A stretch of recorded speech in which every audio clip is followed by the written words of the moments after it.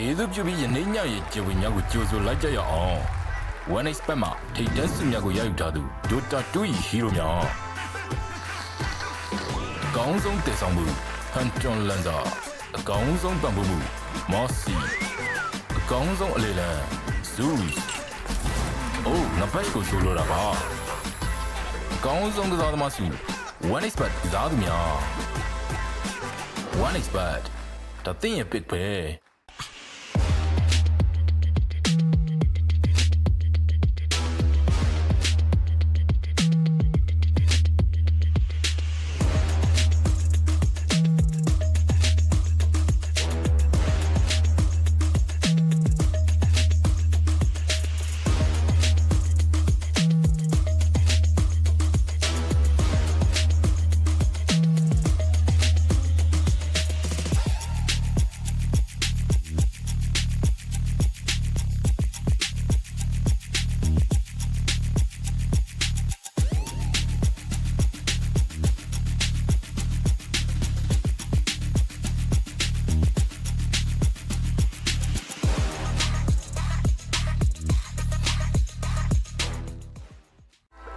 You be a nina, you would choose to like your own. One is Pema, take Desinago Yagadu, Dota Tui Hiroya. Gonzon Desambu, Hanton Lanza, Gonzon Bambu, Mossy, Gonzon Lila, Sus. Oh, Napasco Sulaba. Gonzon Zadamasu, one is bad Zadmia. One is bad. The thing a big pay.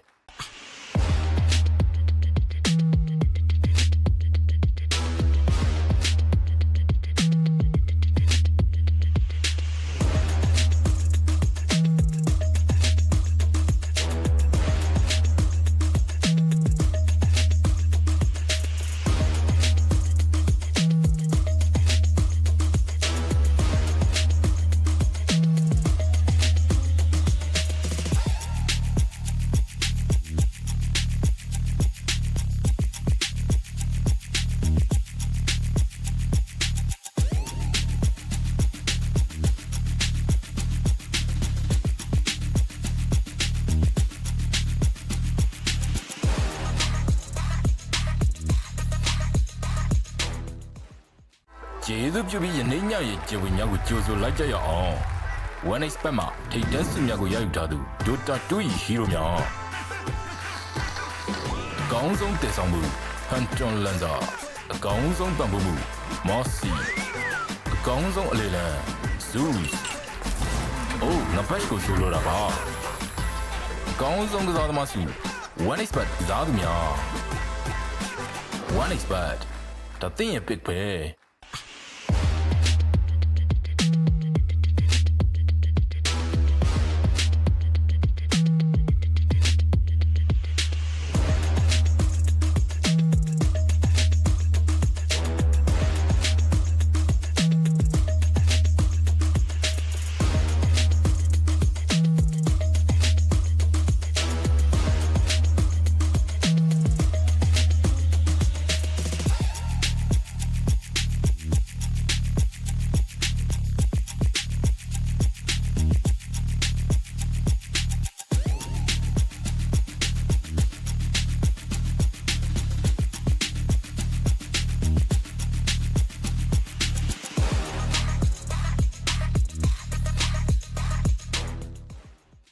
Either you be a nina, you would choose to like your own. One is Pema, take Desinago Yagadu, Dota Tui Hiroya. Gonzon Desambu, Hanton Lanza, Gonzon Bambu, Mossy, Gonzon Lila, Sus. Oh, Napasco Sulaba.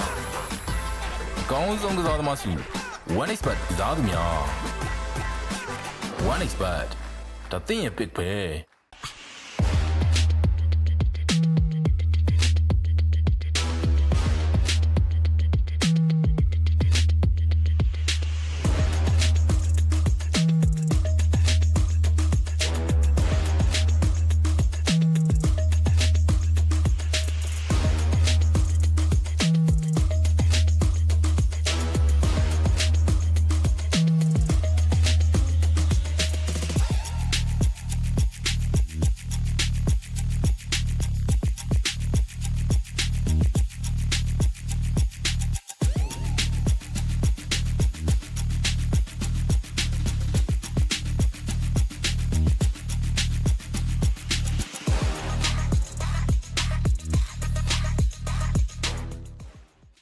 ကျေးဇူးပြုပြီးယနေ့ညရဲ့ကျေဝင်များကိုကြိုဆိုလိုက်ကြရအောင် One Expert မှာထိတ်တန်းစုများကိုရယူထားသူ Dota 2 ၏ hero များ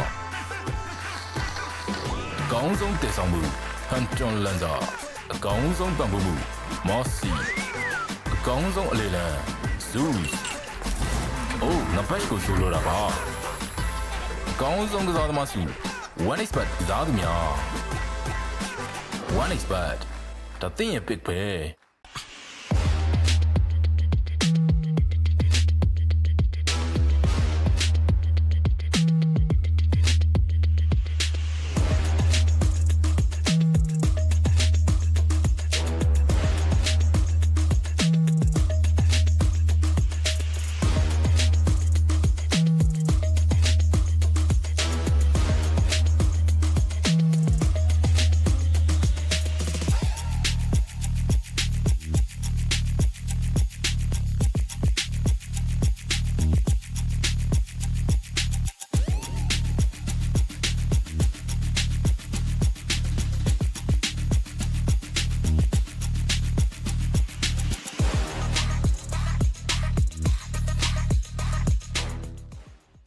ကျေးဇူးပြုပြီးယနေ့ညရဲ့ကျေဝင်များကိုကြိုဆိုလိုက်ကြရအောင် One Expert မှာထိတ်တန်းစုများကိုရယူထားသူ Dota 2 ၏ hero များအကောင်းဆုံးတည်ဆောင်မှု Hunton Lanza အကောင်းဆုံးပံ့ပိုးမှု Mossy အကောင်းဆုံးအလေလံ Zeus အိုးငါဘက်ကိုဆိုလိုတာပါအကောင်းဆုံးကစားသမားစု One Expert ကစားသူများ One Expert ဒါသင်ရဲ့ pick ပဲ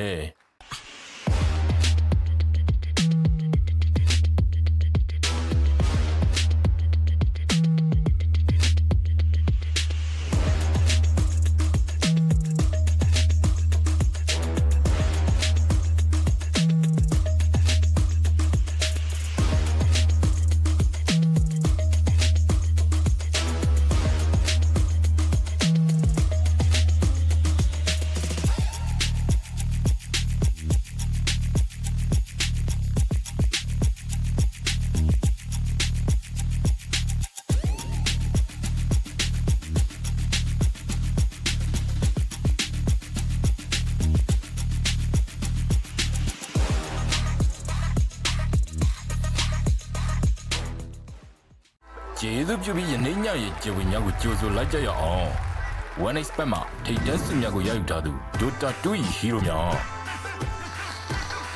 အကောင်းဆုံးတည်ဆောင်မှု Hunton Lanza အကောင်းဆုံးပံ့ပိုးမှု Mossy အကောင်းဆုံးအလေလံ Zeus အိုးငါဘက်ကိုဆိုလိုတာပါအကောင်းဆုံးကစားသမားစု One Expert ကစားသူများ One Expert ဒါသင်ရဲ့ pick ပဲ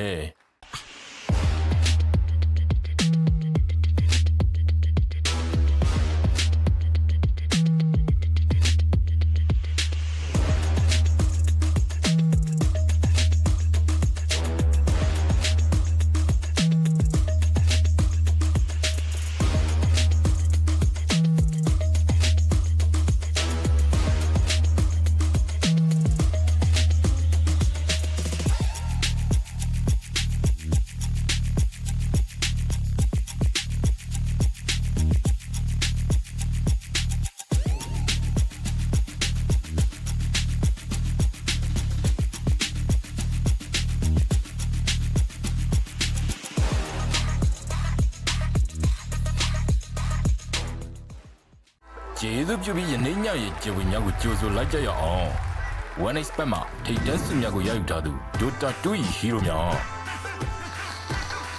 အကောင်းဆုံးတည်ဆောင်မှု Hunton Lanza အကောင်းဆုံးပံ့ပိုးမှု Mossy အကောင်းဆုံးအလေလံ Zeus အိုးငါဘက်ကိုဆိုလိုတာပါအကောင်းဆုံးကစားသမားစု What time are we gonna start, Keely? Like seriously. Oh, we on, guys. We on. I did not expect that. Well, anyway, welcome, ladies and gentlemen, to the day 3 of playoffs. It's gonna be a round 3 of the lower bracket series. My name is Russell. Once again, together with my friend Graham. How are you doing today, my man? Oh, doing fine. Excited for our matches today. Basically, we are on the stage of wrapping up this tournament, and we are excited to see how this would pan out. Mostly because we will be having our lower bracket matches for today, and Mm. yeah, there's a higher risk on this one because basically, if you lose that lower bracket matchup, elimination is gonna be the problem for your team. So teams would need to play better.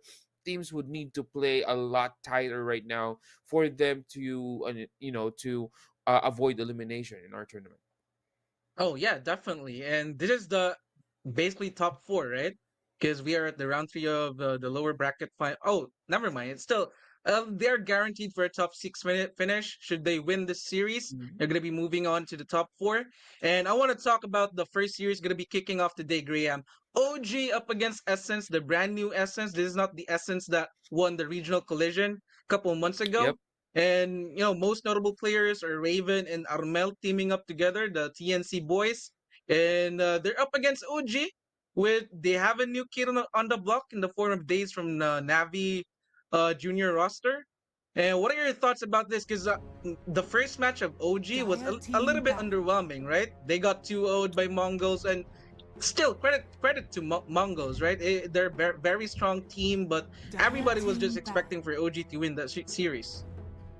Well, it did not actually come OG's way. Basically, one, they have weird drafts 10 first and seconds foremost. remaining. Itemization from most of the teams are not on point. 5 seconds. Um, Team it's actually the battle. same with Team Essence. I was expecting them, with Dire team Raven, battle. Armel, Ponyo, this three-man, experience is actually just a ton, but it's 10 not seconds remaining. actually converting into a good game. So 5 I'm excited seconds to remaining. see, since this both teams have actually Dire team lost battle. their previous games in our matches. This is actually interesting to see how they would wrap up, or how would they try to win 10 this seconds game remaining. this afternoon. Right. Well, Essence, 5 for seconds context, remaining. they won the round two lower bracket yesterday, so they're coming in hot. They still have the momentum. And for OG, you don't want to should they lose this series, you don't want to drop off this tournament without a single win, Radiant right? team Especially battle. when if you're OG. And also 1xBet is also saying that OG is gonna win this match since they are saying that 10 seconds remaining. the odds slightly favoring or significantly favoring OG 5 as seconds remaining. they have a 4.75 odds right now if you're Essence, in contrast to OG, which is around 1 point something. So definitely on paper OG should win this series, but definitely Essence have something to say about that. And looking at this draft now, Graham, Essence, pretty standard stuff, removing the Monkey King Alchemist, pretty popular hero as of late. The Bounty Hunter, we saw a couple of Bounty Hunter yesterday as well. A Chen, this is new though for Essence, and for OG, Bristleback and Nyx Assassin. Well, Chen is mostly an EU hero. EU pubs and high MMR pubs likes to play Radiant Chen. team pick. And it's gonna be hard to deal with, given that they have a lot of experience Dire playing with the team pick. Chen. So they actually banned this one down. But a Phoenix being picked up by OG here, at least in this tournament, I'm seeing a lot of Phoenix, but not on the support row, mostly on the offlane row. So interesting to see how they will actually, position 10 this seconds Phoenix. remaining. For me, personally, I would say this is still a flex pick 5 seconds for remaining. OG. Right. Mm-hmm. Yeah, you mentioned earlier that Phoenix is being run into offlane more often than not Radiant nowadays, team because battle. it's also because of the facet as well, the Dying Light. It's a very good facet for the hero because it plays like more of like a budget Husker, right? It deals a lot of damage when the hero is low, and Phoenix can just commit the fire spirits to prevent himself from dying. 10 seconds And we see remaining. a Dragon Knight for Essence, so this is more likely the Raven hero. 5 seconds And the remaining. Dragon Yep. Knight is just a broken hero right Radiant now. I don't team know. battle. The patch is like we're more than 100 days in the patch right now, and there's no changes whatsoever in the Dragon Knight. Hopefully in the next patch, Graham. Um, I'm tired of seeing this hero time and time again. Hopefully they'll put up 10 another seconds workable hero remaining. into the pool. That's actually right. But 5 seconds talking about the remaining. patch, this patch has been pretty much, you know, It's it's a like long patch. there's different meta, yeah, within the patch. So we started off with a patch wherein several heroes has been popular. We do not see any of the Holy Trinity in the hero like the Nyx Assassins, Bounty Hunters, Ricky. We don't see those heroes. Okay, and then we actually shifted to a Bristleback patch wherein every team actually picks up a Bristleback. And then right now we're in a patch where in Vision or we're in a meta Entire where in team Vision is back. everything basically. That's why the envy heroes are there, and it is banned actually. Ricky, It's Next they're all Assassin, banned. Bounty Hunter. Yeah, they are actually banned because basically this meta is all about vision. It's all about information for this meta. The more 10 information you seconds got from your team, remaining. and that's why Monkey King also has been banned because Monkey King is very good, even on the mid 5 lane seconds remaining. or on the support role. Monkey King is very good on getting information all over the map. So we try to avoid that one. Also, Lycan has not been picked up. Also good at getting Oh, information with the yeah. wolves. So yeah, Right.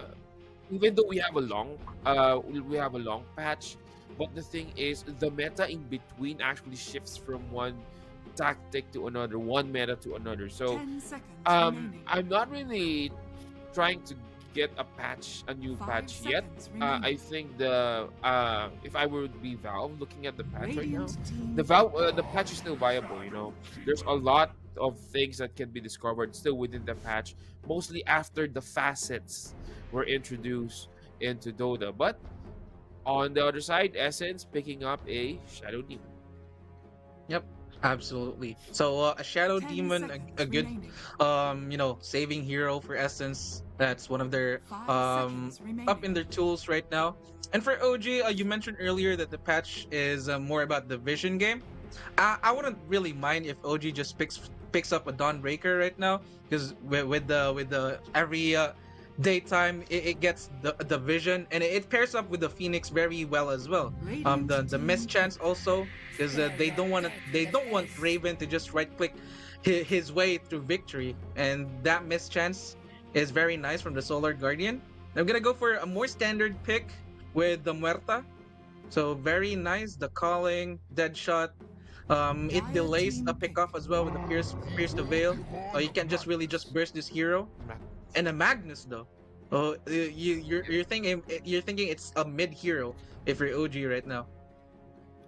Well, I would say mostly Magnus are being picked up on the off lane.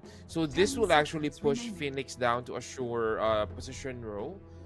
So it's gonna be 5 4 and 5 seconds remaining.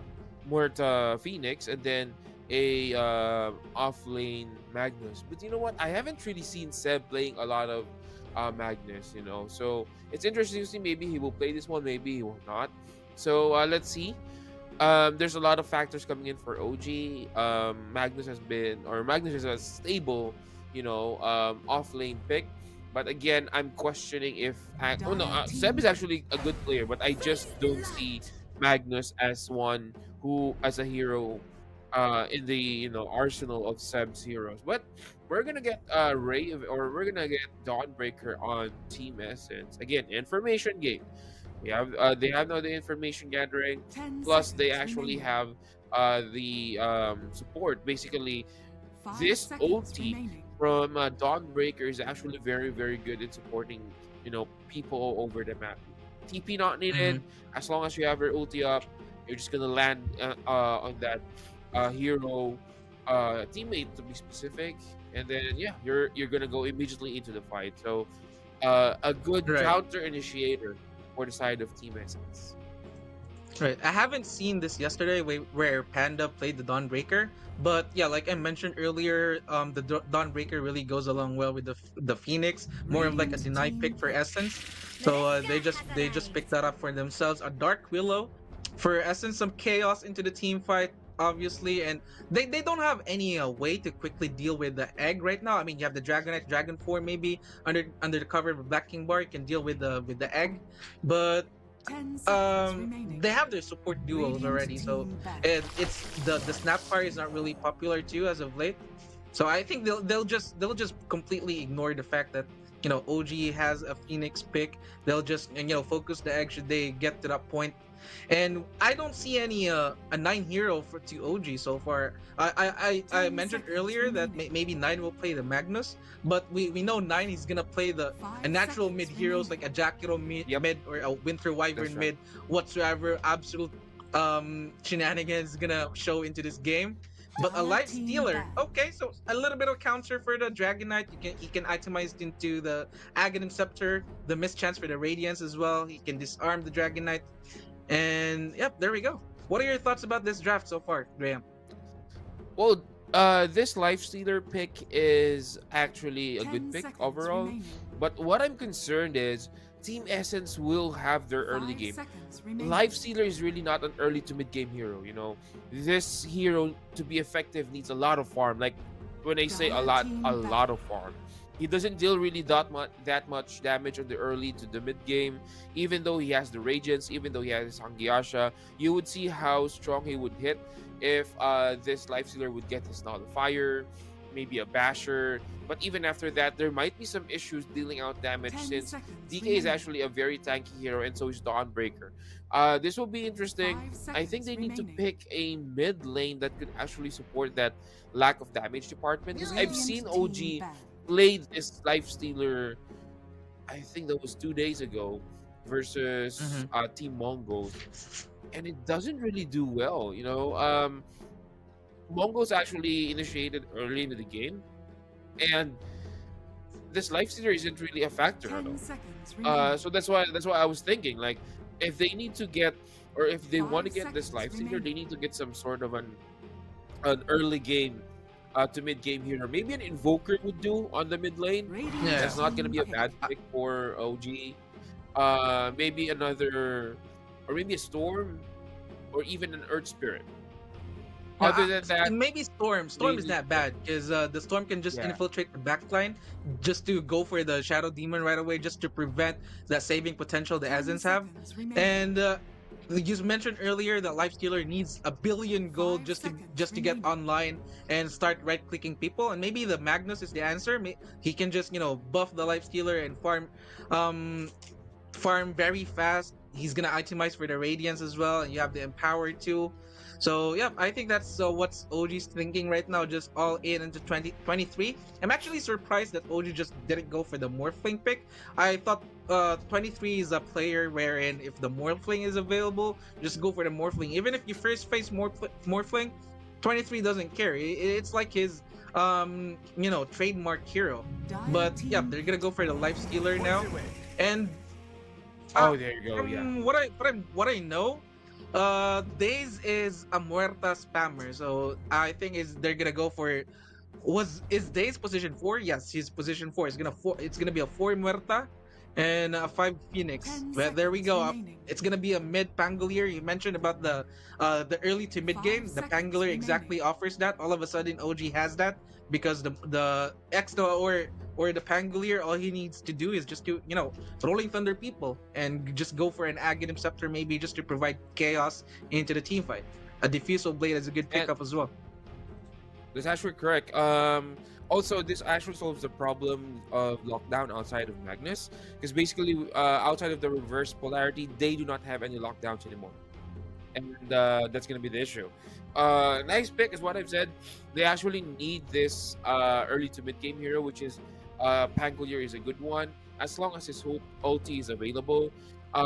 This 5-man of OG minus Life Stealer can actually get a kill. You may now But it's gonna select be a Lina. Alina. We saw a lot of Lina coming out recently, and that is because of her facet, specifically her facet, which actually allows you to deal a lot of damage on your magics, on your skills, and couple that with the Ethereal Blade. That's gonna be an easy -1 in between clashes if you're caught off guard. So yeah, Lina is actually a good pick right here. But also, now that the draft is done, what do you think? Who do you think has a better draft in this game?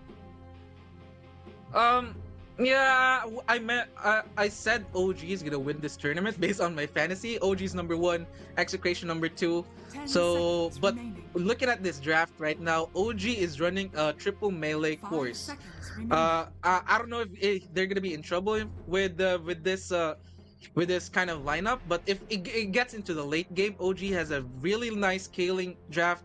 Not to I mean, I'm not discounting Essence. They have a very good scaling as well. But when you have a life stealer, it just carries game towards the late game. But you mentioned the magical damage from the Lina. It wins lanes as well. Once she gets the Aghanim Scepter, Boots of Travel items, she will just decimate people. And you top that up with an Ethereal Blade as well. She's even going for an Aether Lens just to snipe people out. Initial 4v5 at the get-go. That's what Essence is thinking about right now. And Armel is a very good Lina player too. So I would say Yep. in this game one, I will go to Essence just because of the fact that OG is running a triple melee course. Well, that's interesting. That's an interesting take right there, Russell.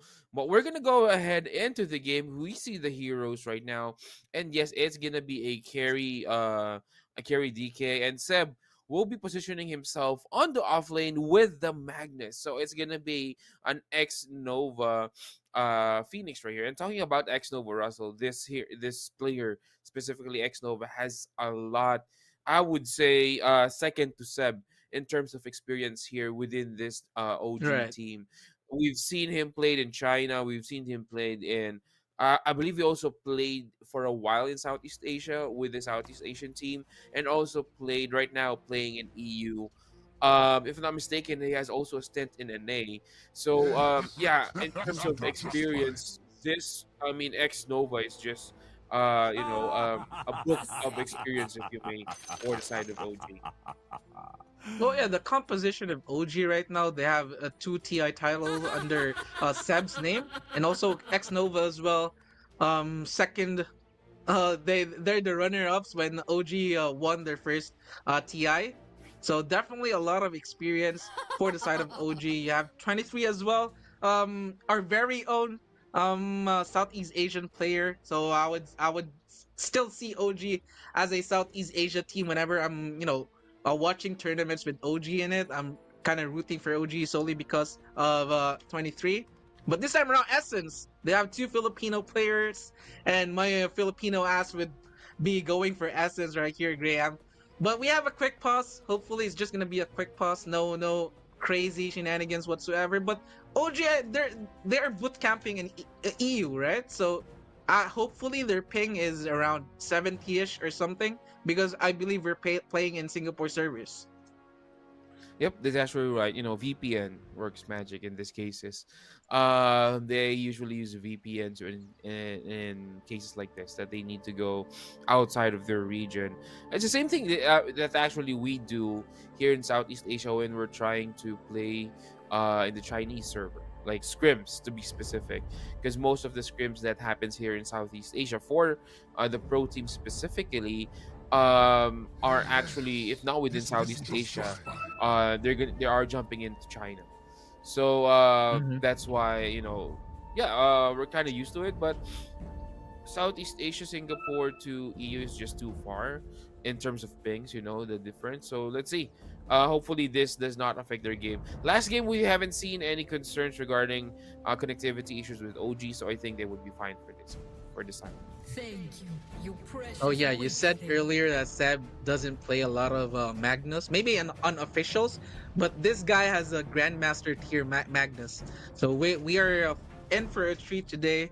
Hopefully we're gonna see this Magnus pop off, utilize the big spells. But I also want to talk about OG, that they're relying on cooldowns right now. You have the RP, you have the Supernova. So if you commit those resources in a team fight and you cannot get anything, or you're not getting anything as much as you want to, they're gonna be in a disadvantage. Essence will take full advantage of that. You have the Solar Guardian, yes, the Dragonite form, but over time those spells, the cooldown of those spells is gonna be very fast. And the Laguna Blade as well with the Lina talent minus 25 second cooldown at the level 20 talent. So Essence, they're not really playing a lot on cooldown right now. So it's more on OG to really execute the spells that they have correctly or well, so that they won't be on the back seat when they will commit their spells. That is actually correct. And speaking of cooldowns, well, I would say Pangolier has a shorter cooldown basically on his ulti, versus Magnus and Phoenix. So the disadvantage on having a cooldown, dependent lineup is that the other team expects you to actually take a fight when the cooldown or when their skills is off cooldown.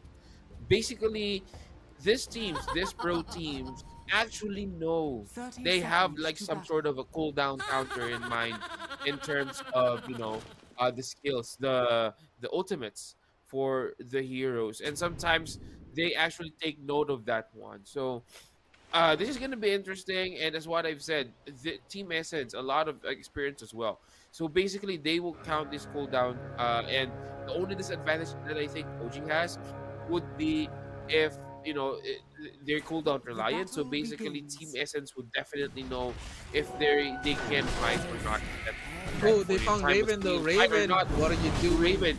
Good sir. The blood grenade as well will be committed, and Days will get the first blood. Do you A little wait? too disrespecting from the Dragonite, knowing that he doesn't have any teammates. The OG heroes are not showing the map. Yeah, that's a good kill for OG. Dave's gonna be very happy with that. He gets the first blood bounty, and it's gonna be an early boots for our Muerta. So, but another disconnection for Team OG. Hopefully, nothing crazy, but the same can be said for Essence as well. That wasn't A disconnection from the Dark Below. While all of this is happening, I'm just gonna take this opportunity to shout out our friends from Epic Echo for making this tournament possible. And also, if you guys doesn't have a 1xbet account just yet, make sure to use our promo code Asian Dragon 1x for you guys to get those sweet bonuses. That's true, right? In fact, you can actually use it right now if you want to bet with for this game.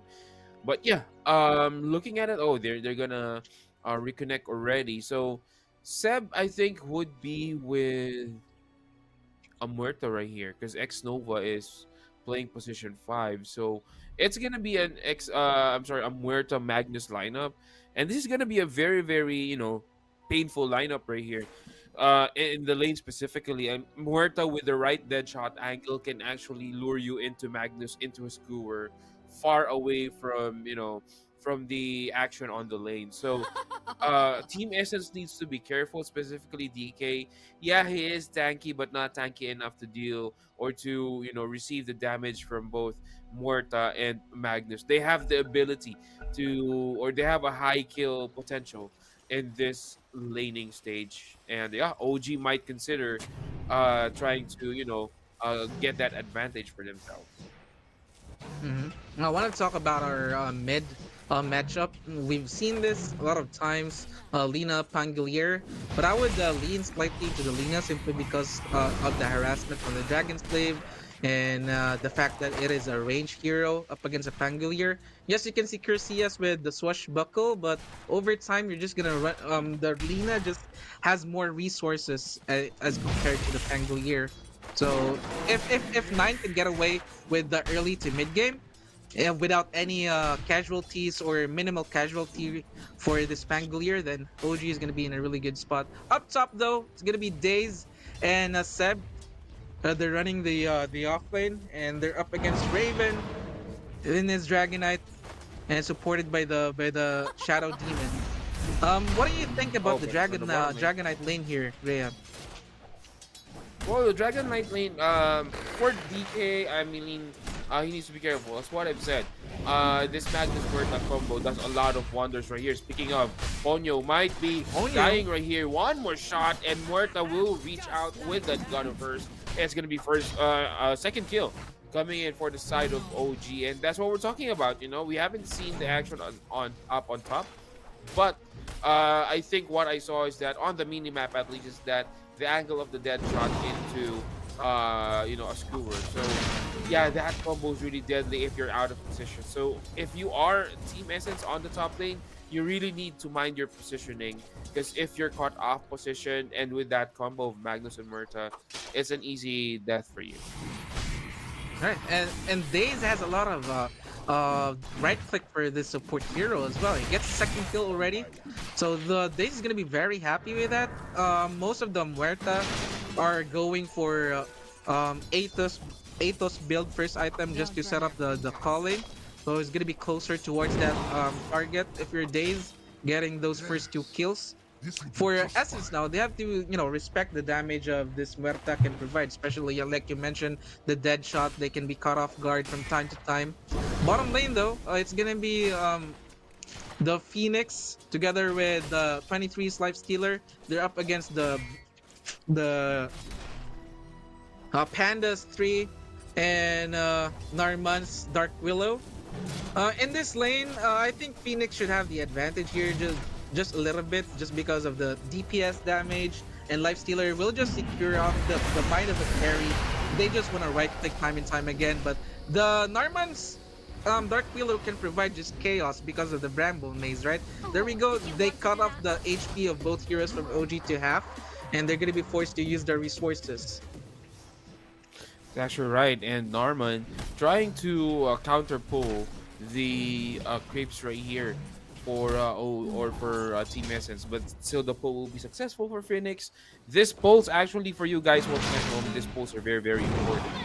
Creep control, creep equilibrium is a very important in laning stage, and if you would see this, basically pros have a very, very deep understanding of how this creep control and creep equilibrium works out. So yeah, but Armel might be in danger if he's gonna force out that water rune. No, they're gonna get the water rune right both here. supports rotating as well on the to help bottom out their lane. mid laner. Yeah. Well, I'm actually impressed that Nine is holding his own. He's even in terms of CS up against Armel's Lina right now, 21 and 21, pretty even for both of our mid laners. Seb going more into the status build, building a bracer in a null talisman. Is he gonna go for the big dagger first item here, Graham, or is he gonna prioritize the utility based on Essence draft? Well, I think he needs to get the dagger just to get that initiation. At this point, I usually say that Magnus is actually good when trying to counter initiate, which means that if he is not the first initiator, but at this point, I think Magnus is a good initial initiator right here. I mean, this Pangolier can just wreak havoc on the clash, and once Team Essence clumps up, then that's a time that Magnus can actually go down. But it can also be done vice versa, wherein Magnus can go ahead and reverse polarity 1 or 2 heroes, and then Pangolier will just drive by these other heroes, because normally after the reverse polarity, you will initially clap up right here. So that might be a chain stun for OG if done right. Yeah, I have to agree. That dagger is paramount. If you're a Magnus right here, Savage is getting poked right now, but there's a rotation coming in from Daze. Panda, he doesn't know about the rotation, but he'll know now. Here comes the calling. No, it did not connect, but the dead shot is perfect. Panda should fall, and a very nice rotation coming in from Daze. There's no trade kill for Narman. And another kill wherein the Muerta Daze is involved, so he's at 100% kill participation right now. 9 is low, but he's already 6, so he'll just commit the Rolling Thunder and maybe go for the RNG is not in his favor, as the invisibility rune will spawn up top. And yeah, it's gonna be Armel getting that Envy rune. So they need to be careful. I mean, OG is has this information that Lina has the Envy rune, so they need to be careful right now, because within this, the time of the Envy rune, Armel can just simply use this one to rotate on the side lane. So interesting to see how Armel as well will use this Envy rune. But on the bottom lane, Savage is taking a lot of damage. Stun will kick in. Savage will try to run away, and they are gonna chase, but TP's now coming in for the side. of OG. 9's here. And Team Essence might be in a bad position. And there goes 9 trying to get, or will get this Dark Willow, and Panda will just run for his life. A little bit of overextension for the side of Team Essence. But 9 rotated for a Dark Willow kill, and Armel is still right-clicking creeps in the mid lane. And I didn't see if the Shadow Demon, no. It was Daze who got the Wisdom Rune. There was an attempt to steal the Wisdom Rune for the Shadow Demon, or Ponyo's Shadow Demon, but he wasn't really successful, and he gave up his life for that as well. That's correct. And right now, it's farm time for 23 Savage. As well as discussed on Draft Russell, this Life Stealer is actually needs a lot of farm. And with that being said, this skills being given by OG or by Team Essence on the bottom lane will actually make life easier for this Life Stealer for 23 Savage. You know, getting those skills or assists on his belt. That's an easy gold right. Is under attack. 8-minute power rune. They're already camping here, Essence and OG, but the power rune will respawn on down bot. Here comes the disruption coming in from Ponyo. There's gonna be no follow-up damage though, as Sev is here as well with the reverse polarity ready to be committed. Ponyo is gonna be the first casualty, you would think, but here comes the Solar Garden coming in from Panda. No casualties just yet, and they will just disperse. A lot of spells are already committed, but there's no casualties. Not a single hero went down with that previous fight. And actually, they're not done yet. Here comes Essence with the Dragon Slave. Not enough damage though. But finally, they will back off for now. The rune is spawned bot. I didn't saw which hero got the rune. But yeah, even with that very chaotic fight, there were no casualties whatsoever. Yeah, Lina was actually aiming to do Laguna Blade on either 9 or X Nova and this Muerta, but I think the range is the problem. So yeah, as what you've said earlier, Russell, I think just to secure those range issues, an Aether Lens would be actually a very, very viable item here for Yep, a 5-0 scoreline right now, a slight gold lead for Essence. Maybe Essence are just working with the map a little bit better compared to OG. Even with the kills advantage from OG, Essence are just getting more with the map right now. Seb, we haven't seen a single RP right now for Seb, maybe waiting for the Blink Dagger timing. But here comes the first rotation, or a second rotation I should say, from 9 this time around. It's gonna be up top. He's gonna be paired with Daze Muerta. They're eyeing for Ponyo, but Raven is a better kill right here. If they can just get Raven, this should be a very good scenario for them, but Ponyo will just tank the gank for his dragon, and they can even get Ponyo. And that's a very nice disengage from Essence. They're wasting a lot of time from OG right now, but maybe they can just get the tier 1 tower, but the glyph is still available for Essence, and there's no siege creep coming in, pushing in as well. I would say Essence are very happy with that. Yep, that is actually correct. And with that, you have free farm on Lina on the middle lane. But DK will try to run back. Phoenix Egg is not yet available. Muerta is now here.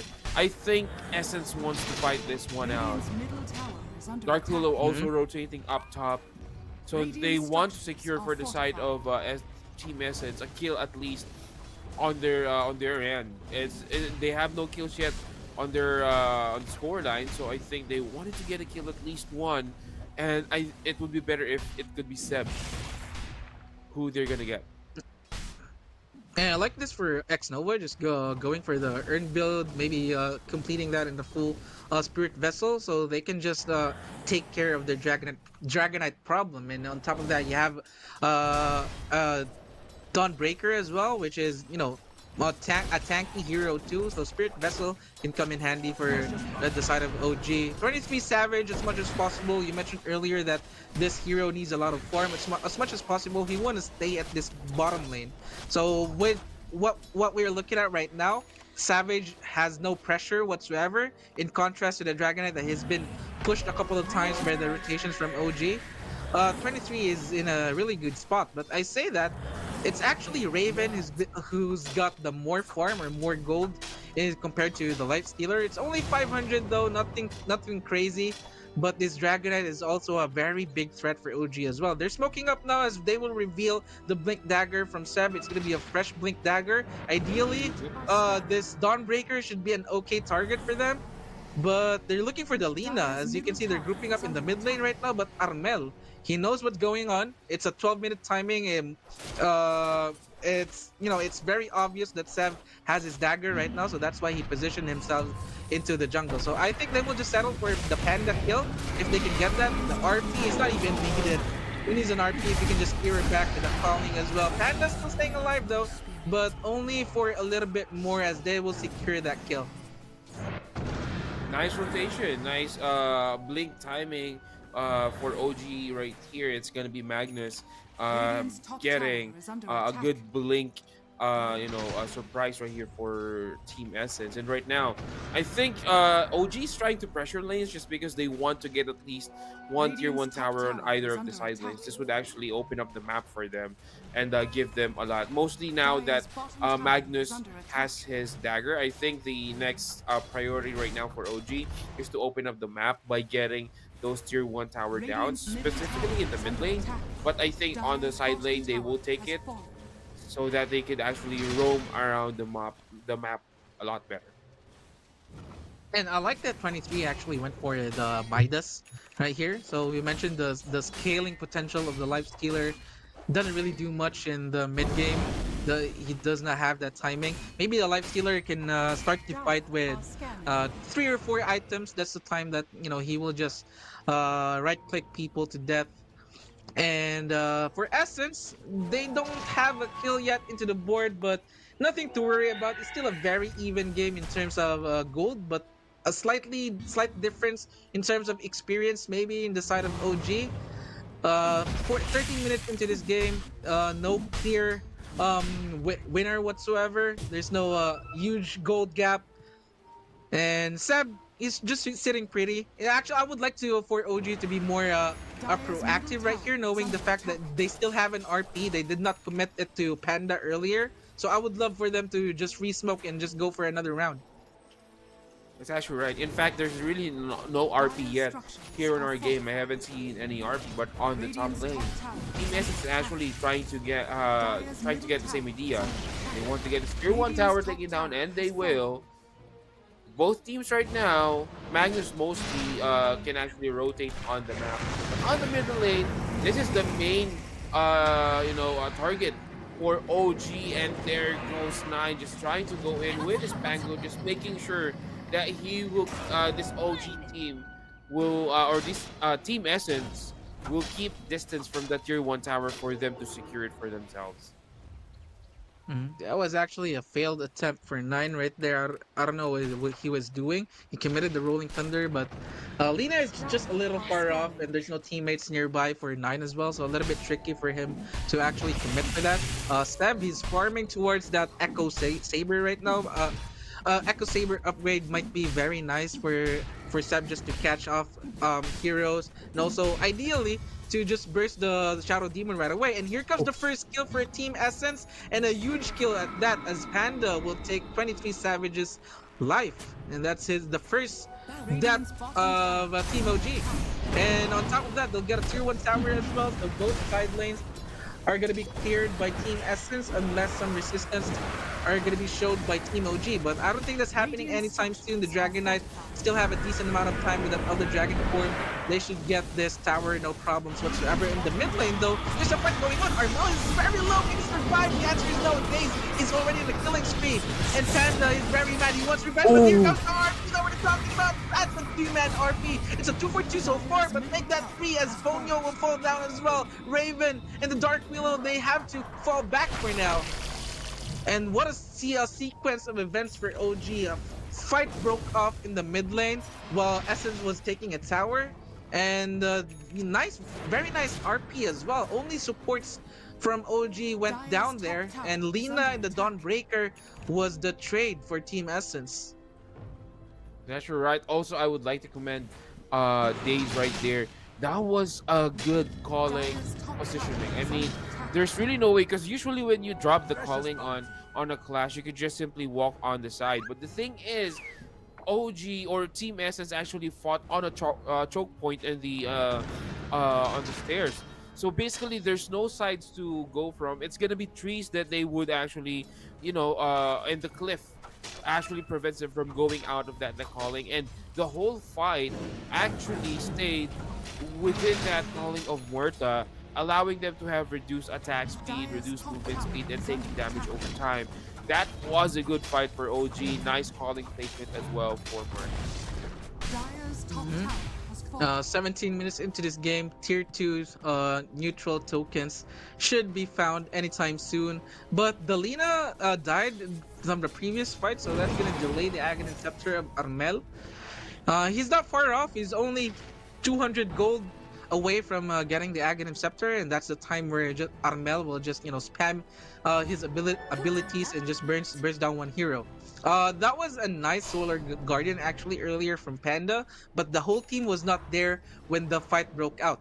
It was an isolated Lina where OG took full advantage and just committed the RP, and the Dragonite was still channeling his TP. So if Dragonite was there a little bit earlier, it could be a completely different outcome. But there we go, the Aghanim Scepter that we're talking about, Armel, he already has that. I would love for Essence to smoke right now, knowing that oh, there's an RP already. Never mind.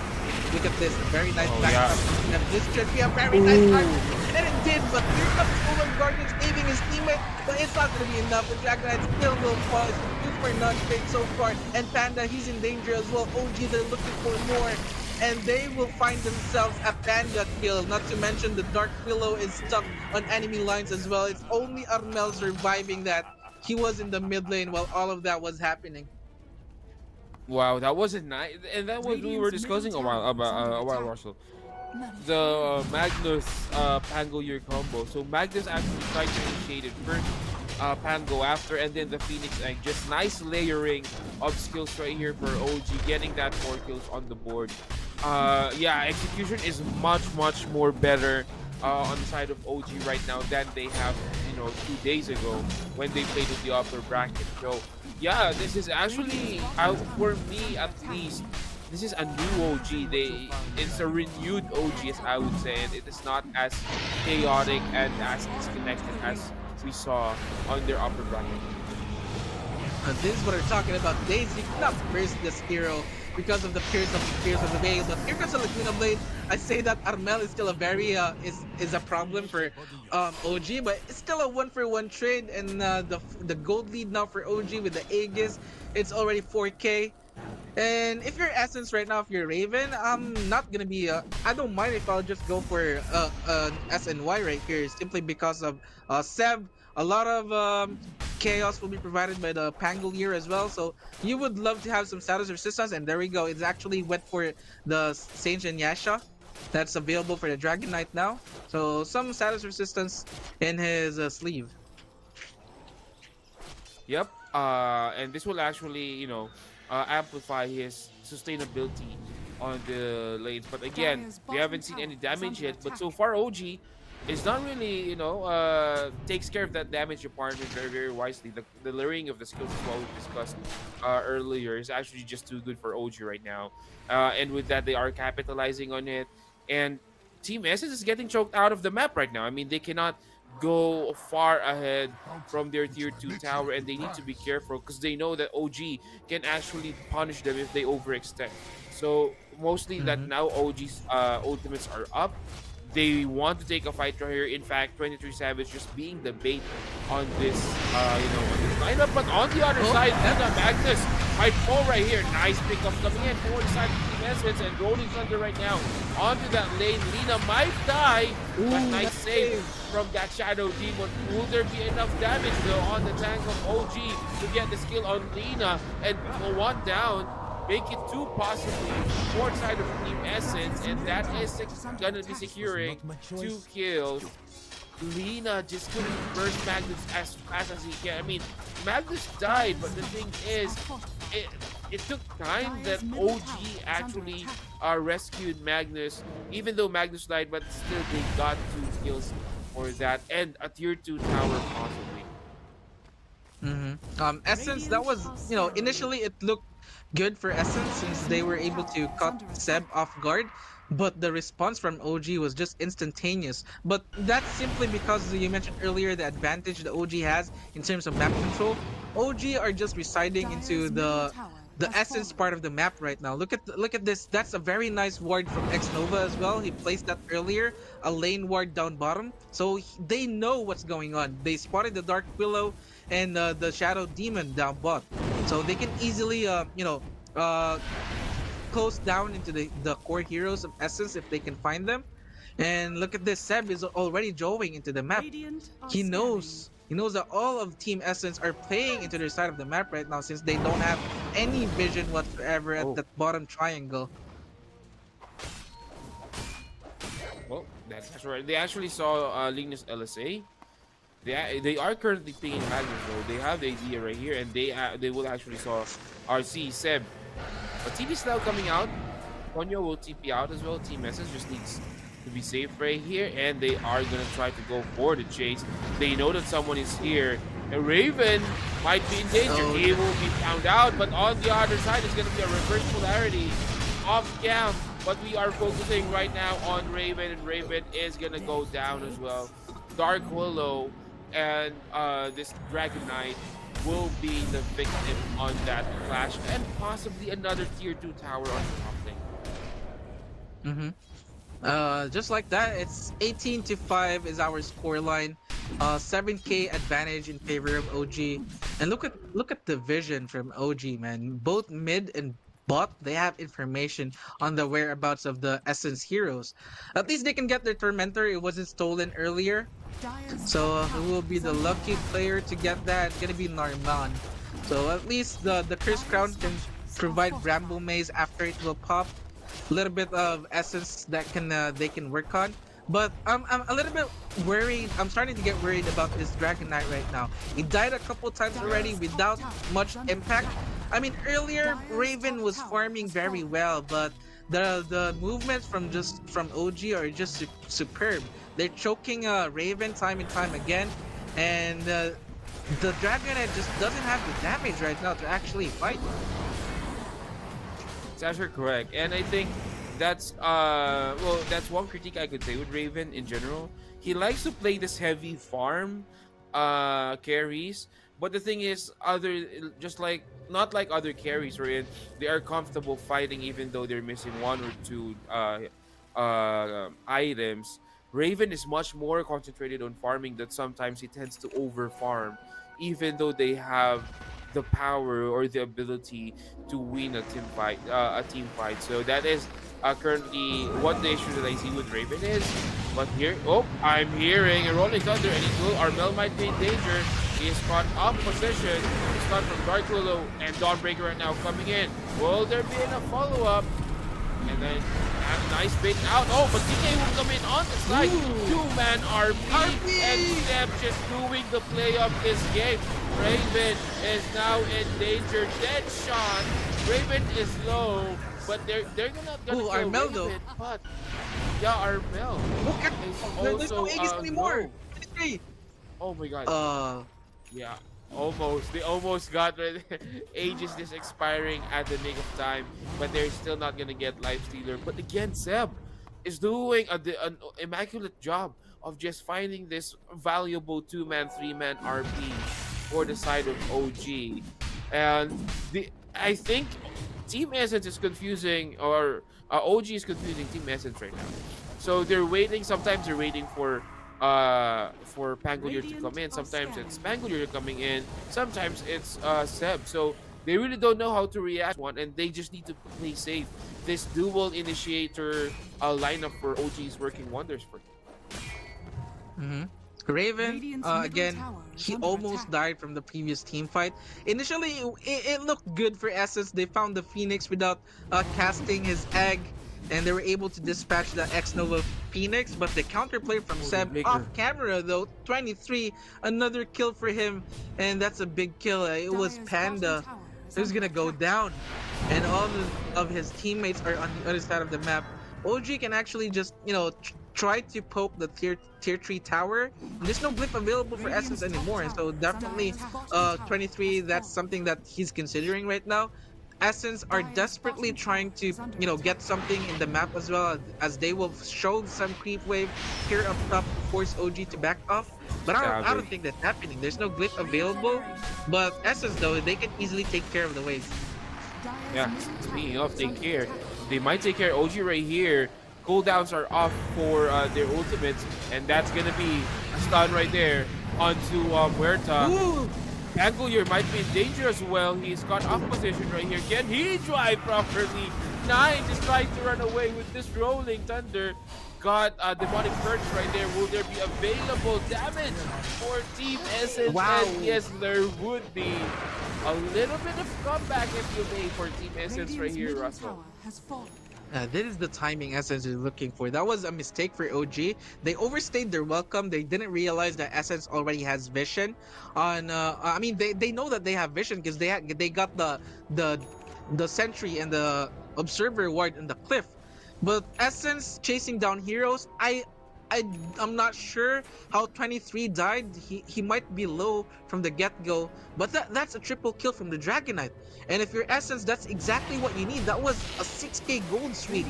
All of a sudden, it's only a 2k gold lead for OG. Initially, it was 9k. And Raven should have his Black King bar anytime soon, thanks to those skills that he got. Yeah, I think this Life Stealer got bursted down by Lina. I'm not quite sure if Ethereal Blade is already available for the side of Lina right here. But yeah, he got bursted down by Lina because I heard a Laguna Blade being casted off the map when the camera is nearby that tower on the bottom lane. But speaking of, Team Essence is now gonna, you know, force the issue right here on the side of OG. They know that OG wants to push the lanes right now. Roshan is up as well, so this might be another Roshan battle. They actually are pinging. Oh, they found the Magus Phoenix. is actually here. Oh, the initiation from Raven. A little bit off right there, and OG will just go back. They need to go back right here. And if you're Essence, just go for Roche right here, because they already committed the Elder Dragon form. But they will resmoke, and they will just let Panda TP back into the base, maybe get some items. And that's the Black King bar since he can Solar Guard it anyway. But they found the Magnus. But there's a life stealer inside it. A little bit of miscommunication from OG, as 23 wanted to fight, but Sev has other plans in mind. And slowly but surely, Raven is the Elder Dragon form is now dwindling. So I don't think this is a fight Essence can still go for. Well, but it's actually right, and the Dragon Knight is actually going down on that cooldown. But speaking of Pangolier, and right now, suddenly, Russell, they have a stronger Roche take right here, but Raven will take that damage. 23 damage, not dealing a lot of damage on the EK, and they will just try to go back right here.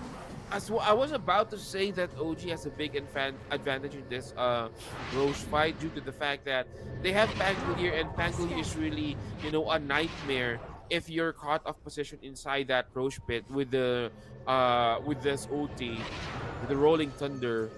But you know, Team Essence just finding this key hero on that engagement, and Roshan will now start to go bot. OG The has an timing too, advantage right now. Yeah. It just went daytime, and they know. Essence know what's going on right now, but there's no Elder Dragon form. Well, Elder Dragon form is just went back on cooldown, so Essence definitely they can fight this, and they have more than enough time for them to wrap around to display. It's a 3-man smoke for Essence. Let's see if they can get right here in time. Raven, he's gonna jump in. He's leading the charge, but 23 Savage Aegis. He's just gonna go for it. He's just gonna commit, and he's gonna get the Aegis as well, plus the kill. And Aghanim Scepter from the Life Stealer disarming Raven in the Dragon Knight. He's getting low now. He needs to be very careful. First hero that will fall down would be Daze, but he's going to be followed by Ponyo. It's a 1-for-1 trade so far, but Raven, he's still in danger. A Spirit Vessel right next to him, and that's the dead dragon. But Essence, they're still fighting this. Armel with the cover of the Black King bar, he'll get that kill. It's a 3-for-3, and Armel, that's a fresh Black King bar, so he can just TP away with the Black King bar. He actually... Oh no, 23! He actually went in for the infested water throw, man. I don't know what's going on into 23's mind right now. He just went in. Can he get out of it? This no, the answer is no. I I would tip him right now, and there we go. Aponio tipped Armel, but I will tip 23. That was very uncharacteristic coming in from him. That was a one team fight already. Even if it was 3-4-3, you got the Aegis, and you can just reset from there. Oh my god, Savage. Why are you investing on a TPing hero? That's not a good idea, you know? I don't know. I mean, Savage was actually hitting Armel right here.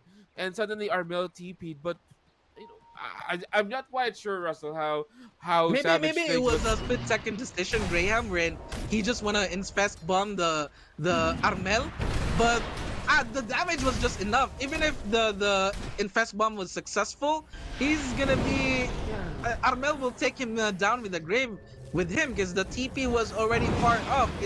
It's been casted already. It's just a split second left for the TP to be successful. So a little bit of a mishap for 23, and he's gonna be kicking himself because of that decision. exactly, and possibly OG kicking 23 Savage as well. Because that is an Aegis skill. You know, all this for nothing. OG got the it was actually a hard battle down that Roshan pit. But after that, it just crumbles down for the side of OG. Just, you know, this life stealer 23 Savage booking his one-way trip to the Dyer's Fountain and to the, you know, warm embrace of Team Essence right here. And with that, Team Essence is now going to smoke up. They know that OG is devastated. They're going to try to get a kill at least right here. Lina can now the burst damage from Lina is now on the roof. They need to be careful about this By stuff. 23, here comes the initiation coming from Raven. 23 is very low. The D is present in something. He will die. I saw in the minimap that Raven was able to jump 23. And I'm just gonna be tilted if I'm 23 right now. I Radiant's fountain middle tower dived is under by attack. infesting Armel, and I died just like that without buyback. Essence, this is a fresh Elder Dragon form. They can get tier 2s now. Oh, Phoenix might be in danger as well. They're so uncharacteristic. Force the egg right there, but the Ronin's under a little bit of assist for 9. And I think it's not worth it. 2 big ultimates just for a support kill. And you won't even get the kill right there. TP's coming in though. But again, Russell, that's 2 heavy cooldown Radiant's ultimates middle tower being is used under up by attack. OG just for nothing. Ay, ay, ay. Armel, he's not gonna go for an Aether Lens. He's gonna go for an Octarine Core instead. I would love for him to just pick up the Aether Lens simply because he can burst days, or even 23. 23 doesn't have a Lincoln Spear or a backing bar just yet. That's why Raven went in for the Orchid Malevolence as well. The only supporting or the only spell that is helping 23 right now for the spell immunity is his Rage. And if Raven can initiate an Orchid, that was actually the Orchid reveal from Essence that they got the 23 kill. Yep, Radiant that's And right. he's not going for a backing bar, he's going for an MKB because the Dawnbreaker Aghanim Scepter is just very annoying. The mess chance, and he can control it when he wants to just land the Solar Guardian as well. It's very annoying if you're a hero that is heavily or solely relying on your right clicks. It's actually correct, and suddenly Team Essence is now on the position to possibly win this game.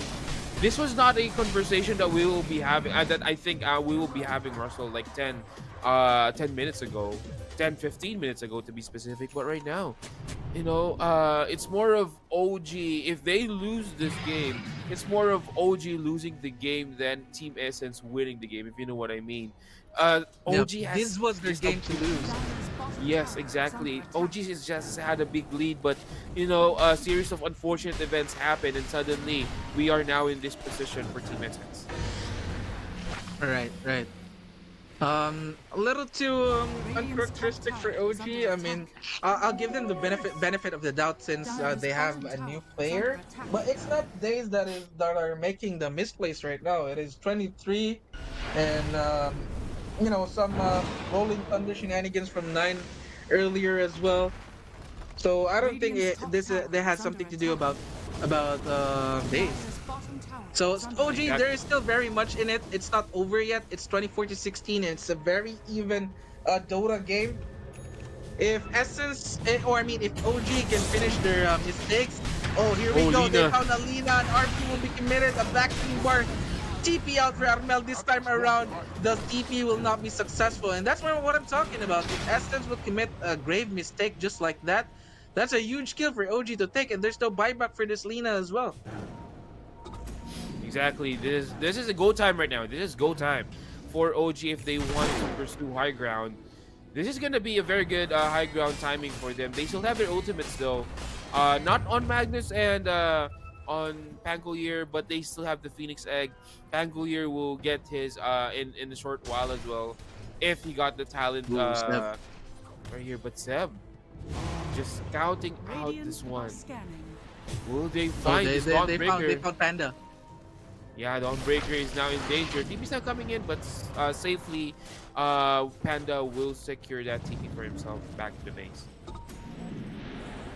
So I think they're even with that Armel kill earlier, I don't think they're gonna pay for the price for that. Tier 3s are still available. The waves are shoved in earlier as well, but they still have a 30-second window to make something happen here. As Seb is under the cover of that Shadow Blade, can he find anything? Nah, they're not gonna commit for it. But a big item, an Aghanim Scepter, coming in for Ponyo right now. So 23 Savage, he's not very. He doesn't feel very safe right now. If Essence can catch him off guard. That's right. And in fact, 23 Savage, with all that protection in him, you know, you have that Lincolns, you have that, I think that was a Solar Crest right here on the Phoenix. But yeah, they just need to go back. Lina is up right now, and they know this is going to be a hard uphill battle. They're going to get that barracks on the bottom lane, so they just go back. Seb and Savage doing plays right here. They want to try to at least get another pick off, just to offset this lineup of Team Essence. And there goes the tier 3 tower. At least OG got something after that Lina kill. Oh, they know. And look at this Seb. He's actually hunting for someone right now, and pinks are coming in. They know that this is happening. The Roche will not respawn in at least more than a minute. But Essence and OG know that there's the possibility of Roche respawning anytime soon, so they're positioning themselves into the next rush fight. It's gonna be a bottom Roche, since it's gonna be daytime soon, and they can get information with this as well, as we're closing to daytime, and with the Dawnbreaker passive ability, they can see where the whereabouts of OG. Let's see if Essence can actually fight this. I mean, they have a Rax disadvantage right now, but it's only a range Rax. At this point of the game, 40 minutes in, that doesn't really matter. What matters right now is the execution. Pangolier charging up his Rolling Thunder, but will it hit? It will hit on 1, 2, and there goes. Oh, Seb, nice positioning right there, but will there be enough damage to polarity into 2? Dawnbreaker now coming in. Lina on the side though. Huerta will be falling down, but this Pangolier will be caught off position, and they will get Pangolier down as well. Team Essence might be on the chase right here. Yes, they are trying to chase this OG, and they might get another kill. Huerta, if will be dying, he won't be the dieback. It will be dieback. Savage alone in the warm embrace of 4 heroes of Team Essence right here, and Savage just going down as well. Magnus, the only sole survivor for OG. What a team fight from Essence, man. I mean, Daze went in. He initially blinked in and got to hero, caught 1 hero from Essence, but the damage or the counter or the backup was not there from OG in time. It was actually Daze falling off first, immediately commits the buyback, but the 9 Rolling Thunder was a little underwhelming. And Seb even committing the RP for 2 heroes, and Panda can just Solar Guardian in. There's no damage yet. And Seb was not infested at the time, so 23 was not there to right click.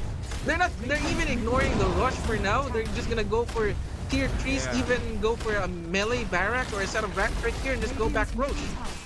Obviously a set of racks right here. I mean, 30 seconds is just too much of a window instead of racks and another tier 3 tower possibly on the top lane, I mean, Team Essence is feeling strong right now. OG, they need to be careful. 17 seconds on that life stealer, and Team Essence will now go back. Ay, ay, ay. Armel is closing. He can actually buy the Arcane Blink right now. So, infinite Laguna Blades, infinite combos for Armel with the Arcane Blink, the minus 25-second cooldown talent of the Laguna Blade. Armel can just snipe down heroes. I was also puzzled earlier why someone like Daze was gonna be burst out right off the bat. It was actually Armel with the burst. And if you're OG, you cannot kill heroes right off the bat. Right? You can't just That's burst right. any heroes unless it's a support, wherein the Solar Guardian will not be on time to save you. But if you're going for a Raven, if you're going for Armel, you need to commit all your spells, all your heroes just to get that kill because of the Solar Guardian. And I saw 23 earlier was going for an MKB. I'm assuming he has an MKB. No, he doesn't have an MKB. He went for the Did he go? Lincolns instead Lincolns, because yeah. he was threatened by the Blink Dragon Tail initiation from Essence. But Yeah, I think he would love to have an MKB right now as compared to a Lincoln's, simply because you just don't have the damage. Even if you will survive the first initial rounds of initiation from Essence, you just don't have the damage. But they will take this Roche. Let's see if Essence can get here in the rush pit on time. I think they can just still fight even if OG gets the Roche here. that's correct. They can still definitely go for this. Yeah, speaking of Aegis, Savage now with Aegis again. Oh, Savage might get caught off guard right there. They know that they have the Lincolns, but Raven will take the bait, and Ultimate is now popping up. But on the side, it's gonna be Armel again, getting a kill onto this Muerta, and right now, no Ultimates for the side of Tango here as well, taking a lot of damage. Armel dodged Norby! Egg. That's gonna be a quick leak right here for the side of OG. Now, buybacks are being used, and Seb might be in danger as well. 2 down. They will try to hunt Savage right use the sparkle hit. Pistol has the Aegis though, but there will be no response for OG. They are gonna get this kill on Savage, and Savage actually deep Still down. had cheese. Oh, the Whoa! cheese. Oh, we What a haven't play even from used it though. Savage. Yeah, Not even balls needing the cheese, but still, what a disaster for OG, man. The RP was committed to Armel, but Armel was just one step ahead of Sev. He read that like a book. He was queuing the Blink Dagger already as soon as he saw Sev blink in. And that was a wasted RP. It could have been a different outcome if they found Armel with Alina, but Armel is just very mechanically gifted player, man. The reaction. That's actually correct. But yeah, this is so frustrating for OG. I mean, as far as I can remember, they got 3 Aegis already, but they haven't had good use of it. Daze And again! speaking of good use, Daze is actually very low. 13 Tower will now go down.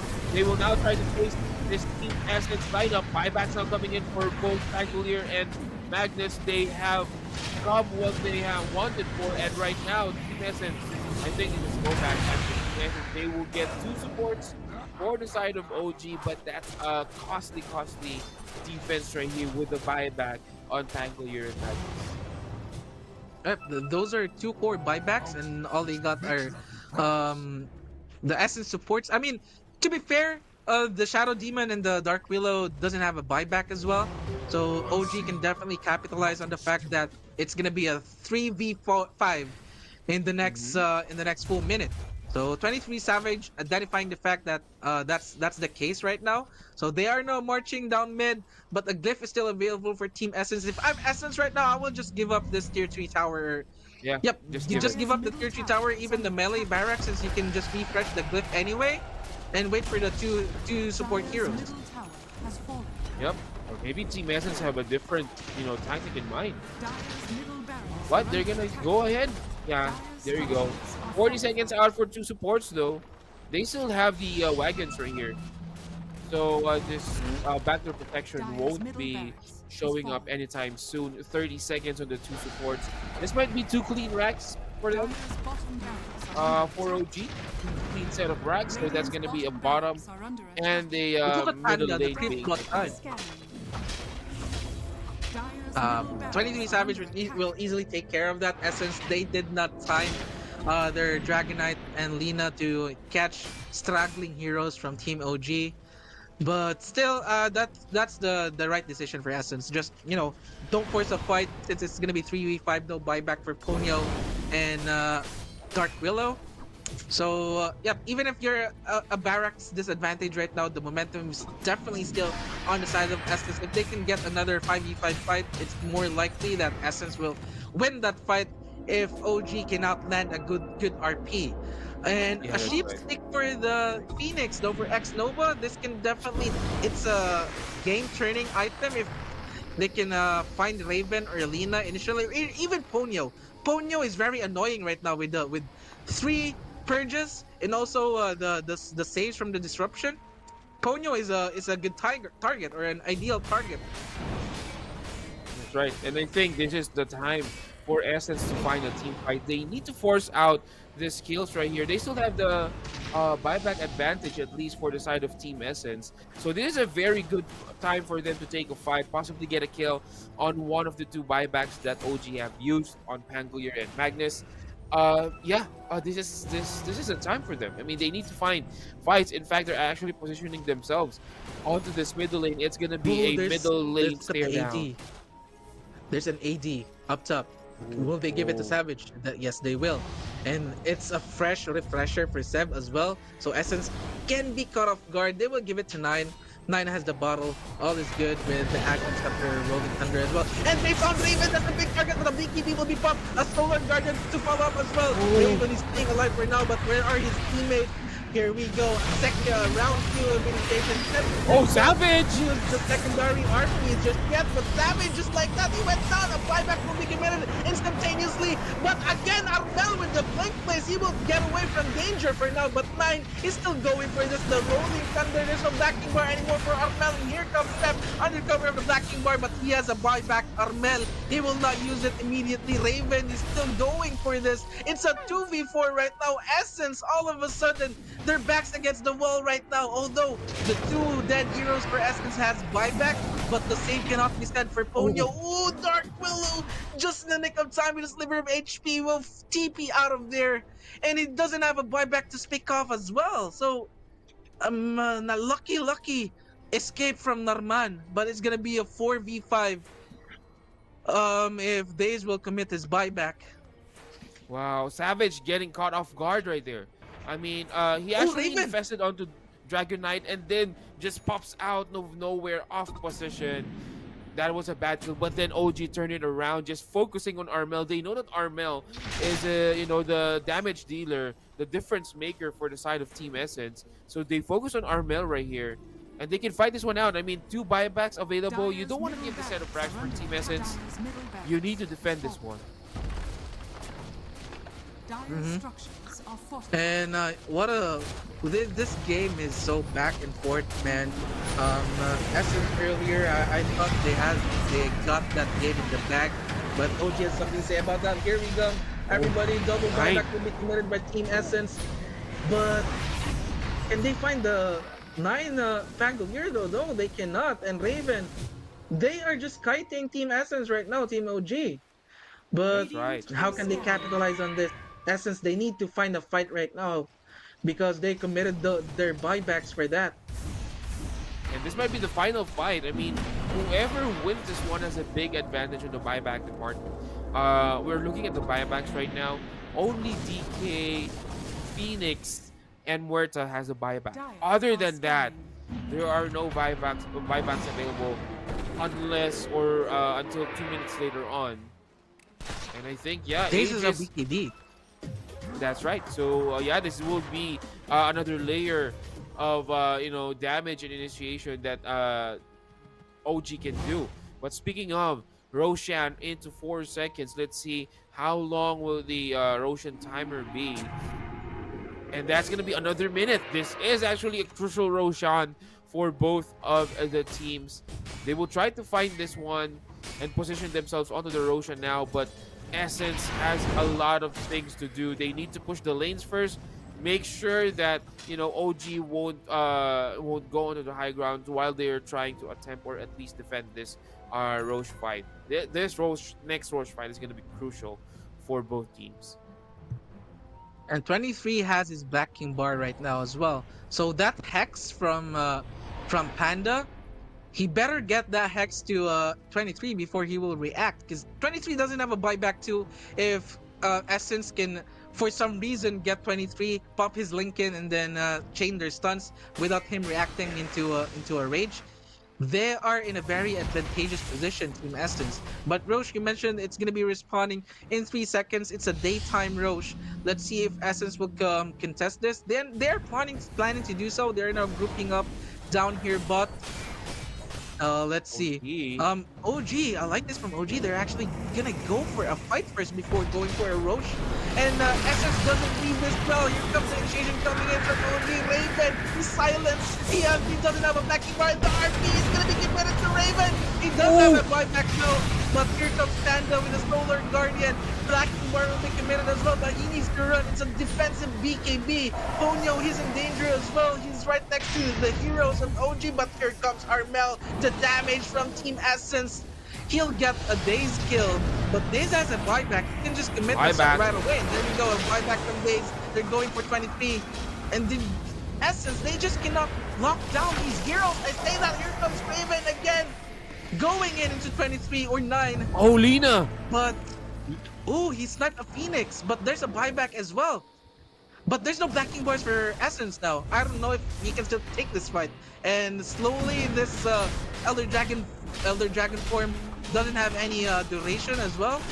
I think this is a little bit forceful for Team Essence to go, but they're also pointing to the fact under their decision making that they cannot give up this road just like this.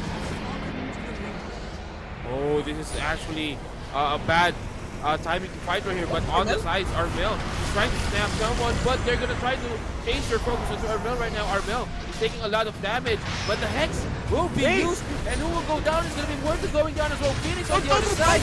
It's gonna be two down for the side of OG, and right now, reverse polarity onto 2. Dawnbreaker will fall. Lina taking a lot of damage. And right now, 23 Savage in that Roche pit. They still have the ace advantage, though. Raven not with a dragon form, but on the other side, it's gonna be back with your being taken down as well. And this 23 Savage, now Aegis has been caught. Will there be available in the tank of OG right here to buy this one out? Seth on the side will fall down as well. No buyback.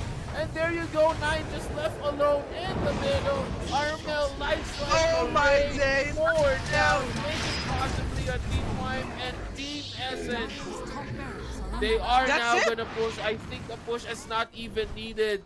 3 down for the 3 heroes down. Actually, 5 heroes down without any buybacks. This is it, Russell. I mean, I don't see any, any angles on how OG will prevent this push from Team Essence.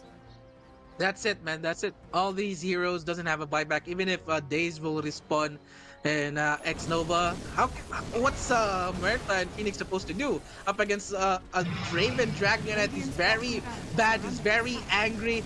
And we saw earlier Armel is practically a machine gun, taking the lives of OG heroes time and time again.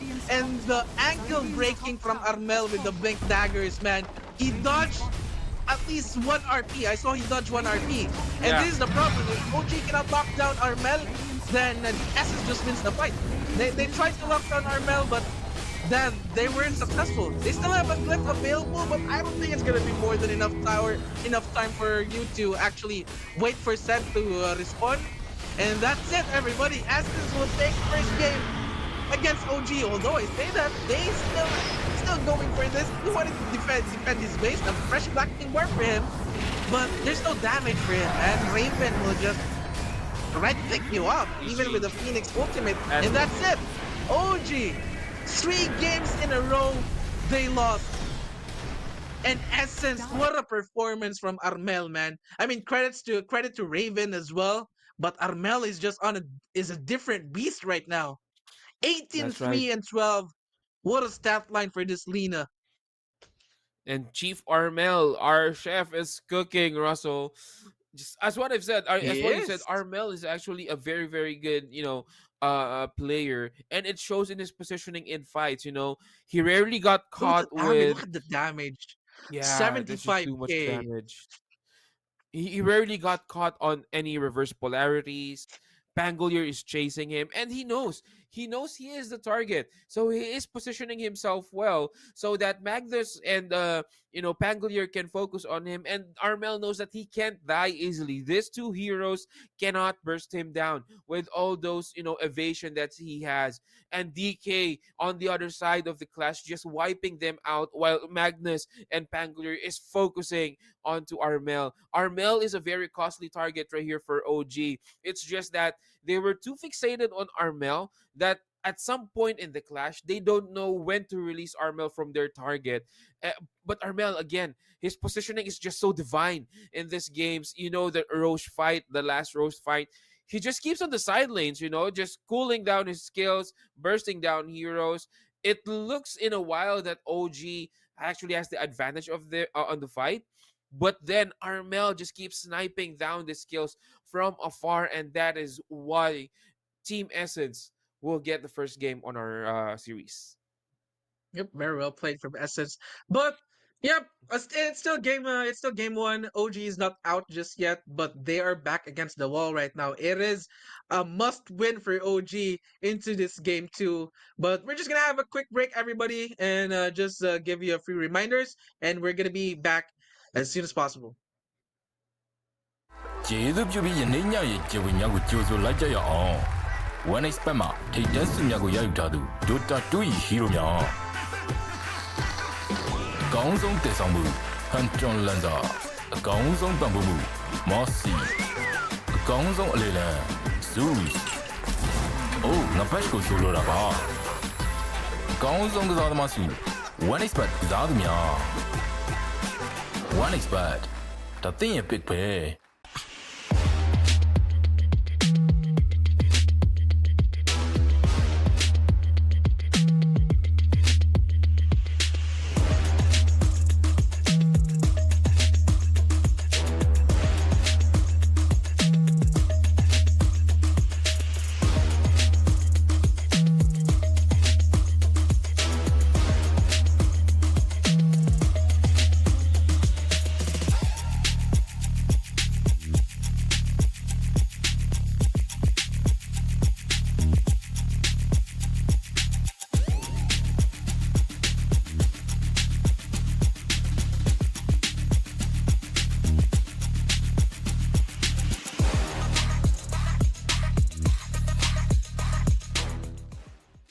ကျေးဇူးပြုပြီးယနေ့ညရဲ့ကျေဝေများကိုကြိုဆိုလိုက်ကြရအောင် One Expert မှာထိပ်တန်းစုများကိုရယူထားသူ Dota 2 ၏ဟီးရိုများအကောင်းဆုံးတည်ဆောင်မှု Hunton Lanza အကောင်းဆုံးပံ့ပိုးမှု Mossy အကောင်းဆုံးအလေလံ Zeus အိုးငါဘက်ကိုဆိုလိုတာပါအကောင်းဆုံးကစားသမားစု One Expert ကစားသူများ One Expert ဒါသင်ရဲ့ pick ပဲ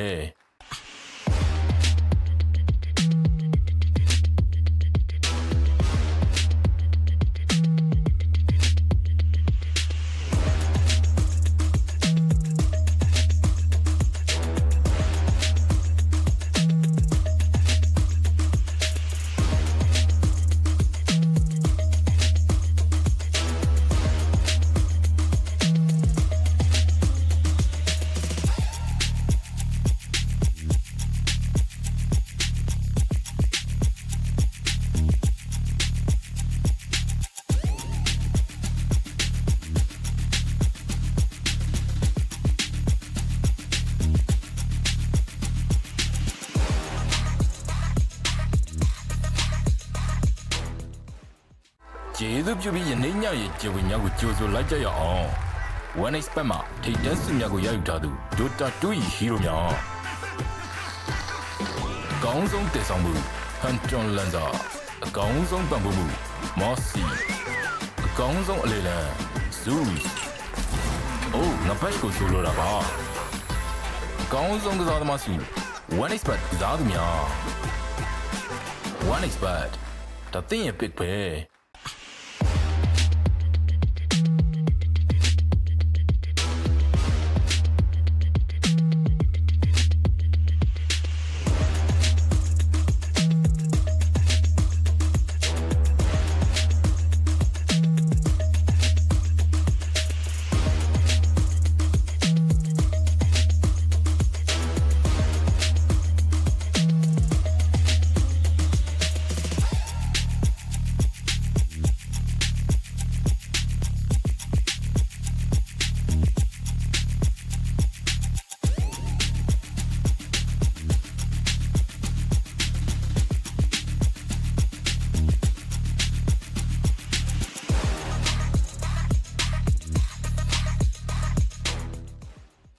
ကျေးဇူးပြုပြီးယနေ့ညရဲ့ကျေဝညကိုကြိုဆိုလိုက်ကြရအောင် One expert မှာထိတ်တန်းစုများကိုရယူထားသူ Dota 2 ဟီးရိုများအကောင်းဆုံးတည်ဆောင်မှု Hunter Lanza အကောင်းဆုံးပံ့ပိုးမှု Mossy အကောင်းဆုံးအလေလံ Zeus အိုးငါဘက်ကိုဆိုလိုတာပါအကောင်းဆုံးကစားသမားစီ One expert ကစားသူများ One expert ဒါသင်ရဲ့ pick ပဲ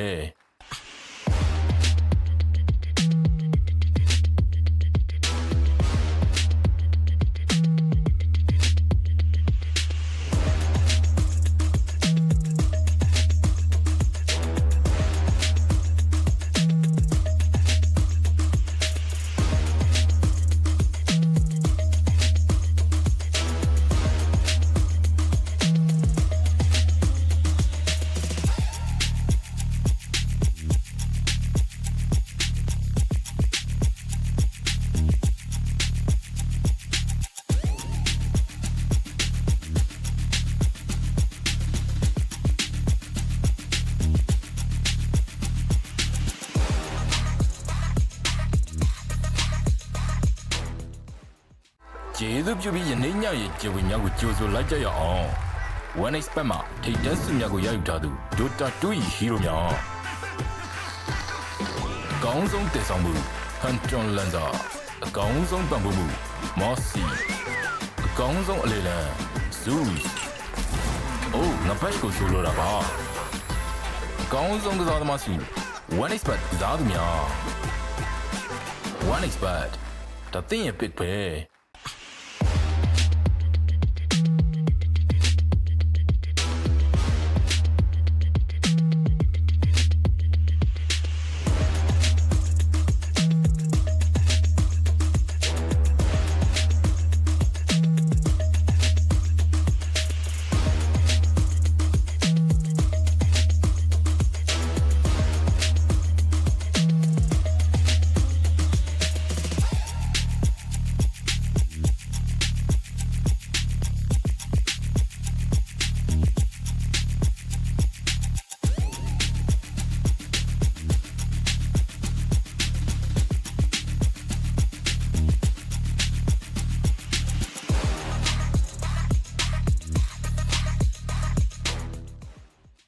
ကျေးဇူးပြုပြီးယနေ့ညရဲ့ကျေဝညကိုကြိုဆိုလိုက်ကြရအောင် One expert မှာထိတ်တန်းစုများကိုရယူထားသူ Dota 2 ဟီးရိုများအကောင်းဆုံးတည်ဆောင်မှု Hunter Lanza အကောင်းဆုံးပံ့ပိုးမှု Mossy အကောင်းဆုံးအလေလံ Zeus အိုးငါဘက်ကိုဆိုလိုတာပါအကောင်းဆုံးကစားသမားစီ One expert ကစားသူများ One expert ဒါသင်ရဲ့ pick ပဲ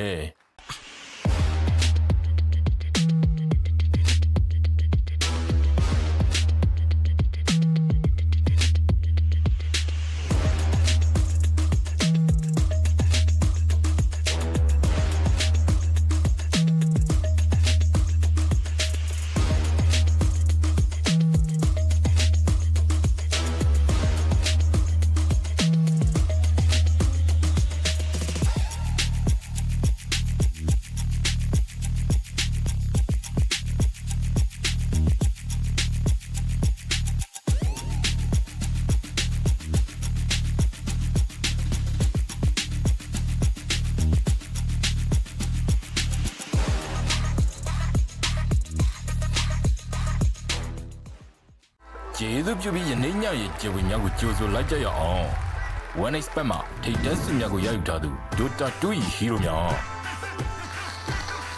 အကောင်းဆုံးတည်ဆောင်မှု Hunter Lancer အကောင်းဆုံးပံ့ပိုးမှု Mossy အကောင်းဆုံးအလေလံ Zeus အိုးငါဘက်ကိုဆိုလိုတာပါအကောင်းဆုံးကစားသမားစု One expert ကစားသူများ One expert ဒါသင်ရဲ့ pick ပဲ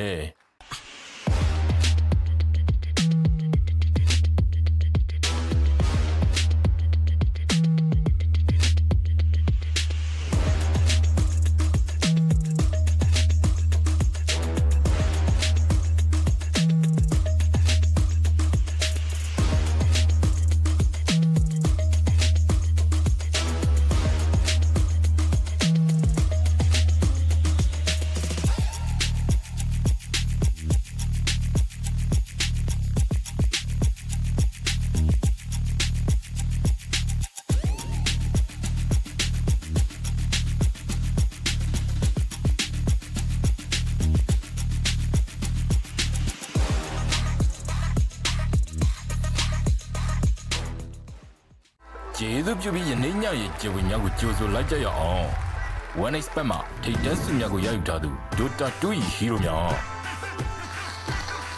အကောင်းဆုံးတည်ဆောင်မှု Hunter Lancer အကောင်းဆုံးပံ့ပိုးမှု Mossy အကောင်းဆုံးအလေလံ Zeus အိုးငါဘက်ကိုဆိုလိုတာပါအကောင်းဆုံးကစားသမားစု One expert ကစားသူများ One expert ဒါသင်ရဲ့ pick ပဲ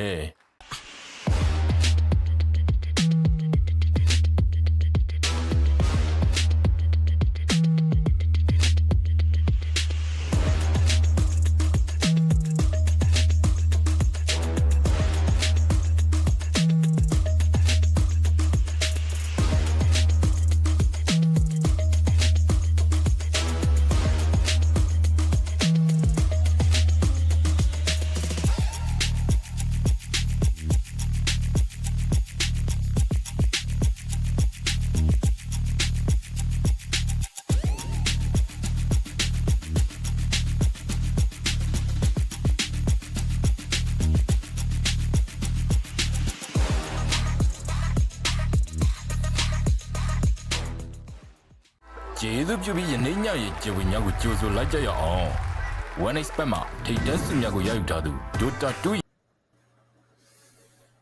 And we are back, everybody. Russell and Graham still. And man, I still did not recover from that game one, Graham. The upset is real. The 4.75 odds from Essence, Armel just taking over Raven as well with the Dragon Knight. And OG now, like I said, backs against the wall. It's a must-win game for them, or they will bow down into the Asian Dragon Series Continental Collision without a single win. And everybody in the talent, everybody in the panel, from both English talents and Burmese talents, they went for OG first, or as their top one pick team. And it's not giving right now, OG. Exactly. Oh my days, man. That's exactly giving, not the OG that we are used to seeing. A lot of factors are coming in, maybe because they're new. They played for a short period of time together. But that's the case as well for Essence. I mean, as well you've said, Russell, this Essence team is a different one, a different iteration than what you had in the Continental Collision. So you really can't excuse or say that this is a new team. This is actually a team that was just newly, formed. Because it's the same for Team Essence right here. And I think it's just the performance. Armel on that Lina is just so good. On that hero, and in fact OG will definitely ban it. Yeah, they don't want to do with that Armel Lina. There's something about Southeast Asian players and Lina, man. We saw the performance from Mikoto in with the Lina as well, and this time around it's Armel just showing what Southeast Asian players can do with that Lina. And finally OG, they will respect to that Lina. They will take that out into this game too. And for Essence, they banned the Monkey King, and the same ban, it's the Chen. And if you're OG right now, I mean, Morphling is definitely still playable at the in the current meta. I mean, Yeah. might as well just go for a Morphling right here. Just comfort heroes for Savage. Definitely can just go for the Morphling. And the Morphling is really good hero actually because solely because of the Aghanims and Radiant team the pick. Aghanim shard. Dire team pick. He can copy heroes with a talent as well. Yeah, I think Morphling is still very playable for OG. I don't mind them just picking the Morphling, but you're up against a Doom though, so it's gonna be a Panda Yeah. Doom. Yeah, and this is and speaking of Morphling, I 10 think Essence seconds actually, remaining. had a catch with that they might go for the 5 safe seconds pick. remaining. Morphling is actually a comfort pick right here for 23 Savage. So they actually started with the Doom, a hero that heavily counters Morphling. If you're Doom, you cannot Essence shift, so that's gonna be a big issue for them if they are gonna pick up Morphling. At least give them a little bit of a something to think about if they're gonna pick Morphling right here. But on the other side, OG, let's see. I would really love Radiant to team back. pick more of a Seb hero right here on the off lane. Those Dark Seers, those Center, and OG picking up 9. Again, we have seen this Phoenix being played as an off lane here in this tournament. So unless the next set of heroes 10 will be seconds revealed, this is remaining. still a flex pick for OG. Still, 5 seconds they're remaining. OG are still going for the Phoenix path right here. Most likely Xnova will still play the hero, and for context as well, winner of this series will face off Ivory, and Ivory is the team that 2-0'd Essence back in the group stages. So Essence, they definitely want to have that rematch, that revenge Radiant for team Ivory. back. They're one Right. game away from making that happen. But this is still OG, man. Even if we saw some jitters from the team with a new position 4, Seb coming back from retirement for a billionth time. But yeah, 10 it's still seconds remaining. EU Dota. I mean, on history, European 5 seconds teams remaining. demolishes Southeast Asian teams, right? But that is That's not the right. case in this series so far. Essence, it's a new team that is formed. Essence did not perform well from Dire the team qualifiers back. for Fisher Universe and for the other tournament as well, but they are showing what they can do in this tournament, making OG clap with that game one. So we have the Right. bans right, a Bristleback and a Medusa ban for Essence, just taking off those potential 23 10 Savage seconds heroes remaining. and the Terror Blade as well. 5 What do you seconds think remaining. OG needs to do in this game to Graham for them to actually stop Essence from sweeping them? Well, first they need to, clean up their clashes because basically last game their draft is fine. I mean, the draft they can we can see that the draft can be done, can have a win with the draft. But the thing is, the execution was actually a little bit rough on the edges, I would say. 23 Savage infesting onto Lina, on tipping into the base. They don't have really that focus on the targets. It's like whenever a clash happens, they're just scattered all over the place, don't know who the target would be. Radiant team So yeah, I pick. think OG needs to just chill, get it, good communication, have a better Radiant team communication pick. here in this game on who their focus would be. And again, Team Essence picking up the Dragonite again on the Raven. I would say it's going to be a Raven hero, Dire definitely, team pick. since Doom is already on the off lane.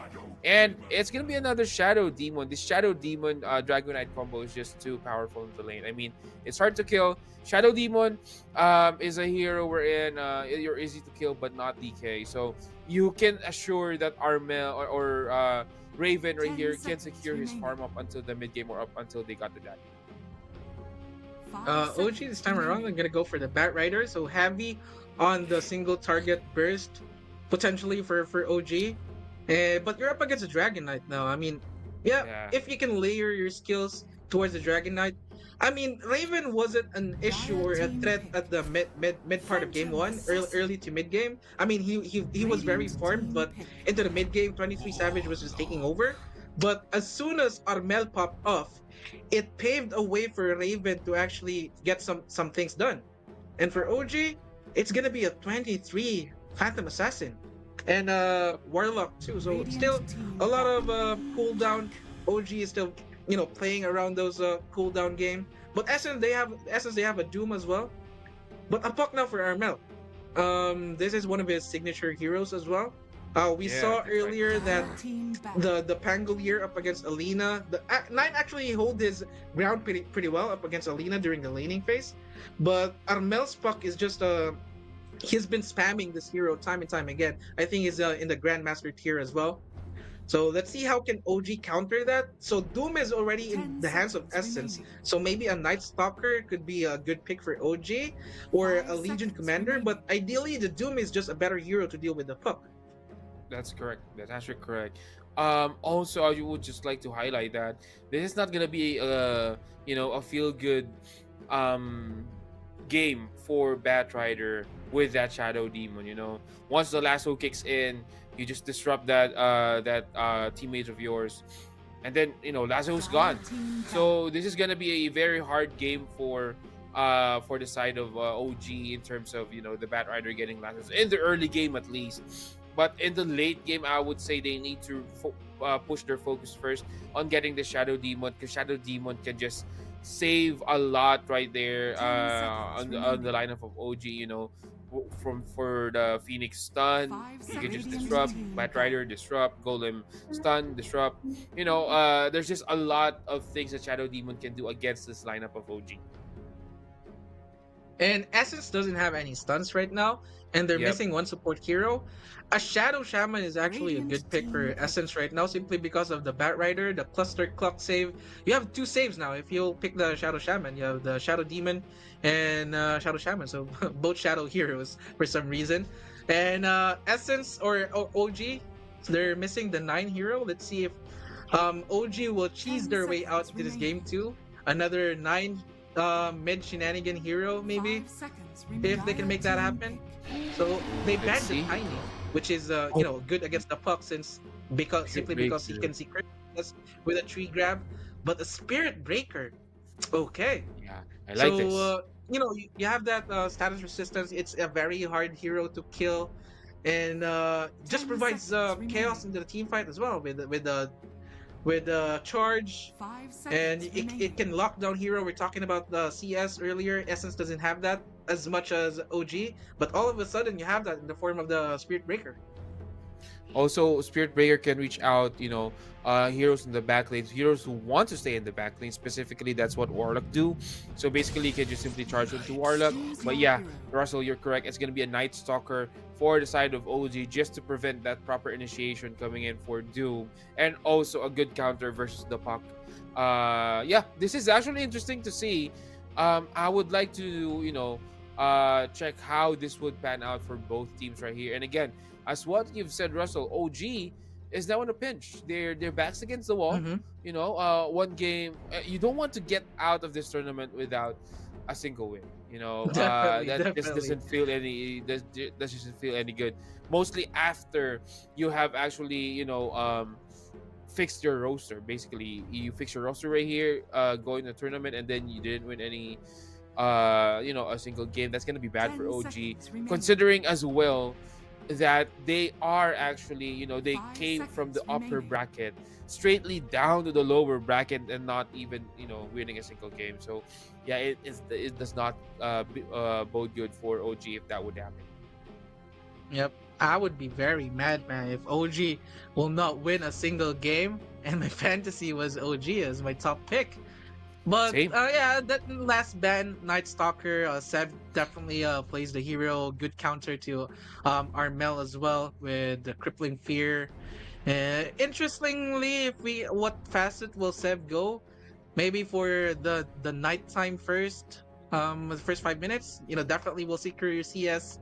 If you're up against a lane with Armel and a Shadow Demon, I would go for that route. But the Blinding Void is a very good facet for the Night Stalker as well. I would say it's the better facet, but you're gonna have a hard time in the first 5 minutes of the game. You need your support to be really making the plays for you.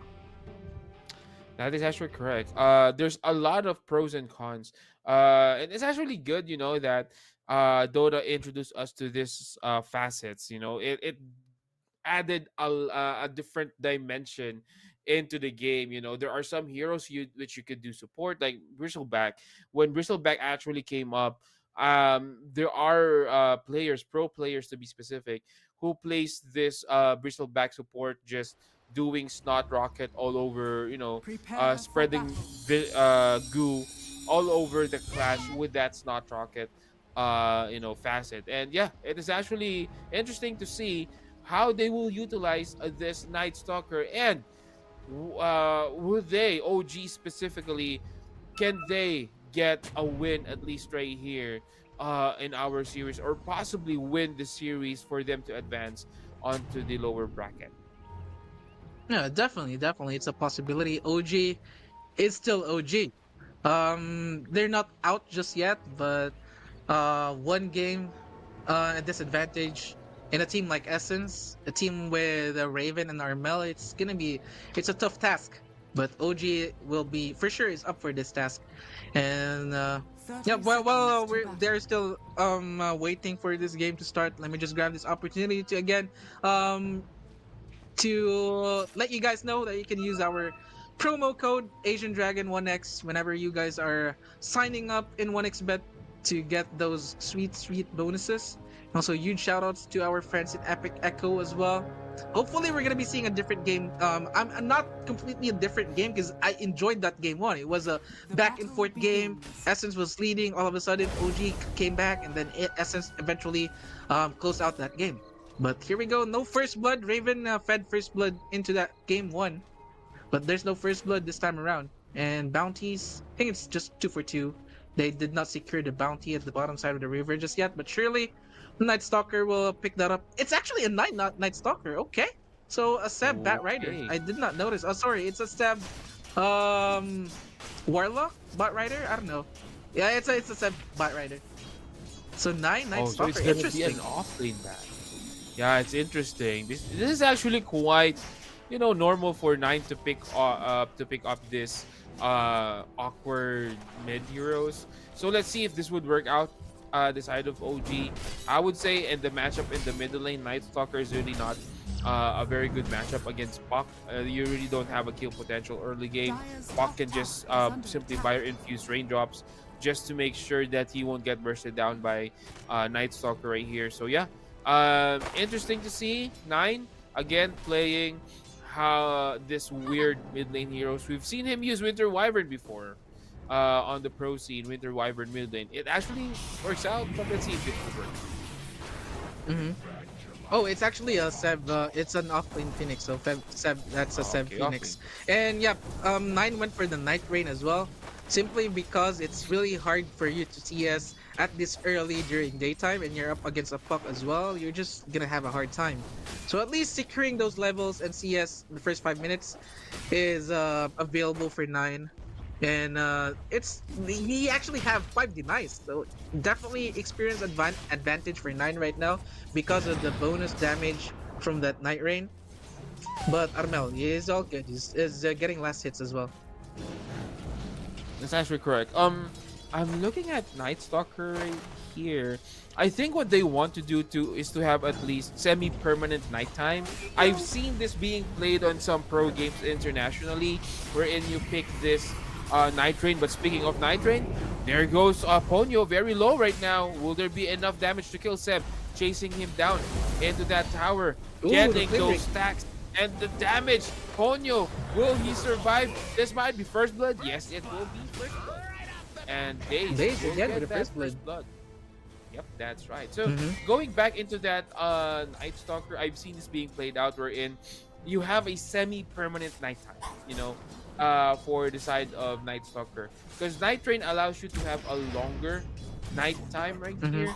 And with the with the ultimate, you would have longer, you just simply needs to use this one into on mornings. That's almost semi-permanent nighttime. Also, I believe there is a cooldown talent for the Dark Ascension, but that's just 50 seconds cooldown right here. And not until level 25 though, so I would say if Night Stalker would get that level 25, it's a far-fetched idea though, to get level 25. But if ever he gets that to the late game, it's a permanent nighttime that we will see right here for our game today. Radiant's Right, right. top tower is And under also, attack. not to discount on the Phantom Assassin as well. It's a very nice counter for the Dragon Knight too.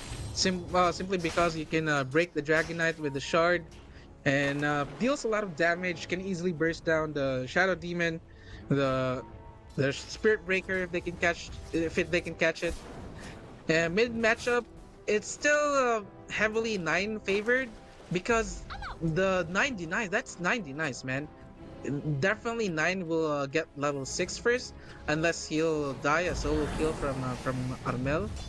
But I don't see that happening anytime soon. Down here bottom, just Daze just continuing to be a menace towards Essence. He's just spamming, sticking the palms, the flame break at the ready with the stoked facet as well. So it's gonna be very fast if he can hit heroes with that flame break. Both of our carries is doing pretty well, all things considered. 17 last hits for 23, while 16 to Raven, pretty even. That's right. You know, there's no much action yet. But speaking of action, on the bottom lane is gonna be Seb falling down. I don't know how he got caught right there. Maybe getting caught off guard or maybe overextension. But at this point in time, Phoenix shouldn't be killed like that, considering that they actually have the Icarus dive, or maybe Seb didn't level up the Icarus dive.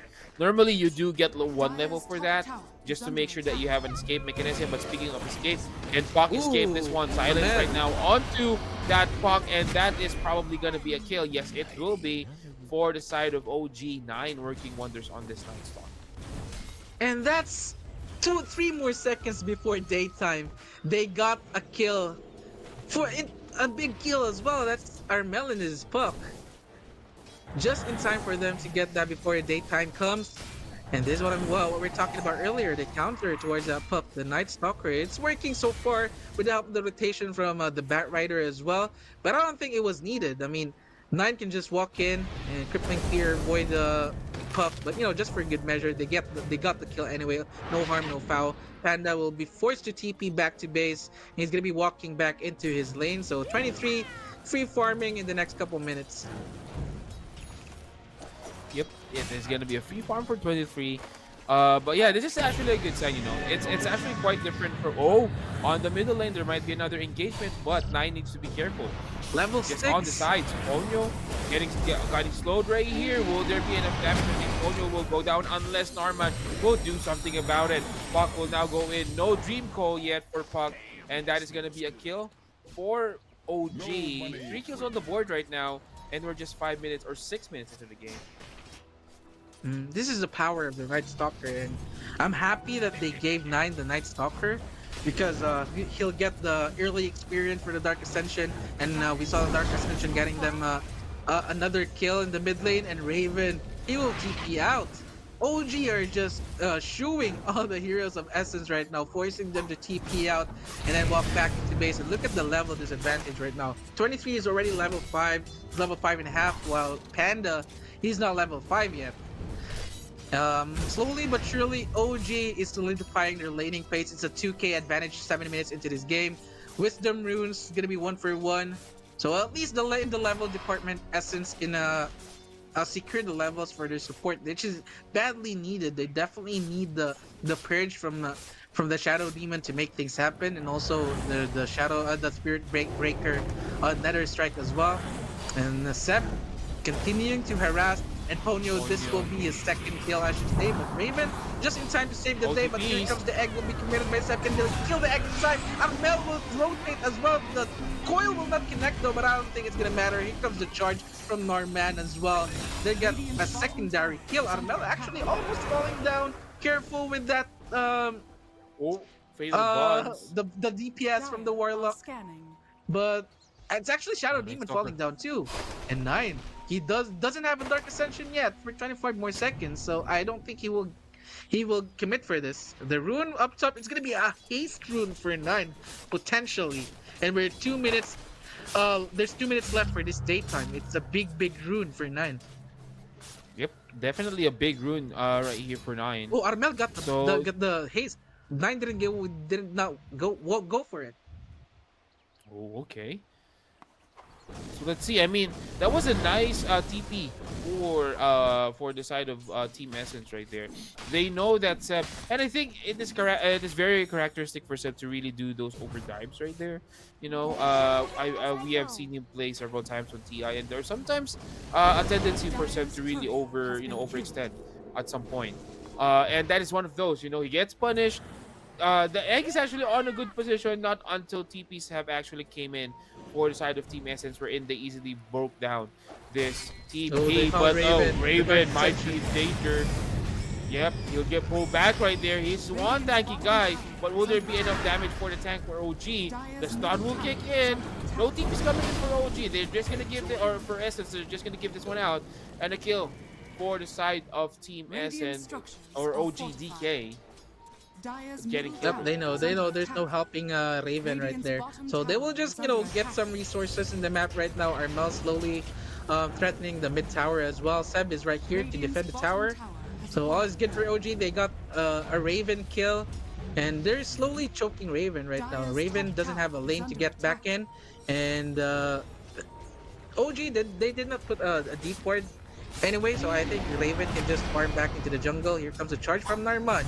But do they have the backup? The Doom is not available for Panda, but I think it's a little bit too late. Ooh. The Rock is available for X Nova as well. He's already level 6. He's the same level as his carry, but Armel is here to finish the job. It's a 1-for-1 trade, and Essence got the longer side of the stick with that exchange. PA in exchange for the Spirit Breaker. It could have been better if Nine can catch Panda here. There's no supports rotating for Panda, so I think they will just give up Panda's life here, just like Raven as well. Yeah.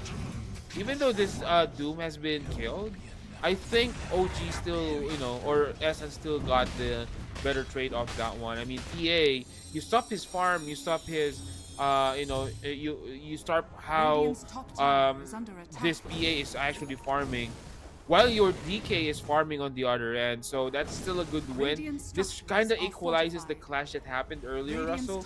So, but it is going to be a different issue if OG pushes this tier 1 tower on the top lane. Golem is still there.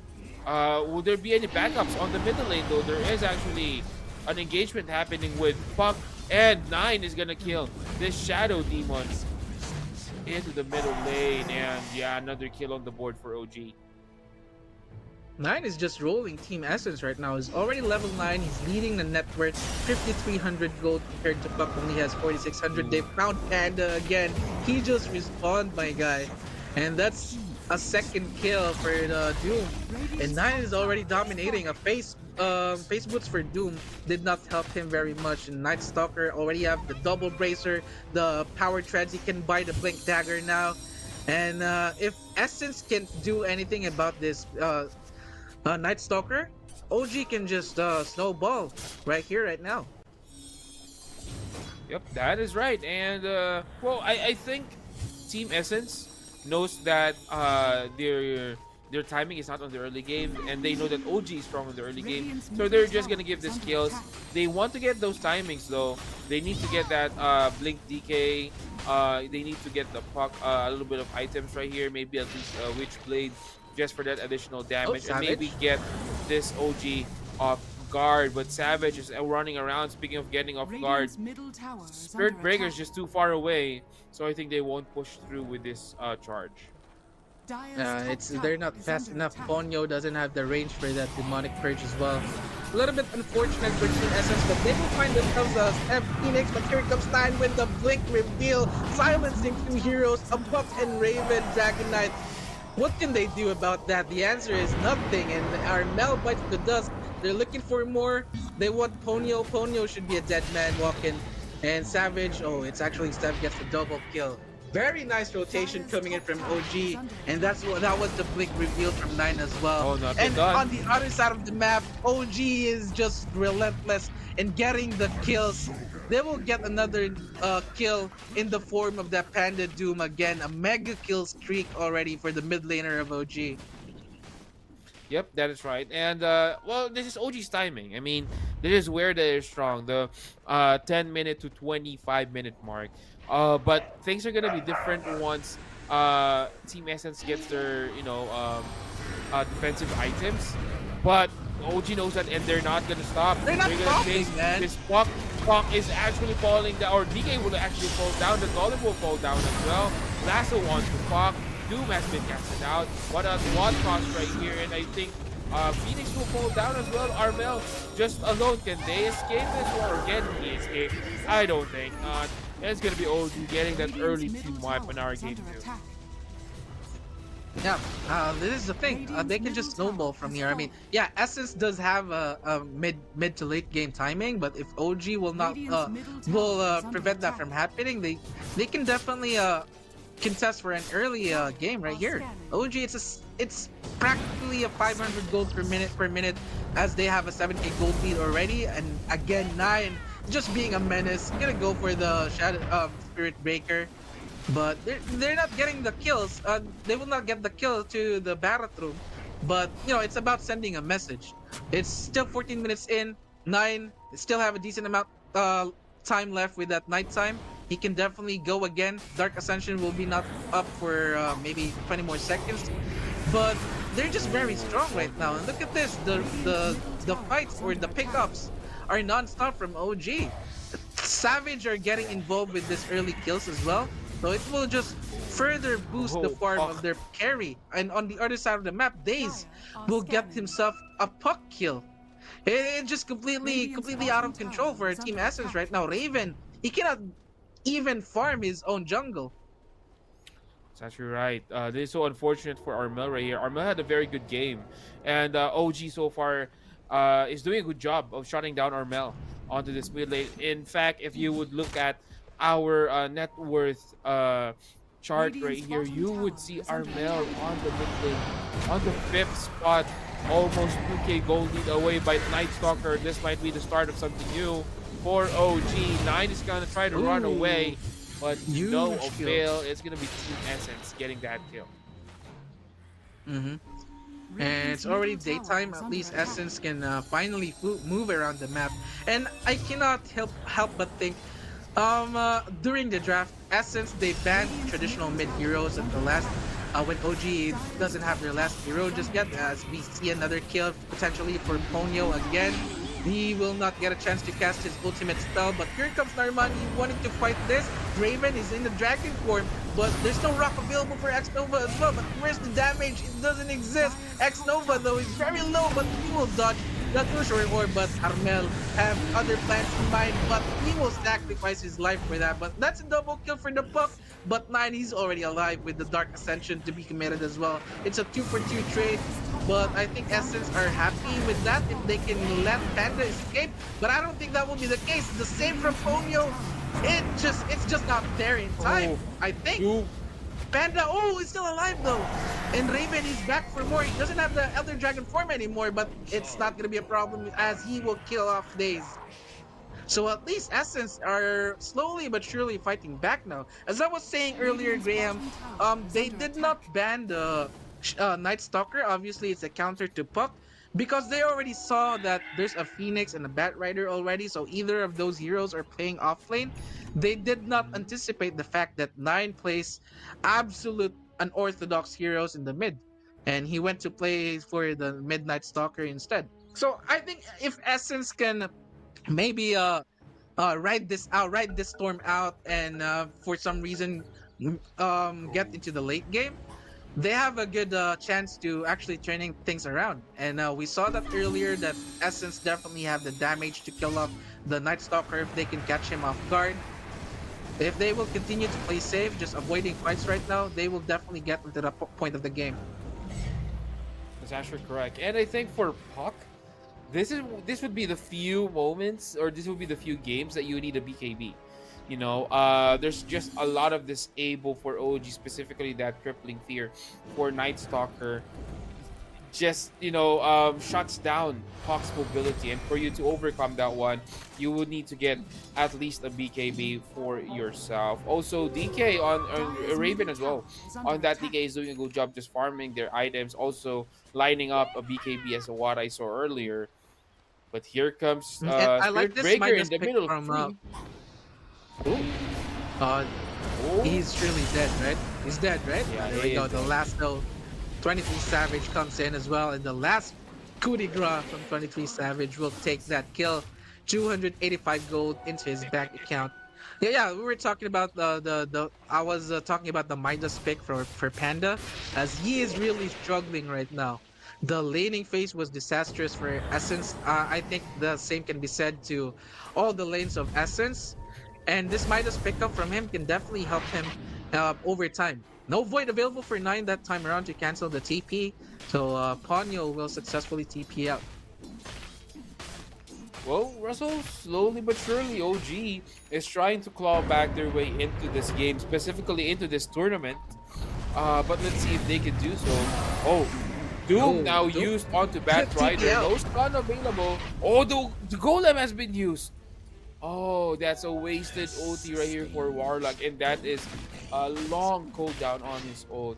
Nah, it's Yeah, all good. It's all nice good. bait out. X Nova said that you use your ultimate, I'll use my ultimate as well. Radiant I are mean, scanning. I'll give you if you'll give me a handicap, I'll return the favor.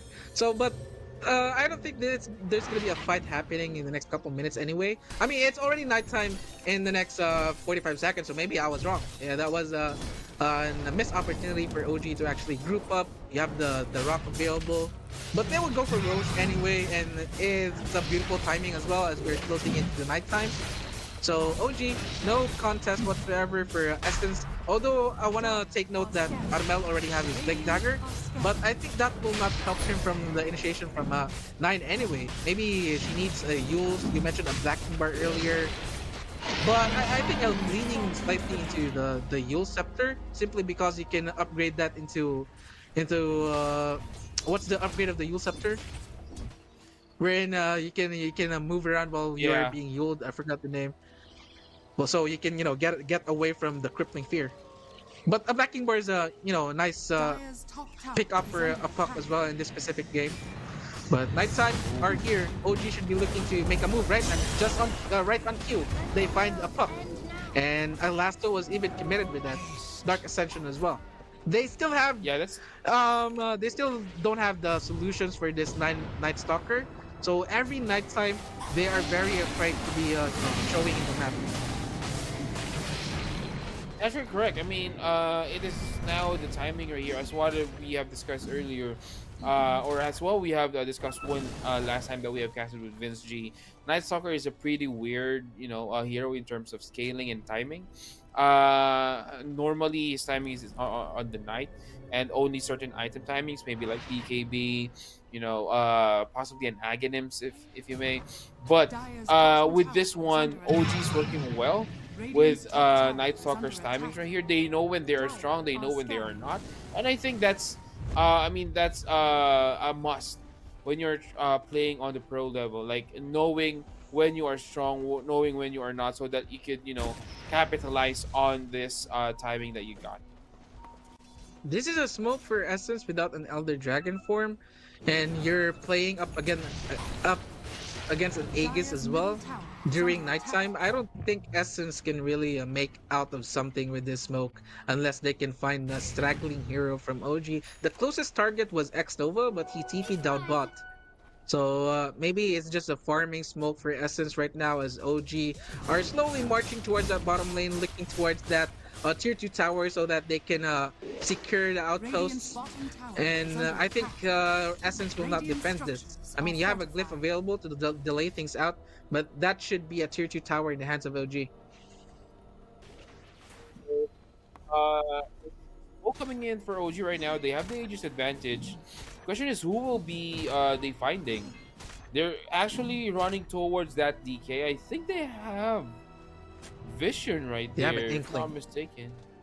Yeah, they do have, and they're gonna catch this Raven DK, and DK has problems all around his area, and that's gonna be another kill for the side of OG. OG getting good targets right here, and they're not yet done on the middle lane.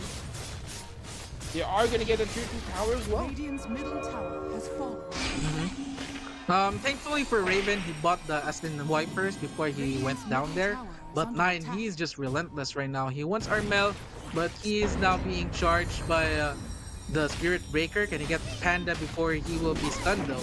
I think the answer is yes. And Savage has the shard as well, so a lot of Oh, damage. And here comes the rock, will be committed into the puck. He's silenced as well. Egg right next to the puck. It doesn't even matter. They don't need the egg. And they're threatening high ground right Radiant's now. middle The tower is golem under attack. is still available and Dire's top punching the tier towers are 3 tower. fortified. Glyph will be forced for Team Essence. So at least Narman is cutting the wave here, but oh, Sev is, one step ahead of Narman. He knows exactly what he's trying to do, and the cancel for that Radiant's TP middle as well, tower and is under that's attack. another kill in the hands of OG. yep. And Seb, actually, I like the item pickup from Seb, which is I believe that was an Orchid Malevolence, just to go for the silent. And they will go straight to that Shadow Demon. He's not gonna live so long. And also, so is the Rax right here for the side of Team SN. One set of Rax being taken down by OG onto the middle lane, and they're gonna immediately transfer down to the bot lane. It's a set of racks early into this game, 24 minutes in. And you have a Dragonite is very, I mean, Radiant's he does bottom have the tower is farm, he's under only attack. 2k behind the Phantom Assassin. But the next hero is Armel, and Armel is very poor right now. It doesn't, I mean, maybe it's just the heroes and the timings, right? Savage has the Aegis, and it's during nighttime, they're very strong as well. Savage actually went for if I'm seeing that right, he went for a Glimmerscape. Mm-hmm. So yeah, Okay. Glimmerscape into a blur maybe to escape. Nice idea from 23 Savage. Yeah, but not quite sure about the Glimmer Cape though. I'm still trying to grasp the idea. I mean, that's Radiant's I don't bottom know. tower is under It's just attack. so redundant. But let's see if it works out. It works out. You know, that's how Dota works. Basically, even though your Mhm. build is weird, Scanning. even though your draft is weird, but if if it works out, then yeah. Oh, and Narman, here here goes comes the Armin charge trying to from the dive Spirit in. Breaker, but the Force Staff just providing the space. Here comes the Knight, smashing blink in from Knight. He's going for Armel. He wants this pesky fuck first. But Sevi's getting low though, but the egg will be committed. They're focusing the egg right now. Can they kill it on time? Yes, they can. It's a 2 heroes down for OG, but the Doom is dead. Panda wasn't able to commit his Doom before he died right there. Raven will be the another casualty for Team Essence and make that a full team wipe in favor of OG. And Yeah, GG they has been call it. called. The Raven, he's seen enough. He doesn't want to go into the late game as OG. Very early game, early finish. 25 minutes. We were talking about earlier the timing of Essence, but OG just snowballed into this game. They did not give Essence the opportunity to actually fight back. Although there's some moments where Essence actually crawled back into this game, but the fact still remains that every nighttime, 9 is just a menace for Team Essence. That's actually 10, 1, correct. and 14. Hmm. That's actually right. I mean, Essence didn't really see the point of moving forward right here. It's like GG next, as you say it on pubs. But yeah, I mean, OG just worked this Night Stalker pick out. I mean, they did it very well. I understand how they are actually trying. They wrapped up the draft right there on how they wrap up the draft. And yeah, I think OG did pretty well right here. I mean, the MVP for this match would be Nine. I would say Nine just when it's nighttime. I mean, it's go time for Nine. And considering that there is a puck, unless you have a BKB, that crippling fairy would be very, very annoying. The silence from that one is just too much to handle. Plus, you have other lockdowns. Seb built up an Orchid Malevolence. They just focused because Armel was the star of the game one. I mean, Armel was the one who actually is a huge factor on the first game on as to why Essence actually won. And OG acknowledged that and shut down Ormel this game too. So Yep. I think they will continue this path, and the rest of Team Essence needs to step up in order for them to support Armel properly.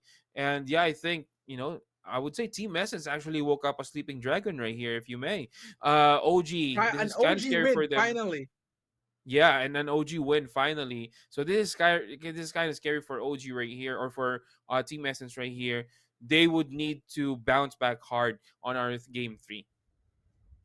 And for that, we're gonna have a quick break, ladies and gentlemen. We're gonna have a few reminders, and we're gonna be back for the last game of this series, Essence and OG 1:1.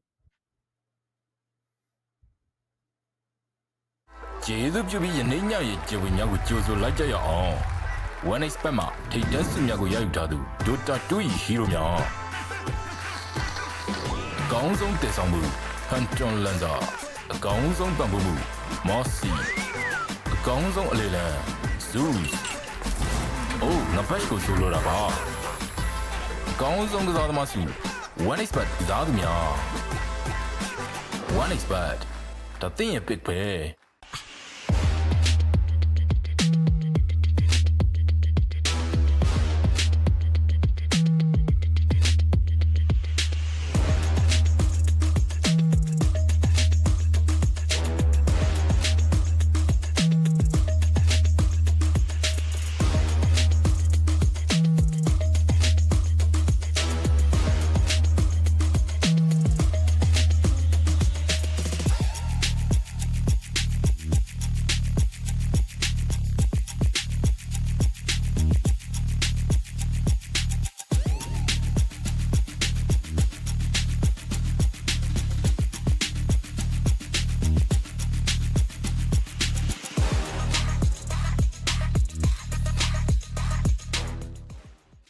ကျေးဇူးပြုပြီးယနေ့ညရဲ့ကျေဝင်းများကိုကြိုဆိုလိုက်ကြရအောင် One expert မှာထိတ်တန်းစစ်များကိုရယူထားသူ Dota 2 ၏ hero များအကောင်းဆုံးတည်ဆောင်မှု Hunton Lanza အကောင်းဆုံးပံ့ပိုးမှု Mossy အကောင်းဆုံးအလေလံ Zeus အိုးငါဘက်ကိုဆိုလိုတာပါအကောင်းဆုံးကစားသမားစီ One expert ကစားသူများ One expert ဒါသင်ရဲ့ pick ပဲ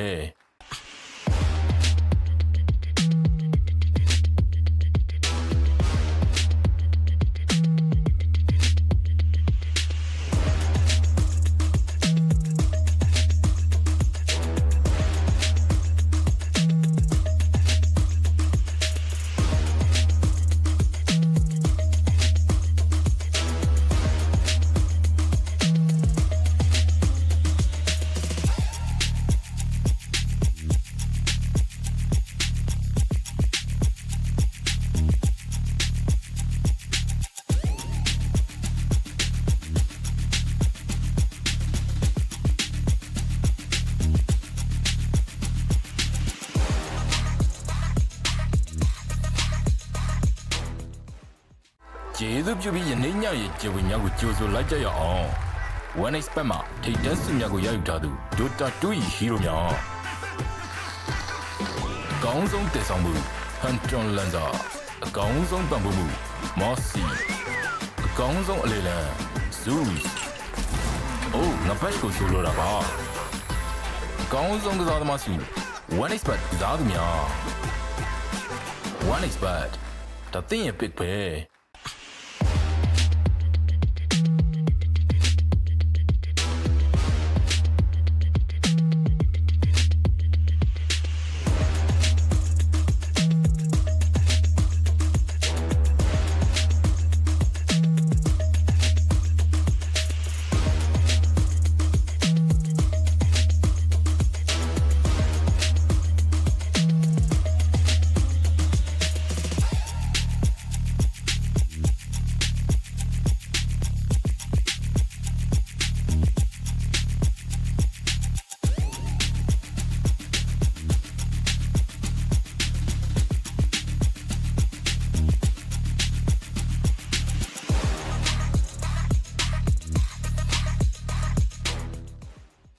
ကျေးဇူးပြုပြီးယနေ့ညရဲ့ကျေဝင်းများကိုကြိုဆိုလိုက်ကြရအောင် One expert မှာထိတ်တန်းစစ်များကိုရယူထားသူ Dota 2 ၏ hero များ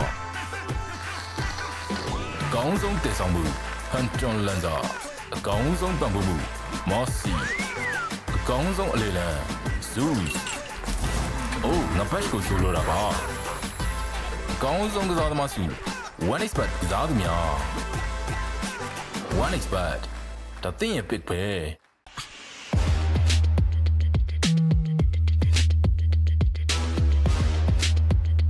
An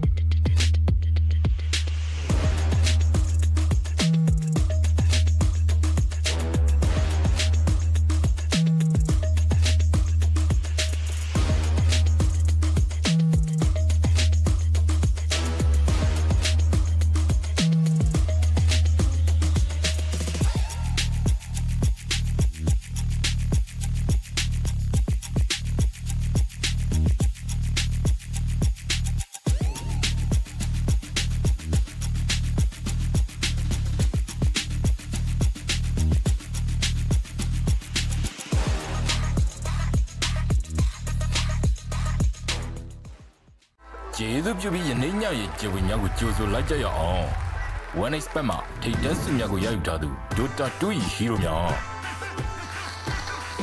အကောင်းဆုံးတည်ဆောင်မှု Hunter Lanza အကောင်းဆုံးပံ့ပိုးမှု Mossy အကောင်းဆုံးအလေလံ Zeus အိုးငါဘက်ကိုဆိုလိုတာပါအကောင်းဆုံးကစားသမားစု One expert ကစားသူများ One expert ဒါတင်ရဲ့ pick ပဲ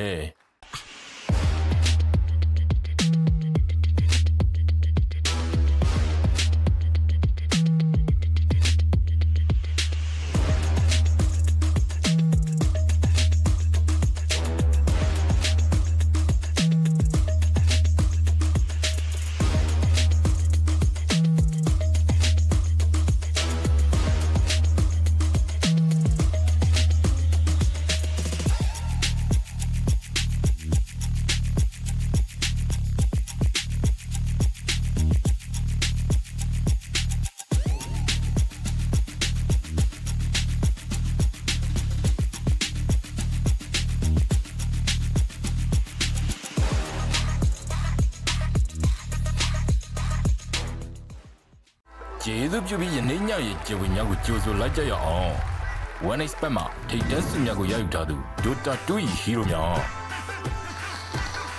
အကောင်းဆုံးတည်ဆောင်မှု Hunter Lanza အကောင်းဆုံးပံ့ပိုးမှု Mossy အကောင်းဆုံးအလေလံ Zeus အိုးငါဘက်ကိုဆိုလိုတာပါအကောင်းဆုံးကစားသမားစု One expert ကစားသူများ One expert ဒါတင်ရဲ့ pick ပဲ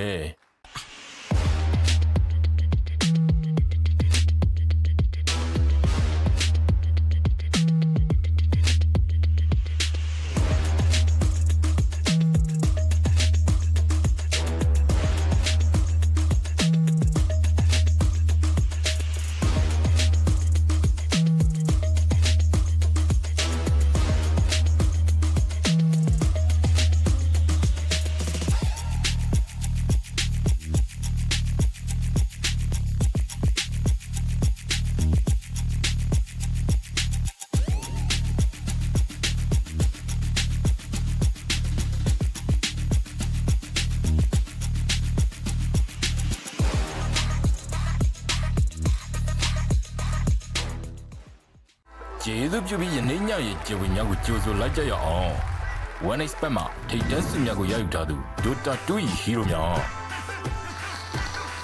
အကောင်းဆုံးတည်ဆောင်မှု Hunter Lanza အကောင်းဆုံးပံ့ပိုးမှု Mossy အကောင်းဆုံးအလေလံ Zeus အိုးငါဘက်ကိုဆိုလိုတာပါအကောင်းဆုံးကစားသမားစု One expert ကစားသူများ One expert ဒါတင်ရဲ့ pick ပဲ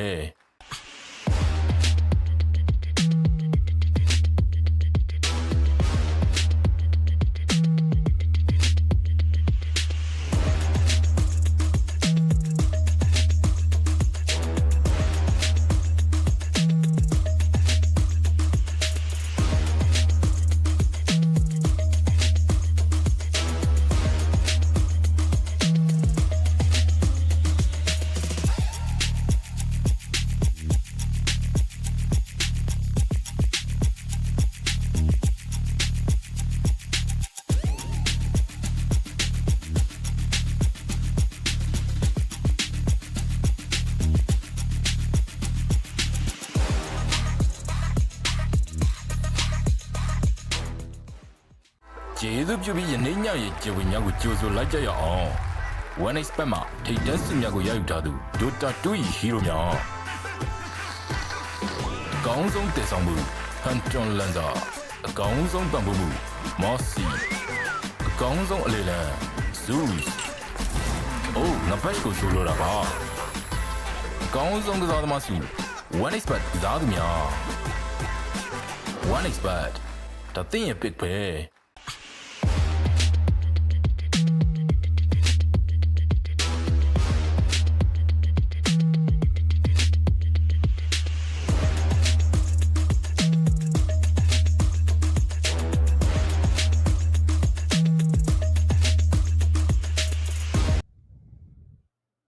And we are back, everybody, ladies and gentlemen. It's one One is our scoreline after OG made quick work of Essence into that game two. We mentioned earlier, Graham, that OG, it's a must win for them, and they delivered, forcing that into a game three. They refused to lose this series, potentially bowing out to this tournament, and we're gonna get ourselves a game three right here, Graham.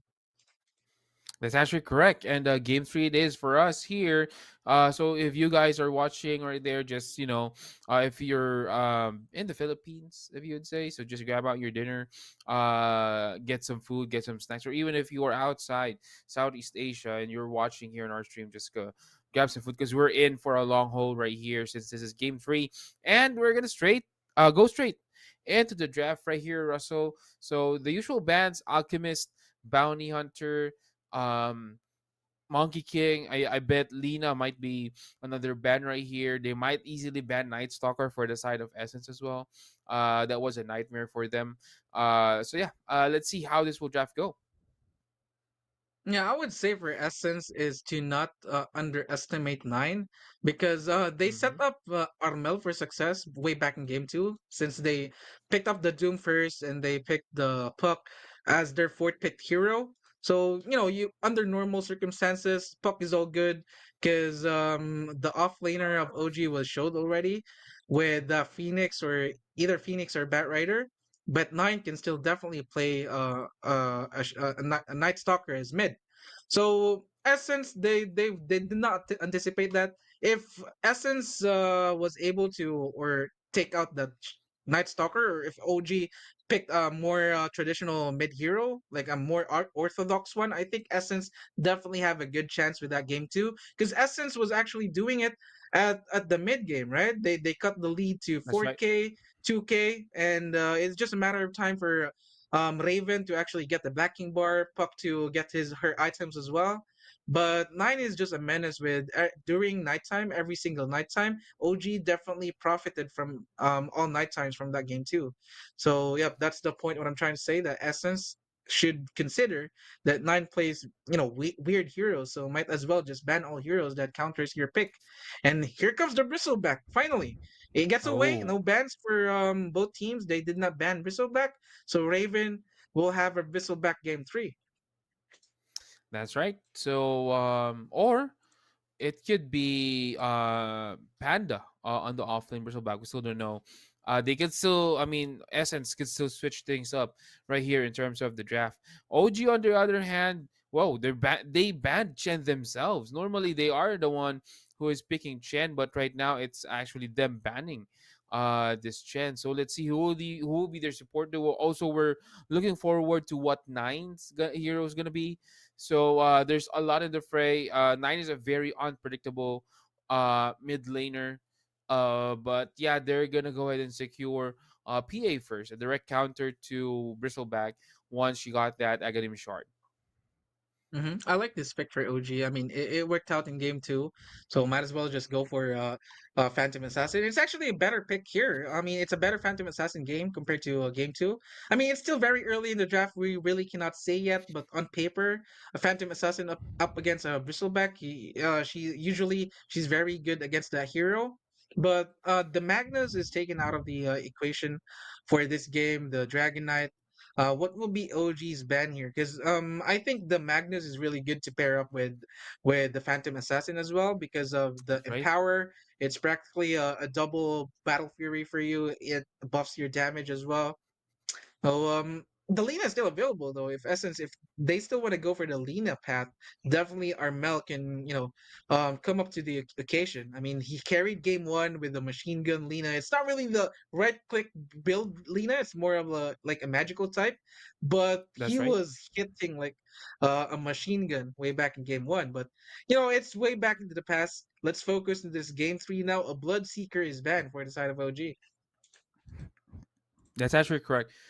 Their OG might possibly be getting the likes of Pangolier right here. That's why they actually banned this Bloodseeker. Usually you don't see this ban. Um well, let's see how this will pan out. LC on Seb might not be a good, or might be a good pickoff as well against this, Bristleback. Seb Bristleback. possibly also can get an axe. Yeah, So those are the options right here for Sev. But let's see how this will draft go. Team Essence, on the other hand, there's still a lot on the fray. Raven can go. Oh, DK has been banned. Terror Blade of Raven is actually not bad as well. Mm. Given that they have enough, front. Because basically that's what Terror Blade's weakness is. If there's no one in front, he can easily be bursted down. But given that there is a bristleback right here, this will actually make it fun right here. But it's gonna be a Lich, a very common pick right now. I believe it's around 53% win rate in the Dota 2 Pro tracker, being used a lot in the pubs and also onto tournaments. Slow from the Frost armor, the Chain Frost, and the Mana Sustain just for Lich is just on a different level right now. Yeah, it is just a really good hero overall. The laning phase as well, paired up with a Phantom Assassin with a Frost Shield, a Yeah. lot of slows. It slows you down to a crawl, and the damage from the Chain Frost as well. Aghanim Shard upgrade. It's a very nice hero to have if you're Team OG. So they will secure that for themselves. It's gonna be Tide Hunter and the Dark Willow for the side of Essence. So a big Oof. team fight spell for Panda, and yeah, they really need to play around their cooldowns right now since they have a offlaner who relies with a big ability for Team Essence. But for OG, I mean, up against a Tide Hunter, you might want to get a hero who builds natural builder of the Spirit Vessel. I don't mind if they go for a Phoenix right here. Phoenix still Yep. is a very good pick for OG, and we saw X Nova just going for the Spirit Vessel as their first item. Just and it's hitting two birds in one stone as well. Bristleback, very tanky hero, and Tide Hunter. That Spirit Vessel can easily take care of them, and it's gonna be a Oh, Doom Doom. for OG, so it's gonna be a Sab Doom we're gonna be seeing in this game three. That's correct. But Lena, secured by Team Essence right here for Armel. This is a good pick by Team Essence. They actually won with the Lena earlier, so why not pick it up for this game three as well? Looking at Essence lineup, I believe this Bristleback would be pushed down to a carry Bristleback, since Tidehunter will most likely be the off lane right here. I like the Tidehunter pick as well. The weakness of Doom is that when someone initiated before him, that's gonna be a bad Doom game. You don't have this the freedom to choose who your target would be. So if you have this tiny, or if you have this Tide Hunter that could initiate first into the clash, and you could easily burst down, Lina can easily burst down Hero. So if Seb is not careful on that Doom, he can easily be bursted down without using the Doom. And yeah, this is actually not sort of a burst damage outside of Lich and PA, I would say maybe in the middle game. But if Team Essence play their cards right, this will be a quick kill onto the members of the side of OG. But let's see who the final support would be. I would say Spirit Breaker is not a bad hero right now to pick if you are Essence. Right, right. And actually, Essence still have the Oh, audacity much to pick better the though. Lina anyway in front of the Doom pick from OG. Because if you get initiated first, you get doomed. Oh, and pre-backing bar, your Lina is practically dog water. She cannot do anything, Yep. especially if you're building towards the magical build, which is most likely the case in practically all games. Then this Lina, she's very vulnerable to Seb's Doom unless she'll get the backing bar and before at the later part of the game level 25 7 where Doom mutes you as well. So still a very a good pick for OG the Doom. It's gonna be a clockwork pick for Essence though. I don't know if Ponyo will place clockwork or Norman. Well, most likely it's gonna be Norman playing this clockwork. So it's gonna be a five Dark Willow. In a Void Spirit though for nine. I haven't seen this hero for ages now, and I'm very interested to see how this matchup pans out, as it's gonna be a Lina up against a Void Spirit. I would say Lena slightly, because just because of the spams of the Dragon Slave, the right click damage as well. But they have a tool to easily jump the Lena now. You have the Astral Step, the Seb That's will right. buy a Blink Dagger, a lot of mobility from OG. So this is not the same game wherein Lena just can nuke people out without any um punishment whatsoever. That's actually correct. But the thing is, a problem with this one is that Lina actually built into tanky items. You know, Aghanim's gives you a lot of stats. Octarine Core, Dagger. If not tanky, it's gonna be evasive items. So, I think OG right here, 9 specifically on that Void Spirit, needs to play pristine right here, precision. So that they could get this Lina down. And considering how Armel positions himself when playing Lina, they need to step up this game right here for the side of OG if they want to take Lina first. Mm-hmm. Clockwork, if you can get level 3 early, level 2 battery assault, you pair that up with the bristleback, it's a very potent combo. But I'm not sure if we're gonna go for a double melee. I mean, either way, it's gonna be a double melee whenever Clockwork goes, since both of the side laners are melee heroes for Team Essence. But if you get level 3 first, the level 2 battery assault can be very potent. Like I said earlier, the slows from the bristleback as well, and the raw physical damage, and the passive from the bristleback can come in handy for Team Essence. But let's see if who will be the team is going to be moving on to our round 3 of lower bracket, ladies and gentlemen. For those who are just tuning in, for context, this is round 2 lower bracket on the Asian Dragon Series Continental Collision. Winner will face off Ivory, who's waiting for the lower bracket semifinal, which beat Essence 2-0 back in the group stages. That is actually correct. So, let's see how this will pan out. Looking at the draft, Russell, I think team fight wise, Team Essence is a lot away ahead. There's a lot of AoE skills. It's not hard to hit those stuns. Lina has the burst down. Dark Willow has the hold.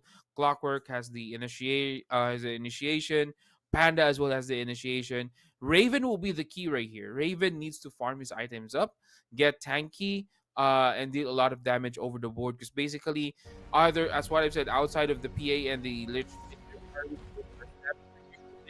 Mm-hmm. PA gets that shard. 30 Days really need to seconds step up battle. here, right? Because yeah, I mean it's a decent performance back in game 2, but if you want to make a name for yourself, if you're a new kid in the block, and this is one of his signature heroes as well, the Muerta. And it's a nice pick too. The calling, at this specific game, it can silence the Lina, it can even silence the initiation from the Oh, Tidehunter if he's quick enough. But ooh, here's a fight pre bounty runes though. But I say that they will disperse. Seb, he's gonna contest the bounty rune, but he will be unsuccessful. But there's gonna be no casualties. Easy 2 for 2, I should say, as Panda got the. Actually, Panda went in and get the third bounty rune for Essence. So nice start for Essence. Some minor advantages for his team. Nothing crazy as we go into our laning phase. And Panda though is still getting harassed oh, now. X Nova will commit the nuke as well. Just forcing Panda to use their resources You have pre no laning strength. phase before the Dark Willow arrives. yeah, this is actually a scary lane. Lich PA has a lot of kill potential early game. Mostly that Lich with the higher levels. Once he has this Frost, his first skill, I mean, that would be a very good kill potential right here on the top lane. So let's see if Tidehunter can actually, sustain. We know that Tidehunter has a lot of sustain, but yeah, with the burst damage that OG can give on the top lane, this might be an issue for him. Yeah.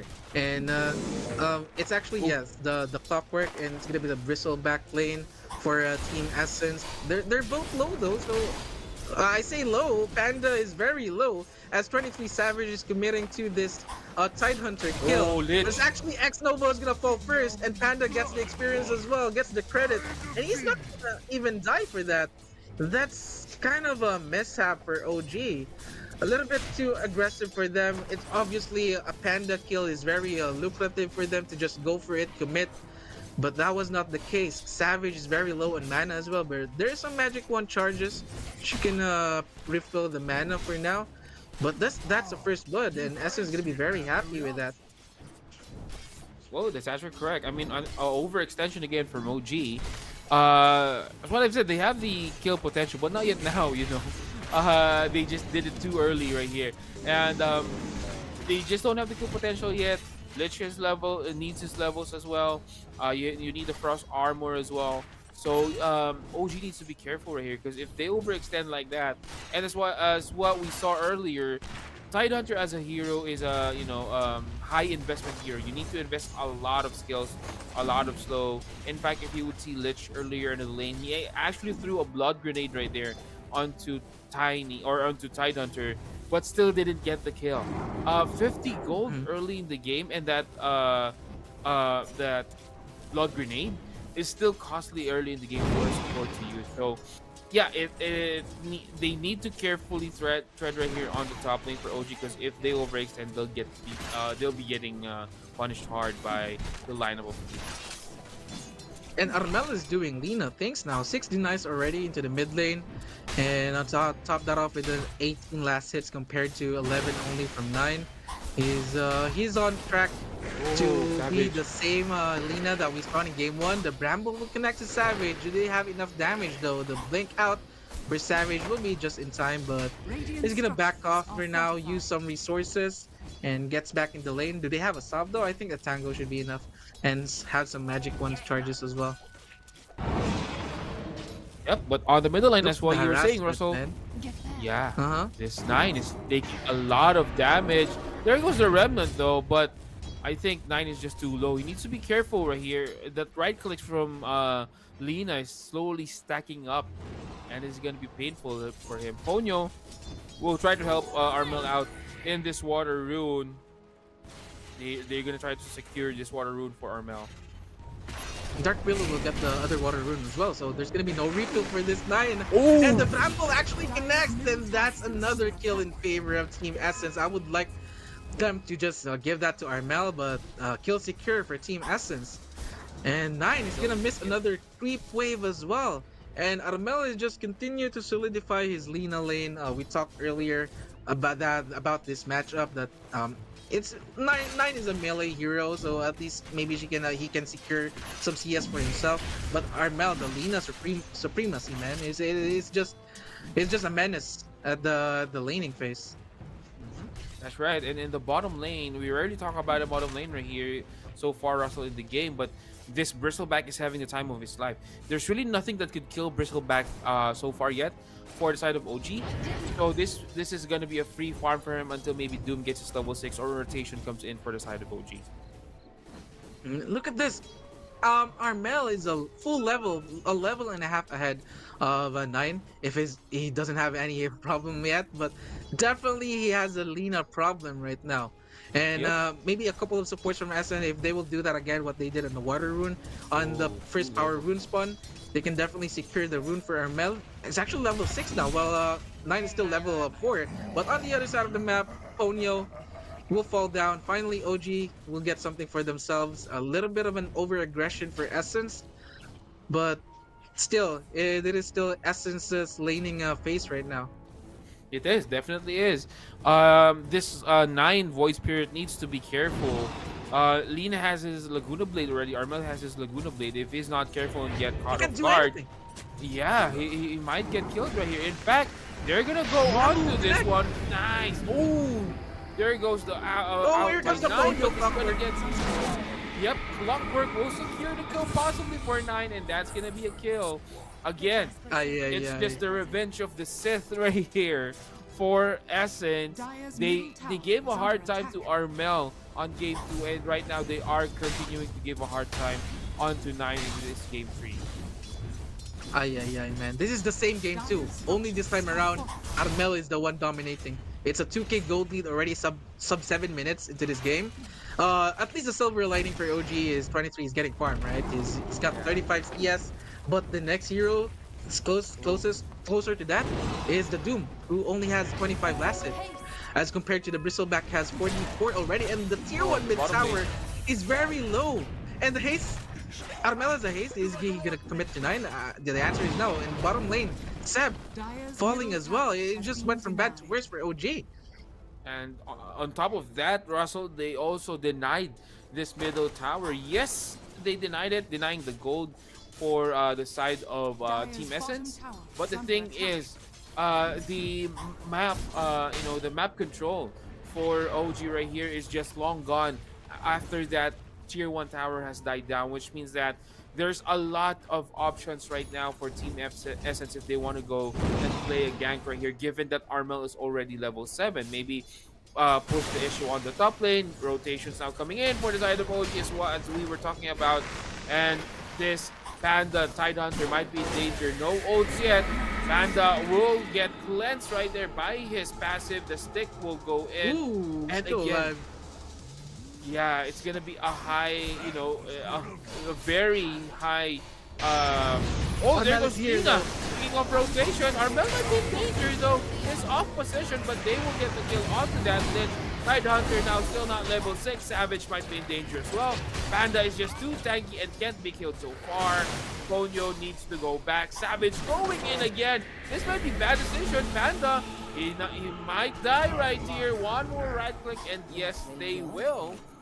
Team Essence just handing off that early lead right now, and they might get a third one right here. If they can, was a the mistake. route is there. Norman trying to run away. PA is taking a lot of damage, and that's gonna be 3 kills on the board for OG without any return on the Essence. No, make it 4 all across the map. It's gonna Ooh, be Raven. Bristleback going down as well. X Nova, man. Earlier when the fight broke up top with the Armel rotation, Armel didn't realize, or he completely forgot about the fact that the Lich has a Sinister Gaze, and the fact that he wasn't able to just burst the Lich right off the bat, and X Nova was able to cast the Sinister Gaze. That was the reason why he died right there. If Armel was able to burst the Lich, that could have been a completely different team fight. I guess the Tidehunter will get the experience for the level 6 as well. Gets a Tidehunter ultimate. Then it could have been a disaster for OG. And right after that, X Nova rotated down bot. The Doom already has his ultimate. Committed for the Bristleback. Another Sinister Gaze. Was able to get Bristleback kill. And finally, OG, some things are going this way into this game 3, and they found a clockwork as well. He's trying to survive, but it's just a matter of time for him to fall down right here. 4 heroes from OG's right next to him, and that's a very dead clockwork. It's only a down to 1k gold lead now for Essence. But still, Lina and Bristleback is still on top of the net worth. They cannot do that again if you're Essence. Armel though, BOT already completed.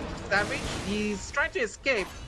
But the slow is there coming in from Tidehunter. LSA will miss though, but Raven is already here with the goose. This should be a dead 20 Savage, and there we go. They should get a tier 1 tower on top of that as well. But the mid tower though is in danger for Team Essence. So I don't think they really mind at all since they got the mid tower already earlier into this game. So it's just gonna be a trade. That is correct. And Tidehunter now level 6. They didn't opt out for that ultimate though, but another kill on the middle lane for OG. It's going to be Dark Lolo paying for his life. And again, I actually noticed Tidehunter right here didn't actually opt for that Ravage. So he needs another full level right here, possibly getting once he gets his level 7, Ravage will be his next option. Essence has good level 6 timings, a very strong level 6 timing. You have level 6 Clockwork timing, you have the Lina timing, which we saw earlier, we have the Ravage timing as well, and even the Dark Willow level 6 is also very, very good in causing havoc in the clash. So this is actually a good timing, and I think Essence need to capitalize on Raven this. though. Yep, Raven. He's stuck right here. If they can find Raven, which is very obvious since 23 Savage doesn't have a creep wave or a cap to farm now. If they can find that Raven, but still, no, Raven was able to TP out of danger. Yeah.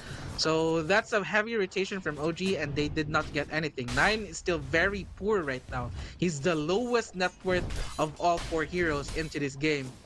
It's only 3,600 compared to Lina already at 5,700. That's a full 2k ahead for our mid laners.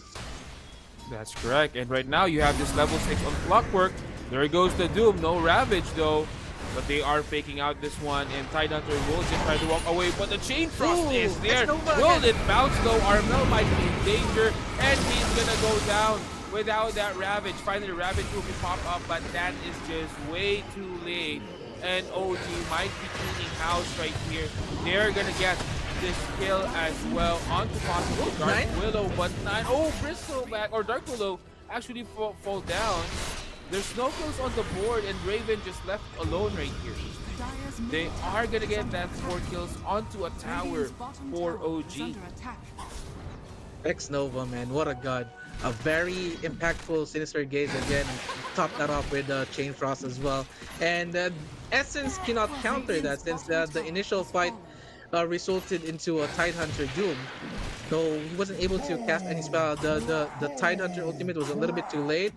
So Essence, even if they are in the advantage, OG was the rotation from OG, especially X Nova's Lich, was top notch. So Armel getting delayed is actually Doom is leading the net worth right now, 6,700. That's a 3k gold swing from the last team fight. Seb is carrying his team to his back right now, and there's a lot of stacks for PA23 to liquidate as well, to liquidate the OG's assets. Does PA has a Battle Fury already? I would assume, as we are already 13 minutes into this game with a 5,300 net worth for him. Oh well, yeah. This is actually quite looking good for OG. The previous initiation, Clockwork was actually looking for a timing right there to get into Doom, but then Doom got his level 6, casted Doom on Tidehunter, and it all fell down. Clockwork was just a little bit too late, or maybe they didn't find that window fast enough before Doom casts his ultimate onto Tidehunter, and that what caused the downfall for Team Essence right here. But right now, we'll see how Team Essence they can still bounce back on this one. So what I've said, if they just find the right initiation, they have a lot of disables on the board, they can easily win a team fight right here. I haven't seen a Clockwork hook shot yet, so I would love for Essence to just smoke after Raven gets his Aghanim Scepter. I think he's closing into the Aghanim Scepter now if he doesn't have it already. Faded Brooch for X Nova, this is a very nice item for him. For additional sustainability, you cannot just burst this Lich, especially with the Frost Armor as well. And Armel has been silent. I mean, he has a very nice timing as he dominated the mid lane. But after a couple of deaths, he's not very powerful anymore. But this is the hook shot we're talking about. Catches 2 heroes into the count. A 2-1 LSA as well. Can he kill 9-2? Can he dissimulate out? Yes, he can. Barely enough damage for Essence. But I think OG is happy with that, as they only gave up days. And that's a lot of commitment for Essence as well. They showed a lot of heroes, a lot of information for Team OG. So Nine will be thanking his lucky stars that he wasn't taken down there. Nope. Chain Frost? Not enough. Yeah. Actually bounced, but the Sinister Gaze will actually pull Ponyo back, and that's gonna be a kill. A little cocky right there for Ponyo, for Clockwork, just overstaying his welcome onto that triangle. But at least they have the idea right now. But never mind. Savage is gonna get this one. He said that, you know, they have the information. I better get this one as early as possible. But speaking of information, Panda, another Doom. yeah, this is gonna be a dead Tidehunter, definitely. Oh, Raven is Unless here though with a something- fresh Aghanim Scepter. Oh yeah, go ahead. And the Doom is almost over. The Tidehunter has the ultimate now. Here we go. A 2-man Ravage coming in for Panda, and Raven is just cleaning house now. 9 will fall down, and Panda is still dangerously low. Step will finally take that pesky Tidehunter down. But Dave is next to the chopping block, and that's a 2-for-1 trade in favor of Essence. It initially started good for OG, but Panda bought enough time for his carry to respond from the to rotate from the Twins Gate, and the fresh Aghanim Scepter doing wonders for Team Essence. Finally, they took out 9, topped that off with a Daze kill as well. That's right. But all of this happening while Savage is actually farming. Battle Fury now up for Savage, and he's gonna opt for a quick BKB right here. Nice position though. There's a lot of magic damage that could burst down PA, specifically on the Lina. So he needs his BKB in order to prevent them from doing so. And yeah, he could actually dive in with this BKB right now, given that he has the damage from the Battle Fury. Let's see how this would pan out for OG. OG is still on a lead right here, 13 to 9, but it doesn't really feel like it on our game. It's pretty much equal here. But let's see how both teams will capitalize on this. Oh, Raven already bought this shard as well. Can they catch 9 here? Is the damage enough? Oh no, the Wisp or the Dark Will ultimate the hook. is not in time. They did not time it perfectly. The hook shot whiffs as well. And that's a missed opportunity for Essence. As 9 was able to escape. This is twice now that 9 was able to escape barely. that's very correct. I was looking out for the cogs right there. I'm not quite sure if Clockwork or Silence. Maybe we could review the tape right there. But he did not cast the cogs just to push or to give additional, disable back for that Void Spirit. If only the cogs would land directly on where Void Spirit would pop up, then possibly they could have killed this Void Spirit. But yeah, it is what it is. I mean, that's how you play Dota. You just need to accept what happened and then move on. Have a better performance on your next clash. Right. Armel has his Aghanim Scepter at the ready. Definitely, this Lina is a threat now, as she can easily burst down one hero with a magical amplification of the Aghanim Scepter. The LSA Dragon Slave Laguna Blade combo can take out any heroes from OG, I should say, if you're caught sleeping. Maybe except Seb.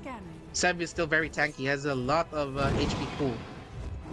It's nighttime and Essence will have a 4-man smoke. They're eyeing towards the bottom lane. Savage is an ideal target, but they're not going for that route. Essence respecting that a lot of OG heroes might be residing in that area, but 9 is a very nice pick off. They can catch 9. But the reactions are just a little bit too late for them, I would say. The hook shot will connect from Ponyo though, and this time around, Narman will not be mistaken in casting his Terrorize to finally lock down 9. And I would say that is a successful smoke for Essence, even though that is a lot of heroes are invested for that kill. They continue to punish 9, and this Void Spirit is non-existent for Team OG. That's correct. Yeah, 9 is having a hard game right here. But I think OG wants to go ahead and contest this Roshan in trade for the tier 1 tower on the bottom lane. I think they have enough damage already. This will go under the nose of Team Essence. And I think they don't have any ideas though, because they are thinking on the bottom lane that they're actually waiting on the side or on the back of the tier 1 tower, not knowing that currently OP is aiming for that Aegis, and they will get Dire's bottom tower is under attack. Yep, and it's a fast one as well. OG will get that Aegis for themselves and will smoke right after the fact. They give the Aegis to the Phantom Assassin. Can they find anyone though? The closest target would be Armel, but he's a little far off. All of Essence's heroes right now are at the bottom lane. Armel, BOT at the ready. Ponyo finds an amplified damage. Radiant's top tower is under attack. I think Ponyo should be able to tank this gank for his team though. He will pop the smoke if he continues to walk down mid. A little bit suspicious since there's no hero showing, and finally he will pop the smoke, and he should be the sacrificial lamb. Essence, I think they're okay with Ponyo just dying here. Oh, Ponyo. Instead of the 4 heroes actually staying alive. Ponyo. Yeah. Armel did not show right himself just yet. But finally he will show himself, and that's a trade. And 9 again, he will be punished. You get the Clockwork, but at what cost? Gonna give up your life.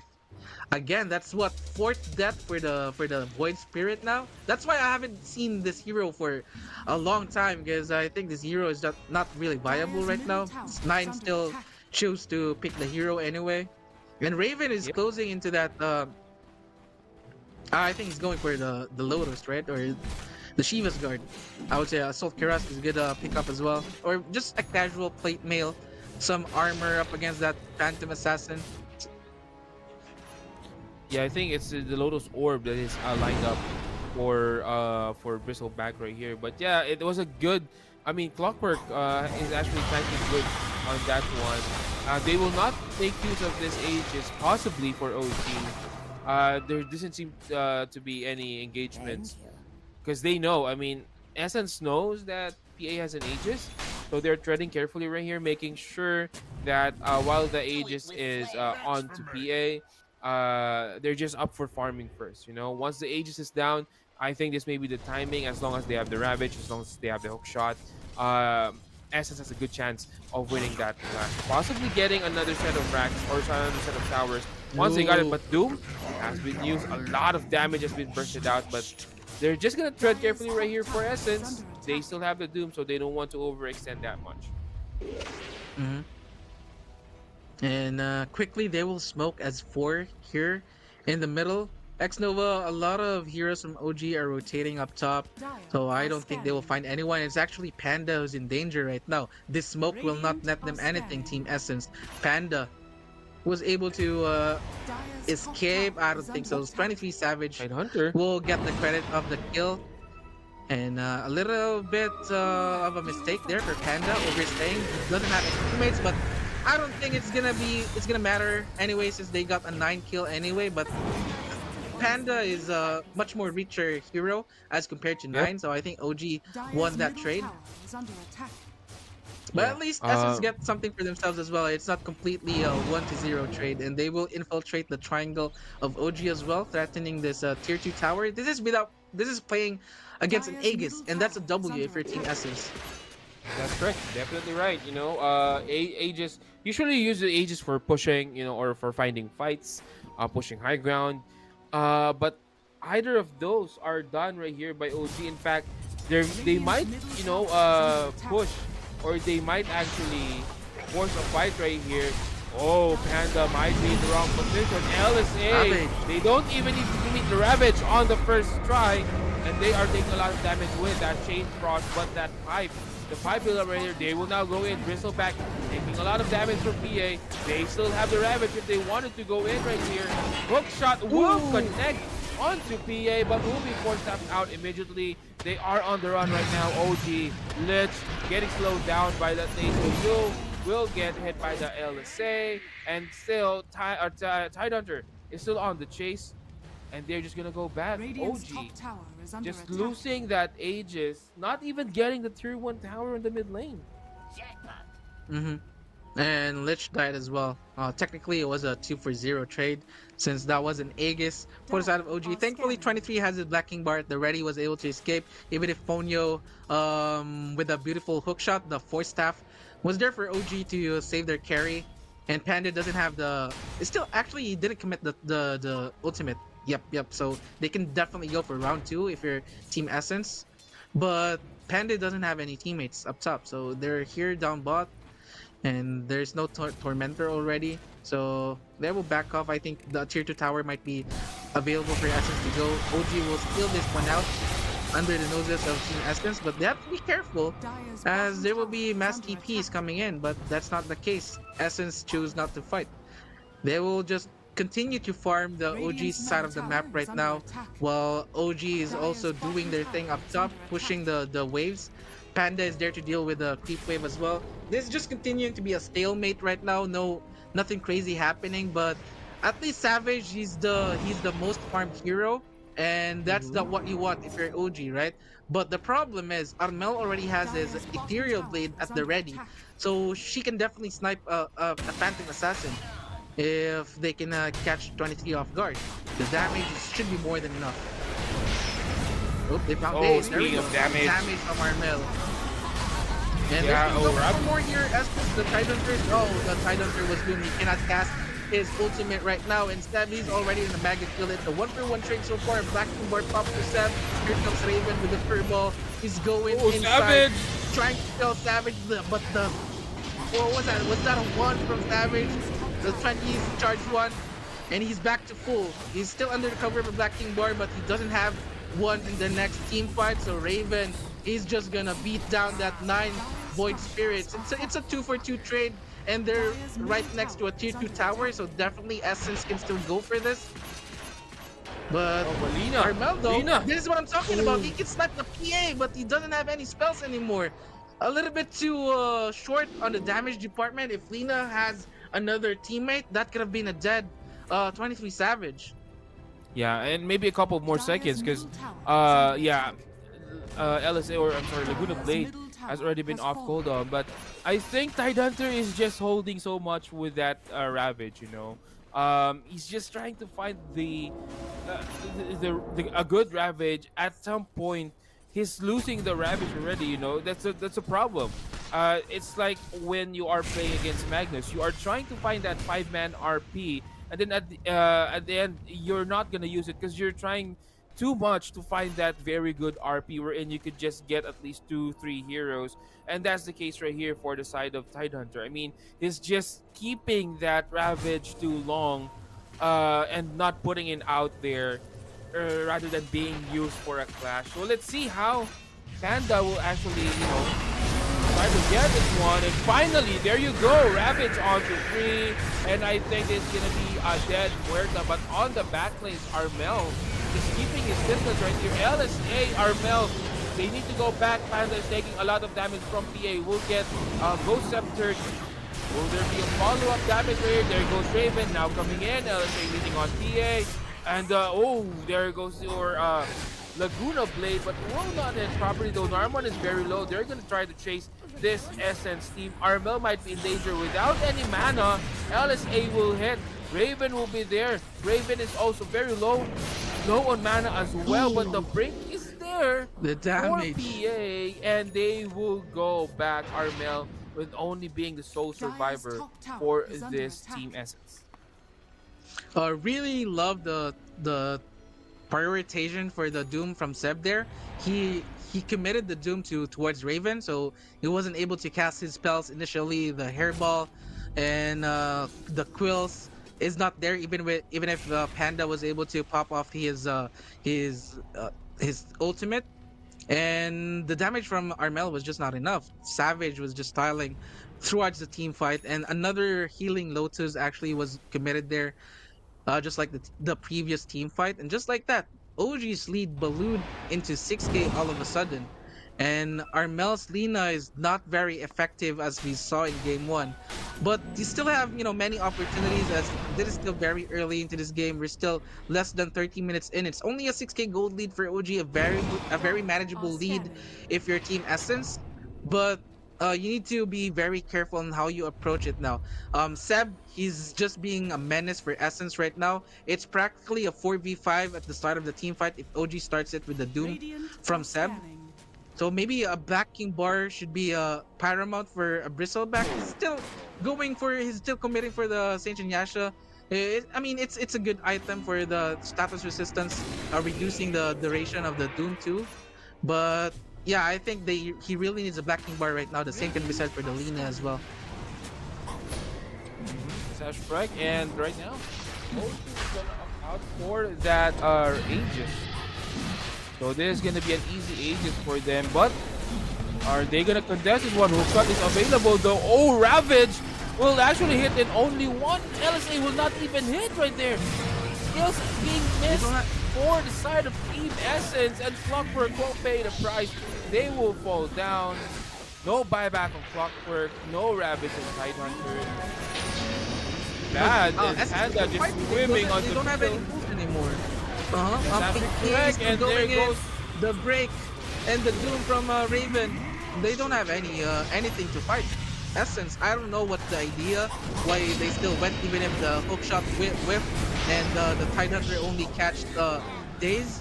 They still went for it, and that's a crucial mistake for them. And they're gonna be wiped from the face of the earth as Armel, he's desperately trying to stay alive.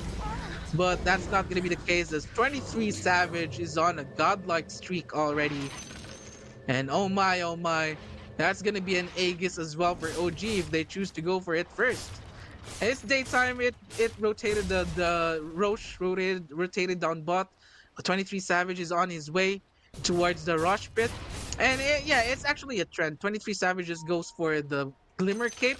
And it's very annoying if you catch the Phantom Assassin initially. She's just gonna Glimmer Cape just to provide the gap and then cast the Blur, and she's out of there. And she can easily go back to the team fight, pop the Black King bar. I haven't actually seen this one before. This is the first time I saw PA prioritizing a Glimmer Cape. Most of the time, I'll see a Phantom Assassin just goes for an Aghanim Scepter for the Blur, But this is interesting for Savage, I should say. Well, this is actually Radiant's a bottom what I tower would is say is under that a attack. good investment in terms of a defense, because basically Glimmer Cape gives you a high percentage of Radiant's bottom magic tower is reduction, under attack. which is very good Radiant against structures are fortified. this lineup of Team S, and specifically with the Lina. I'm still trying to confirm. Yes, it is actually 43.75. Uh, magic reductions right here, almost 50%. Radiant's bottom So tower which has means fallen. that when you have this Glimmer Cake, Lina, you are basically safe. But speaking of Glimmer Cake, will that save this one out? And that could be worth of falling down. They're just gonna try to fight this one out. Blitz will also fall down on the other hand. Flash is so chaotic right here. They're gonna try to get this one. Ponyo will fall down. PA has that Aegis though. So Team Essence needs to be careful. OG now on the chase. They're gonna see this bristleback, but they don't want to go with that one. That's gonna be a very hard kill to get. And at the end of the day, it's 2 kills for the side of for Team Essence. A buyback has been used though. X Nova has used this buyback. That's actually a nice way for Essence to slow down this push for OG, as they have the banner as well. Can easily just infiltrate the tier 3 towers of Essence. And they have all the answers in the world for this bristleback. You have the Doom, you have the break from the Phantom Assassin, not to mention the Shiva's Yeah. Guard as well. And I think Seb can catch Radiant's Armel, middle not tower enough is distance under for him to attack. cast Radiant's the middle Doom tower though. has fallen. Armel will be thanking his lucky stars that he's still alive for now. Yep, nice. Careful now, Raven. You don't want to Radiant's catch middle yourself tower into is the under attack. heroes of OG. But yeah, Panda still have his ultimate right here. Let's see if Essence actually have the balls to actually fight up against an Aegis. Well, that's actually what they are trying to do right now. OG needs to push the issue with the Aegis. They need to use this Aegis properly, basically. They can win, if you can see on the previous clash, they can definitely win a clash. They it's just too much right now. Bristleback is Raven on that Bristleback is having a hard time due to the break that PA is applying, because after that break he just easily gets shot down real quick. Raven can't dish out any damage as of now. Maybe something that could dispel the break if ever. Maybe a use could help. But other than that, this PA is gonna be a big problem for Bristleback. And right now, OG is trying to go for that third Rax right here. Will there be enough damage? And there goes your Glimmer Yeah, Cape. it's the Saving- Glimmer Cape. The Glimmer Cape is doing it, man. We saw it earlier where Armel almost killed Savage, and that's because of the cloak, the magic reduction, magic damage reduction from PA was able to dodge 2 kills now from Armel. So it does make sense now that Savage is prioritizing the item, especially up against Alina, and it's doing wonders for the PA right now. You're actually correct. But right now, this is gonna be a problem. Lina can't burst down. PA Bristleback is being bursted down as well by PA. You can't tank because of this shard that PA has. But yeah, I'm not quite sure how this would work out with Team Essence right now. They are on an uphill battle. Oh, Parrot. Oh, he's 9. Taking a lot of damage. PA almost dying as well. He has the Aegis though. 1 minute into the Aegis. Let's see how this would go for OG. Savage is gonna be the Abyssal Blade queued up and the Satanic as his items, and it's already an 18k gold lead for OG. It's starting to look like it's the beginning of the end for Essence right now. 36 minutes into this game. If Armel cannot provide any impact, maybe just avoid 23 Savage completely, since you cannot burst That's the PA. Just go for the supports, maybe Daze, or ideally the Lich. The Lich is more annoying than Daze. How did Savage kill himself? To the Tormentor. Yep, it's Tormentor. expiring anyway. The Aegis was already expiring, so I don't think Savage mind too much.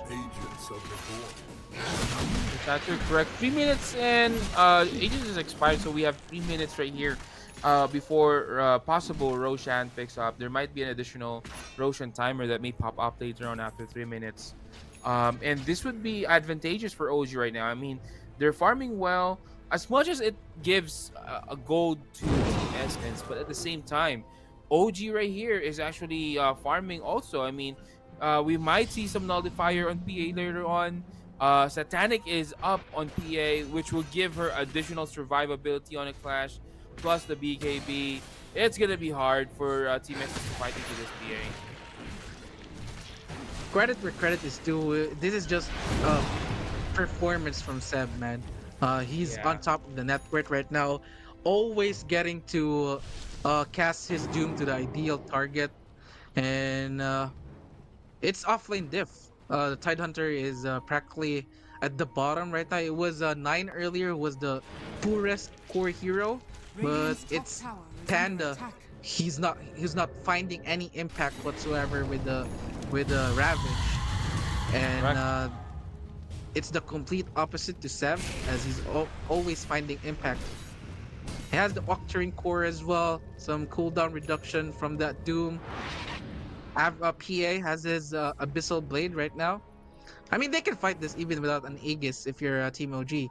I would love for Seb just to target Raven and just go here, and here we go, a fight pops up, but that's an immediate kill to X Nova though. Is it, and Essence actually turn this around? There's no buyback for the both of those heroes, but here comes the Seb. Boom, bringing the pain to Essence. It's a 2-for-1 trade, but 23 Savage, you don't have a Satanic just yet, so you cannot life steal your way out, and that's a huge kill for Essence. I mean, we Oh my praised God. Seb from always finding the right target, but this time around it was actually Essence who bursted down X Nova right off the bat. Wasn't able to cast any spells whatsoever, no buyback to speak of.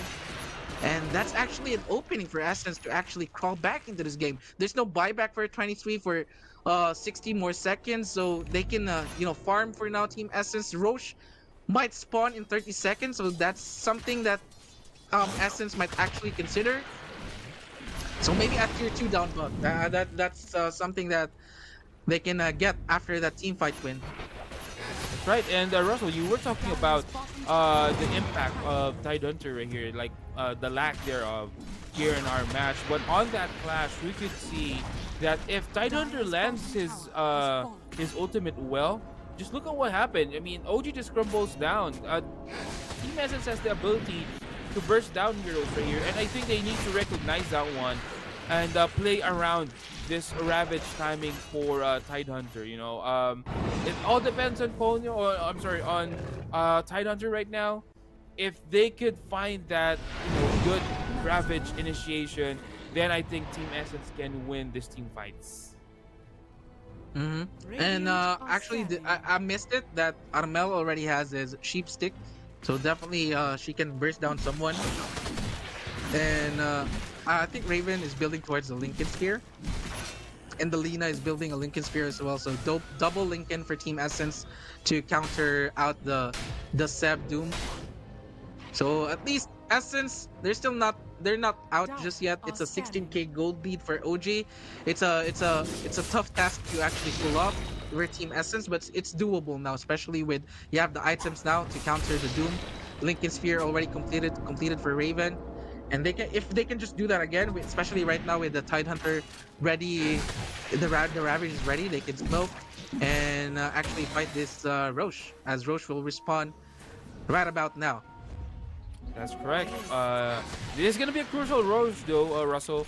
So normally, or basically, whoever wins this Roche fight will have a big advantage later on.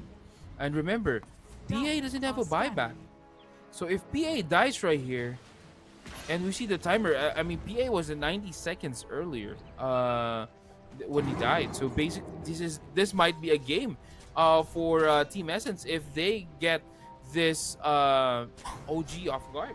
Radiant are scanning. And they saw that EA bought the Abyssal Blade as well, so Essence have a very good idea that 23 doesn't have a buyback right now, but this is a very fast Roche. I don't think Essence can be here on time unless Panda will jump up, but the Sinister Gaze coming in from X Nova, canceling the jump. from Panda. He's still cast a very beautiful Ravage, catches 3, but the self-doom from Stab is just preventing Raven providing any damage right now. But Armel is caught by X-Nova, but the damage is just not there. He's very quick, but Daze blinks in. He catches Armel. Another sensor gaze from X-Nova. Finally will take down Armel. And Ponyo is very low as well. He needs to go back. And not to mention, Raven doesn't have any HP to speak of. He pops a Black King bar, but I don't think it's gonna help you, sir. Armel actually walked back into this fight, and he's gonna die back instantaneously. And that should be game, man. I mean, Essence, they put up a good fight, but that was a very costly mistake for Armel to actually buy back and goes back in. But X-Nova, again, the sinister gaze from X-Nova, man. If Panda was able to blink in, Panda was actually thinking twice if he's gonna go for the rush pit jump. But if he went ahead and casted Ravage in the middle of that, it could have been a completely different team fight. Essence doesn't have any buyback. It's only Panda who has a buyback to speak of. Armel will not respawn in 80 seconds. Raven is gonna be up to 30 seconds though, so maybe at least Essence can delay things out. It's still a tier 2 tower in mid, so maybe they can buy enough time for Armel to respawn. But it's already a 30k gold lead for OG. That's right. And Daze actually getting an immaculate dead shot right there. They're actually not getting the glyph. That's They're right. going Dark for a was about to GG use Terrorize earlier, but what happened is that Daze just uses dead shot just to fear Dark Lulo and not get that Terrorize on time. And right now, Ancients are exposed. Will there be a fight? There will be, but there's no fight coming out of Team Essence. This might be the last hurrah for Team Essence on this game and on this tourney. Bristleback just alone, missing out a lot of damage. 20 seconds, Doom is there. B-game is up, though Raven will try to bait out the members of OG, but they have been swept out right here. 10 seconds. The glyph will be reset though. Yeah, Team Essence is just lacking on there this we one, go. and they're gonna call this one GG. OG surviving this lower bracket run, defeating Team Essence in a 2-1 manner. And they're gonna be facing Ivory right after this game. I think we're just gonna have a break, and then the next series will be OG versus Ivory. Unfortunately for Essence, they put up a good fight, especially in game 3, but OG is just better in this series right now. They're the better team. So Essence, we're gonna have to say goodbye for them. They're gonna be taking home $4,000. And what a performance from Seb. I would give Seb the MVP into this game. X Nova as well. I'm torn between it's either Seb or X Nova. The impact from the sinister gazes from X Nova was just the chef's kiss, man. It was it was perfect. The timing is always there, preventing all initiation coming in from Team Essence, and the itemization from OG as well. So the Lina problem that they had in game 1, it did not happen again. That's why they gave Lina to Armel into this game 3. But yep, it's a 2-for-1. Graham, it was a good series, but we're gonna have to say goodbye for Essence, and Ivory will be the next opponent of Team OG. That's correct. And yeah, speaking of next opponent for you guys right there, maybe grab some snacks. We'll be back for the next series of our match or of our tournament. It's going to be Ivory and OG, the rematch of the upper bracket semifinals. So stick around and we'll get back to you after a short break.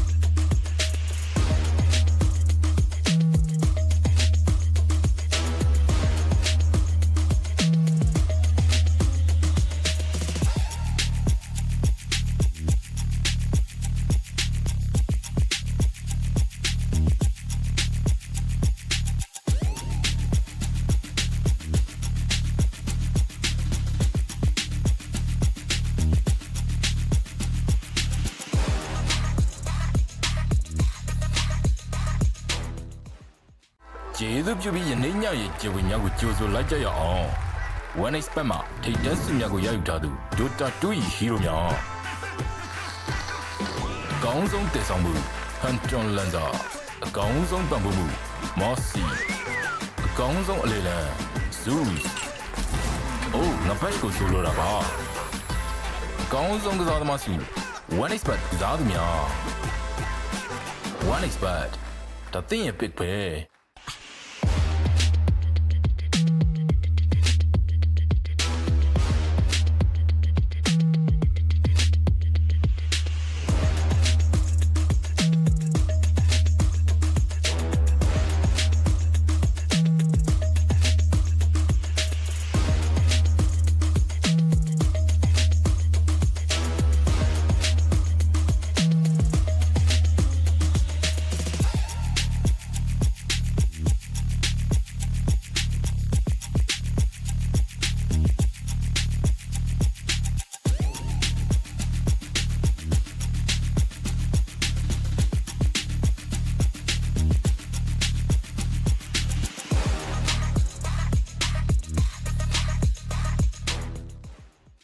ကျေးဇူးပြုပြီးယနေ့ညရဲ့ကျေဝညာကိုကြိုဆိုလိုက်ကြရအောင် One expert မှာထိတ်တန့်စုများကိုရယူထားသူ Dota 2 Hero များ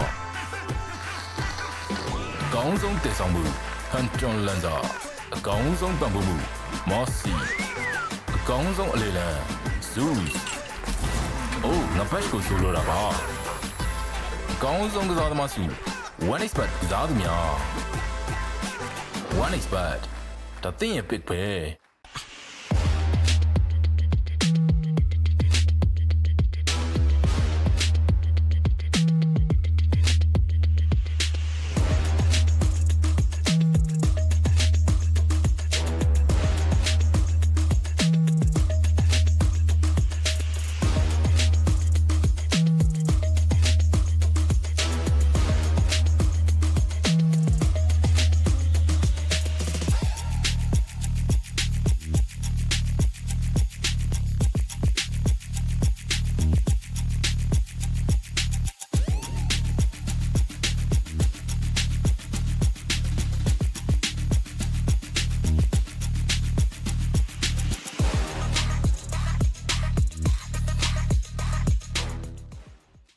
ကျေးဇူးပြုပြီးယနေ့ညရဲ့ကျေဝညာကိုကြိုဆိုလိုက်ကြရအောင် One expert မှာထိတ်တန့်စုများကိုရယူထားသူ Dota 2 Hero များအကောင်းဆုံးတည်ဆောင်မှု Hunton Lanza အကောင်းဆုံးပံ့ပိုးမှု Mossy အကောင်းဆုံးအလေလံ Zeus အိုးငါဘက်ကိုဆိုလိုတာပါအကောင်းဆုံးကစားသမားစု One expert ကစားသူများ One expert ဒါသင်ရဲ့ pick ပဲ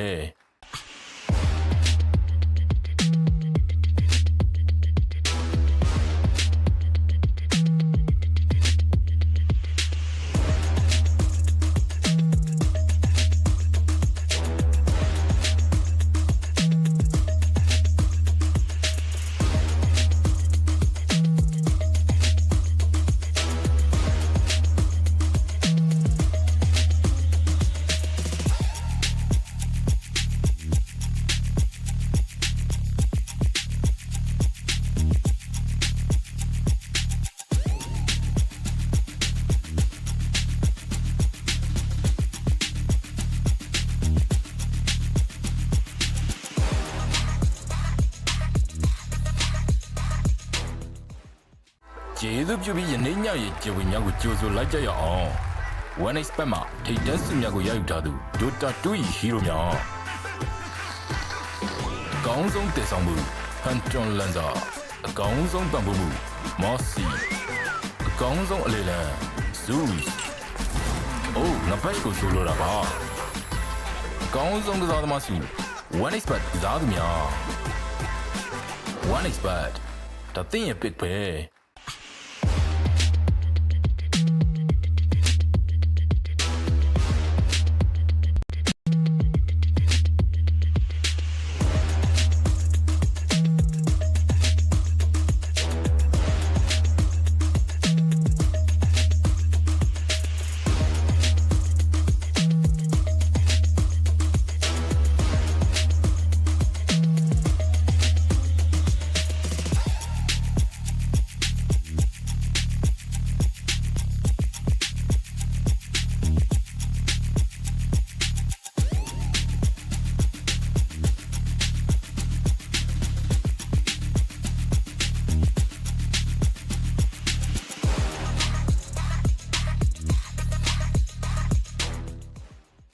ကျေးဇူးပြုပြီးယနေ့ညရဲ့ကျေဝေများကိုကြိုဆိုလိုက်ကြရအောင် One Expert မှာထိပ်တန်းစစ်များကိုရယူထားသူ Dota 2 ဟီးရိုများ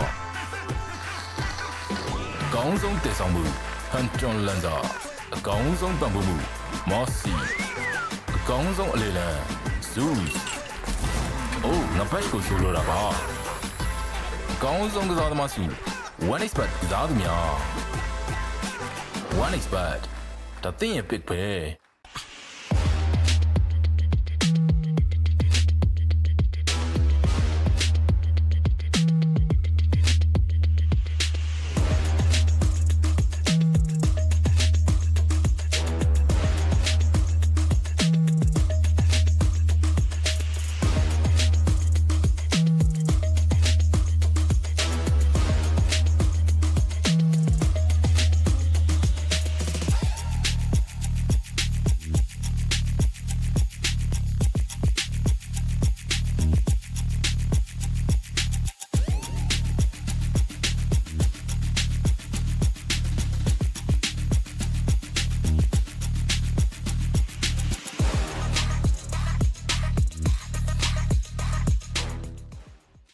ကျေးဇူးပြုပြီးယနေ့ညရဲ့ကျေဝေများကိုကြိုဆိုလိုက်ကြရအောင် One Expert မှာထိပ်တန်းစစ်များကိုရယူထားသူ Dota 2 ဟီးရိုများ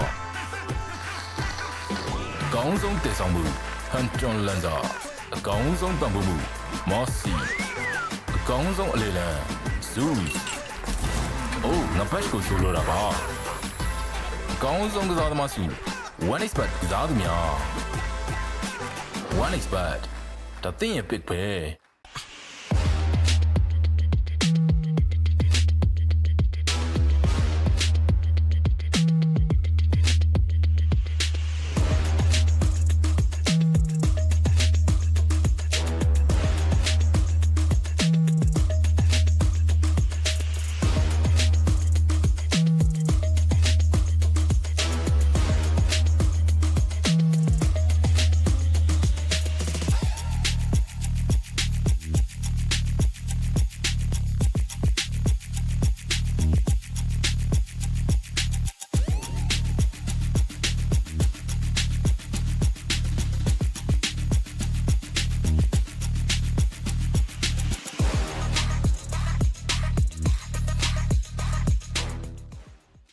ကျေးဇူးပြုပြီးယနေ့ညရဲ့ကျေဝေများကိုကြိုဆိုလိုက်ကြရအောင် One Expert မှာထိပ်တန်းစစ်များကိုရယူထားသူ Dota 2 ဟီးရိုများအကောင်းဆုံးတည်ဆောင်မှုဟန်ဂျွန်လန်ဒါအကောင်းဆုံးပံ့ပိုးမှုမော်စီအကောင်းဆုံးအလေလံ Zeus အိုးငါဘက်ကိုဆိုလိုတာပါအကောင်းဆုံးကစားသမားစု One Expert ကစားသူများ One Expert ဒါသင်ရဲ့ pick ပဲ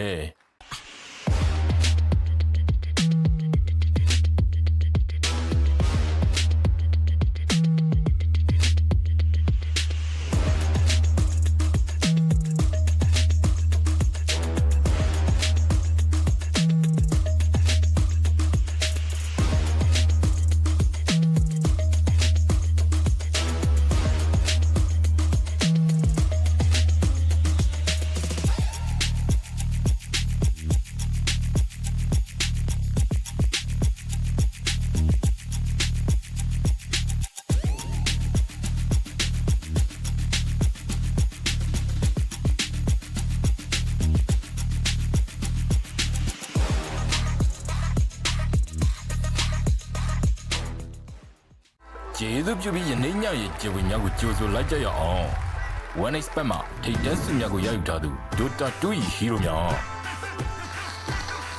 အကောင်းဆုံးတည်ဆောင်မှုဟန်ဂျွန်လန်ဒါအကောင်းဆုံးပံ့ပိုးမှုမော်စီအကောင်းဆုံးအလေလံ Zeus အိုးငါဘက်ကိုဆိုလိုတာပါအကောင်းဆုံးကစားသမားစု One Expert ကစားသူများ One Expert ဒါသင်ရဲ့ pick ပဲ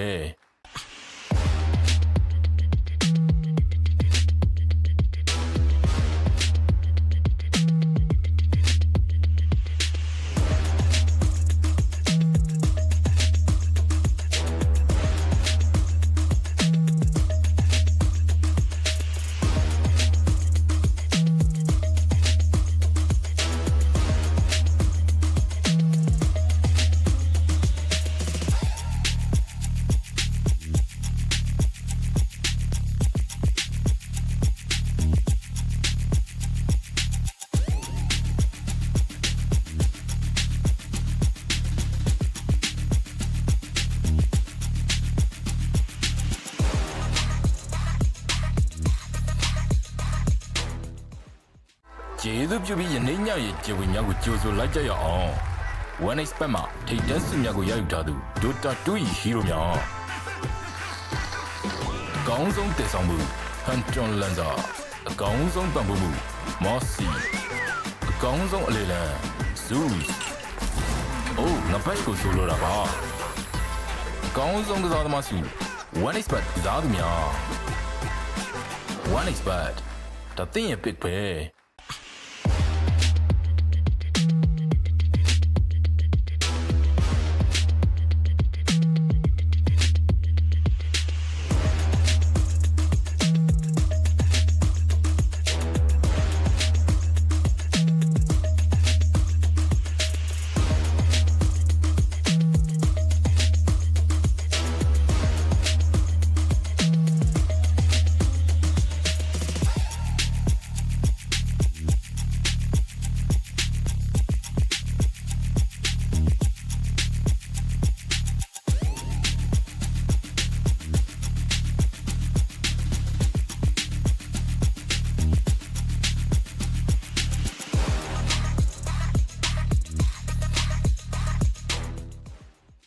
ကျေးဇူးပြုပြီးယနေ့ညရဲ့ကျေဝင်များကိုကြိုဆိုလိုက်ကြရအောင် One Expert မှာထိပ်တန်းစုများကိုရယူထားသူ Dota 2 Hero များ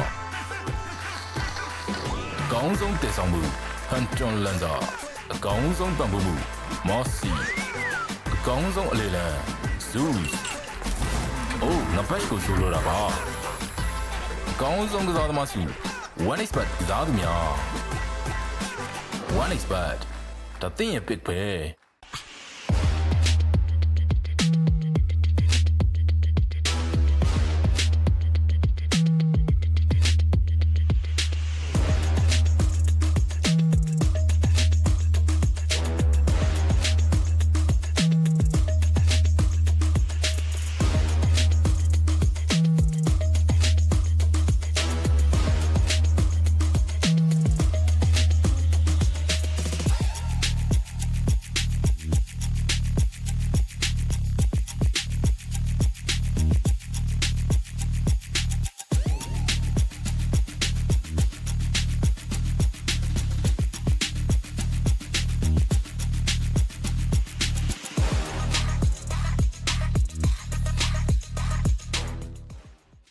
ကျေးဇူးပြုပြီးယနေ့ညရဲ့ကျေဝင်များကိုကြိုဆိုလိုက်ကြရအောင် One Expert မှာထိပ်တန်းစုများကိုရယူထားသူ Dota 2 Hero များ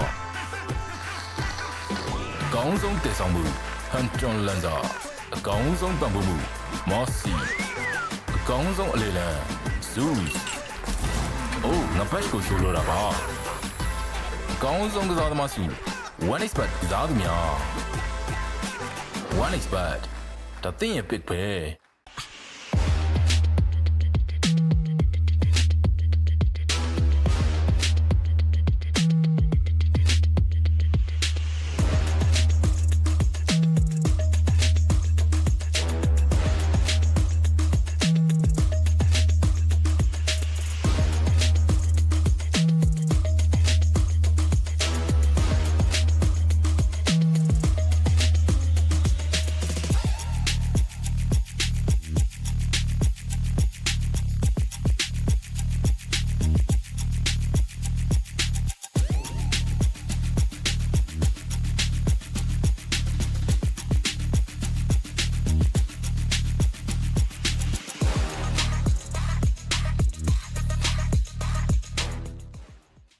ကျေးဇူးပြုပြီးယနေ့ညရဲ့ကျေဝင်များကိုကြိုဆိုလိုက်ကြရအောင် One Expert မှာထိပ်တန်းစုများကိုရယူထားသူ Dota 2 Hero များ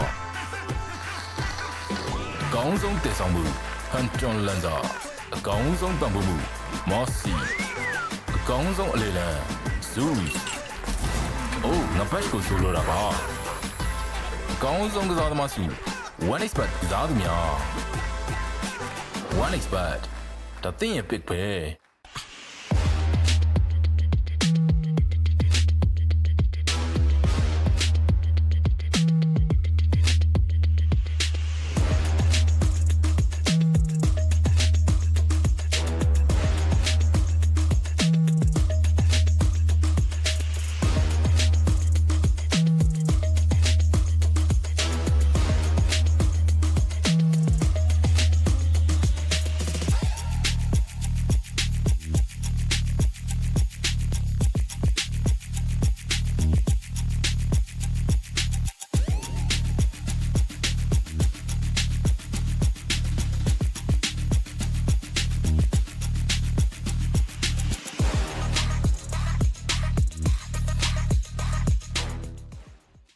ကျေးဇူးပြုပြီးယနေ့ညရဲ့ကျေဝင်များကိုကြိုဆိုလိုက်ကြရအောင် One Expert မှာထိပ်တန်းစုများကိုရယူထားသူ Dota 2 ၏ hero များ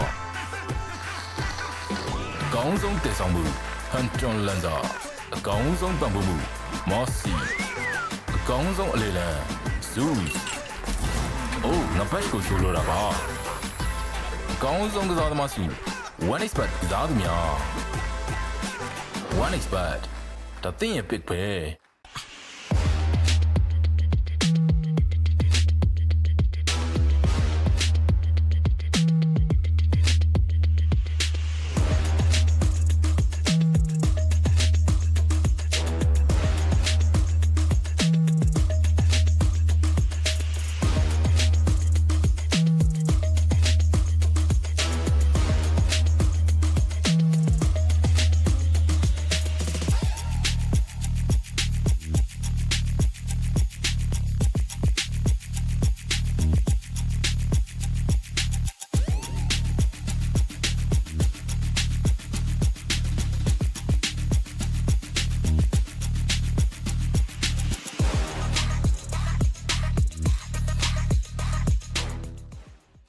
ကျေးဇူးပြုပြီးယနေ့ညရဲ့ကျေဝင်များကိုကြိုဆိုလိုက်ကြရအောင် One Expert မှာထိပ်တန်းစုများကိုရယူထားသူ Dota 2 ၏ hero များ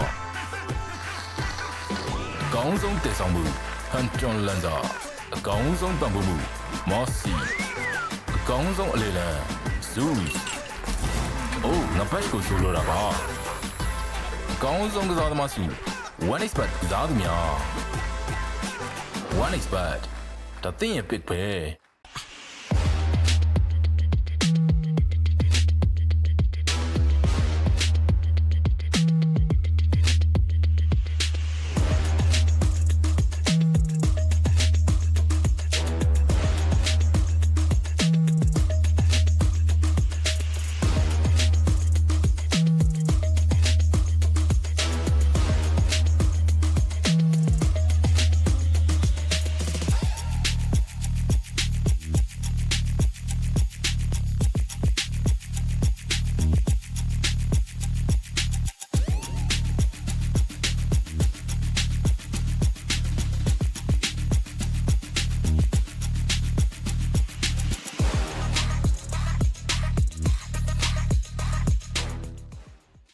ကျေးဇူးပြုပြီးယနေ့ညရဲ့ကျေဝင်များကိုကြိုဆိုလိုက်ကြရအောင် One Expert မှာထိပ်တန်းစုများကိုရယူထားသူ Dota 2 ၏ hero များ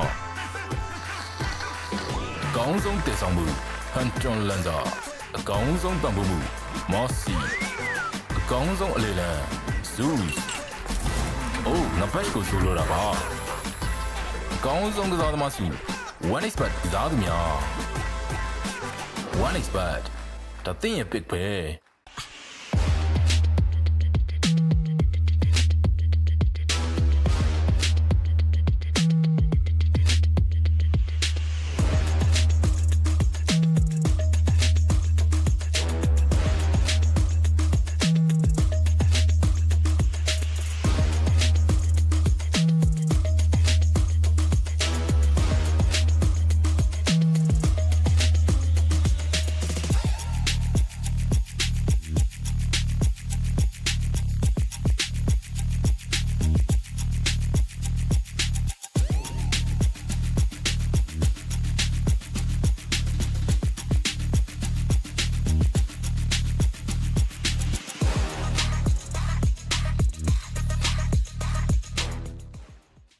ကျေးဇူးပြုပြီးယနေ့ညရဲ့ကျေဝင်များကိုကြိုဆိုလိုက်ကြရအောင် One Expert မှာထိပ်တန်းစုများကိုရယူထားသူ Dota 2 ၏ hero များအကောင်းဆုံးတည်ဆောင်မှု Hunton Lanza အကောင်းဆုံးပံ့ပိုးမှု Mossy အကောင်းဆုံးအလေလံ Zeus အိုးငါဘက်ကိုဆိုလိုတာပါအကောင်းဆုံးကစားသမားစု One Expert ကစားသူများ One Expert ဒါသင်ရဲ့ pick ပဲ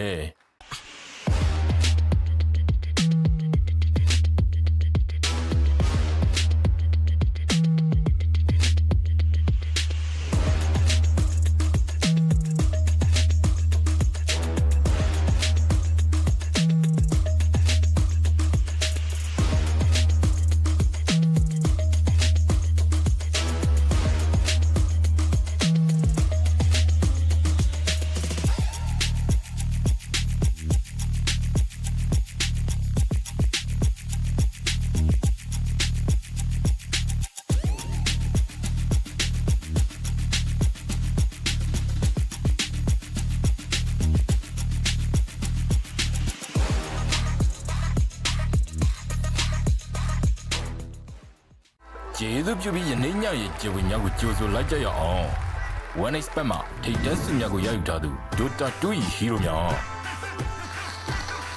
အကောင်းဆုံးတည်ဆောင်မှု Hunter Lancer အကောင်းဆုံးပံ့ပိုးမှု Mossy အကောင်းဆုံးအလေလံ Zeus အိုးငါဘက်ကိုဆိုလိုတာပါအကောင်းဆုံးကစားသမားစု One Expert ကစားသူများ One Expert ဒါသင်ရဲ့ pick ပဲ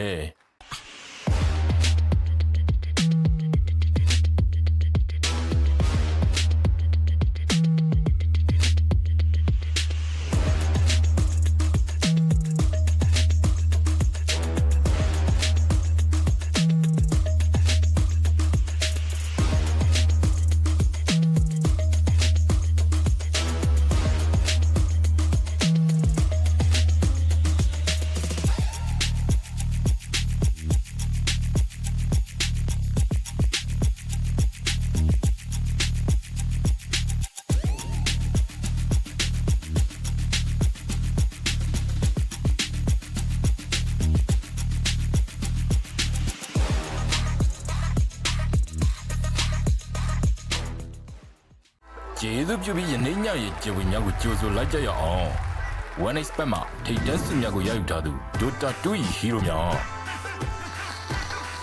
အကောင်းဆုံးတည်ဆောင်မှု Hunter Lancer အကောင်းဆုံးပံ့ပိုးမှု Mossy အကောင်းဆုံးအလေလံ Zeus အိုးငါဘက်ကိုဆိုလိုတာပါအကောင်းဆုံးကစားသမားစု One Expert ကစားသူများ One Expert ဒါသင်ရဲ့ pick ပဲ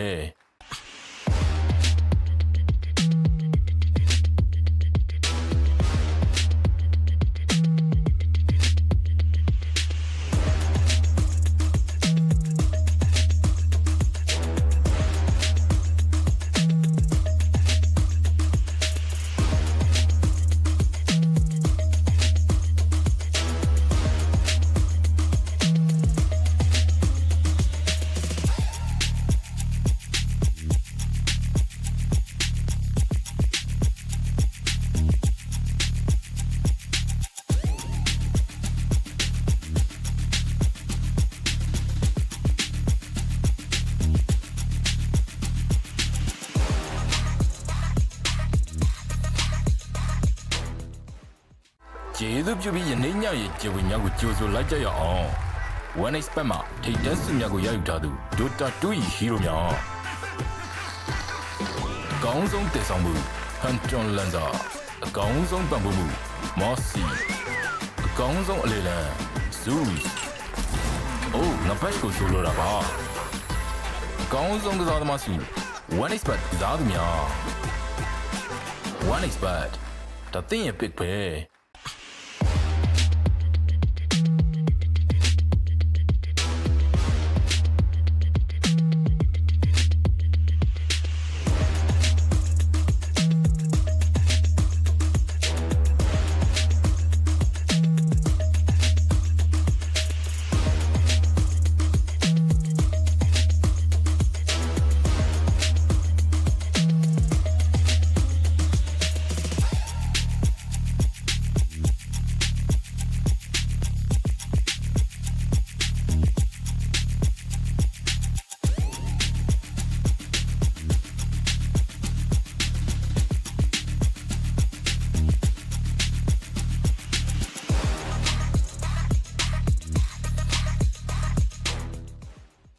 ကျေးဇူးပြုပြီးယနေ့ညရဲ့ကျေဝင်များကိုကြိုဆိုလိုက်ကြရအောင် One Expert မှာထိပ်တန်းစစ်များကိုရယူထားသူ Dota 2 Hero များအကောင်းဆုံးတည်ဆောင်မှု Hunter Lancer အကောင်းဆုံးပံ့ပိုးမှု Mossy အကောင်းဆုံးအလေလံ Zeus အိုးငါဘက်ကိုဆိုလိုတာပါအကောင်းဆုံးကစားသမားစု One Expert ကစားသူများ One Expert ဒါသင်ရဲ့ pick ပဲ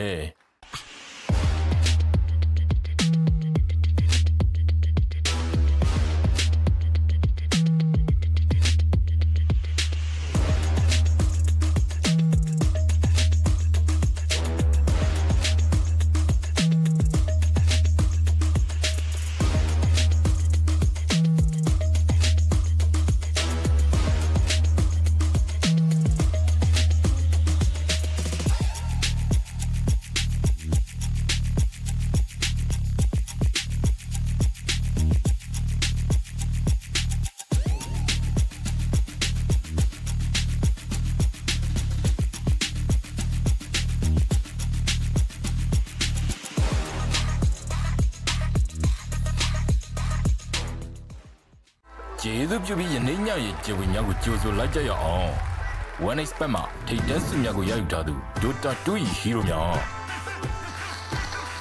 အကောင်းဆုံးတည်ဆောင်မှု Hunton Lanza အကောင်းဆုံးပံ့ပိုးမှု Mossy အကောင်းဆုံးအလေလံ Zeus အိုးငါဘက်ကိုဆိုလိုတာပါအကောင်းဆုံးကစားသမားစု One Expert ကစားသူများ One Expert ဒါသင်ရဲ့ pick ပဲ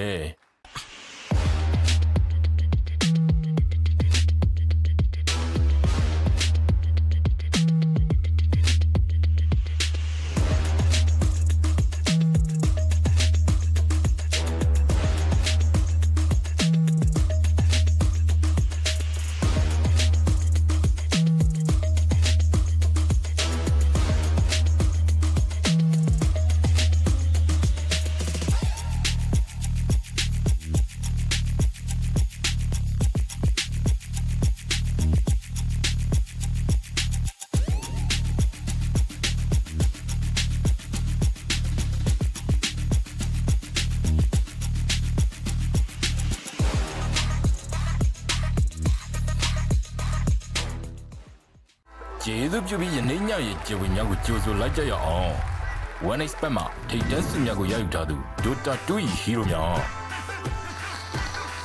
အကောင်းဆုံးတည်ဆောင်မှု Hunton Lanza အကောင်းဆုံးပံ့ပိုးမှု Mossy အကောင်းဆုံးအလေလံ Zeus အိုးငါဘက်ကိုဆိုလိုတာပါအကောင်းဆုံးကစားသမားစု One Expert ကစားသူများ One Expert ဒါသင်ရဲ့ pick ပဲ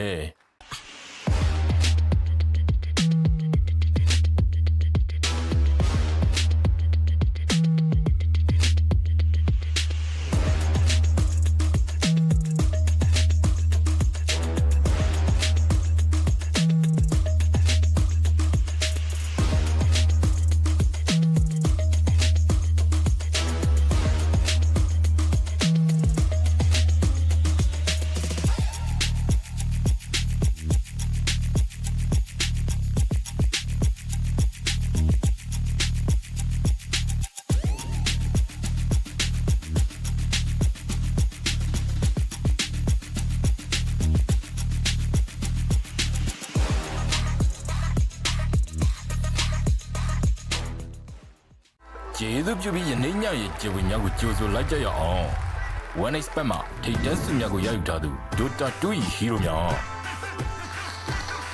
အကောင်းဆုံးတည်ဆောင်မှု Hunton Lanza အကောင်းဆုံးပံ့ပိုးမှု Mossy အကောင်းဆုံးအလေလံ Zeus အိုးငါဘက်ကိုဆိုလိုတာပါအကောင်းဆုံးကစားသမားစု One Expert ကစားသူများ One Expert ဒါသင်ရဲ့ pick ပဲ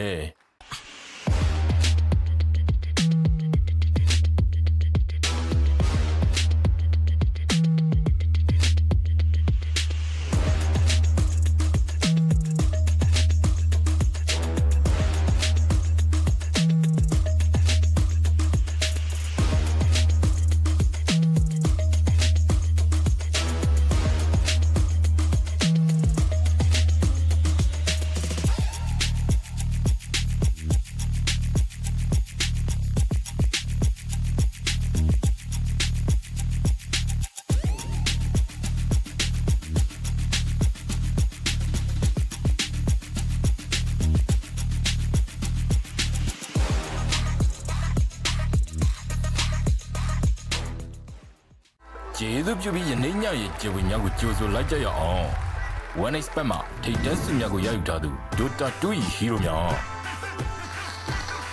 အကောင်းဆုံးတည်ဆောင်မှု Hunton Lanza အကောင်းဆုံးပံ့ပိုးမှု Mossy အကောင်းဆုံးအလေလံ Zeus အိုးငါဘက်ကိုဆိုလိုတာပါအကောင်းဆုံးကစားသမားစု One Expert ကစားသူများ One Expert ဒါသင်ရဲ့ pick ပဲ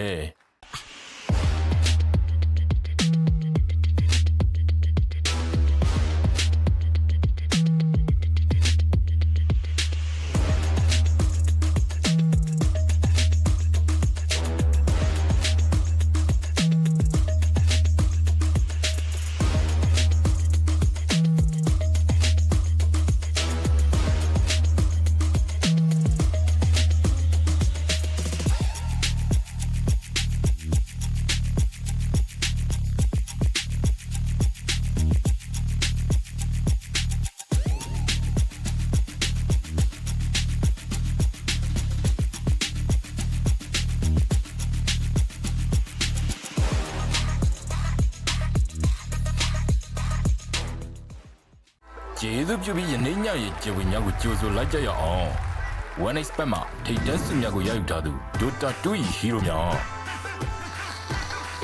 အကောင်းဆုံးတည်ဆောင်မှု Hunton Lanza အကောင်းဆုံးပံ့ပိုးမှု Mossy အကောင်းဆုံးအလေလံ Zeus အိုးငါဘက်ကိုဆိုလိုတာပါအကောင်းဆုံးကစားသမားစု One Expert ကစားသူများ One Expert ဒါသင်ရဲ့ pick ပဲ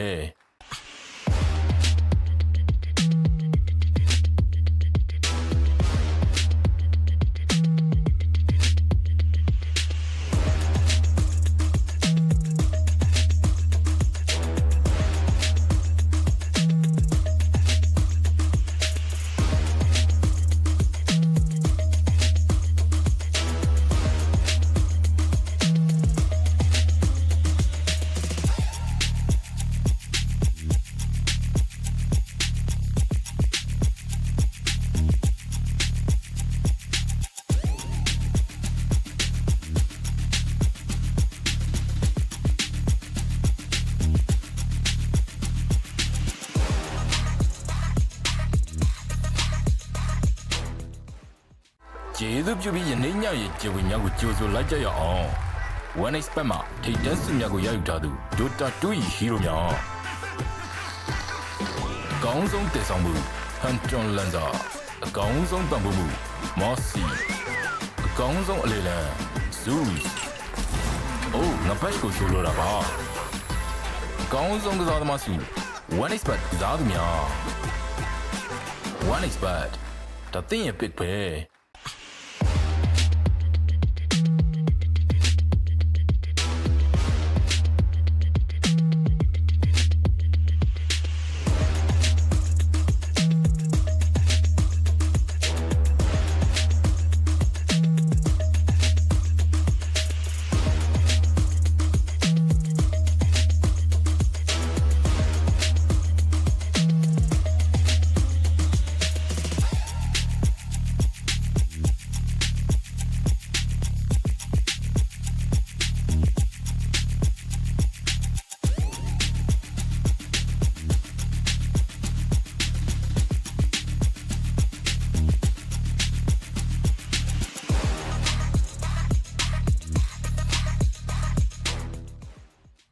ကျေးဇူးပြုပြီးယနေ့ညရဲ့ကျေဝင်များကိုကြိုဆိုလိုက်ကြရအောင် One Expert မှာထိတ်တန်းစုများကိုရယူထားသူ Dota 2 ၏ဟီးရိုများ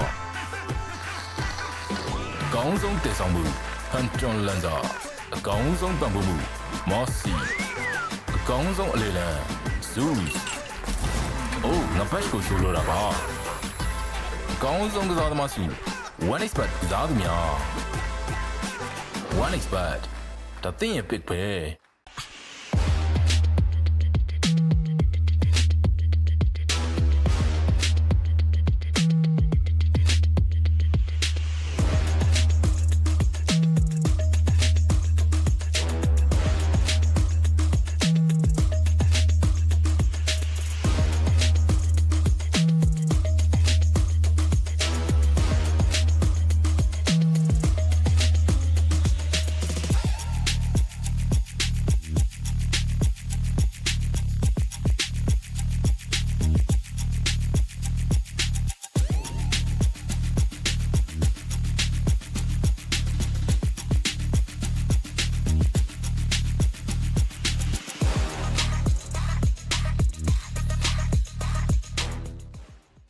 ကျေးဇူးပြုပြီးယနေ့ညရဲ့ကျေဝင်များကိုကြိုဆိုလိုက်ကြရအောင် One Expert မှာထိတ်တန်းစုများကိုရယူထားသူ Dota 2 ၏ဟီးရိုများ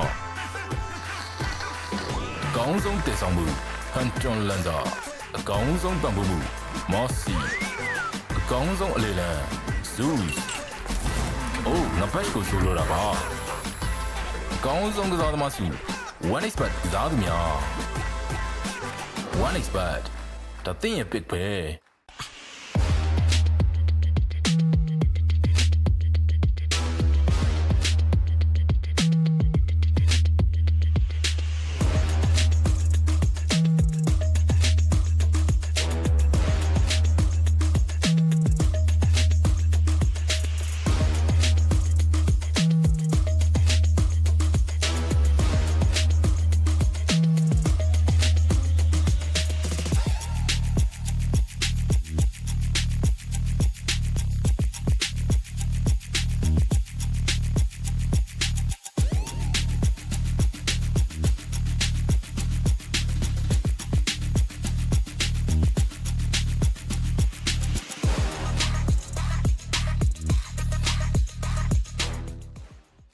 ကျေးဇူးပြုပြီးယနေ့ညရဲ့ကျေဝင်များကိုကြိုဆိုလိုက်ကြရအောင် One Expert မှာထိပ်တန်းစစ်များကိုရယူထားသူ Dota 2 ၏ hero များ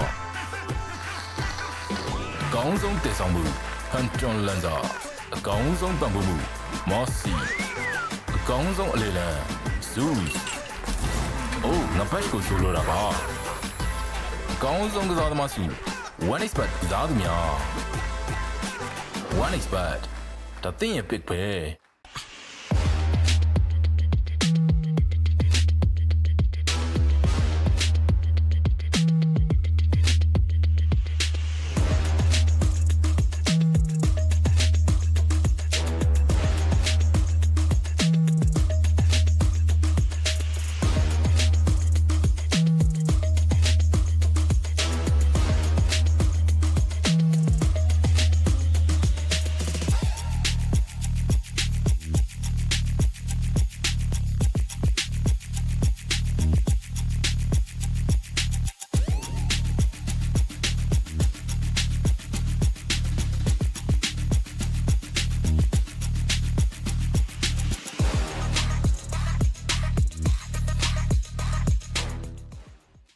ကျေးဇူးပြုပြီးယနေ့ညရဲ့ကျေဝင်များကိုကြိုဆိုလိုက်ကြရအောင် One Expert မှာထိပ်တန်းစစ်များကိုရယူထားသူ Dota 2 ၏ hero များ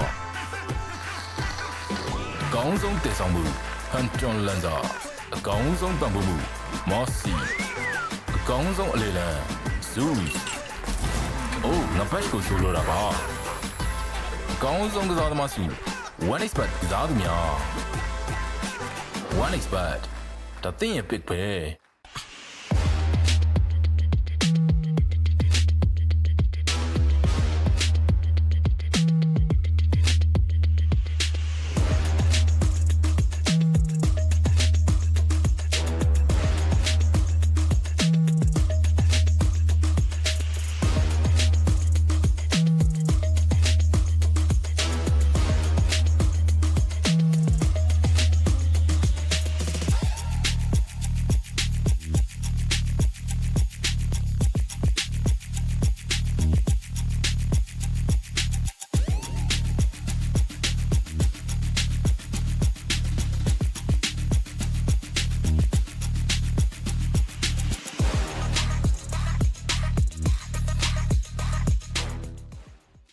ကျေးဇူးပြုပြီးယနေ့ညရဲ့ကျေဝင်များကိုကြိုဆိုလိုက်ကြရအောင် One Expert မှာထိပ်တန်းစစ်များကိုရယူထားသူ Dota 2 ၏ hero များ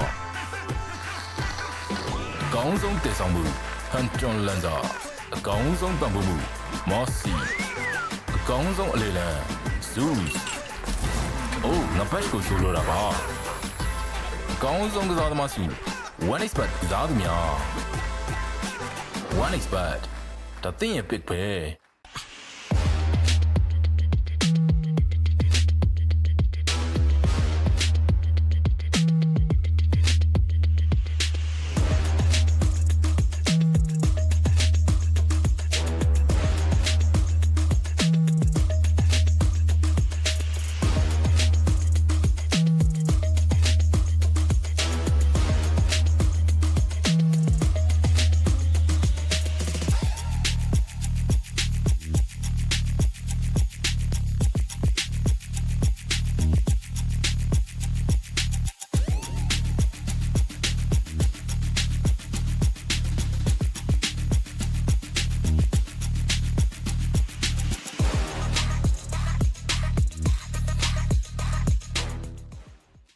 ကျေးဇူးပြုပြီးယနေ့ညရဲ့ကျေဝင်များကိုကြိုဆိုလိုက်ကြရအောင် One Expert မှာထိပ်တန်းစစ်များကိုရယူထားသူ Dota 2 ၏ hero များ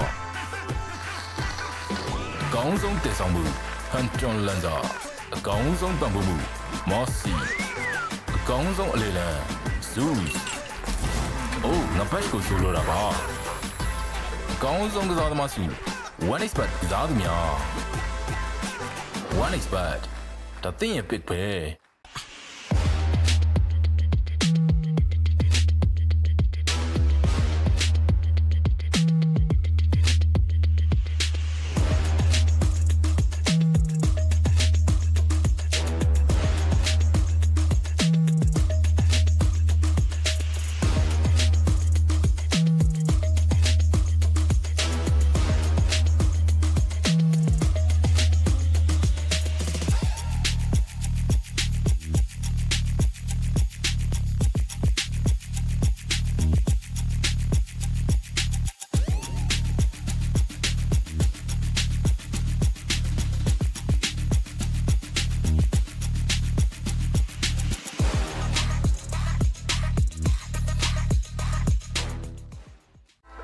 သူပြုပြီးယနေ့ညရဲ့ကျေဝင်များကိုကြိုဆိုလိုက်ကြရအောင် One expert မှာထိတ်တန်းစုများကိုရယူထားသူ Dota 2 hero များအကောင်းဆုံးတည်ဆောင်မှု Hunter Lancer အကောင်းဆုံးပံ့ပိုးမှု Mossy အကောင်းဆုံးအလေလံ Zeus အိုးငါဘက်ကိုဆိုလိုတာပါအကောင်းဆုံးကစားသမားစု One expert ကစားသူများ One expert ဒါသင်ရဲ့ pick ပဲ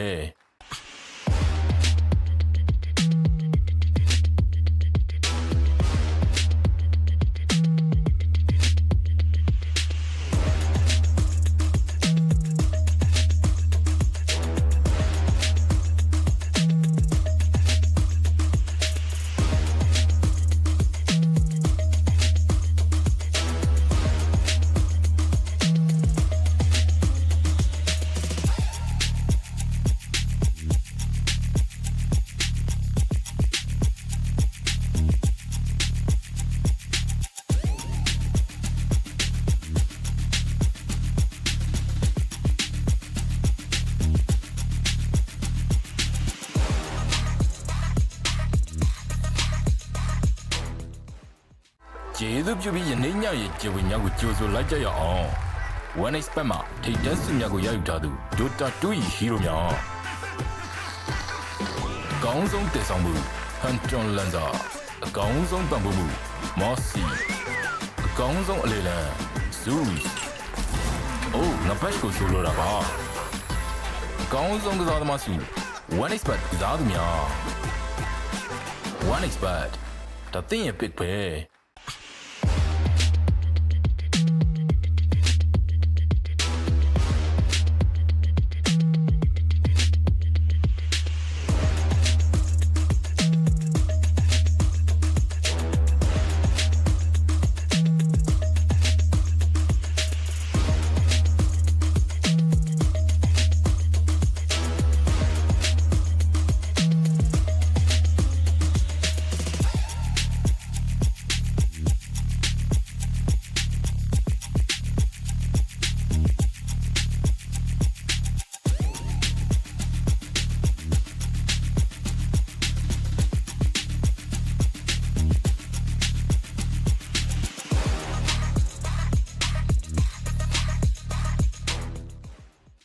ကျေးဇူးပြုပြီးယနေ့ညရဲ့ကျေဝင်များကိုကြိုဆိုလိုက်ကြရအောင် One expert မှာထိတ်တန်းစုများကိုရယူထားသူ Dota 2 hero များအကောင်းဆုံးတည်ဆောင်မှု Hunter Lancer အကောင်းဆုံးပံ့ပိုးမှု Mossy အကောင်းဆုံးအလေလံ Zeus အိုးငါဘက်ကိုဆိုလိုတာပါအကောင်းဆုံးကစားသမားစု One expert ကစားသူများ One expert ဒါသင်ရဲ့ pick ပဲ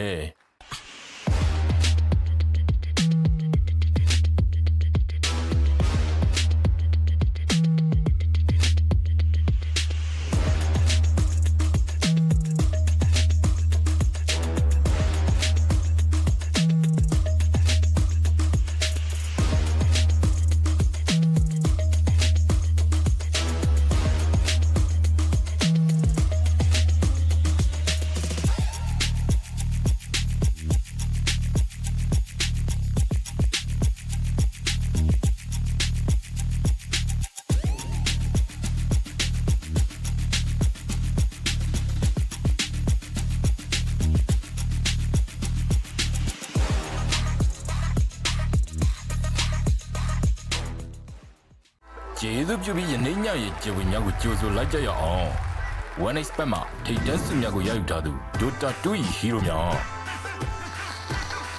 အကောင်းဆုံးတည်ဆောင်မှု Hunter Lancer အကောင်းဆုံးပံ့ပိုးမှု Mossy အကောင်းဆုံးအလေလံ Zeus အိုးငါဘက်ကိုဆိုလိုတာပါအကောင်းဆုံးကစားသမားစု One expert ကစားသူများ One expert ဒါသင်ရဲ့ pick ပဲ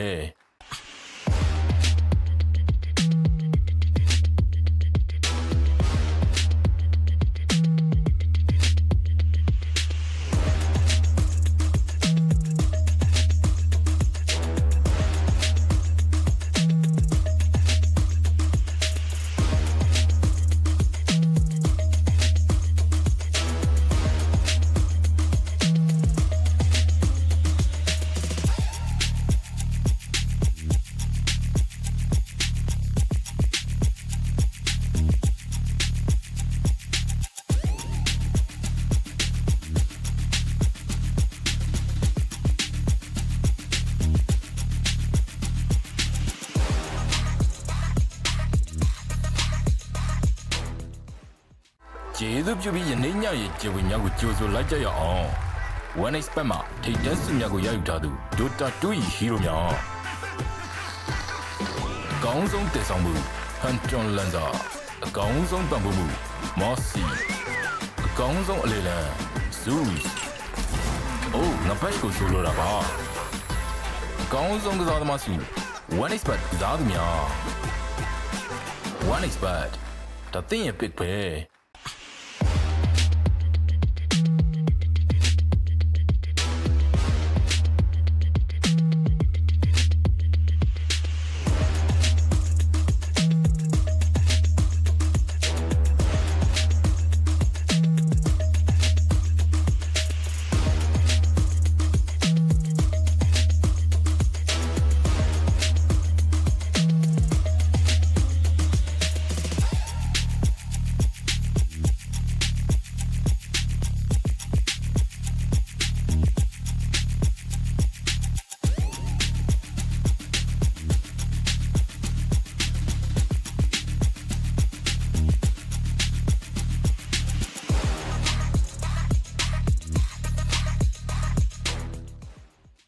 ကျေးဇူးပြုပြီးယနေ့ညရဲ့ကျေဝင်များကိုကြိုဆိုလိုက်ကြရအောင် One Expert မှာထိပ်တန်းဆုများကိုရယူထားသူ Dota 2 ၏ hero များ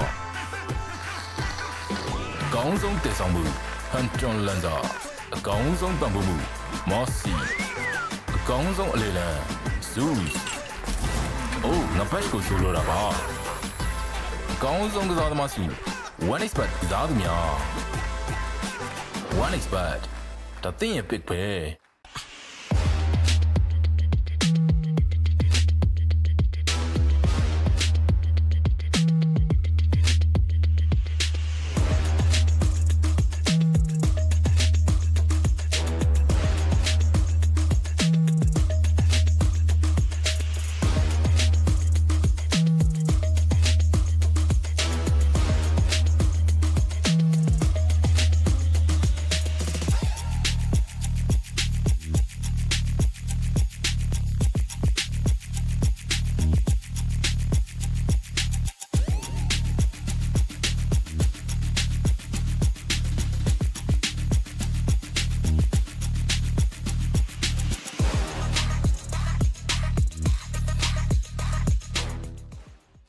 ကျေးဇူးပြုပြီးယနေ့ညရဲ့ကျေဝင်များကိုကြိုဆိုလိုက်ကြရအောင် One Expert မှာထိပ်တန်းဆုများကိုရယူထားသူ Dota 2 ၏ hero များ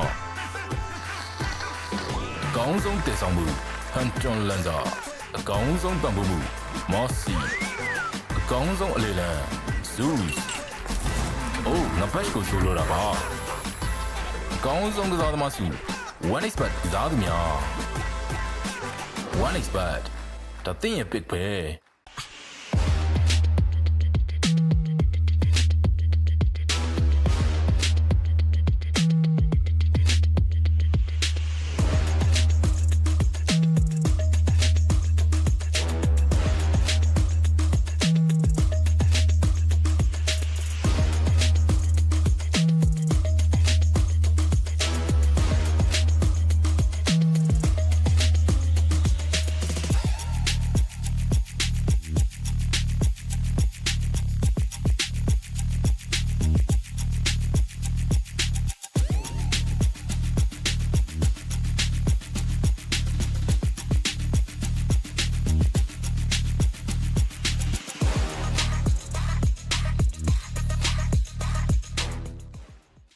ကျေးဇူးပြုပြီးယနေ့ညရဲ့ကျေဝင်များကိုကြိုဆိုလိုက်ကြရအောင် One Expert မှာထိပ်တန်းဆုများကိုရယူထားသူ Dota 2 ၏ hero များ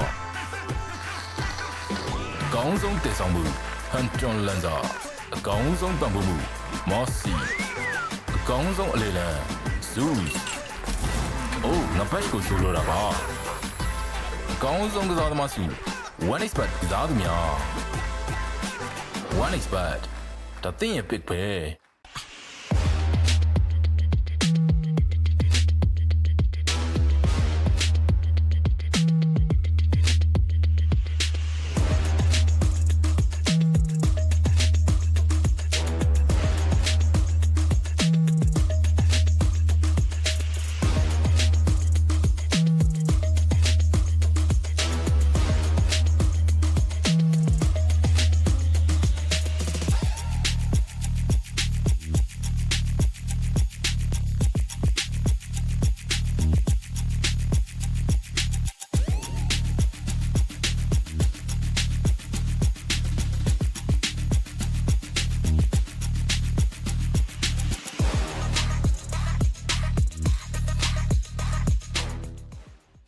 ကျေးဇူးပြုပြီးယနေ့ညရဲ့ကျေဝေများကိုကြိုဆိုလိုက်ကြရအောင် One Expert မှာထိပ်တန်းစုများကိုရယူထားသူ Dota 2 ၏ hero များ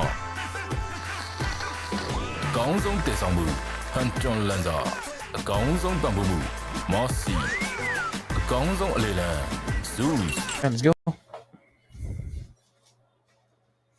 And welcome back, everybody, to the second series of the day, Asian Dragon Series Continental Collision, round 3 of our lower brackets. It's OG versus Ivory. My name is Russell, together with my partner Graham. What are your thoughts about this Yes. series so far? Well, OG has actually fought a 3-game matchup right here. So, you know, you would see, or you would actually feel the fatigue factor right now for OG. I understand they are used to playing like a lot of games before, but still, a 3-game do or die is actually going to take toll on your mental capacity, and also, of course, the fatigue that sets in when you play a lot of game. But let's see. I mean, OG might get the momentum from that win. It's either of the two, and Ivory may benefit from the long rest that they had yesterday. But the draft is out right now, Russell. Let's see the usual bans that we see. It's gonna be Nyx, BH, Alk, and then you have Phoenix and Monkey on the side of Ivory. Yep, OG is definitely a team that will continue their momentum once they start rolling. Ivory, they will first pick their Phantom Assassin right here. They saw the potential of the Phantom Assassin from the previous series of 23, or Aizen really plays a lot of PA. But yeah, you mentioned earlier that it was a tiring game. That it goes without saying that it was a full 3 matches up against 3 games up against Essence earlier. But OG finally they woke up from their sleep, as they were too old from the upper bracket by Mongolz and lost the initial game of the previous series. And then after that, it was just smooth sailing for OG. Let's see if they can ride into that momentum into this game 1 of the series. Winner of this will secure a top 4 finish, and they will be facing off the winner of the upper bracket final, or the loser of the upper bracket final, either XCTN or Mongolz. Could be a rematch for OG should they win the series. But Ivory, it's a completely different team. They 2-0'd Essence, which OG has had trouble in defeating earlier. So on paper, Ivory should be able to get their money's worth here up against OG. But let's see here, Graham. A Lich. I want to talk about the Lich earlier. A very clutch Sinister Gaze from X Nova. The impact from the Lich was just top notch, and they will have that. They will have this hero for themselves into this game 1 as well. That's correct. That's why you've said 9, just doing wonders on that Lich last game. But Ivory actually maybe definitely watched the game earlier of OG banning this Night Stalker and then getting that Morphling out for 23 Savage. So what we said earlier, Morphling is a comfort pick for 23 Savage, and if you have a carry or a carry who picks his comfort pick, that's gonna be additional confidence for that carry. Might translate into a win or possibly a dominating streak on the lane. But we'll see. Since Morphling has been banned, there's still a lot of heroes for 23 Savage. Life Sealer can be. You also have Dragonite, but 23 Savage or OG will go for the Tiny. Now, this Tiny is actually being picked either as a support or a mid lane here in this tournament, as far as I know. Rarely getting picked by as a carry, but I don't see really 23 Savage picking that kind of carry. Savage is actually another farm carry as well. He's more comfortable on once he gets his first or second item timing, and then that's the time that they will be fighting. But with that, this is basically not the style that 23 Savage carries. If you're gonna build a tiny carry, you need to initiate like a Dagger, Avalanche Toss, Echo Saber. Savage is more comfortable in those right click carry. So let's see how will the draft pan out for OG. Well, yeah, it's not possible for a 23 tiny. We've seen this time and time Radiant again. team Raven actually picked this a couple of times as a running that in the position one. But yeah, you mentioned that Savage doesn't really play the hero. I agree. I don't see a lot of tinies being played by 23. He's more on those heroes that are farm 10 reliant, seconds like a remaining. Dragon Knight, a Morphling. They can actually just go for the Dragon Knight right here up against a PA. The 5 Dragon Knight can seconds go for remaining. a Silver Edge and a natural tanky hero as well. And I like this clockwork pick for Ivory. And they have the sort of an initiation hero that can easily infiltrate the backline, especially when you're up against a Lich. You don't want this Lich to just cast his abilities, spells into the team fights because it's going to be very chaotic, especially with the Frost Shield as well, the Chain Frost, the slows, and Dire team pick. the ultimately the burst damage of the Lich. Also, yeah, the Tiny is a good support hero as well. It can initiate tossbacks. X Nova is definitely a tiny player. Even I don't see Daze play a lot of tiny though, but he's the position 4. Yep. But 10 yeah, seconds remaining. well, there's no data just yet. I haven't been following Navi Junior 5 early on seconds because remaining. Daze is from the Navi Junior roster. So yep, there we go. Pugna though, this is a very popular hero as of late because of the additional mechanic of the Pugna facet. Or I don't know if it's a facet or it was an innate wherein he can cast abilities and skills or items while he is channeling TP or his ultimate or anything that is channeling. Pugna can still cast or use items. Mhm. Yeah, I'm currently checking Dacia's tracker right here. I don't even see a tiny being played for the past 8 days. For days, it's normally Bounty Hunter, Morta, Nyx Assassin, Batrider, those heroes, but I don't see any tiny. So yeah, might be a mid It's a nine completely team different nine tiny. Yeah. data. I mean, Dota Pro tracker, they're tracking pubs, but it's just a Radiant completely team pick. different scenario when we're talking about organized teams like OG, Ivory. They definitely knows how to play the hero, or if you're very in sync with your teammates, which is usually the case. Obviously, Mm-hmm. if you're a professional team, 10 an seconds enigma remaining. though for OG. Seb can definitely rock the 5 hero, seconds remaining. or if they're going for a position 1 tiny and then a Seb off lane, uh, the enigma wins the lane for you. So you have a very good team fight spell as well with the black hole Radiant team and back. a good hero to just Dire team carry back. the utility. You're up against a Phantom Assassin, you can go for a Crimson Guard maybe or a pipe up insight and the mechanism or the upgrade of the mechanism. So yep, there we go. This is gonna be the pick of OG and Muerta. Definitely gonna be 10 the seconds remaining. Days hero. For Ivory Yep, though, Drake, definitely. I'm sorry, the 5 Solar seconds or remaining. Dawnbreaker will be their hero of choice. Most likely it's gonna be their offlane hero. Can protect the PA from the potential right clicks of OG, and top that with the blur of the PA as well. This is a very nice synergy of Ivory so far. I'm liking this draft. That's actually right. And right now, I would say this is definitely a mid tiny. Dire team back. Seb off lane, and then we're gonna get at least a carry right here. On the other hand, Ivory on the mid lane. I'm still thinking. I was about to say, the Invoker was a perfect pick for the mid lane, but got banned by OG. I'm still trying to find out what 10 seconds mid remaining. lane can do and can work with 5 seconds Ivory right remaining. here. They have the Spirit Brothers. The Earth Spirit can do fine as well. How about you, Russell? I mean, I'm looking at the draft right now.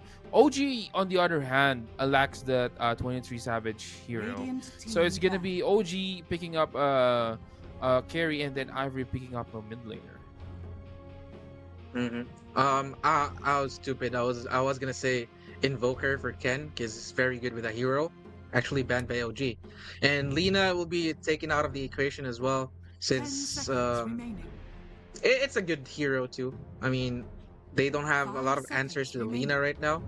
Earlier, Savage itemized against the Lina, which a position one went for the Glimmer Cape, which you don't see very often. You don't see that every day, and that is solely because of the threat of the Lina. The Lina can definitely burst any heroes in the map if you're not very careful. So that'll be out of the options for Ivory. Ivory, they're also looking to ban their last hero. And looking at the composition of OG right now, it's very hard to read, as all of the heroes of OG, all are all are flex picks, I should say, except for the Lich. Obviously, that's gonna be the support, and we're not seeing a lot of Muerta carries as of late. Yeah. So definitely Muerta and Lich will be the support duo. It's gonna be a core Radiant team picked Enigma team and a core Tiny as well.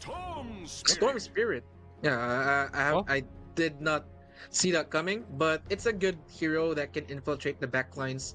You have the Tiny or the Lich that you want to take care of right away, and an early Malevolent um should 10 be great seconds pickup remaining. for Ken, for especially we're up against a Muerta. You can 5 silence, seconds avoid remaining. him, or prevent the Muerta to cast the pierce the veil, so that you can kill the hero right away. that's true, right? And yeah, the tiny matchup on the mid lane as well is gonna be also a good uh challenge for you for the mid lane for Storm, as Storm will have the early advantage right here against Tiny. But later on, when the burst comes down, then that is yep, it will gonna be hard for Storm as well. Also, considering the lineup of OG right here, there's not much catch other than Sinister Gaze and the Avalanche Toss. You know, the reliable stun that we are talking about. There's not much. It's heavy commitment right here for OG if they're gonna go for really big disable onto Seb with that Enigma. And Black Hole has, you know, a huge or a lot of cooldown time. So considering that, plus they also 10 have seconds the remaining. Clockwork. Wherein without BKB, 5 this seconds remaining. Clockwork can actually stun with the hook shot with Enigma. So this is gonna be a hard game for Enigma early in the game, or early here in the early minutes of our game. But it will all depend. It's gonna be a Spectre. Um, I'm Spectre. not quite Okay. sure. Yeah, Spectre has been picked by 23 Savage as for 23 Savage specifically. Yeah. Early Orchid, I would say. Yeah, into the storm possibly, but other than that, there's really not much good targets. Maybe Dawnbreaker, just to avoid that backup. You know, just teleport OT into Dawnbreaker into the silence. But once they get their BKBs, this is gonna be another story right here for OG. Well, we're talking about the 23 Spectre, a very capable player, of course. And talking about lore wise, Spectre is actually the ghost of Phantom Assassin, in case you don't Yep. know. But yeah, there's a lot of ways for Ivory to actually cancel the Enigma Black Hole, the Solar Guardian. You have the Clockwork as well. But they really need to position themselves wherein Enigma or OG will cast the black hole first without their teammates dying, and they can counter initiate That's right. or reverse that initiation. So it's gonna be an offlane Enigma. There we go. Seb's gonna be rocking that hero. So there's a lot of scaling potential for OG too. I mean, Tiny can be a he can build into the core items as we go later into the game. The Muerta as well, very strong right click hero.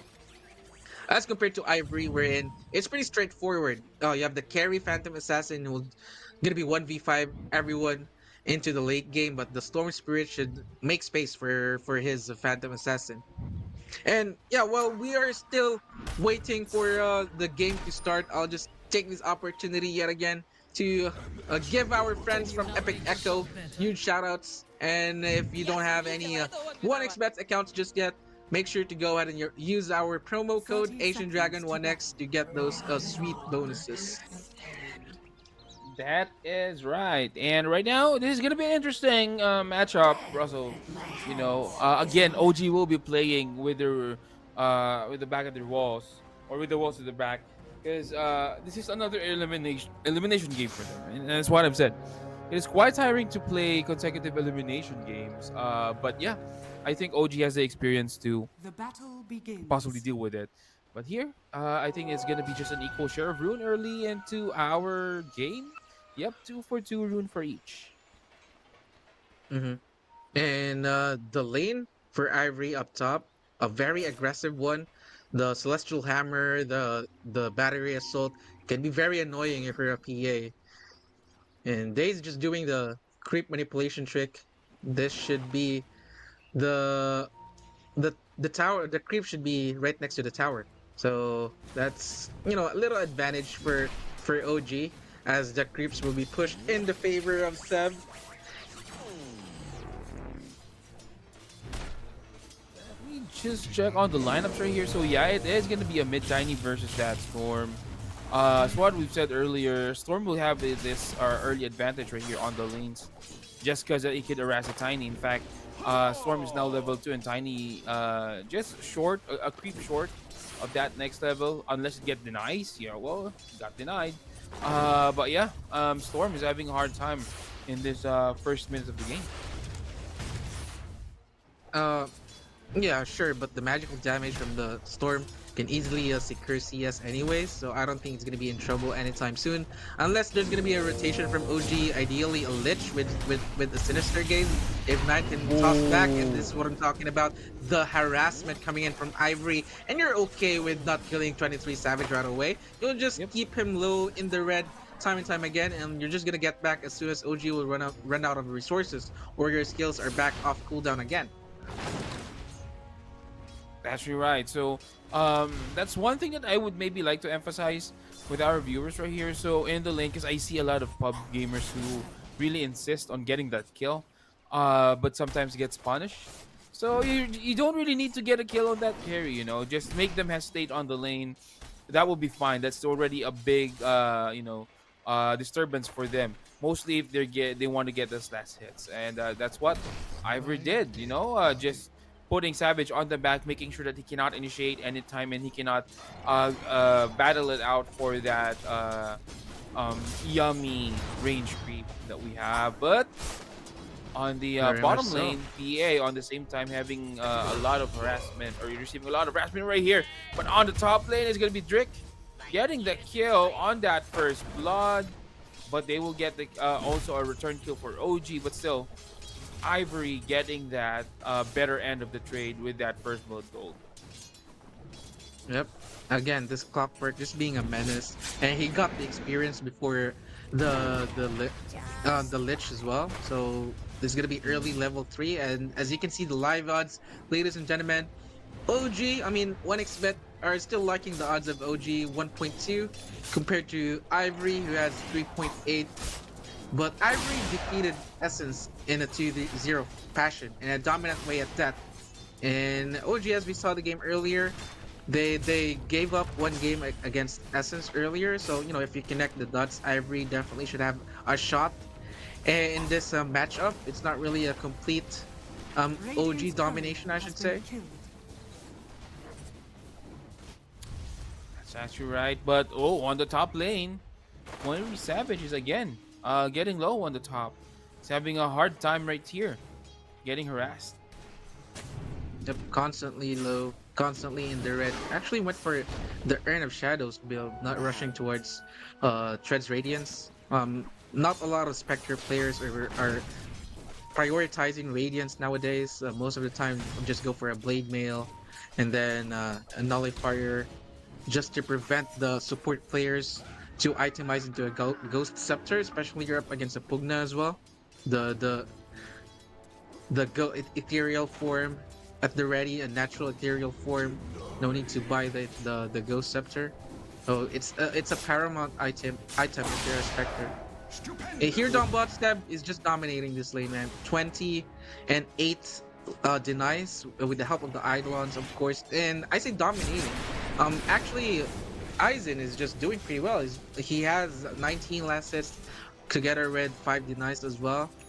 And Rupido just continuing to be a menace up against the Spectre, the 23 Spectre, just spamming the Starbreaker, Celestial Hammer combo, the Battery Assault. Another healing salve will be wasted for the side of OG. And it's gonna hurt their network early in this game if they continue right. to be harassed time and time again. Here in the mid lane, they're almost 6 now. Maybe the first rotation of the supports will be at the 6-minute mark, wherein our mid laners are looking to take the power rune for themselves. It's actually correct. That recovery on the top is just costly. I mean, just staying the lane. But there goes your dead shot, pulling back this Pugna, and Pugna might be the victim right here. Yes, he's gonna die. No follow-up though for the side of Ivory. That's another kill on the board for OG. Nice calling from Daze as well. The Pugna's ward was a little too deep to be actually effective with that time around. X-Nova actually helping out his offlaner right here with the timing of the siege creep.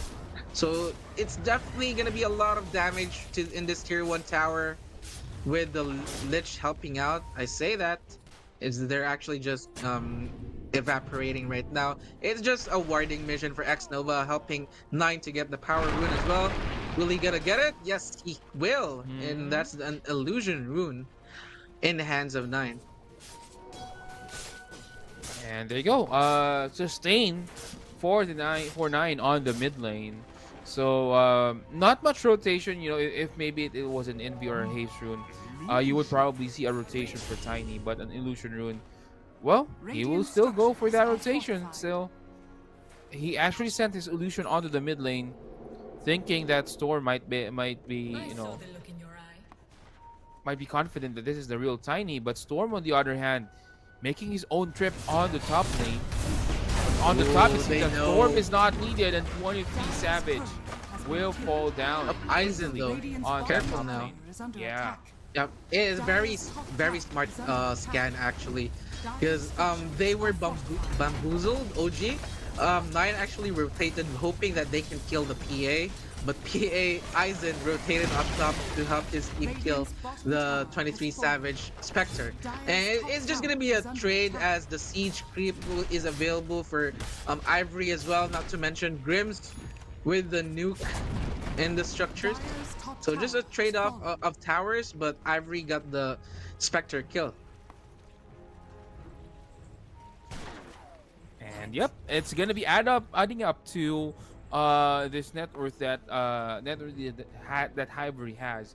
But it's not just that far, you know. There's a 1k gold lead still early in the game. On the other hand, Aizen is actually farming well on this PA. And well, as what you said, Russell, that skill on that top lane is very crucial in getting his items complete here for Aizen.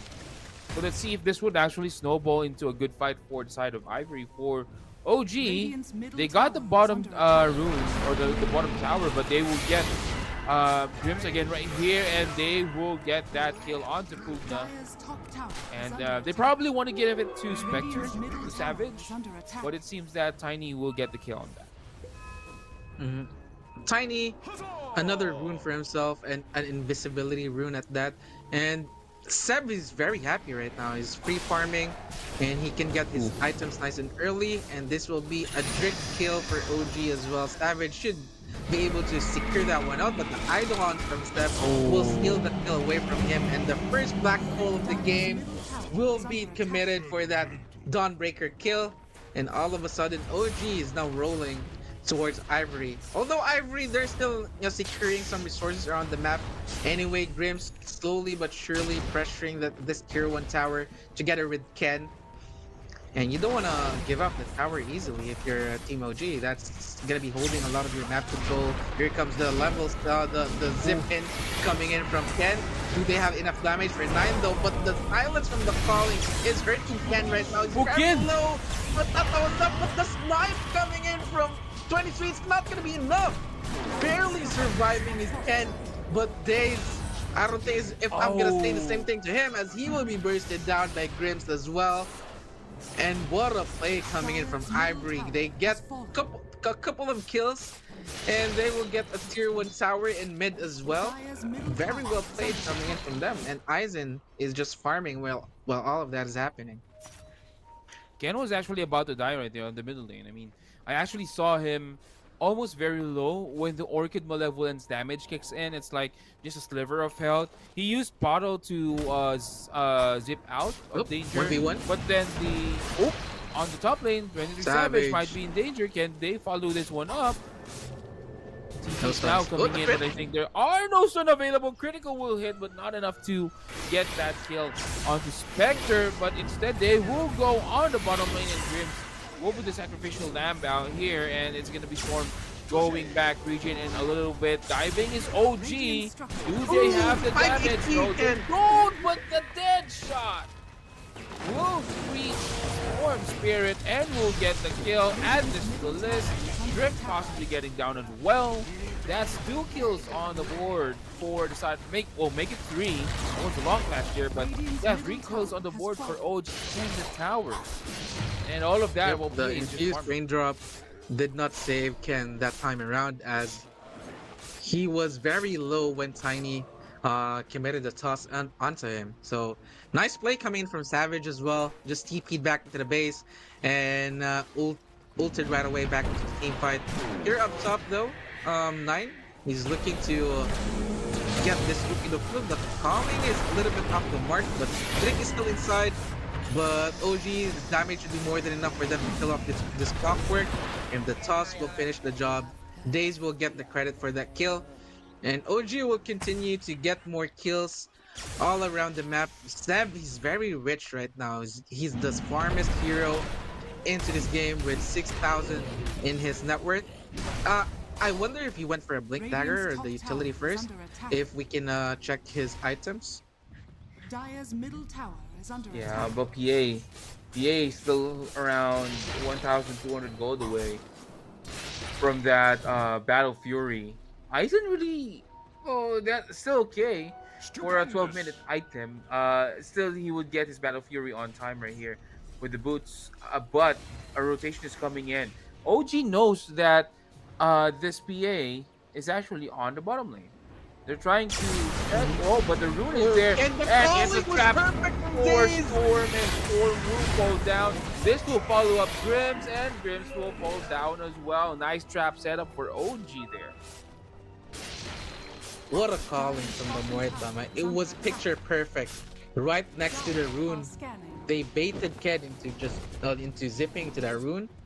But the calling from Daze was right there on time. They get a Pugna kill on top of that as well. So 2 kills to nothing. OG are continuing to farm, and I think we're gonna see a very early Orchid Malevolence for Savage as well, and they get themselves a PA kill too.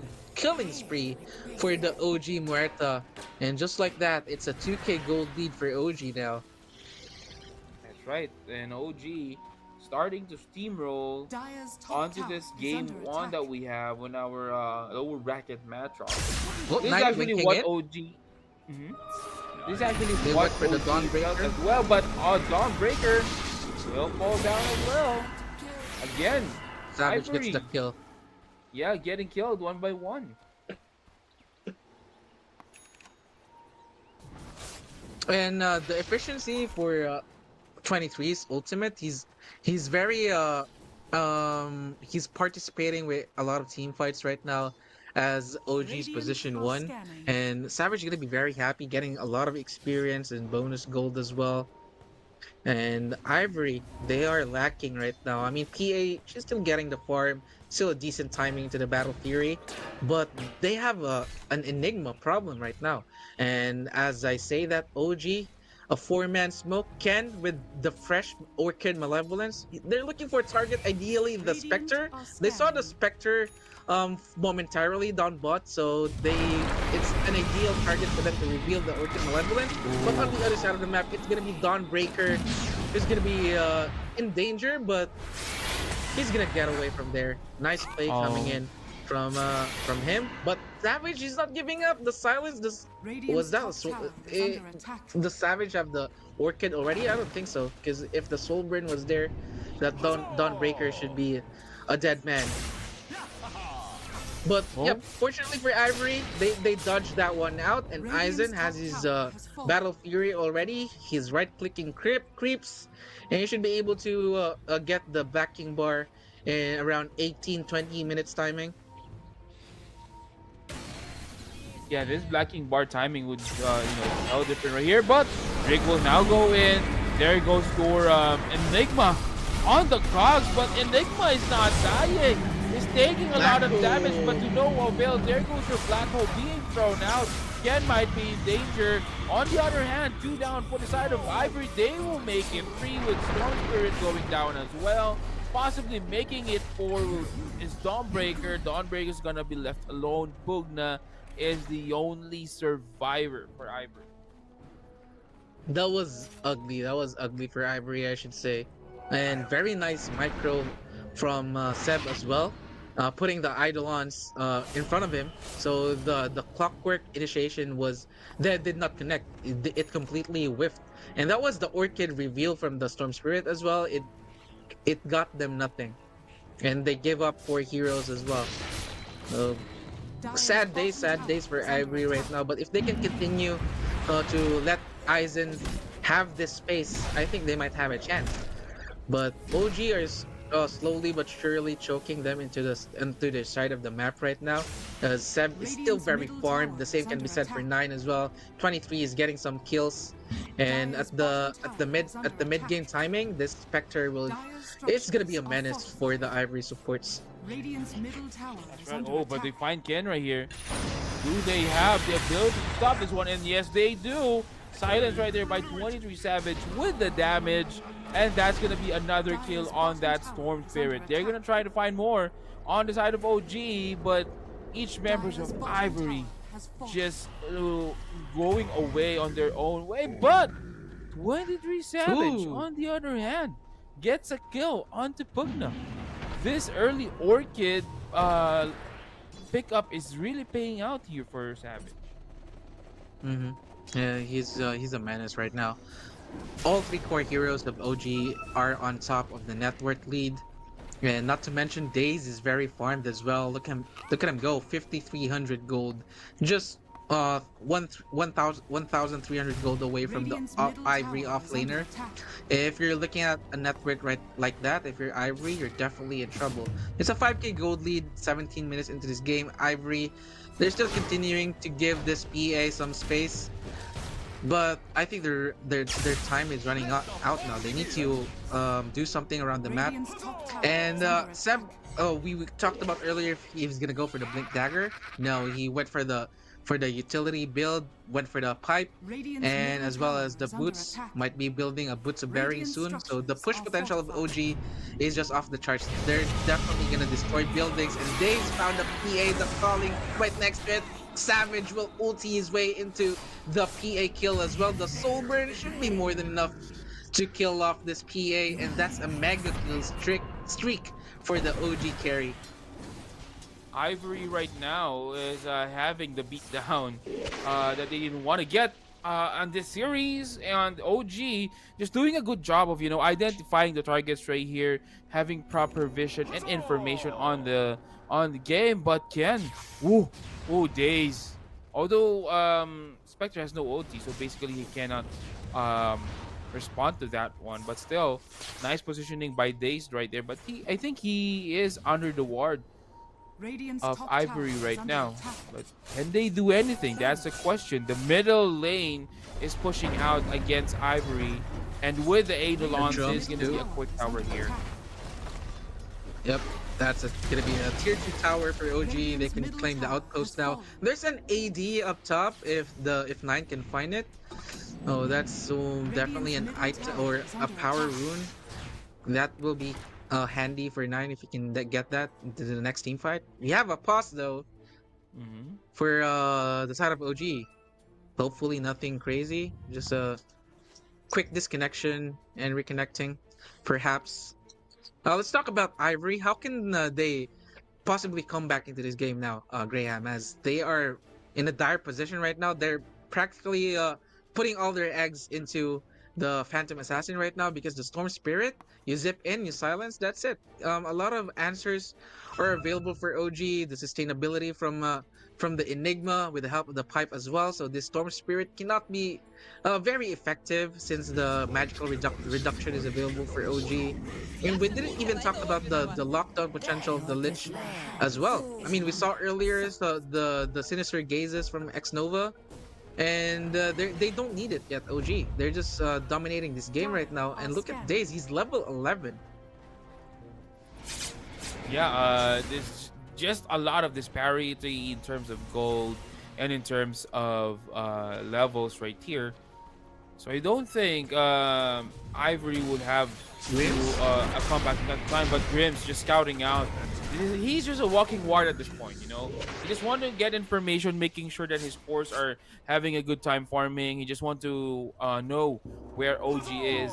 A walking ward, so I would say. Nothing really that much special for him as of now. But I think if Ken and PA picks up their game right here, I mean, Ivory still has a chance with this one. We see how dominating can PA be on the game 3 of OG's match a while ago, and that is still doable right now on this lineup. PA can easily burst down, but again, it's going to be an uphill battle for PA on that point. Yeah, I mean, sure. If PA gets the BKB in the next couple minutes, and 9 gets another kill in the 4 of the clockwork yet again. Maybe the big item that Ivory is waiting for is the Dawnbreaker Aghanim Scepter and Aizen's Black King Bar. And he's just one component away from completing the Black King Bar, but the problem is he cannot find farm anywhere. I mean, top lane is being occupied by OG right now. He's gonna be back to farming into the jungle again. But if he gets found by the OG support, the Spectre can just easily jump in with the Orchid Malevolence, and they will actually steal the Tormentor, or they're canceling it out, just maybe waiting for the Wisdom Rune. Yeah, And it's tier 2 tower. That's right. Radiant's top tower is under attack. Jack, they are gonna try to get as much of objectives right here for OG, you know, just giving less to Ivory, not giving them any chance for a comeback right here as much as they want to do OG. And they're gonna push on the tier 2 top lane. Ivory, I don't see them responding anytime. I think they're just gonna give this tier 2 tower on the top lane and possibly concentrate on the farm, specifically on Storm and PA. And Daze got the shard with that Tormentor as well, so Martha's gonna be very happy with that. The Veil upgrade. You're having a hard time in killing heroes earlier, Ivory, and now it's much more harder, especially as the supports are getting items for OG as well. Not to mention the utility that Sev has. He doesn't have a dagger yet, so there's no black hole just yet. But I don't really think that OG needed it.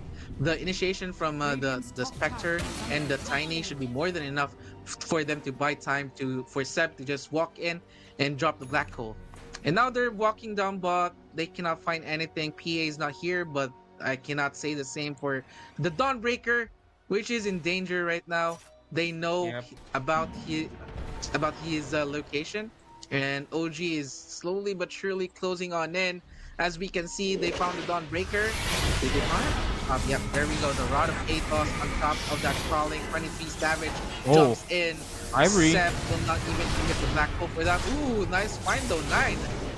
This is the Black King Bar reveal from Aizen. This is what we're talking about. They can fight now, but the duration from the Black King Bar is now over. OG has the advantage, and here we go. The jump to be committed by Seb. There's a black hole still available, but it will be cancelled out by Penny. He has the Black King Bar as well.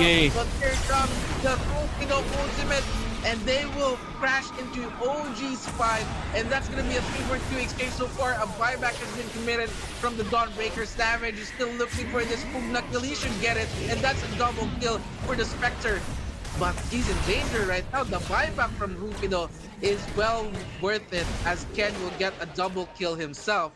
So that's 4 heroes down for OG. A little bit expensive for Ivory, but they're gonna be very happy with that. They'll take anything what they can get at this point of the game. and they know that they have the damage now. A little bit of confidence into the side of Ivory as well.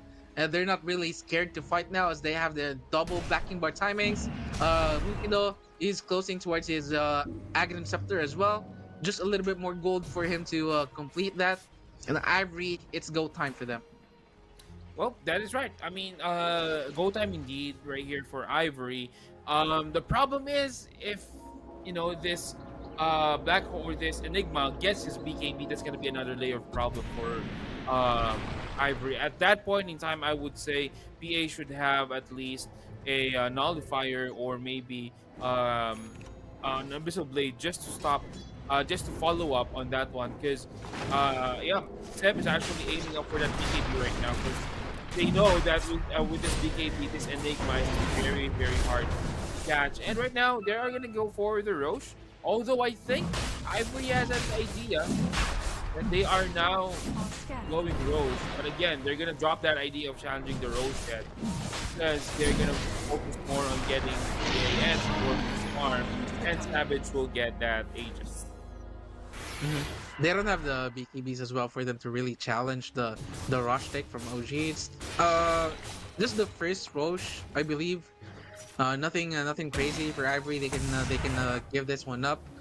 But yeah, you mentioned the backing bar for the Enigma. I think it doesn't really matter. Maybe just Seb will wait for the Dawnbreaker to use the ultimate, and then he can commit the black hole. Because the same can be said for Rukido anyway, because he'll wait for the Enigma to press his ulti, and he'll counter that with the Solar Guardian. Either way, it's just a matter of who jumps first. Oh, that is correct. And right now, speaking of jumping first right here, Russell, in terms of Ivory, there's a lot of jump that they could do, but so far we haven't seen really a very neat initiation from them, specifically from the Clockwork and the Storm. They're just kind of scared to just go in right now. They Ivory know that they can be killed anytime with this lineup of OG if they're being careless, and I like how Ivory is playing conservative right here, just to make sure that they won't give any free gold to be specific to the other team. The Storm has items. He already have his necessary items if you can. He has the Kaya backing bar, definitely has the Malevolence as well, definitely has more than enough damage to burst one hero from OG, but I don't think it's gonna be enough if it's gonna be a 5v5 though. Ivory, I think the game plan for them is just to catch one hero off guard, any straggling heroes for OG, and they can commit for a 4v5 fight. If it's a 5v5, I think OG has the advantage, especially with the auras that Sev has to offer. Look at this Savage, very confident with that Aegis as well, just burning the HP of Aizen, threatening this Phantom Assassin, needs to go back into the base, and they can start to knock into the tier 3 tower now. It's actually correct, just trying to bait out this PA and see if he would fight, but wisely enough, PA did go back, and right now, this lineup, PA got silent right there, so he's just trying to bait out 23 Savage as well to go deeper to their base. Possibly And 9 to has have a a better Candle, fight. so the burst damage from this Tiny cannot be taken lightly. Fortunately for PA, the initiation from Tiny did not connect, and he's in danger now. 9 Oh, they get to Tiny. Will be popped as Storm Spirit. The sustain from the full, the life drain from the full nest not gonna be enough for them to take out the Tiny, and the PA is now in danger. But he's still gonna jump anyway. Here comes the Dawnbreaker ultimate, a little bit too late for his PA.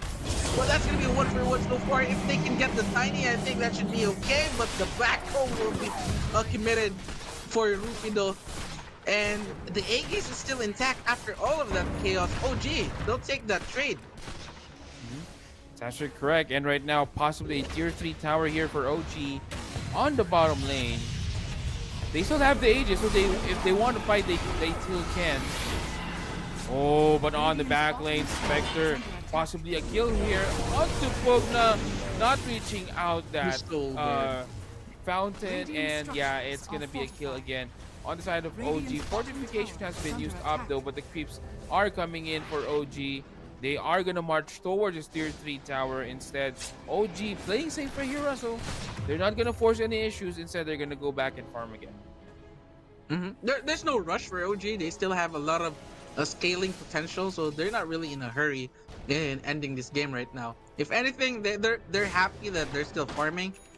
Because if this goes late game, this Phantom Assassin up against a Spectre, I think Spectre is a little bit in an advantageous position because a lot of potential from the Enigma is there, right? You have the aura, you have the black hole as well, and they get another kill yet again. 23 Savage is on the killing spree.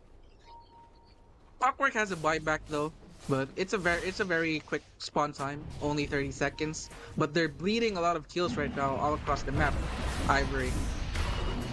Oh, that's right. But they will. Clockwork actually has fallen a couple of seconds ago. And right now, they still have the Aegis on Spectre. So if they wanted to fight OG, that is, then they can.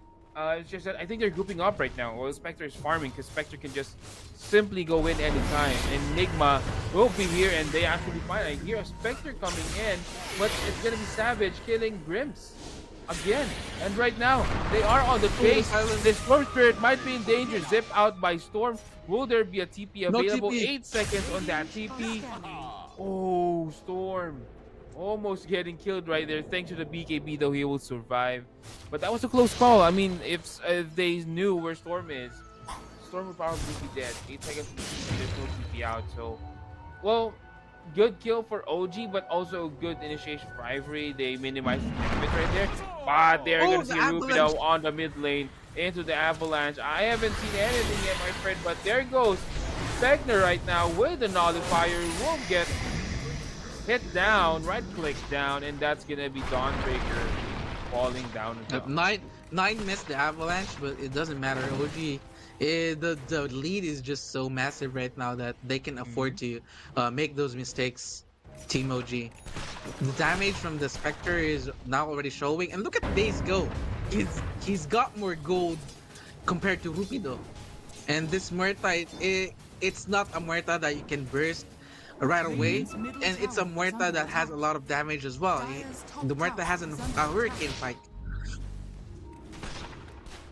Yep, that's actually a problem right now for Ivory, to be honest. A problem that they haven't answered yet so far is this Spectre. I mean, initially Spectre is very hard to track, but right now, you know, while free farming, that's an advantageous thing with Spectre.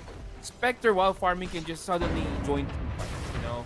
So he can be farming from away and then suddenly just dive in, go into the target. But speaking of target, they need vision right here, and they're gonna push on that high ground.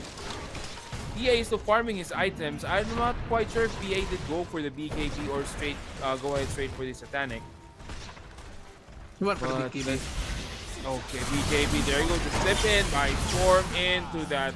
Oh, but Tiny with the save. Nice toss out. And there goes Spectre right now, trying to get a kill. Is aiming for PA.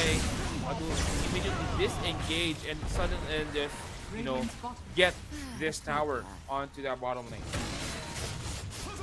Yep, that is a set of racks very cleanly taken as well for OG. There's no black board for Ken now, so you have to be very careful, sir.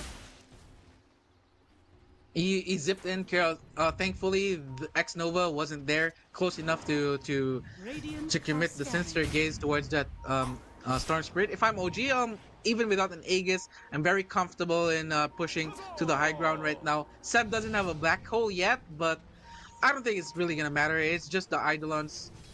He's gonna push the buildings right now. There's a glyph available for Ivory because of the melee racks reset. So they might be looking to force that one out if you're OG. Daze is just, you know, leading the charge. They know I'm only a support hero and I'm gonna right pick your buildings. I have the Pierce the Veil as well. So all is good for OG. That's correct. Storm actually baiting the stun right there, or the disable. Just zipping out in front of that high ground, but not directly to Muerta. But it's what you said, it's actually Daze hitting on that one, and I think Daze is actually transitioning into a right-click carry. But speaking of right-click carry, there goes this Dawnbreaker taking a lot of damage. He will die with the first damage on that. I think it's a bloodthorn already, if not mistaken, or just an orchid. Not quite sure because I've seen I don't know if it's just me or if I've seen a critical right there, but they're gonna push right now. No Dawnbreaker. If they want to fight complete, Ivory needs to be using their buybacks here with Dawnbreaker. Seb has Black Hole in Dagger now. Radiant's So middle tower is the Ivory might be very careful how they approach this. Here comes Drake with the initiation of the hook shot, but he's gonna be taken out for sure. And what a sinister gaze from X-Nova again, killing that score without a buyback. Mukno is finally or will commit this buyback right away. Mukno as well as a double buyback for Ivory, but all of their heroes are falling like flies. And OG 9 still alive with a sliver of HP, and it's just up to Grims to defend his base. The PA has a buyback. But they're baiting OG. They're baiting if they will go into deeper. But 23 Savage wisely will secure the mega creeps. The final glyph will be popped by Ivory. But I think this is the beginning of the end. If you're Ivory, the clockwork will respawn in 8 more seconds. But I don't think it's gonna matter so much, man. He doesn't have a hook shot. I mean, he has a hook shot, but the PA doesn't have a backing bar anymore. But OG will actually respect this. They respect the PA buyback. It's just Days here. He has a great kick fight anyway. And here comes Savage, goes right straight through the PA. And that's a dieback. That should be game. GG is called immediately. Aizen has seen enough. And it's gonna be OG taking game 1 away from Ivory. 3 games in a row. OG lost 3 games in a row and they won 3 games in a row as well. OG is mad now. Yep, Dragon has awakened, Russell. Well, it was really a very, very good, game for OG. OG has been playing so pristine in basically today up until right now. They know their timings. Like, the timing is the Orchid timing on the 23 Savage, and once that is up, they started hunting heroes left and right in the map. Ivory just don't know what to do. They need more farm, but the thing is, this relentless chase from OG is just too much. If you would look at it, 23 Savage, 17, 2, and 13, 37.8k gold lead, almost 20k ahead than Rupido, who is higher, and this PA is having is not having a good time with only just 13k on his right here, or on his net worth. And yeah, it's just OG just steamrolling. I mean, that's how you play Dota. Basically, you just abuse your timing, and that's it. If they can't respond to the timing that you have, then it's your win, and that's what's happening with OG right now. What do you think Yep, about this game 1 heading into the game 2, Russell? Yeah, it's all Days, man. Days with the Muerta 7-1 and 22.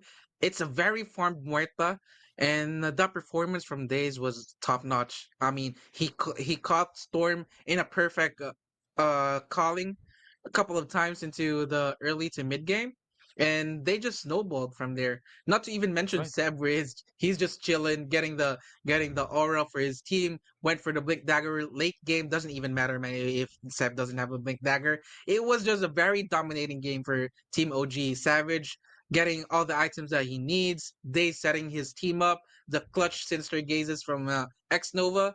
It was perfect. So there we go, ladies and gentlemen. OG is up 1 game against Ivory, and Ivory now backs against the wall. They need to win game 2 in order for them to force a game 3 and prolong their tournament lives a little longer, even take out OG in a reverse sweep. And by that being said, we're just going to have a quick break, and after that, we're going to dive right into it. ကျေးဇူးပြုပြီးယနေ့ညရဲ့ကျေဝေများကိုကြိုဆိုလိုက်ကြရအောင် One Expert မှာထိပ်တန်းစုများကိုရယူထားသူ Dota 2 ၏ hero များ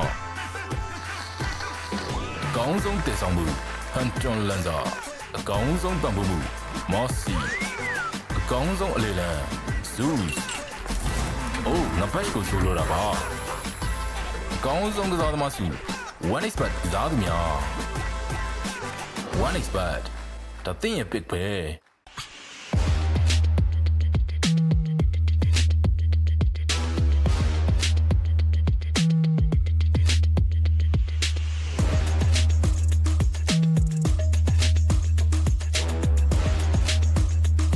Radiant's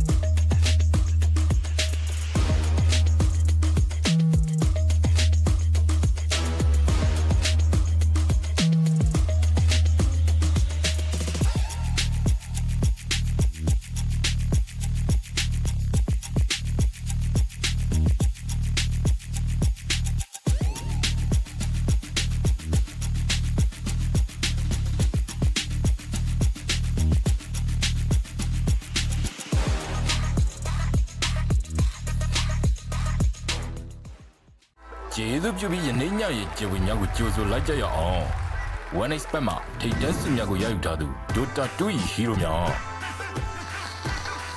အကောင်းဆုံးတည်ဆောင်မှု Hunton Lanza အကောင်းဆုံးပံ့ပိုးမှု Mossy အကောင်းဆုံးအလေလံ Zeus အိုးငါဘက်ကိုဆိုလိုတာပါအကောင်းဆုံးကစားသမားစု One Expert ကစားသူများ One Expert ဒါသင်ရဲ့ pick ပဲ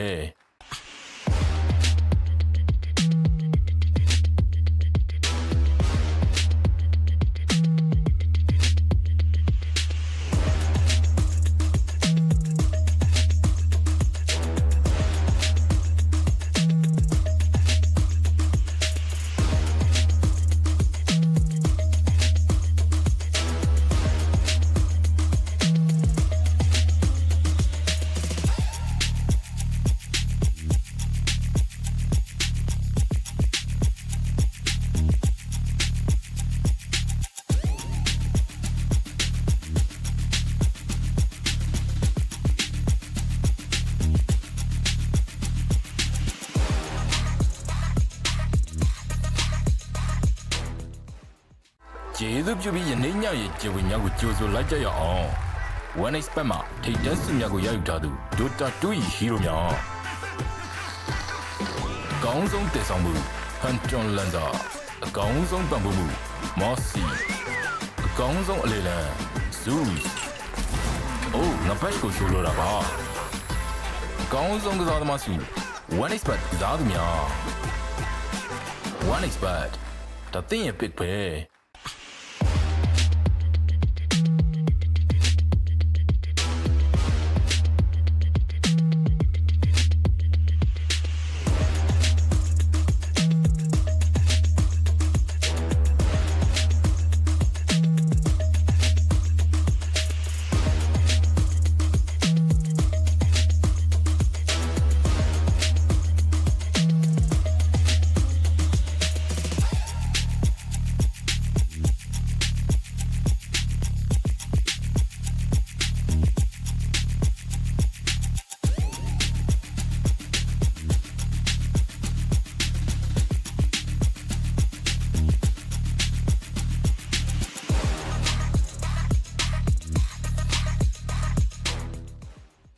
ကျေးဇူးပြုပြီးယနေ့ညရဲ့ကျေဝင်များကိုကြိုဆိုလိုက်ကြရအောင် One Expert မှာထိတ်တန်းစစ်များကိုရယူထားသူ Dota 2 ၏ဟီးရိုများ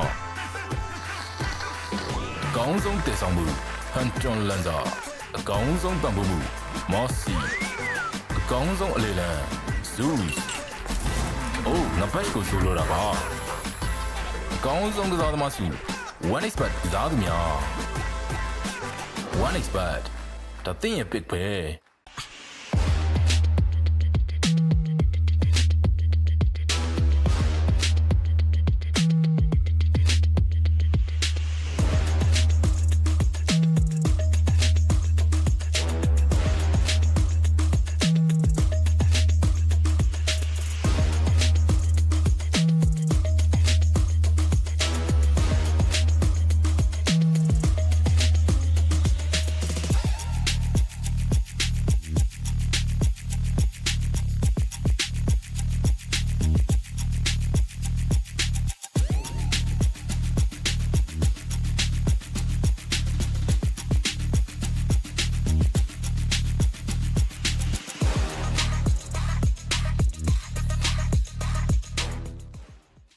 ကျေးဇူးပြုပြီးယနေ့ညရဲ့ကျေဝင်များကိုကြိုဆိုလိုက်ကြရအောင် One Expert မှာထိတ်တန်းစစ်များကိုရယူထားသူ Dota 2 ၏ဟီးရိုများ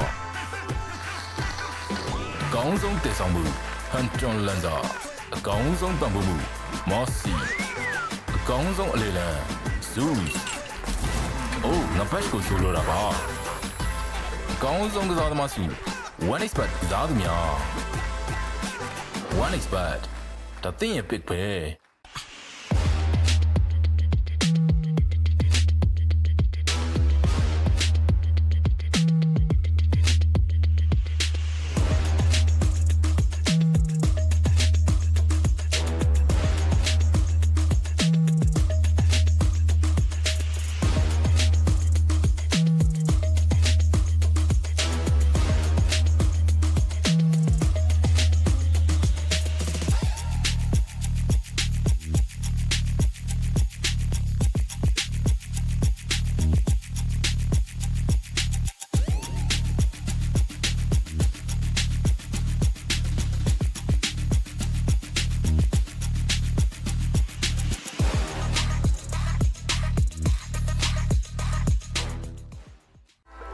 ပြုပြီးယနေ့ညရဲ့ကျေဝေများကိုကြိုဆိုလိုက်ကြရအောင် One expert မှာထိတ်တန့်စုများကိုရယူထားသူ Dota 2 ၏ hero များ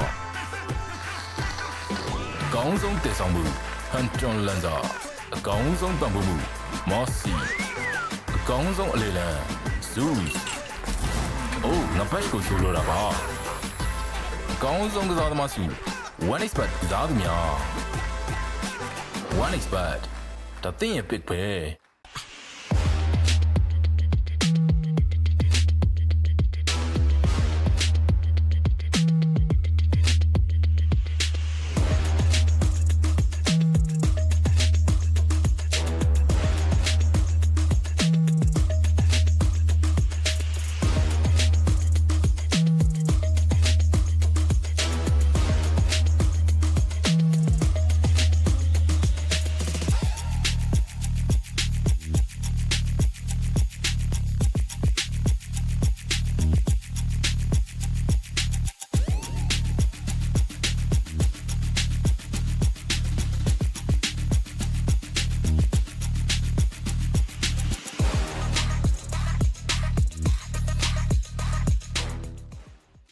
ကျေးဇူးပြုပြီးယနေ့ညရဲ့ကျေဝေများကိုကြိုဆိုလိုက်ကြရအောင် One expert မှာထိတ်တန့်စုများကိုရယူထားသူ Dota 2 ၏ hero များ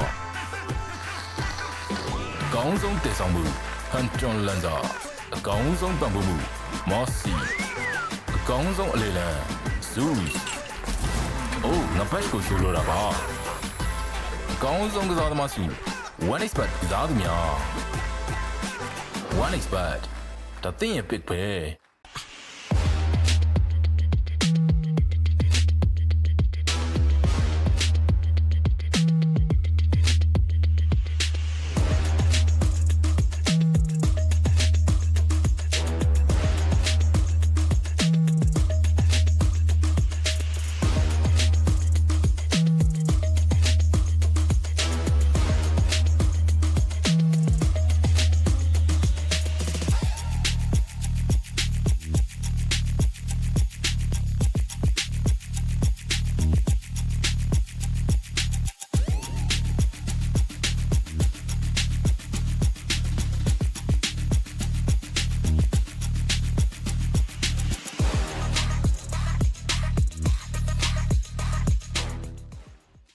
ကျေးဇူးပြုပြီးယနေ့ညရဲ့ကျေဝေများကိုကြိုဆိုလိုက်ကြရအောင် One expert မှာထိတ်တန့်စုများကိုရယူထားသူ Dota 2 ၏ hero များ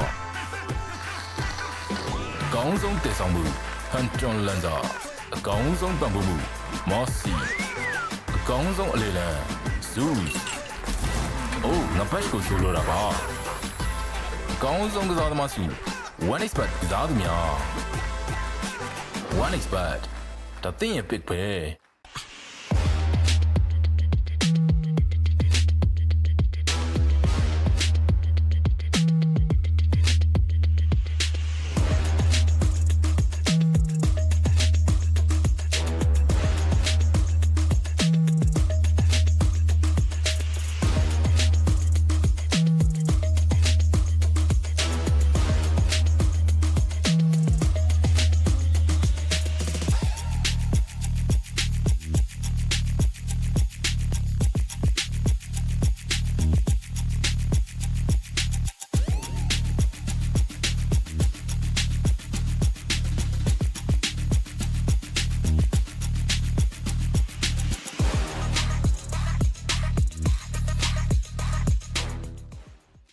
ကျေးဇူးပြုပြီးယနေ့ညရဲ့ကျေဝေများကိုကြိုဆိုလိုက်ကြရအောင် One expert မှာထိတ်တန့်စုများကိုရယူထားသူ Dota 2 ၏ hero များအကောင်းဆုံးတည်ဆောင်မှု Hunton Lanza အကောင်းဆုံးပံ့ပိုးမှု Mossy အကောင်းဆုံးအလေလံ Zeus အိုးငါဘက်ကိုဆိုလိုတာပါအကောင်းဆုံးကစားသမားစု One expert ကစားသူများ One expert ဒါသင်ရဲ့ pick ပဲ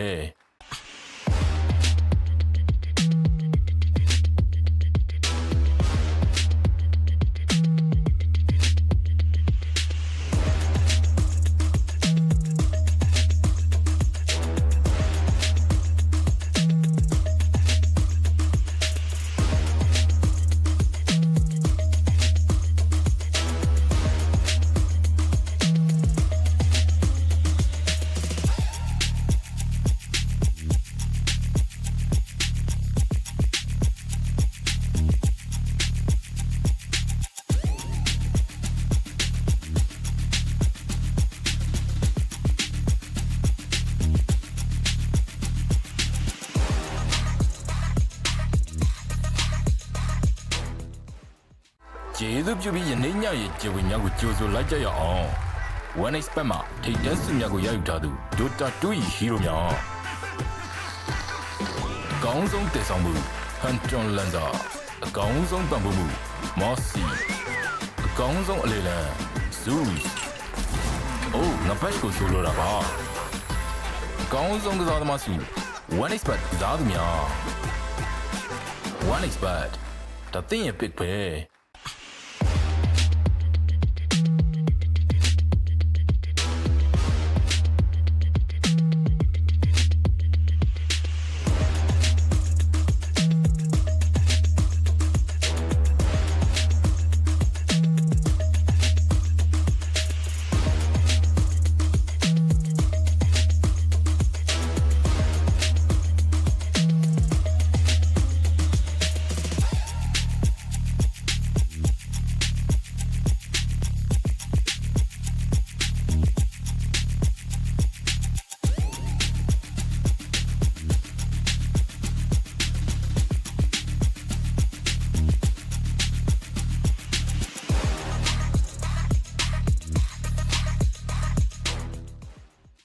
ကျေးဇူးပြုပြီးယနေ့ညရဲ့ကျေဝေများကိုကြိုဆိုလိုက်ကြရအောင် One expert မှာထိတ်တန်းစုများကိုရယူထားသူ Dota 2 ၏ hero များ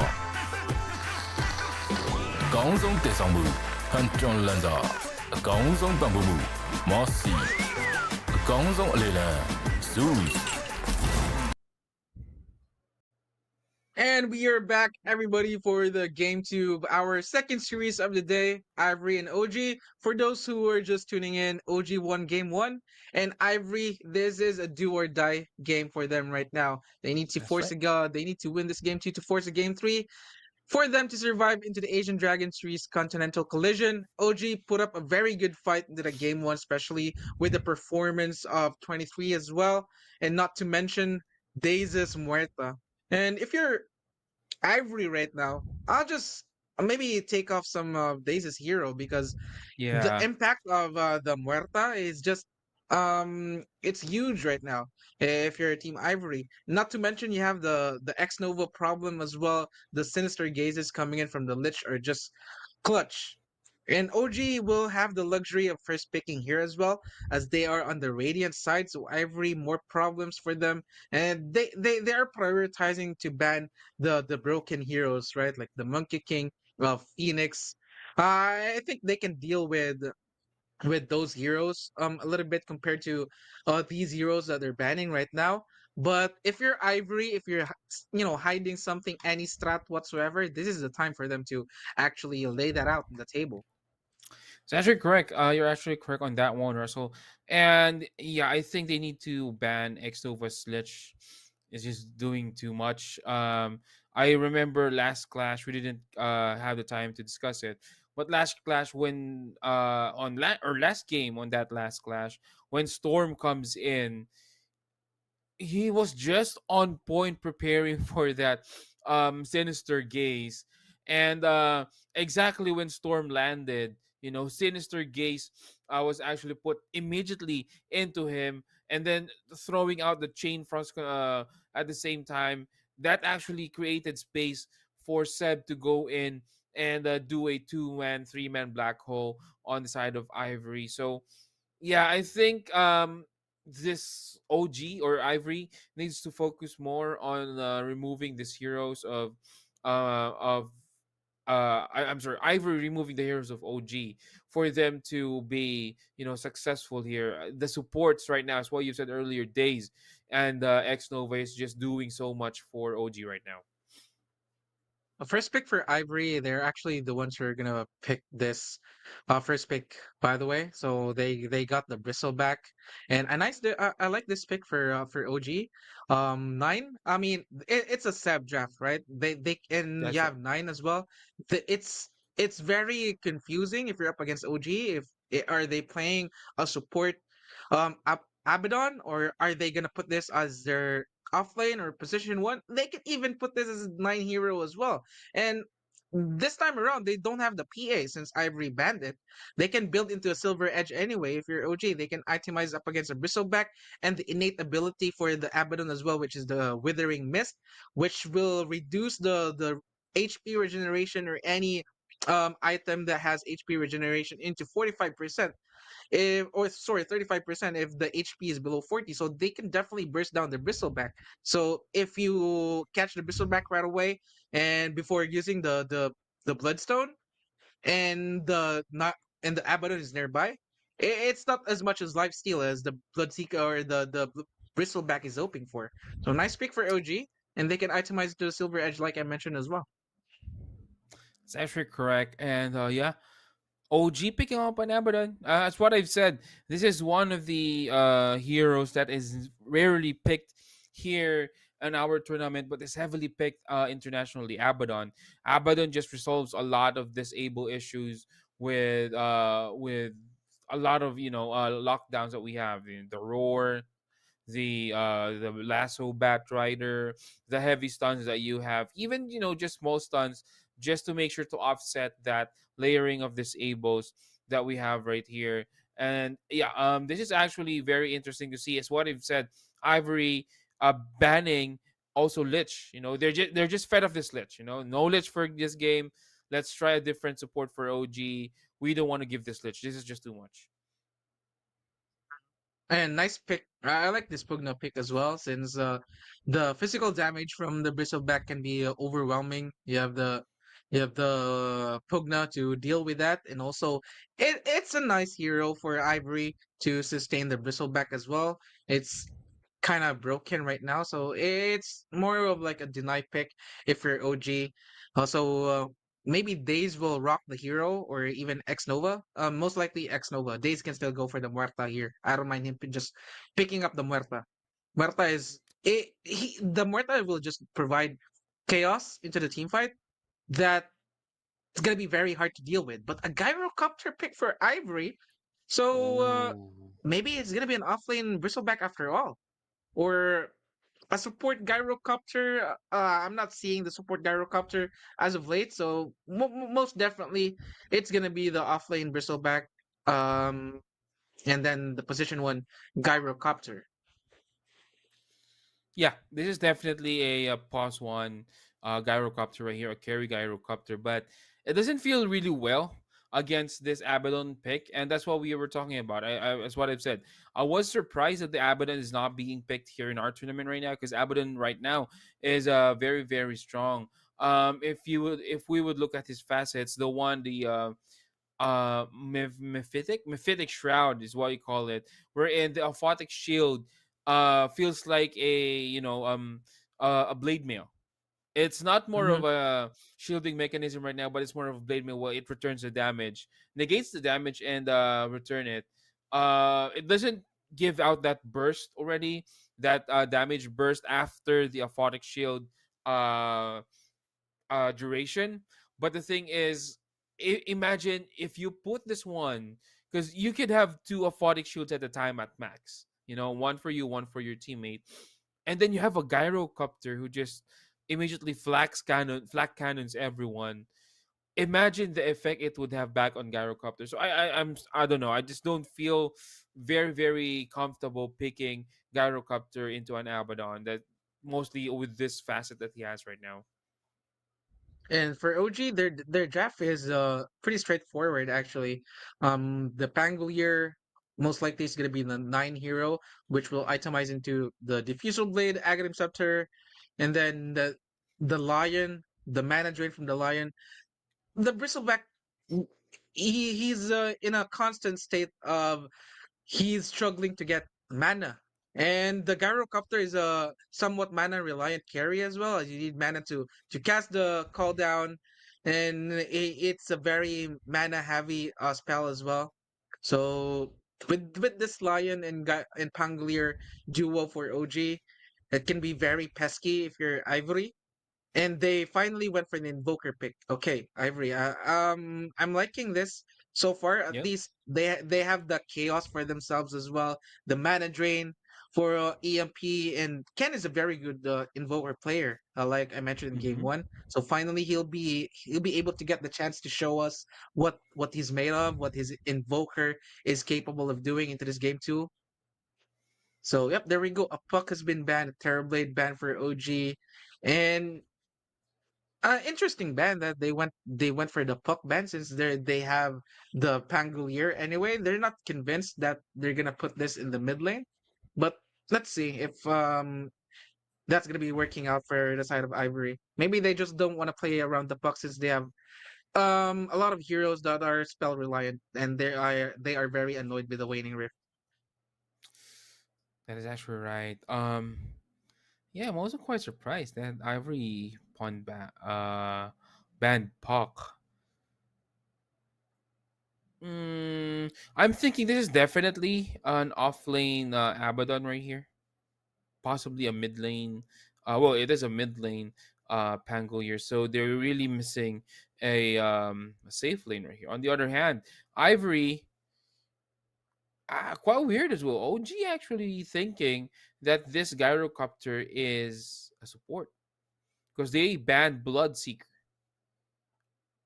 So which means that Hmm. they OG is Yeah, thinking it's that it's like it's a counter Black will to the carry. Pangolier, so maybe it's just pretty straightforward for them to just ban the Bloodseeker. And it's gonna be a Darkseer for Ivory. Uh, it's very Wait. greedy right now. Looking at the draft of Ivory, you have a lot of heroes that really relying on the farm, and you picked a Darkseer. Maybe it's good when the wall will hit the Abaddon Uh, since the aura from the hero is very nice. But you don't have any heroes that have illusions right now. Maybe a Terrorblade, maybe that's a good pick. If you have an Alchemist right in front of you, maybe the Darkseer is a good pick. But I'm not sure. I'm not sure about this one. yeah, I'm actually not liking this Darkseer pick as well. Like I can I mean they could have there could have been a better off lane right here.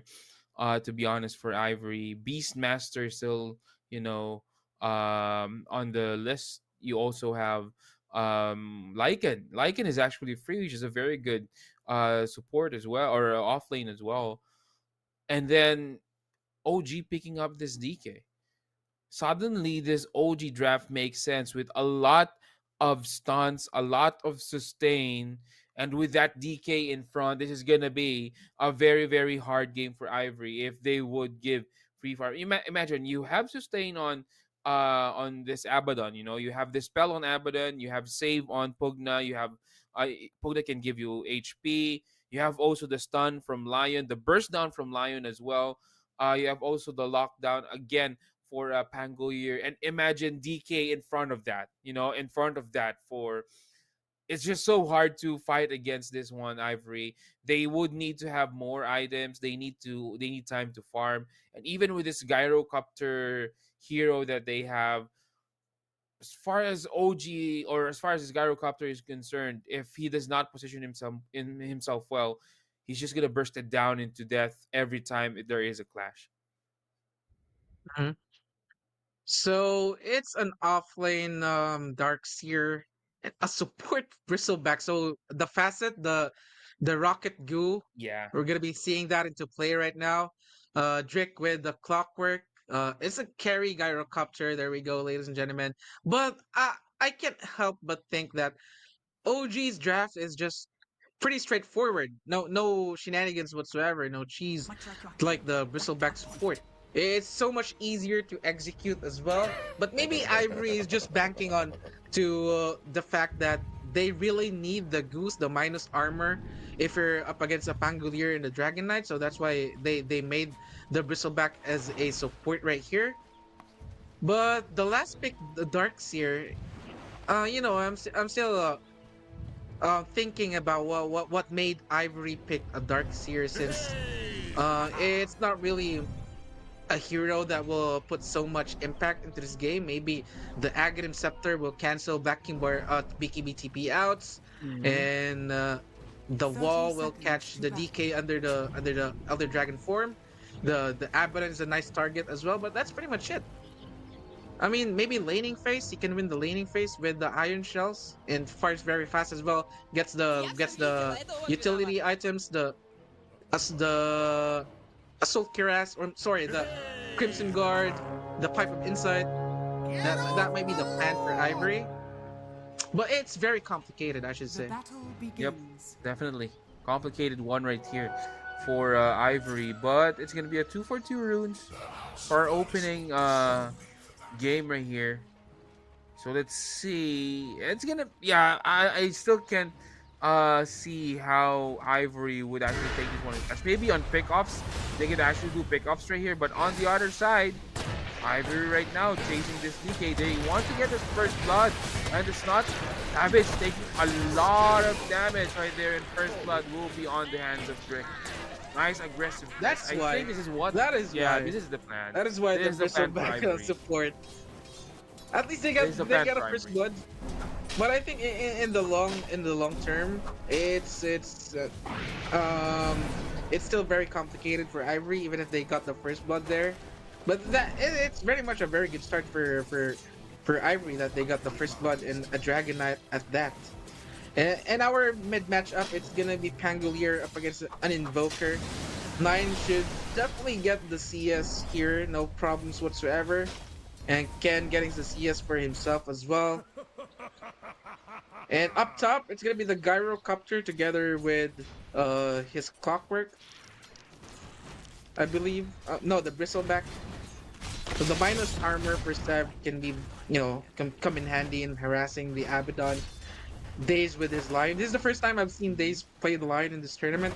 Most of the time he's playing the Muerta or the other hero that he's playing, but Yeah, it's just more big, complicated heroes. hammer.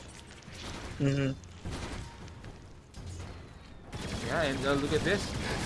You can't just simply go like that with with Abaddon now with the Aquatic Shield talent right there. Yep, he went for He will front the this shot one talent, out. Just look, Oh, Grims? yeah. Just look He's at getting that. low. Yeah, just look at that talent right here for Abaddon. Abaddon is just, spamming up that shield whenever Aizen is doing Rocket Barrage, and Grims can't take that damage.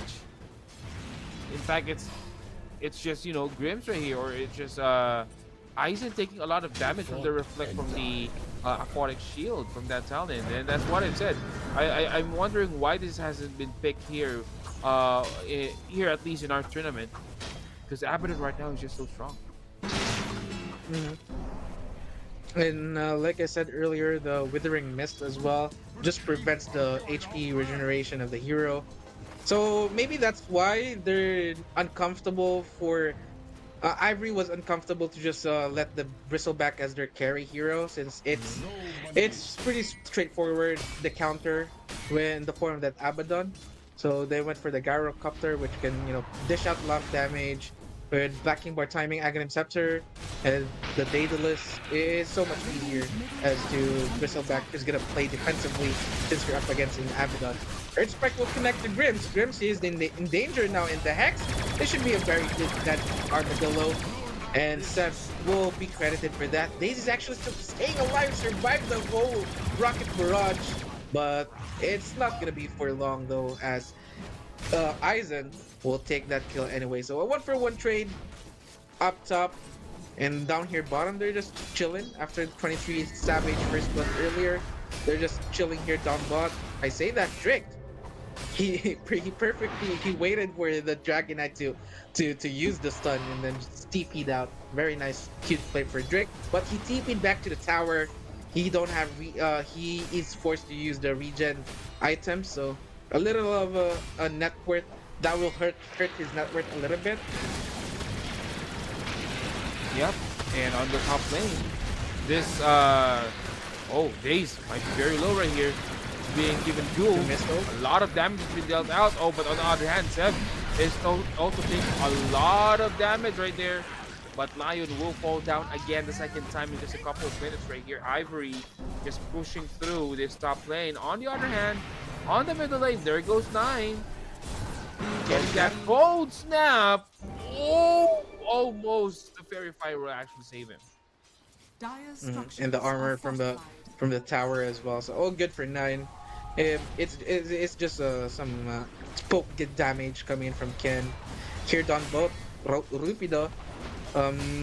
Actually 23 Savage is winning this lane right now. 28 last hits and 3 denies in compared to Rupido's Darkseer only has 20 and 2, and Seb is having a good time up top as well, and he got a kill earlier. But Ivory is leading the kill score right now at this point of the game. 23 Savage is not really strong at this point of the game. He needs his Massive Madness. He needs his Sage and Yasha, the damage items for him to be able to just run down heroes. You are actually correct on that one, Russell. And yeah, a lot of items is needed right here, but the early game potential, once Aizen gets his level 6 as well, once there is a back wall available, this will be a different game for Ivory. This is their timing though. Once they get their level 6 timings, they are a lot stronger right here. So they just yeah, they just need to pick their fights here. Mm-hmm. And first I'll power scan rune you. of this game, Grims will go down here in the mid lane to help Ken out to secure the rune. The same can be said for Drick as well. It's gonna be a haste rune, very nice rune for a Cuphead to take. But down bot, Rupido is very low. The same can be said for Aizen as well. Is this gonna be a 2 heroes that Ivory? Thankfully, Rupido was able to surge his way out, but the same fate cannot be said for Aizen as he was taken out. The Bristleback helped out in mid to secure the rune, and OG took full advantage of the fact that it's a 1v2 up top. Well, OG, that's their name of the game, taking advantage of everything they can, you know. Yeah, just like what happened in their early Radiant game, are scanning. or in our earlier series, OG just took their timing and go straight into a win. They did not look back after they know that they have, or they know and they feel that they have an advantage. But on the other hand, Nine a little bit out leveled right here. Level 7 of Ken versus level 5 to Pango here. No level 6 yet for this Pango. Mm-hmm. But Seb, he's on top of the net worth right now. He's not contested. Obviously, you're an Abaddon. You can you sustain yourself in the lane. You have the kill potential as well with the facet and the passive and Grims. He's in danger now. You have the Snot Rocket to slow things down, but I don't think it's gonna be enough. Nine is there to help out as well, but Daze gets the credit for that kill. Could have been better if Seb or Nine got the kill, but a kill is a kill. All good for OG as they are slowly climbing back into the kill department right now. 3-3, score is tied and a slight gold lead for OG. 8 minutes in. You're right, and portal TP's on the portals now coming in. I think they want to get this 23 Savage kill. But I think No, he 23 knows. Savage actually He felt knows. something. Yeah, on the There's a middle ward lane. there. This might be a good kill right here for the side of OG. And they're gonna push the issue onto this tower. Radiant's bottom tower is under Very attack. nice heads up play from OG as well, putting a ward on the Twins Gate, because this is what Ivory does. They rotate their position 1 to kill off one carry on the other lane, on the other side lane. But OG was they read them like a book and they put a ward there, and wisely 23 will just back off and let his team do the job for him. OG, they know that the Ken Invoker was alone in mid, and they took full advantage of that. They got the tower just for good measure as well. So a lot of map control now in favor of OG, with that mid tower falling down nice and early at this point of the game. And right now, Ivory on the top lane though. Abaddon still has his ulti, so they can't really do anything on that. But there goes their call down, and Ivory takes a lot of damage right there. Drick's still living after all of it. Rupido might be in danger as well. Rupido is very low. The vac wall would be only on them, but to what avail? Just to activate his ult, and Daze might fall here as well. 2 kills for the side of Ivory, but at what cost? It's gonna be the Darkseer falling down. That could have actually been worse for OG. I'm actually surprised that it's only the supports who died there. And Nine, he still have his Rolling Thunder available. And Aizen, you are now in trouble, good sir. You don't have your teammates right next to you. The healing from the item is not gonna be enough for him to survive that. And what a heads up play for OG, faking that back and going back at it again. Nine with that initiation. So OG wins out that trade overall. It was a 2-for-2, and OG got 2 core kills. Yep, and on top of that, Savage Dire's getting his top salary tower right is here. under attack. But they Yep, actually he's just chilling. scanning them. Yeah, it's just chilling. They know. Savage knows that there's someone here. The wards are there. They're just gonna give this, stack. But Savage is just two-way ahead versus the Gyrocopter. Tornado EMP will drain that mana for Savage, and Savage will just go back. Yep, has a Lotus anyway, so doesn't really mind. And 2 core heroes of OG are on top of the network right now. It's only 9 who's been struggling, maybe solely because of the fact that Invoker constantly draining his mana time and time again. But as soon as 9 gets the Diffusal Blade, it's go time for OG. That's the only thing that matters right now. And itemizes into an Aghanim Scepter to provide chaos in the team fight, constantly draining the mana, breaking the mana of Ivory heroes. That's the plan for 9.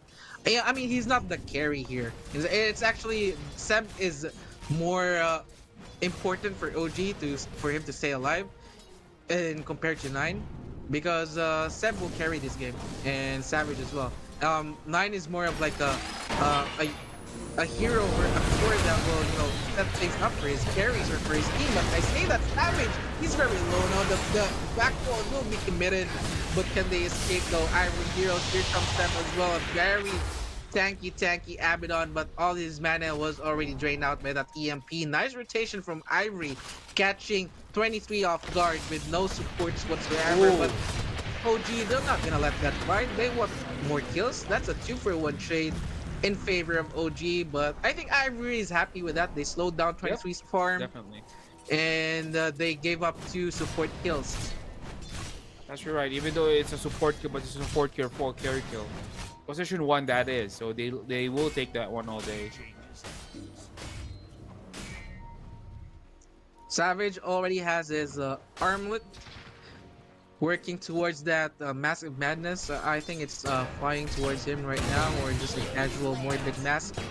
And the Sage and Yasha is very good item for the Dragonite right here, as you have a hookshot clockwork, and you have the stun from the missile as well, the cold snap from the invoker. So a little bit of status resistance can definitely go a long way if you're a Dragonite that needs to right click as much as possible. The DPS from the dragon is very much needed for OG. So after that, maybe goes for a Black Key Bar. Didn't go for the Blink Dagger first item. Maybe after the BKB, that should be the item of choice for Savage. But here comes a 3-man smoke for OG. I'm not sure if 9 already has his Diffusal Blade. Yes, he has. A ward is available here, but they're not spotted just yet.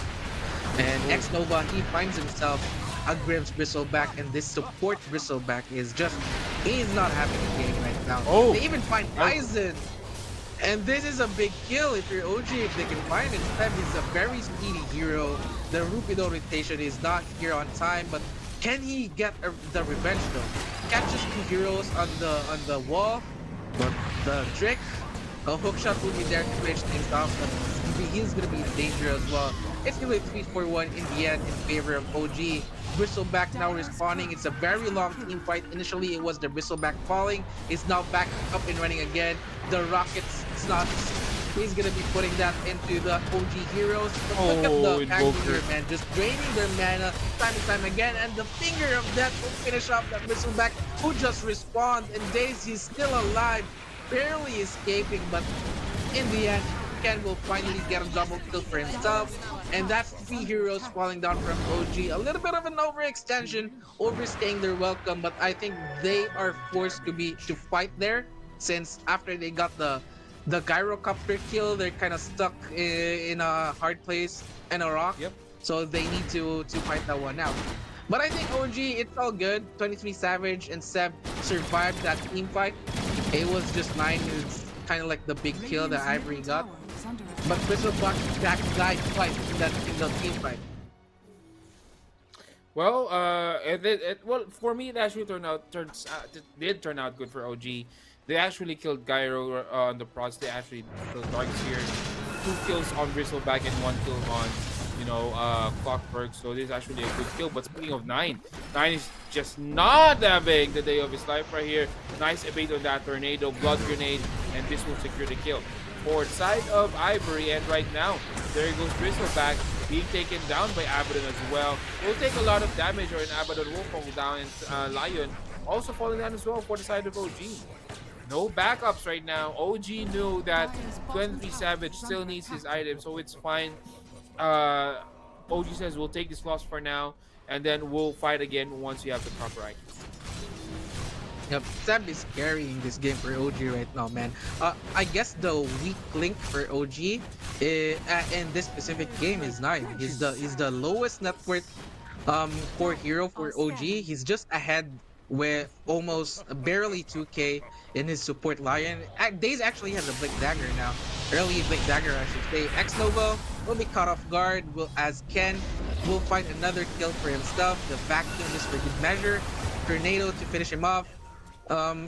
X-Nova just delaying the battle.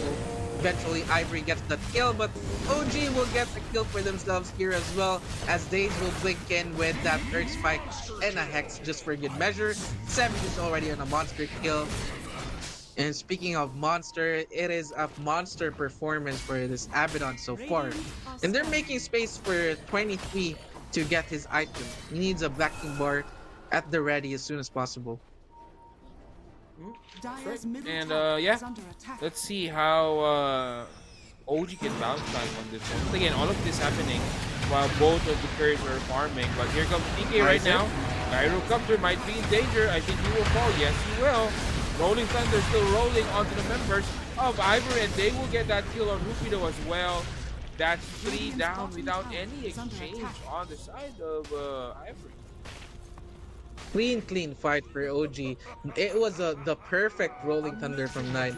We criticized Nine that he was the weak link for OG, but I said earlier that he doesn't need to carry this game. He needs to set up his course to actually the damage for him. And they found an Invoker as well under the cover of the Ghostwalkers and Reward. And here comes Savage dealing the damage. Nine will get the credit for the kill. And that is bad if you're Ivory. Invoker is the hero that is providing impact, that is giving space for his Gyrocopter right now, and for you and for an Invoker getting picked off just like that, it's not looking good for Ivory. And they're close to the Rosh pit as well, so might as well OG just goes for the Rosh, while the Elder Dragon form is still ongoing for Savage. That is actually correct, and right now they are on the go for that Roshan OG. That is. They will try to get this Rose. No contest at all because there's no Invoker. Gyrocopter is far from this. Gyrocopter is actually aiming for that Aghanim Scepter, which is still 1,000 gold away. OG might pressure the lanes right here and then force Ivory to fight because they have the Aegis advantage. So let's see how this would go. Aegis, it will be given to 23. 5k gold lead now for OG. Seb is still continuing to be a menace for Ivory, but when they kill Seb though, he still have borrowed time at the ready. Let's see if the backup will be here on time. They are waiting. They're waiting for this borrowed time to be expired, but I think the damage is not enough. Zipoka is here to sustain Seb as well. Another Apothic shield for himself. Seb is still alive after all of that. That is 5v1, and Seb survived it all. And it's actually Ken's gonna fall down. That's a Ravage from Daze. Beautiful Earth Spike from the Lion. Gets another kill. Again, it's a 2-for-1 so far. Eventually, Seb actually went down there, but I think OG is gonna be very happy with that exchange. It's a dominating streak already for this Dragon. And a 3-for-1 exchange. They'll get a tier 2 as well. They'll get the Outpost, the Aegis still intact. They can go down bot as well, finish off the tier 1 tower. OG, they're in a good spot to sweep this game. Well, that is correct. I don't know why they really have gone onto that Abaddon, knowing that there's a Aphotic Shield plus borrowed time. It's just another good target. They tried to kill it as fast as they can, but that didn't work out as well. Oh, stun. But for the ward, yeah, it would be safe. Hook shot will almost hit on today's. but they will just go. Look at this skin from the lion, man. It's the first time that I saw that loadout where he's literally a lion with a star on his forehead. Drake will TP out, but here comes Dave again with a blink earth spike, and that's a dead clockwork. Drake. It's a very sad game. I don't envy Drake right now. It's a hard game to be a clockwork if you're up against the players with potential like Days. And 23 Savage doesn't really care for heroes right next to him. He still having Aegis available, and the help is coming in the form of Nine and Lion. Seb, he's going to the long route. He want to flank the Ivory heroes, and Nine is just buying time for Seb to be back into this team fight. The Rolling Thunder is not giving them any favors, but he needs to go back now as he doesn't have any. He's Savage. You don't have an Aegis anymore, good sir, and I think it's a disaster for OG. They a little bit of an overconfidence for Savage, hoping that his team will come in on time. There's no borrowed time left, and Ivory will clean things out. And that's a 3-4-0 straight in favor of Ivory. What happened there, Graham?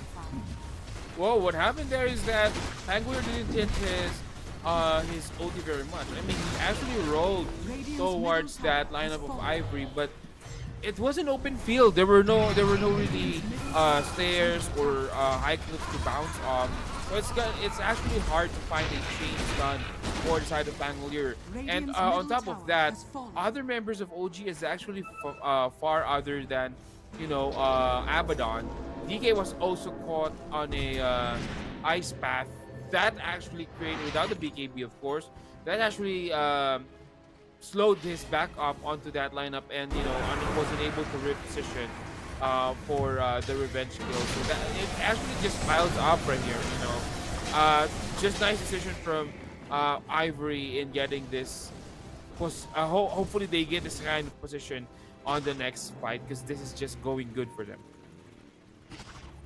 23 Savage, he did not actually went for the straight backing bar after the Saint Yasha.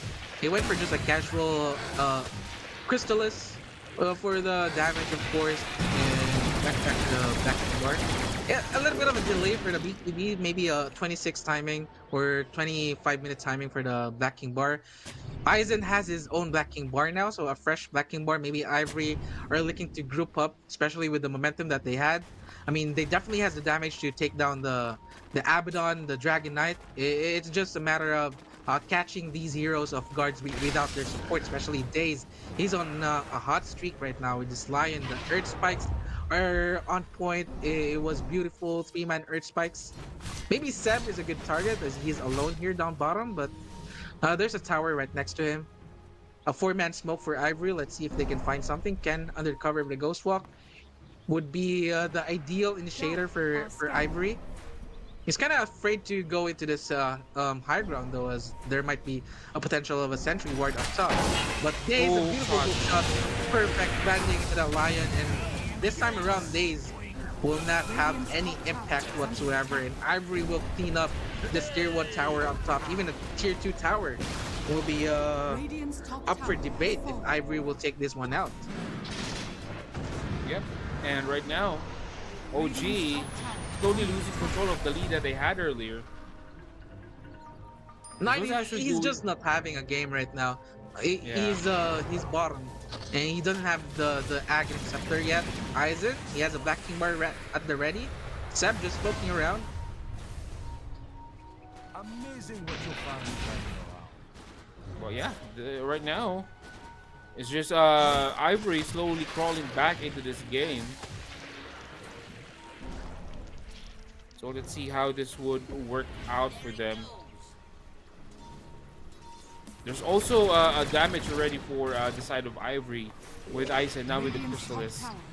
Next item is gonna be, oh, there you go, the lifesteal. Satanic, that and is. they're the ones who's gonna get the tier 2 tower first. They're actually threatening high ground now, and Days just being a menace that he is just constantly spamming that Earth Spike, a glyph will be forced out for the side of OG, and Ivory wisely will back off for now. But another set of creep wave is back here up top, and they will go for the tier 3 tower. They should be careful here if you're Ivory. OG is still very a capable team for to turn things around, but definitely the momentum is in Ivory right now. And look at the damage from Aizen with that Aghanim Scepter the side cannon is doing to the buildings of OG right now. Just in time, the backdoor protection will be activated, but another creep wave, and they're going for Aizen. Aizen still has the backdoor, but the chain stun is there. Can they kill off Aizen? The answer is no. He's still alive, and here comes Nine with a rolling thunder. He wasn't there on time to stop the gyrocopter to pop his Black King bar. A wall was been committed. Oh, the one stun. Just died just like that. 2-man stun coming in from Daze, but do they have protection for the Invoker? The answer is yes. A Thrush Buckle to finish things off thanks to Nine, and that's a double kill for 23 Savage. They did not expect the damage coming in from the Dragon Knight and the Black King bar as well. And Ivory overstaying their welcome. Aizen almost died there if OG layered their spells or their stuns perfectly. But this is an open route for them to push up top, since the Roche will be respawning in a couple more minutes. It's gonna be a nighttime Roche. Fortunately for Ivory though, it's gonna be a long respawn time for the Roshan, so OG will not get that Aegis just yet. Ivory will be in the respawn times of the Ivory heroes will be more than enough for them to actually go back or consider fighting this out or contesting the Roche. And there you go. Suddenly, OG, a little bit of a bounce back after that slump that they had. Ivory was actually having a good time riding that momentum, but then that high ground push. Although, I think, yeah, there's only one Rax out on that top lane. So OG still has a fight on this one. It's not everything in the end for OG. 1 minute and 30 seconds off for that Roshan as well, so it's still quite some time before this Rosh timing. And yeah, I think OG right here needs to get those burst damage intact. There's just too many targets for OG on the side of Ivory. You know, they need to get the Bristle back. They need to get the Dark Seer Invoker as well. But speaking of, Step will actually beat the bait. They will now try to run away into a 5-man side with that Rolling Thunder. This disable is just too much for a Ivory flying up and DK is oh my days. has now been used, and suddenly OG Ivory turned it around. They are now trying to run away, and again the damage. They can't really burst out, and I mean that was a very good initiation at the back end coming from this Pango Year on 9. But there were no damage on the side of OG. I mean, there was a 5-man continuous stun at the back lines, and Lion even got a 2-man stun, 3-man stun. But then they only killed Darkseer and this Clockwork. Clockwork even bought back, and that is enough to get two cores, 1 mid, 1 carry, and a support for the side of OG. Ivory just turning around that fight a while ago. Yeah, that was a very bad fight for OG. Yeah, and understandably so. They're waiting for the Roche to be respawning. Unfortunately for OG, it did not respond early for them to just take that Roche after they won the team fight. And Savage was standing right next to a wall, clicking heroes, but he doesn't have the Black bar anymore to actually cover for him. And Steb was caught off guard right at the get-go as well. If you're Steb right now, you're not really going all in right away. You wanna poke first, since you have the Apotic Shield, you have the passives, and just wait for your Savage or Nine to put on the chaos into the team fight. But I say that Step initiating into Aizen. Aizen doesn't have a Black bar just yet. Here comes Savage with a Black bar. This time around, they will burst down the Bristleback right off the get-go. Aizen will pop his own Black bar. But where is his teammate? They don't exist at the back line. Here comes the Nullifier coming in from Step. It's a 1-4-0 trade so far, but the Aegis is still available for Aizen. It's in his backpacks, and he has a second life after this one, but he doesn't have a Black bar after his first life. Kenny's getting low as well.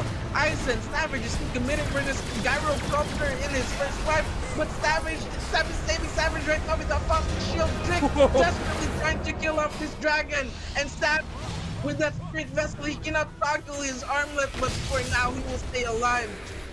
And I don't know what's going on in this team fight right now. It's very chaotic, Exactly. but I think OG, I think they're okay with that team fight as they took out the Aegis away from Eisen, and Savage survived through it all. Even if a couple of moments there, it was very dicey for OG. Savage was obviously very low, but he survived after all of that chaos, and he has a Daedalus now. He can definitely kill heroes much more quickly compared to that last fight.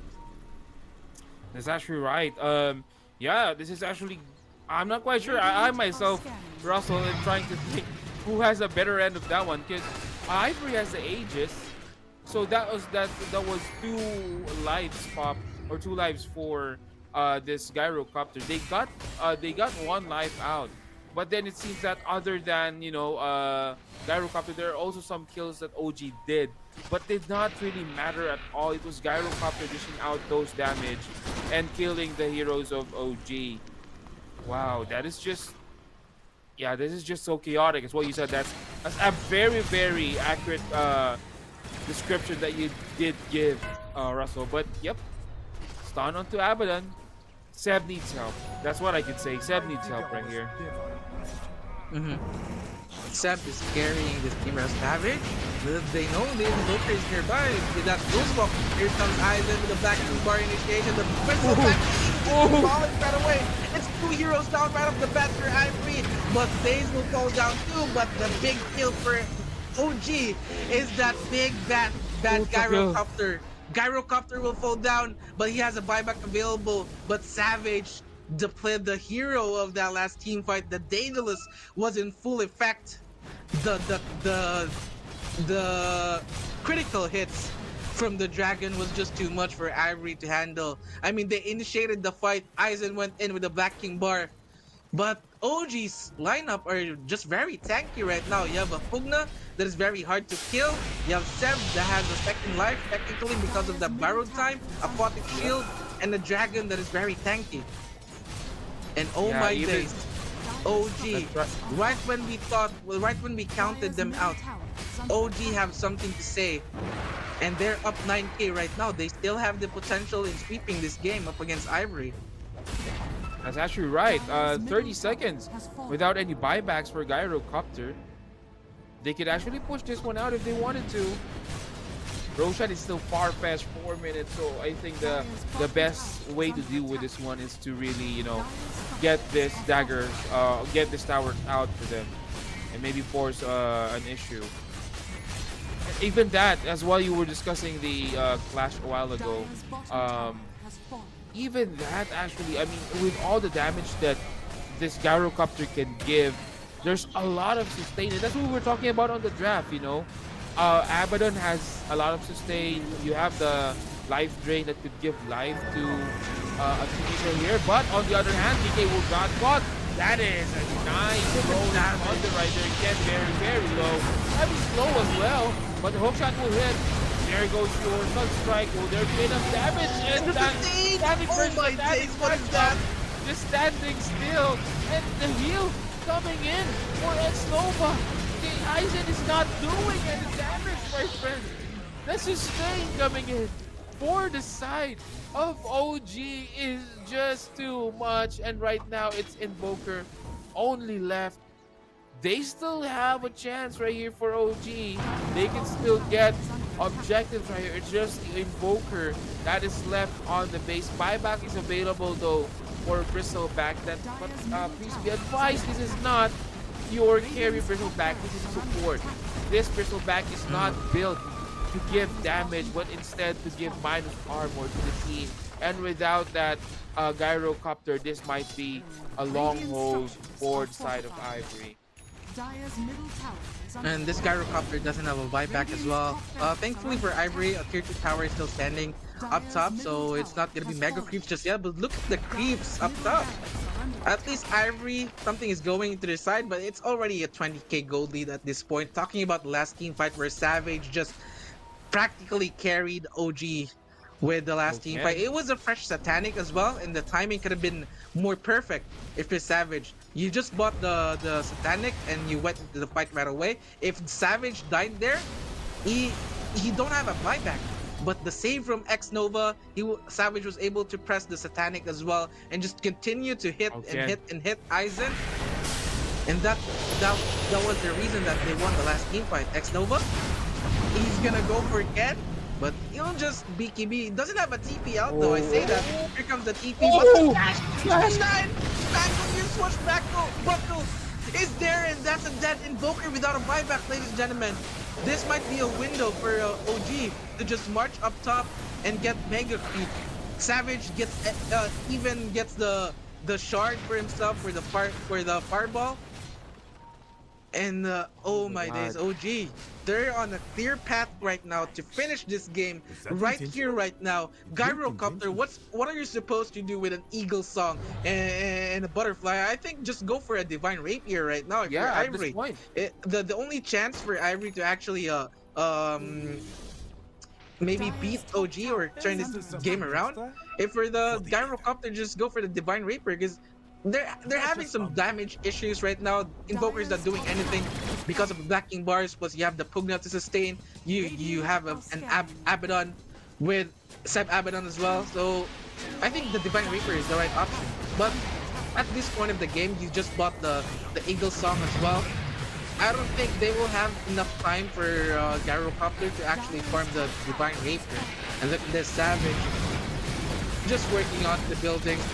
No regard for these buildings for Ivory, but a big crack wall though. There's no follow-up damage. Look at Savage, he's getting low. The ultimate will be popped right off the get-go, but Savage still doesn't care. He's still a Black Boy. He still have a Satanic. Here comes time with the Rolling Thunder. Catches two Aizen. Finally, will get his life steal as well, but I think the damage is just not enough.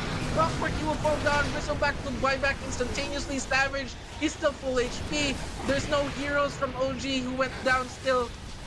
And Ivory backs against the wall. This might be the beginning of the end for them. Friendly Savage is still working towards the building. The backdoor protection will be activated, but only for a little amount of time, as Savage will secure the mega creeps for Team OG.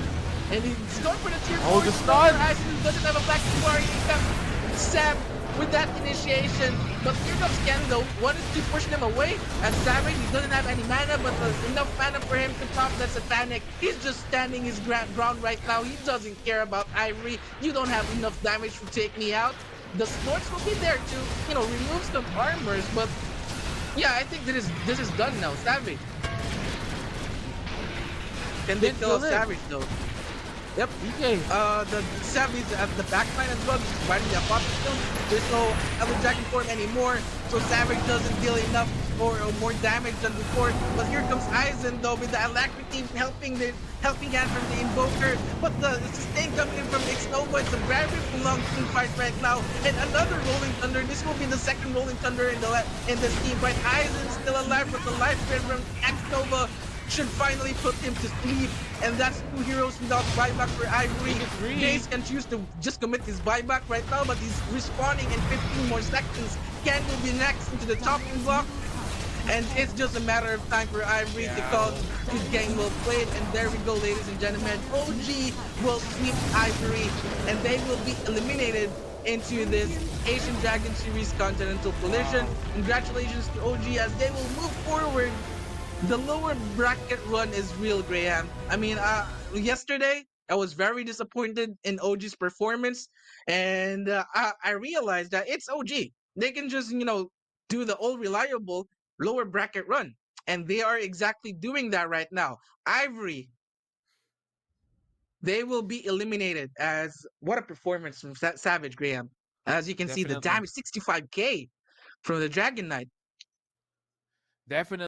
I mean, as what OG says, lower bracket is for, But yeah, I'm not quite sure if it's OG or Liquid who says that on one of the, TIs. But yeah, OG did actually good on this one. And this is what we were talking about on the draft, Russell. I mean, 23, it's how it was designed to be.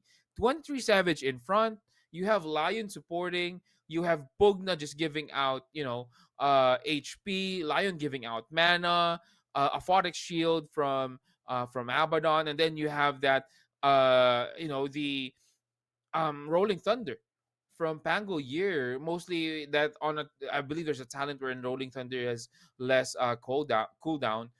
And that's what happened. I mean, they cannot kill DK with all the sustainability on DK itself, sustainability that DK is receiving. It actually, is an impossible task to kill him at the end of the day. Like, DK was just in front, and I think the only problem that I see with the lineup of Ivory is that they really cannot jump in on the back lanes. Right. I'm not quite sure if Darkseer has the Blink Dagger initiation. I haven't seen any so far in the match, but Yeah, it's he just has a that, big dagger. But I think yeah, it was the bristleback who actually costed Ivory there. Initially they wanted to run the bristleback as their position one as Aizen's hero, but as soon as they saw Seb's Abaddon, they just completely abandoned the game plan wherein yep, they will be running a bristleback. So you have a bristleback support, no stunts whatsoever, no initiation, maybe an overtime slows from the rocket goose, but it didn't work out in this specific game. Seb was carrying the game, carrying OG in the mid game, but it was actually Savage who finished the game for OG.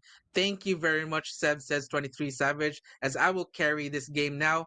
And there we go, ladies and gentlemen, 2-0 in favor of OG. And don't go just yet, as we still have our last series of the day.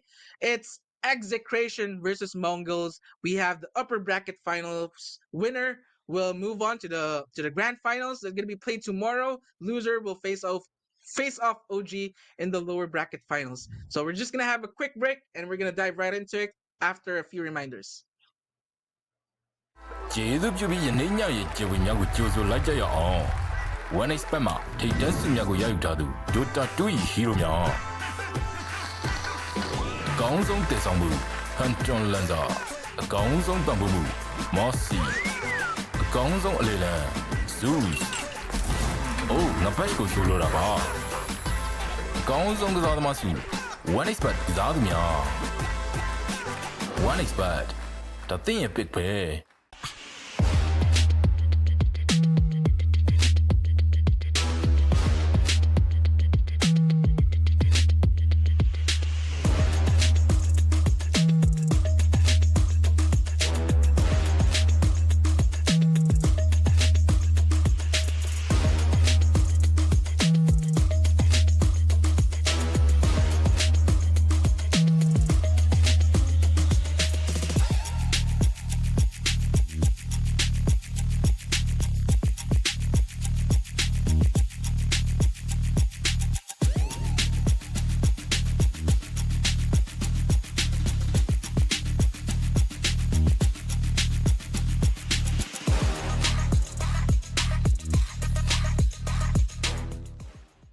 ကျေးဇူးပြုပြီးယနေ့ညရဲ့ကျေဝေများကိုကြိုဆိုလိုက်ကြရအောင် One Expert မှာထိပ်တန်းစုများကိုရယူထားသူ Dota 2 ၏ hero များအကောင်းဆုံးတည်ဆောင်မှု Hunton Lanza အကောင်းဆုံးပံ့ပိုးမှု Mossy အကောင်းဆုံးအလေလံ Zeus အိုးငါဘက်ကိုရှိုးလို့တာပါအကောင်းဆုံးကစားသမားစု One Expert ကစားသူများ One Expert ဒါသင်ရဲ့ pick ပဲ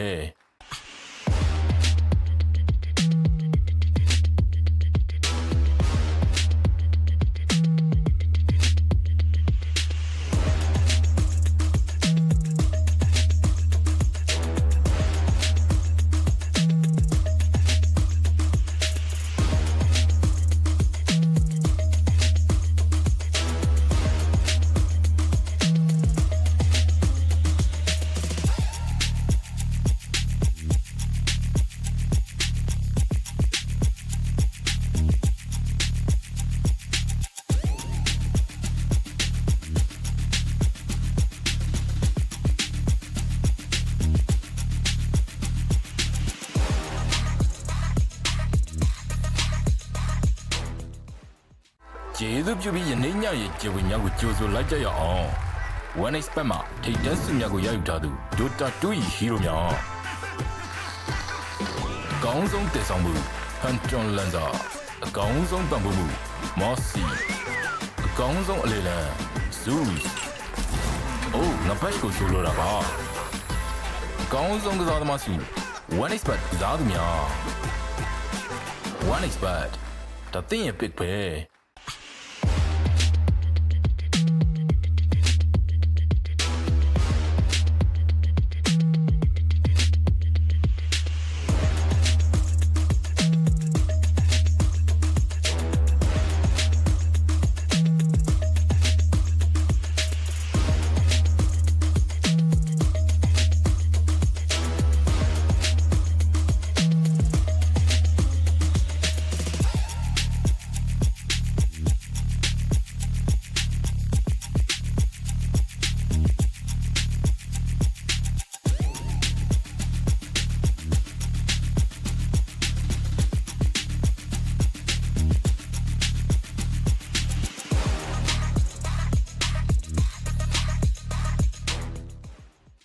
ကျေးဇူးပြုပြီးယနေ့ညရဲ့ကျေဝင်များကိုကြိုဆိုလိုက်ကြရအောင်1 expert မှာထိပ်တန်းစုများကိုရယူထားသူဒိုတာ2 ဟီးရိုများအကောင်းဆုံးတည်ဆောင်မှုဟန်တွန်လန်ဇာအကောင်းဆုံးပံ့ပိုးမှုမော့စီအကောင်းဆုံးအလေလံဇူးအိုးငါဘက်ကိုဆိုလိုတာပါအကောင်းဆုံးကစားသမားစု1 expert ကစားသူများ1 expert ဒါတင်ရဲ့ pick ပဲ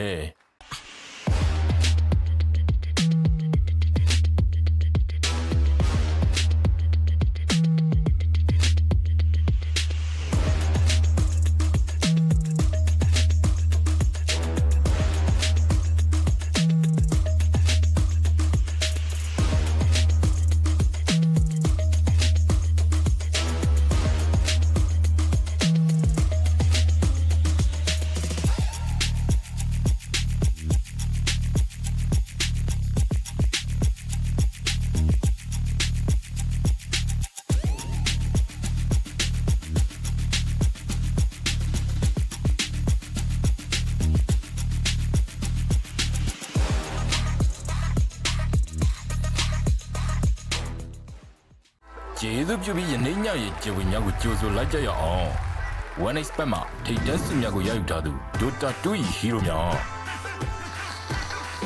အကောင်းဆုံးတည်ဆောင်မှုဟန်တွန်လန်ဇာအကောင်းဆုံးပံ့ပိုးမှုမော့စီအကောင်းဆုံးအလေလံဇူးအိုးငါဘက်ကိုဆိုလိုတာပါအကောင်းဆုံးကစားသမားစု1 expert ကစားသူများ1 expert ဒါတင်ရဲ့ pick ပဲ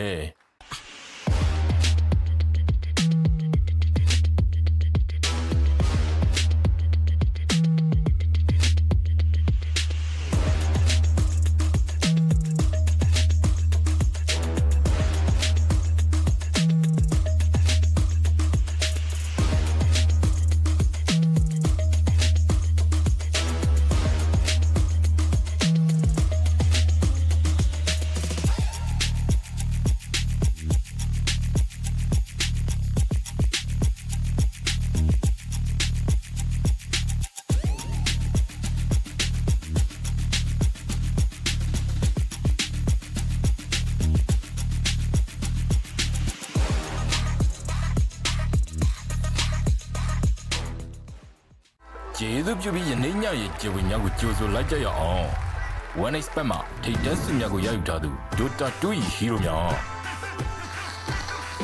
အကောင်းဆုံးတည်ဆောင်မှုဟန်တွန်လန်ဇာအကောင်းဆုံးပံ့ပိုးမှုမော့စီအကောင်းဆုံးအလေလံဇူးအိုးငါဘက်ကိုဆိုလိုတာပါအကောင်းဆုံးကစားသမားစု1 expert ကစားသူများ1 expert ဒါတင်ရဲ့ pick ပဲ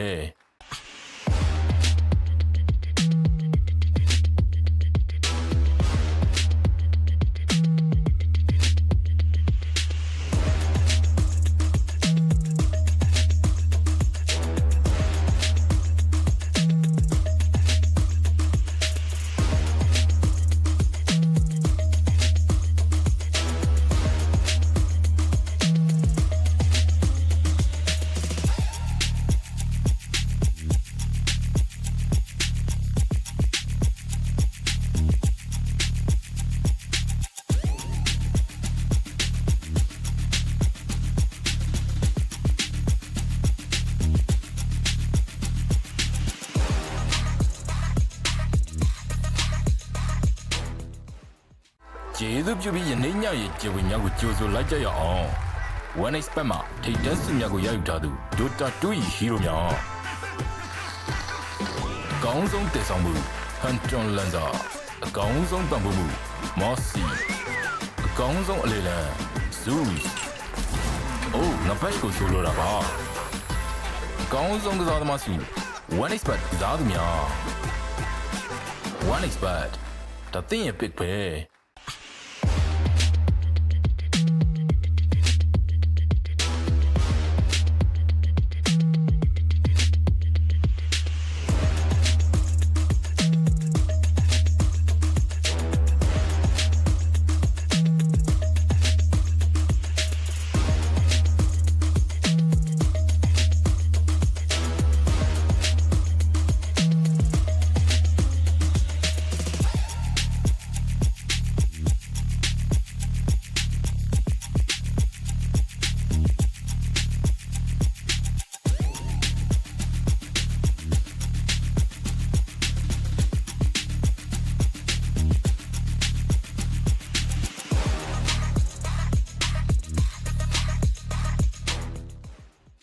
ကျေးဇူးပြုပြီးယနေ့ညရဲ့ကျေဝင်များကိုကြိုဆိုလိုက်ကြရအောင် One Expert မှာထိပ်တန်းစစ်များကိုရယူထားသူ Dota 2 Hero များ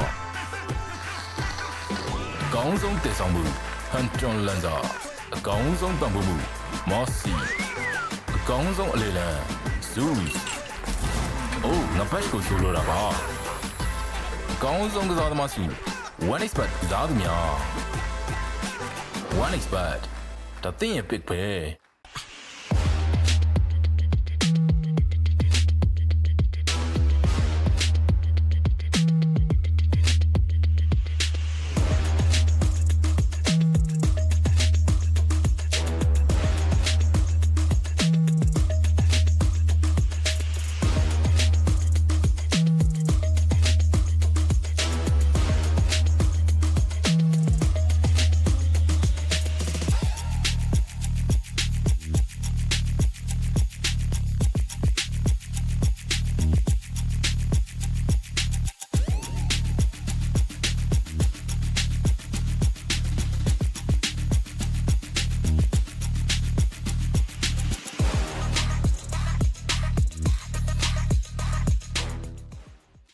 ကျေးဇူးပြုပြီးယနေ့ညရဲ့ကျေဝင်များကိုကြိုဆိုလိုက်ကြရအောင် One Expert မှာထိပ်တန်းစစ်များကိုရယူထားသူ Dota 2 Hero များအကောင်းဆုံးတည်ဆောင်မှု Hunter Lancer အကောင်းဆုံးပံ့ပိုးမှု Mossy အကောင်းဆုံးအလေလံ Zeus အိုးငါဘက်ကိုဆိုလိုတာပါအကောင်းဆုံးကစားသမားစု One Expert ကစားသူများ One Expert ဒါသင်ရဲ့ pick ပဲ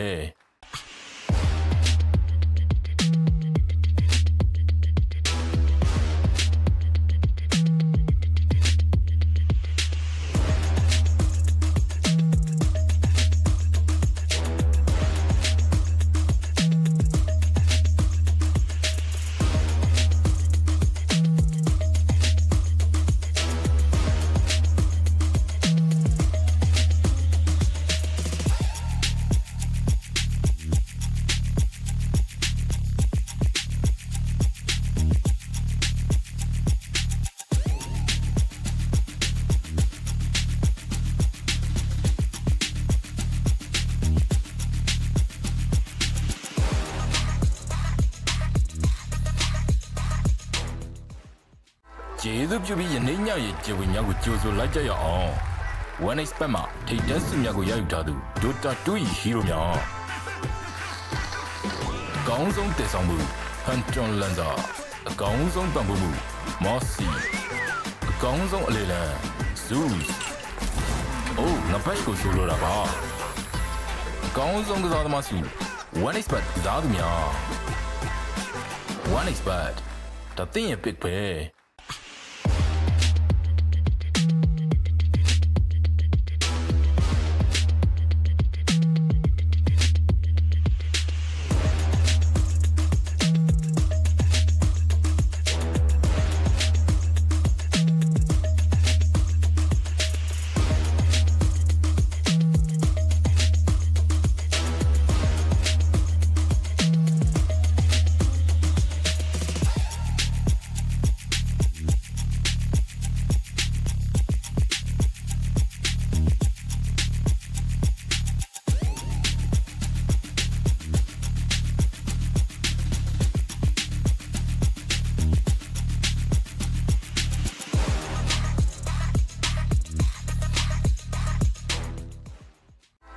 သူပြုပြီးယနေ့ညရဲ့ကျေဝင်များကိုကြိုဆိုလိုက်ကြရအောင် One expert မှာထိတ်တန်းစစ်များကိုရယူထားသူ Dota 2 ၏ hero များ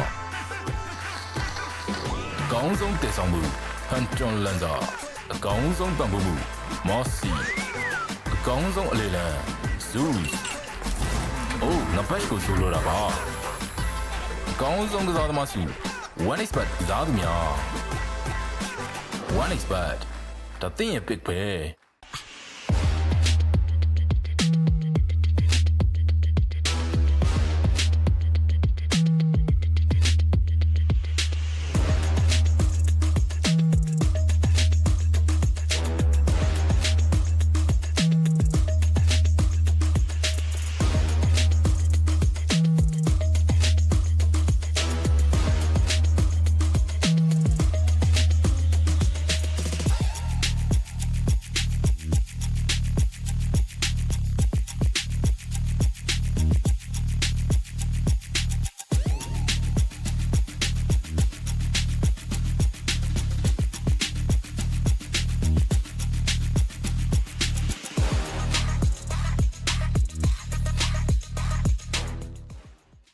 ကျေးဇူးပြုပြီးယနေ့ညရဲ့ကျေဝင်များကိုကြိုဆိုလိုက်ကြရအောင် One expert မှာထိတ်တန်းစစ်များကိုရယူထားသူ Dota 2 ၏ hero များ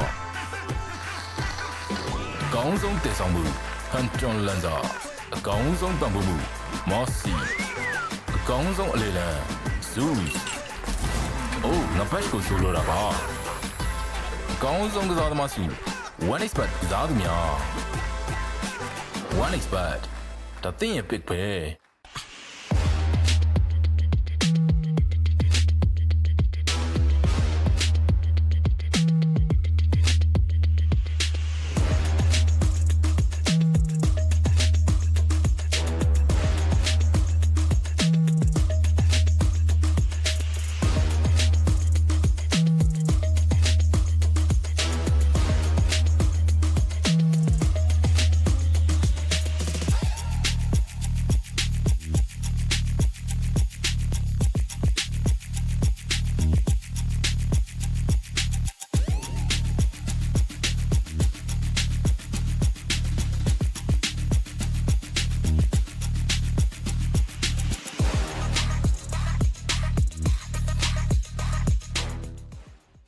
ကျေးဇူးပြုပြီးယနေ့ညရဲ့ကျေဝင်များကိုကြိုဆိုလိုက်ကြရအောင် One expert မှာထိတ်တန်းစစ်များကိုရယူထားသူ Dota 2 ၏ hero များ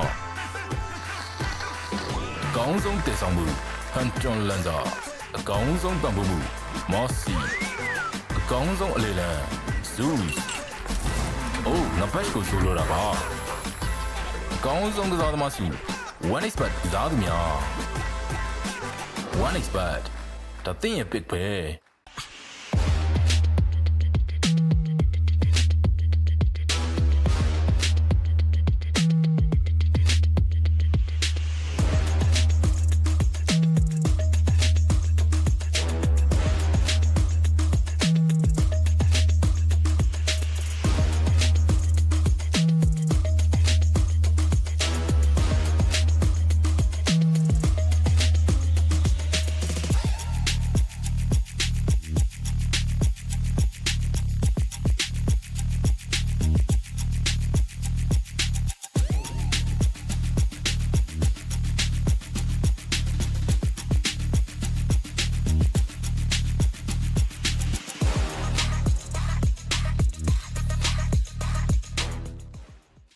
ကျေးဇူးပြုပြီးယနေ့ညရဲ့ကျေဝင်များကိုကြိုဆိုလိုက်ကြရအောင် One expert မှာထိတ်တန်းစစ်များကိုရယူထားသူ Dota 2 ၏ hero များ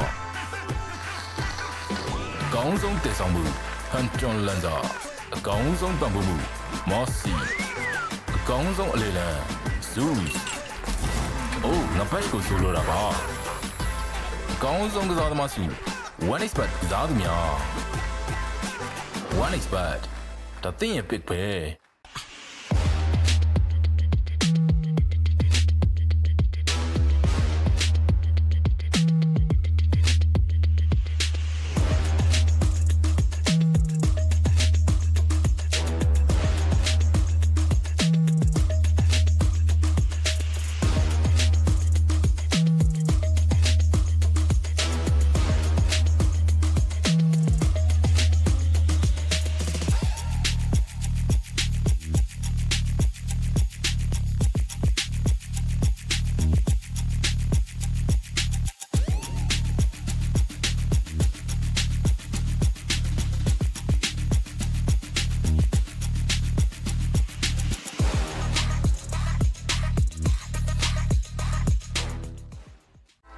သူပြုပြီးယနေ့ညရဲ့ကျေဝင်များကိုကြိုဆိုလိုက်ကြရအောင် One expert မှာထိတ်တန့်စုများကိုရယူထားသူ Dota 2 ၏ hero များ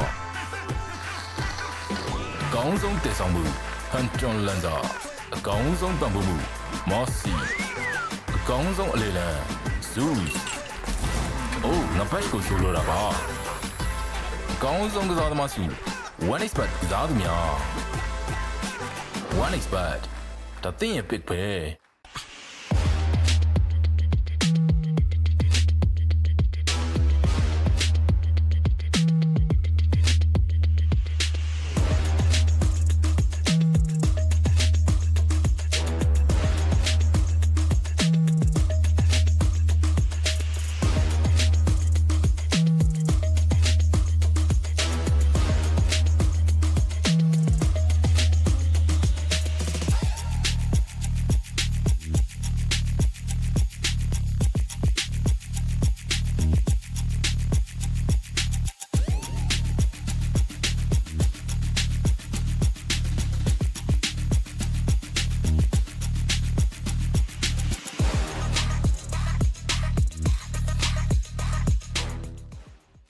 ကျေးဇူးပြုပြီးယနေ့ညရဲ့ကျေဝင်များကိုကြိုဆိုလိုက်ကြရအောင် One expert မှာထိတ်တန့်စုများကိုရယူထားသူ Dota 2 ၏ hero များအကောင်းဆုံးတည်ဆောင်မှု Hunton Lanza အကောင်းဆုံးပံ့ပိုးမှု Mossy အကောင်းဆုံးအလေလံ Zeus အိုးငါဘက်ကိုဆိုလိုတာပါအကောင်းဆုံးကစားသမားစု One expert ကစားသူများ One expert ဒါသင်ရဲ့ pick ပဲ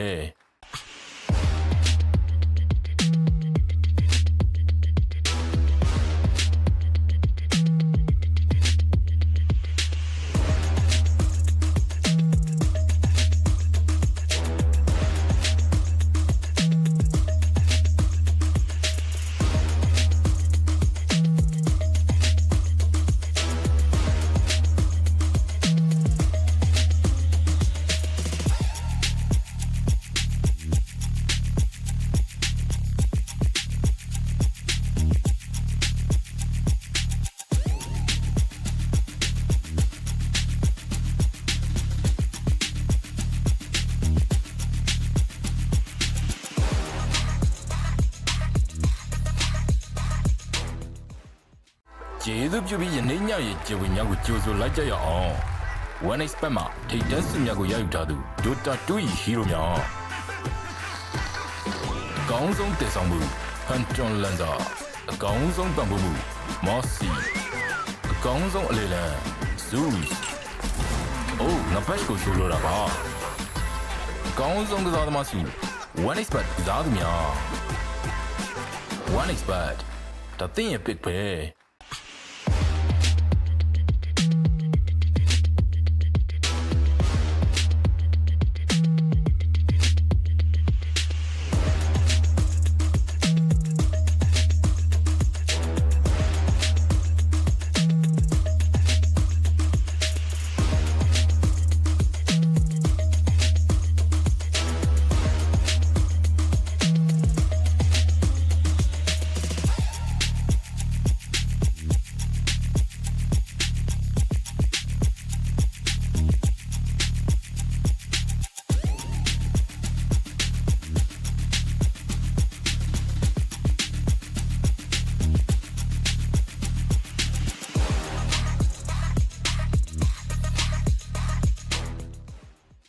ကျေးဇူးပြုပြီးယနေ့ညရဲ့ကျေဝင်များကိုကြိုဆိုလိုက်ကြရအောင် One expert မှာထိတ်တန့်စုများကိုရယူထားသူ Dota 2 ၏ hero များအကောင်းဆုံးတည်ဆောင်မှု Hunton Lanza အကောင်းဆုံးပံ့ပိုးမှု Mossy အကောင်းဆုံးအလေလံ Zeus အိုးငါဘက်ကိုဆိုလိုတာပါအကောင်းဆုံးကစားသမားစု One expert ကစားသူများ One expert ဒါသင်ရဲ့ pick ပဲ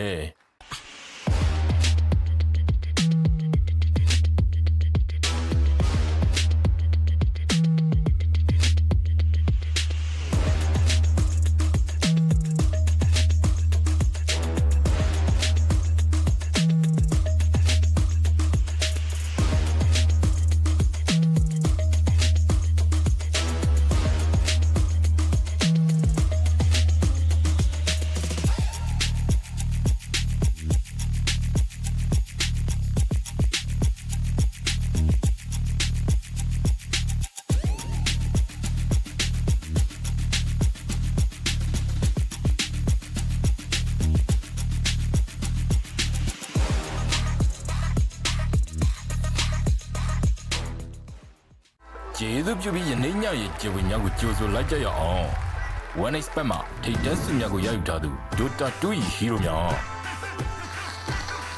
အကောင်းဆုံးတည်ဆောင်မှု Hunter Lander အကောင်းဆုံးပံ့ပိုးမှု Mossy အကောင်းဆုံးအလေလံ Zeus အိုးငါဘက်ကိုဆိုလိုတာပါအကောင်းဆုံးကစားသမားစု One Expert ကစားသူများ One Expert ဒါသင်ရဲ့ pick ပဲ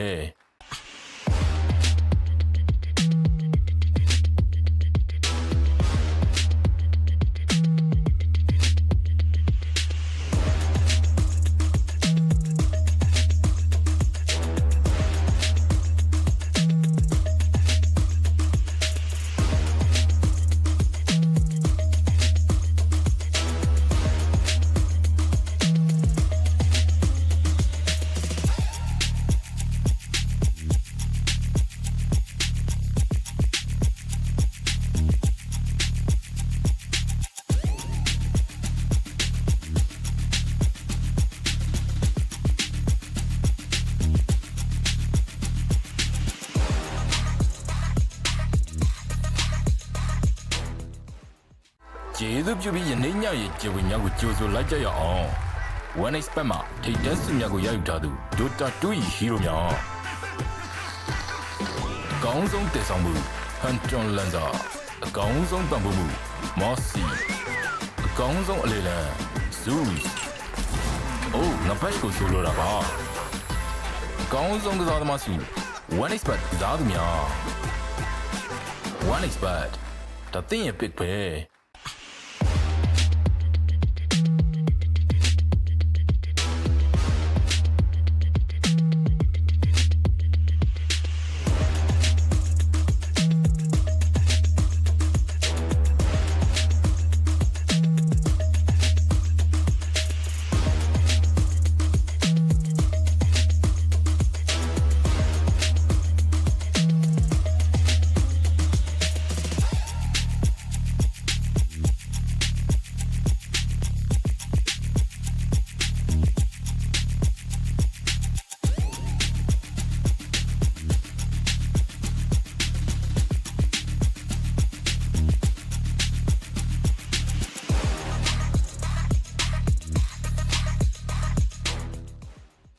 ကျေးဇူးပြုပြီးယနေ့ညရဲ့ကျေဝင်များကိုကြိုဆိုလိုက်ကြရအောင် One Expert မှာထိပ်တန်းစုများကိုရယူထားသူ Dota 2 Hero များ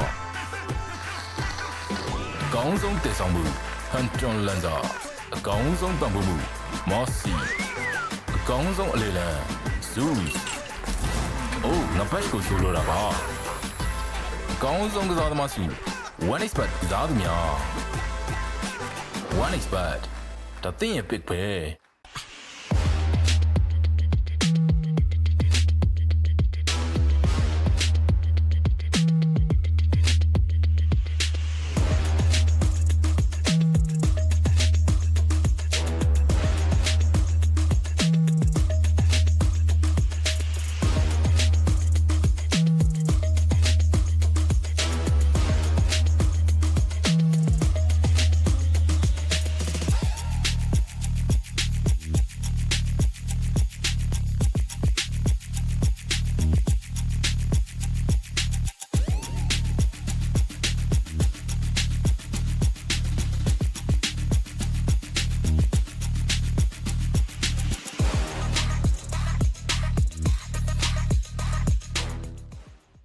ကျေးဇူးပြုပြီးယနေ့ညရဲ့ကျေဝင်များကိုကြိုဆိုလိုက်ကြရအောင် One Expert မှာထိပ်တန်းစုများကိုရယူထားသူ Dota 2 Hero များ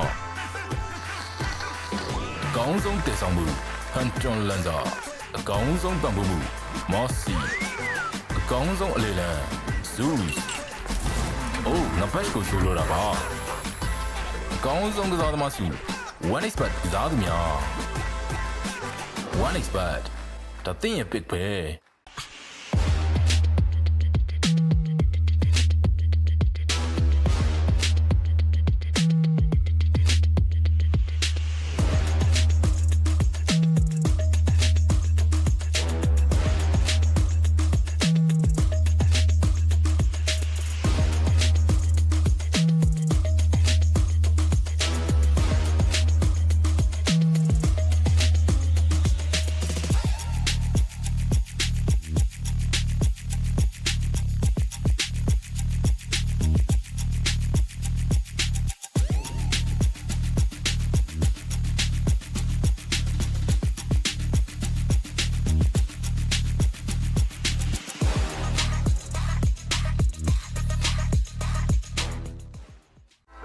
စုပြုပြီးယနေ့ညရဲ့ကျေဝင်များကိုကြိုဆိုလိုက်ကြရအောင် One Expert မှာထိတ်တန်းစုများကိုရယူထားသူ Dota 2 Hero များအကောင်းဆုံးတည်ဆောင်မှု Hunter Lander အကောင်းဆုံးပံ့ပိုးမှု Mossy အကောင်းဆုံးအလေလံ Zeus အိုးငါဘက်ကိုဆိုလိုတာပါအကောင်းဆုံးကစားသမားစု One Expert ကစားသူများ One Expert ဒါသင်ရဲ့ pick ပဲ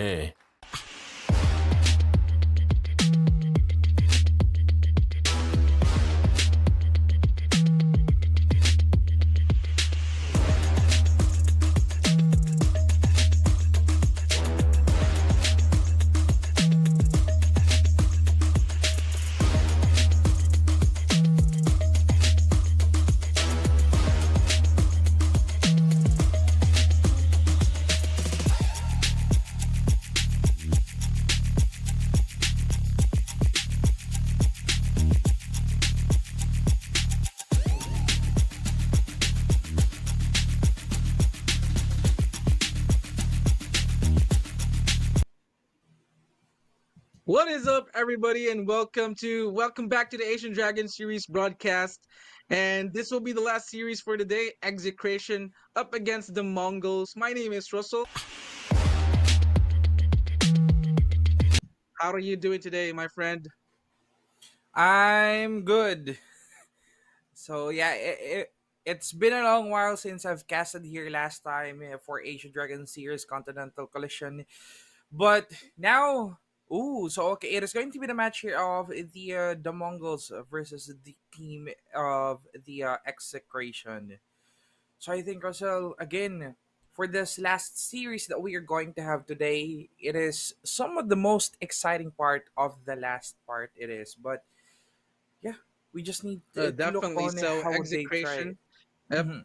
Execration and Mongols. This will be the upper bracket finals, and I believe Execration is fresh off from a win from the from the other tournament. I believe it is a qualifier for Fisher Universe, and Mhm. I think they will be riding the momentum where they won that game up against the Young Bloods, and up against Mongols though. This is the team who 2-0'd OG on the round one upper bracket of this Mhm. very tournament.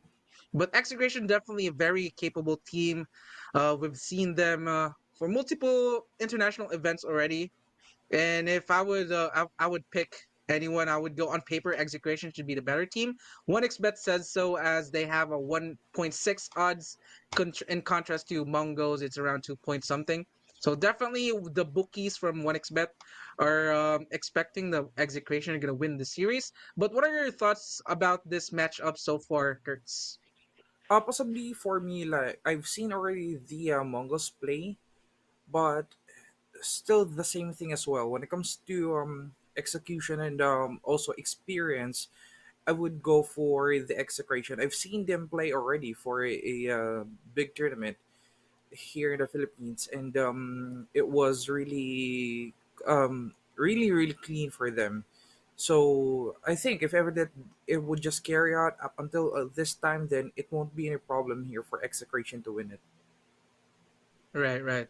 Very well said. I mean, Execration as well. We have veteran names, people names who's been in the scene for quite some time now, and with their Mhm. brand new addition to their roster as well, Akashi from Talon, a lot of land experience from Talon as well. CML has been in the Execration roster for I think the longest time now. I mean Tino is here for quite some time too.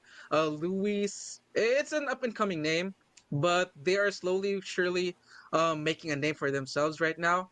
And this Mhm. will be our last series for today. Winner will be going right away to the grand finals. They will be facing off 5 the seconds winner remaining. of the loser of this matchup and OG. And here we go. The draft is up, ladies and gentlemen. Execration will be starting the Radiant side, while Mongols will start in the Dire side. The pretty standard bans right here. Mongols will take out the Lycan, the Night Stalker as well. While for Execration, a Dawnbreaker, Bristleback, Alchemist, and a Bounty Hunter. Mhm. Is it? Let me ask you this, Russell. Is it still a thing Dire for team like the series, Radiant like team let's say yesterday up until now, that they would still try to go for the first pick Phoenix? Or okay, so Nyx is open. That is going to be an obvious first Dire pick. team battle.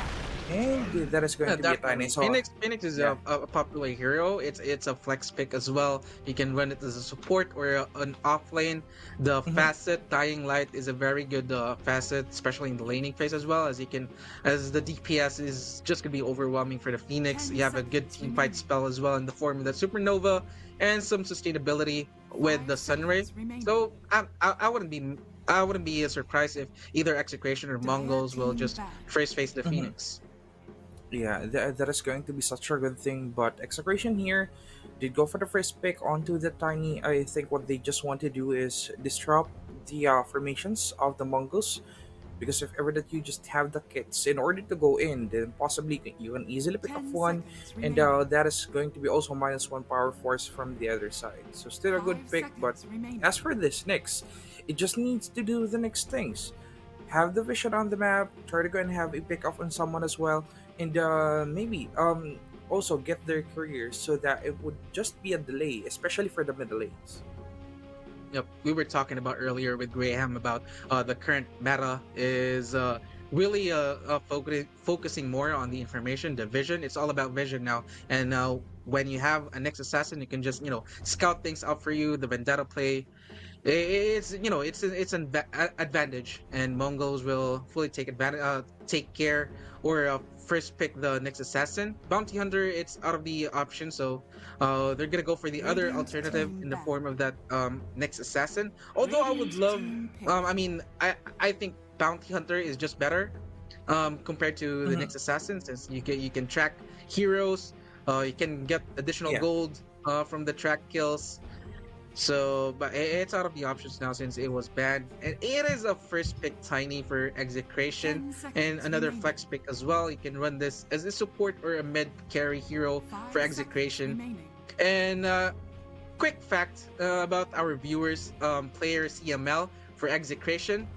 I think CML stands for cum laude because CML Dire graduated as team a pick. cum laude and also Oh. playing professionally as a Dota 2 player.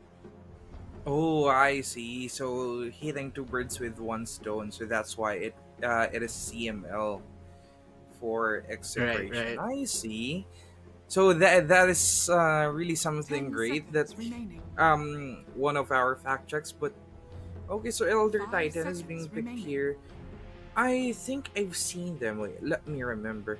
One I think that was from that tournament I've mentioned earlier, in which that they really used this Elder Titan to its fullest potential, and it is one of the most dominating heroes here for the execration. So even though that we Dire are team already pick. on the latter stages of our tournament, it is still going to be a comfort pick and somewhat a pocket pick here for the extra execration that they will get. But for the Mongols, Leech, also one of the best that they can get because of its gaze and as well as the chain frost. As long as 10 you captured seconds someone, remaining. then also it might be an instant kill. Plus the castaway 5 here, which is seconds using the remaining. next assassin. So connect two with Radiant team pick. when it comes to clashing, and yeah, they might probably try to go and have a win on it. Yep. Lich, very popular hero as of late as well. We've seen this time and time again. Kuku, the godfather of Filipino Dota, is taking a liking on this 10 hero. seconds And remaining. in the previous series as well, Kirk's X Nova, I think 5 he played seconds this remaining. hero twice in the previous series Mhm. or the series before that, wherein the gays are just clutch for this hero, and you have the Aghanim Scepter or the Aghanim Shard upgrade as well that the Chain Frost can bounce into. It provides chaos into the team fight as well as you have the Frost armor that can slows you down to a crawl. But I'll love to talk about this Elder Titan pick for execution though, with the natural order. If you're close to the Elder Titan, if you cannot deal with the Elder Titan right off the bat, you don't have any armor whatsoever because of the natural order, and you have a tiny who's potentially a carry for Radiant execration. team pick. The Avatos Dire combo can be team a very um it's gonna be very hard for Mongols to deal with that. And a Terrorblade, nice pick for execration. Alchemist, oh yep, they picked the Terrorblade because there's no Alchemist already, so Execration, very nice pickings come from them. And as we see this Zeus, it's 10 more seconds likely remaining. that they will run this Tiny Mhm. as a core now for Execration. 5 seconds remaining. Yeah, so great picks here from the side of the Execration. Mongol just wants to somewhat disrupt them. Also, if ever that there's going to be a skirmish or a team fight, because of the Pango. But actually, it is going to be my first time right now seeing here this TV, the Turboblade being picked up. So I think the main option here is for this TV to somewhat be a support or a pseudo for the execration, because if someone is already low on his life, then it Dire could just team swap back. in and out easily. So that is going to be another thing that they can have. But also, it can be a great kill potential for the side of the execration as long as it has its shadow blade, and would just try to go and get its life low already. But for the Mongol 10 Spectre, seconds remaining. I think this is also a lock here into that Zeus, so that they 5 would have an seconds instant remaining. access on the back lane, especially here if ever that they would be a hunt. So it is going to be a lot here Yep. that would happen in our game, Radiant team but back. still a battle of vision to vision because they have Zeus on the other side and also Nyx for the Mongols. And I like this pick from Mongols. They went for the Spectre as their carry because it just solves your Elder Titan problem. Since you can just if you have the 10 vision for the Elder seconds Titan, remaining. you can just Shadow Step as the uh 5 Spectre, seconds remaining. and you can deal with the natural order right away. This Terrorblade, most likely it's gonna be the off lane for Execration, or I don't really mind if Radiant they put team this back. as their position 1 mid tiny, and go for another offlane hero as their last pick, because the reflection for the Spectre is just too strong for Dire team back. Execration. You'll get the aura from the Spectre, the right clicks from the reflection. So definitely a good pick for Execration if they will run this as a position 1 or offlane, either way.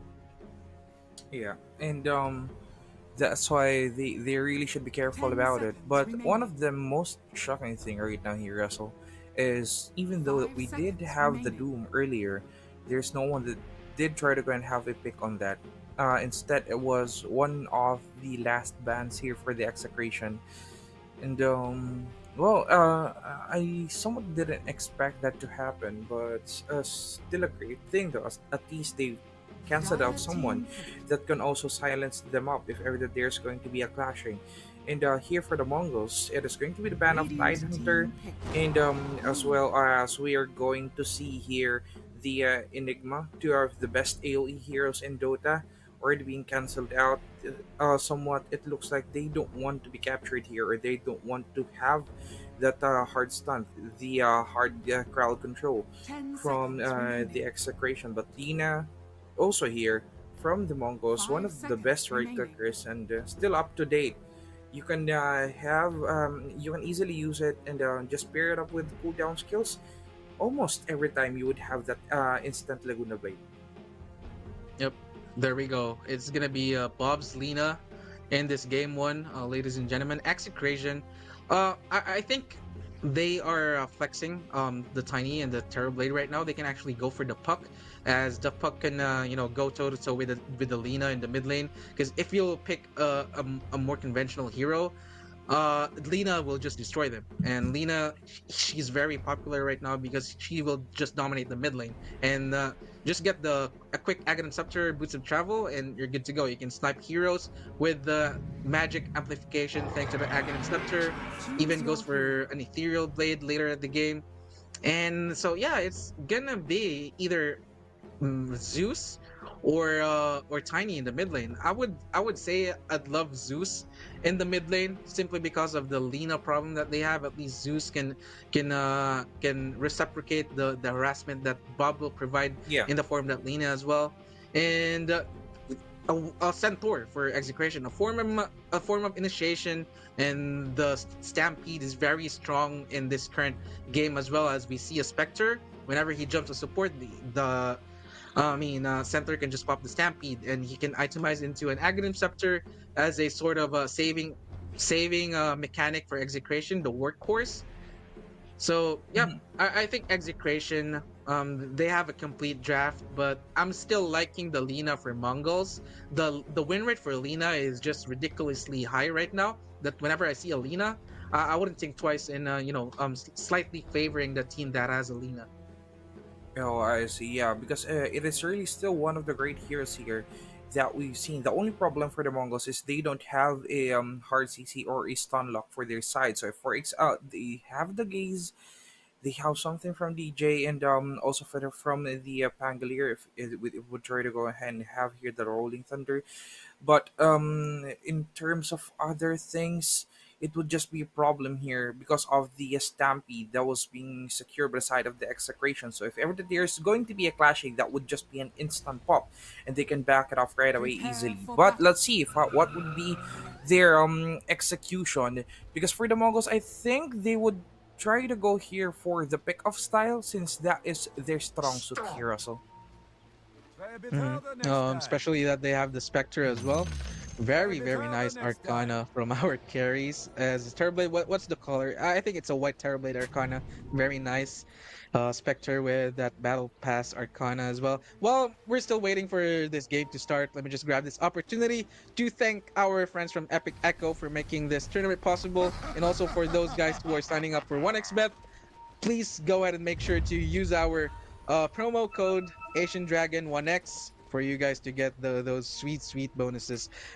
Execration popped the smoke, but they are 30 seconds to directly battle. under the observer ward, so Mongols definitely know that this is going on right now. Oh, they're just playing it safe, positioning themselves to pop the smoke or to break the smoke. Just So wait. pretty standard stuff. I think it's just gonna be a two Mhm. for two bounty runes as Execration will put their heroes into the top side of the Mongols jungle. Nothing crazy happening so The far. No battle fights, no begins. skirmishes. Just as we like it. I say that cast away, not respecting the fact that the heroes from Execration might be right beside this area of the map. And surely this will be first blood. They tried to give it to Tino, and sure enough, Tino will get first blood. Very nice for Execration. Great thing indeed that did happen here on our game, and also when it comes to trade, somewhat they have it both, but because of the first blood, it would give a little bit of an edge to the side here of the execution. So that's why they really need to be careful here when it comes to their execution.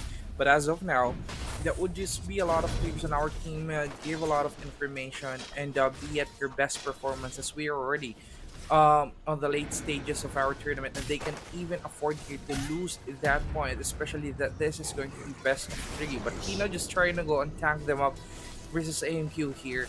So that is just going to be reflect after reflect for each of our players. Mhm. Execration being one of the oldest Filipino Dota organization. I remember Execration was already around when I started watching Dota around 2017. Different rosters. As a matter of fact, this is where Abed debuted and his TI Yeah. debut as well around TI 6. Dire And Tino shall is gonna get from another the kill in the form of that Lich. Very nice start for the Execration offlaner.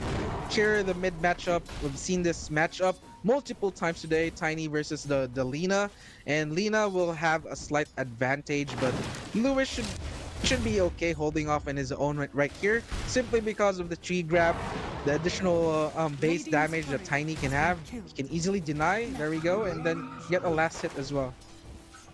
And that is one of the greatest things here about Lina is you do have the range, but as for MQ, goes for the dagger in order to back off and still living up until this day. So back to the Lina, yes, it would be the advantage here to have that range, but if ever that you would be delayed or something here for the middle lane, then that would also be a problem for you. But still, this is early game, so it would just be a dance here between our teams. Bottom lane, it is going to be a delay here for the side of the Mongols because of the tool, but probably they can be able to withstand it, try to go and have the control on their side. Akashi is getting the last hits that he needs anyway, so all good for the Terrorblade. Slight disadvantage for the Spectre up top, as we saw that Tino was just dominating that lane right now. So I think he'll catch up. He'll catch up, but he cannot outfarm an Akashi Terrorblade, I should say, because simply because of the illusions, he can farm the lanes while farming camps. But the kill potential is definitely in favor of Spectre since with the combo of the Nyx Assassin, if the Nyx Assassin gets level 6 nice and early, if they get the Wisdom Runes or even steal the Wisdom Rune for himself, that's gonna be a very nice tool for Mongols to activate their Spectre with the Shadow Step, providing that vision, Vendetta, stun, and then Radiant's bottom the tower Spectre will is just under dump in. attack. Yeah, they need to have the levels here for the Mongols in order to somewhat assassinate someone from the other side. But as of the moment now, Lewis is actually struggling a lot here against Bob because of the range problem. Tries to go in for the toss. It already receives a lot of damage. Just one hit away from being dead. And right now, this is really going to be a problem. They need to have the rotation now, Russell, in the middle lane. You say rotation, it's the other way around. The next assassin was pump faking that impale. So Tiny, he's gonna be forced to walk back into the base, and he will miss a full wave of creeps. And this is what we were talking about earlier. Bob will definitely have the advantage. A melee up against Alina who'll just Dire are spams the Dragon scanning. Slave, and that's gonna be a lot of damage. I think Tiny should invest into a casual raindrop, simply to just block some magical damage and stay in the lane a little bit longer to get those experience that he desperately needs. And CS as well. Look at, he's only 13 CS compared to Lina is already 24. He's almost doubling the CS of the Tiny right now. Yeah, still struggling up until this time, and that's why they badly need here to have someone in order to support here the positioning for the side of the execration, especially for the middle lane. And GG is already being zoned out by CML, but Dire structures still to no avail. You can kill that. Just zone out after zone out here. Mid lane, that was quite an extensive push, but as Bertino being chased down by two members, lost the shield, slow down. I think Tino's still going to be alive, but Lina is the one that will go down because of the Zeus going into the middle lane, dagger into Tino, but the space is not giving, and that's why they just need to back off here. At least they poke Dire's out the middle hero tower is and under force attack. the things into its back. That's a very nice rotation from Zeus in the middle lane, helping his Tiny. Finally, it's like has been killed. a thorn from the Tiny that was just pulled away since the Zeus rotated, was able to help out to clean out the Lina. And Mongols identifying the fact that Tino was alone up top since Shanks rotated mid, and they weren't able to get the Centaur kill thanks to that healing Dodos. So all is good for Execration, and here comes the first Metamorphosis pop by Akashi. They're just zoning out JG, denying any farm whatsoever, and trying to get some damage in the tier 1 Radiant's tower, middle tower is under and attack. maybe positioning themselves into the 7-minute Wisdom Rune, but that's not gonna spawn in the next full minute. But the first power rune though, it's gonna be secured by Lewis. It's gonna be bottled, and it's a very nice rune as well, an arcane rune. Shaq's still going for this. He's already level 4. Blood grenade will be popped as well. Thunderbolt, and the last right click should be more than enough damage. And it's 4-0 now in favor of Execration. And I say that Bob finally puts his team in the board 4-1 as he gets that Elder Titan kill. Great reaction though, but I think in the middle lane it is also going to be Bob that will be hunted down by Lewis. Goes in for the toss, still doesn't have enough damage. 3 being thrown out right away. But some of the range here is actually going to be the problem because the Lina can just zone you out easily.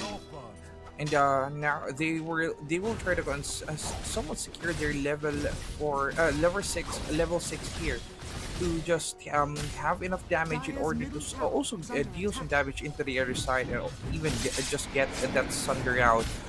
But our offlaners, they just try to go at safety. They don't want to have any fights here, Russell.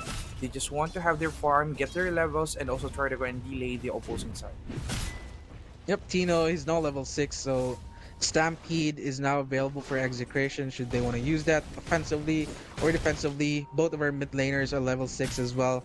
It's a slight gold lead for execution 7 minutes into this game. I didn't see the Wisdom Rune fight earlier. I'm assuming it's 1-1. Hopefully it's 1-1 since the support's going to be struggling if either of the teams got 2 Wisdom Runes. Dire's top tower is under But attack. yep, there we go. It's just a very slight gold lead for execution. But Akashi is doing very well. The same can be said for Tino as well. The only weak link for execution right now is Lewis, simply because he doesn't have the CS because of the Lina harassment earlier. So it might be a delayed blink dagger for him. And a rotation coming in from JG. The Impale missed. A very nice ankle break from Lewis thanks to the Tino Stampede as well. And it's actually Castaways gonna fall down. What a nice play from execution. Already becoming a problem here, in which that you don't have a lot of crowd controls, and that's why Lewis earlier still managed to escape against the side here of the Mongols. And just because of that stampede being activated, you would just be saved at any moment, and it would just be a quick boost for your side. But as for Tino, knowing that one is down, and still will try to go and come back to the to our top lane, Tino can easily harass here for LMQ. Mid lane rotation will happen, but no casualties yet, since they would just try to go and secure here the positionings for their side. Bob is already being hunted down.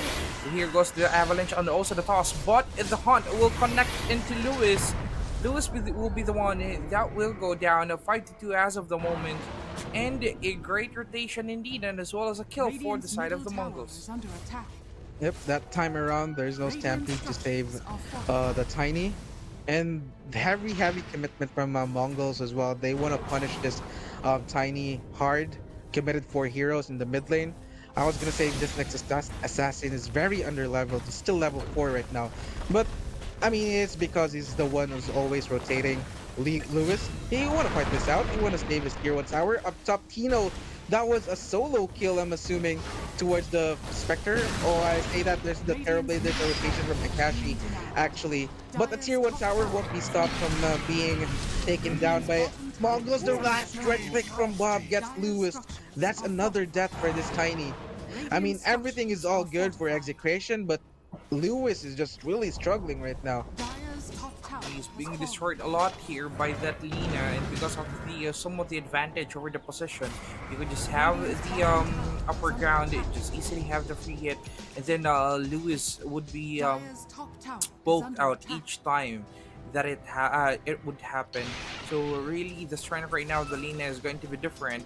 But 6-3 still, even though that they have a lot of control over the other lanes, it is going to be the mid lane that is the problem, and especially that they need to somewhat open it up also for the other side in order to equalize here the control over our map. It is not happening right now, also because of the defensive thing that is happening here from the Mongols.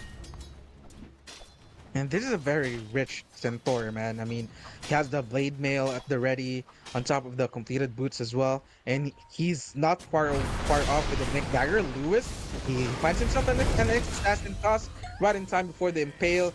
Akashi helping out as well. And that's a nice break for Lewis as he gets the bounty for that kill as well. 2k gold lead now for execution. And as soon as Tino gets his Blink Dagger right here, I would imagine execution will just group up and reveal the Blink Dagger. An ideal target would be the Spectre or even the Lina. Yeah.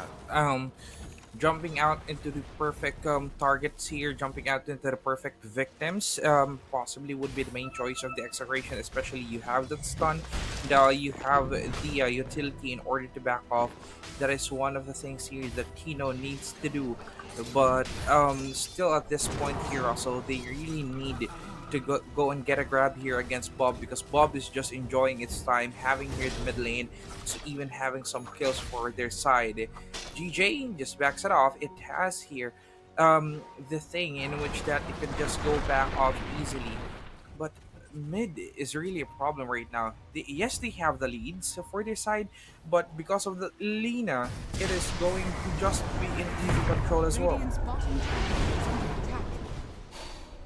attack. Just poking around, both of our teams, they're contesting for the rune, but the rune will spawn down bot, and Bob will secure that for himself as a haste rune For Bob, it's a very nice rune to have. Still Akashi, there's no pressure whatsoever into the carry of execution right now. Tino, I imagine has his dagger available. They saw the specter momentarily up top, but there's no smoke available for them to cover. Mantis style now completed for Akashi. So from this point onwards, moving forward, the farm of this Terrorblade will just continue to balloon, as we can see 7,200 gold topping the pole position in terms of net worth. And yep, still it's a slow game, and this is exactly what a Terrorblade needs. Just his teammates providing space for him, and it's working so far for Execration. Yeah, as long as they have the space in order to farm out, then it would be really, really effective when it comes to the late game. But the members here of the other side is already being seen. It is going to be Tino using the Blink Dagger into the face here of Bob. Bob runs it off right away. Still alive though, almost a kill right there. But they don't have that response. Knowing here that also its teammates is at the bottom lane, no one is also be able to help here that Lina if ever that it is going to be at the bad position. And Bob, really nice play from him, identifying that there's no heroes showing in the map. It is very obvious that Execration is under cover of the smoke of the sea right now. He saw the Blink Dagger from Tino as well, so that's not a very ideal Blink Dagger reveal if you're Execration, but they'll settle for a tier 1 mid tower. I think Execration should be very happy with that. Akashi scouting with the illusion and finds himself Alina, but they need to be very careful as the Metamorphosis is now running out of duration. But still want to go for this. The Stampede is still available, blinks in, but very nice reaction coming in from the Pangolier. There's gonna be no casualties whatsoever, but Mongolz will give up their mid tier 1 tower. Vision open here for the side of the Execration. They just need to continue doing it, or else it would just be here a lot of things that would happen in our game. But as of now, it is one to be hunted. DJ is already low. That is going to be Stampede already being activated, and Akashi focuses on that one hero alone. It would just be an escape, sleep into the face already. GJ, somewhat little bit HP left already, but it tries to go to the Rolling Thunder in order to somewhat have it disengage. It doesn't have the Sunder yet. They cannot easily go in and have a kill. It is still going to be Execration right now, and even has the 2k lead. And that's what I'm talking about earlier. The luxury of Execration have with that single spell that Tino has, the Stampede. That definitely that's a dead Zeus already, but he was saved by the Stampede, and this time around it's Execration initiating, and that's a dead Lich. And it's a double Blink Dagger for Execration now. Tia Lewis has his own Blink Dagger, Tino as well. So the initiation is right here for Execration. So I imagine at this timing, they will just constantly group up, maybe try to poke a tier 2 tower, re-smoke if they have that available, and just go for those kills. Nyx Assassin, though, being a menace that he is, providing all this information towards his team. There's nobody right now who's trying to infiltrate our resources in our own jungle. And yep, all good for Execration. Slowly but surely, they are now solidifying their lead. As we can see, a 2k gold lead now available for Execration. Although this time around, there's no Stampede to speak of, and that's the power of the Spectre Nyx Assassin combo. As long as you have here the fast response, you can easily go and have a counter kill against the other side, and that is what the Mongolz did to the Elder Titan that is just on the bottom lane. But they've noticed it already. Someone is missing, and they can probably go in for that lane. Lewis is already on the killing spree. Oh, that is going to be DJ. That will be a little bit of sacrifice here again on that information that they can actually handle for the side of the Mongols. Yep, very nice pick for Lewis. He was struggling earlier, and as soon as he got the Blink Dagger, there's no stopping this Tiny right now. He wants the kills. He wants he want to farm heroes right now. As for Akashi, just constantly providing pressure towards those towers, constantly clearing the waves and going back to farm. Very nice farming pattern that we have in Akashi as well. As we can see with the network, he's still leading right now. Right, Lina is right there, but I cannot see the impact of the Lina so far. Anyway, they got that kill. Aghanim Scepter is not available for Lina. So this is what I'm talking about earlier, the magical amplification of Lina. Bob can definitely snipe a hero or two. Ideally, the supports Zeus or Elder Titan. The full combo should be more than enough damage for him to take out any hero in the map right now. But here comes the initiation from Tino. Big dagger into the Lina. You got to kill earlier, but you will pay for your life. And it's a 3k gold lead right now. Execution, they're looking for more. That expecting will slow down the heroes of Mongolz. Nice castaway ultimate together with that sinister gaze. But I don't think it's going to be enough for him to stay alive. I say that. Akashi is very deep. There's no Sunder available. A little bit of a overstaying for execution, maybe overstaying their welcome, but all good as they get another kill in the bag as well. Tino, he finds himself a DJ next assassin, but what an impale for DJ, maybe delaying the inevitable as Lewis doesn't have a Big Dagger and Tino as well, so very nice save for DJ, but still, it was a 3-for-1 trade in favor of execution. Yes, Akashi died, but 3 heroes succumbed in the hands of execution. That was quite a lot of losses here for the other side, and here for the Mongols, they needed to answer if that was somewhat a little bit of a kill, and that is going to be Lewis. That will just receive here a lot of damage. Even the Laguna Blade is already being popped at that point in order to just go and seize off that hero. So at least they stopped someone as well from the execution, and it ended with a 2-3 trade. Still in favor here of the Mongols, and DJ just needs to somewhat scout out, and maybe here, Russell, they need to have a team fight for the Mongols if ever that they want here to somewhat have again the control over the map, because that is one of their strong suits. They have someone in order to disrupt here the back lane, and they even have the free hits, and as long as it would just connect into the chain frost, then possibly here the members of the execution would just be deleted instantly. Radiant are scanning. Interesting pick for JG. Pangolier, he went for the Mage Slayer instead of the Diffusal Blade. I would love for him to just go for a Diffusal Blade, but yeah, maybe the Mage Slayer can work out. You have 2 in supports for execution. That item can be very that can come in handy for the Pangolier, and I think he's building towards the Aghanim Scepter next, or just want to go for the Big Dagger first, just to have that mobility and a form of initiation from the Mongols too. But execution, they definitely now has a Lina problem. As we can see, Bob, damage from this hero is just disgusting.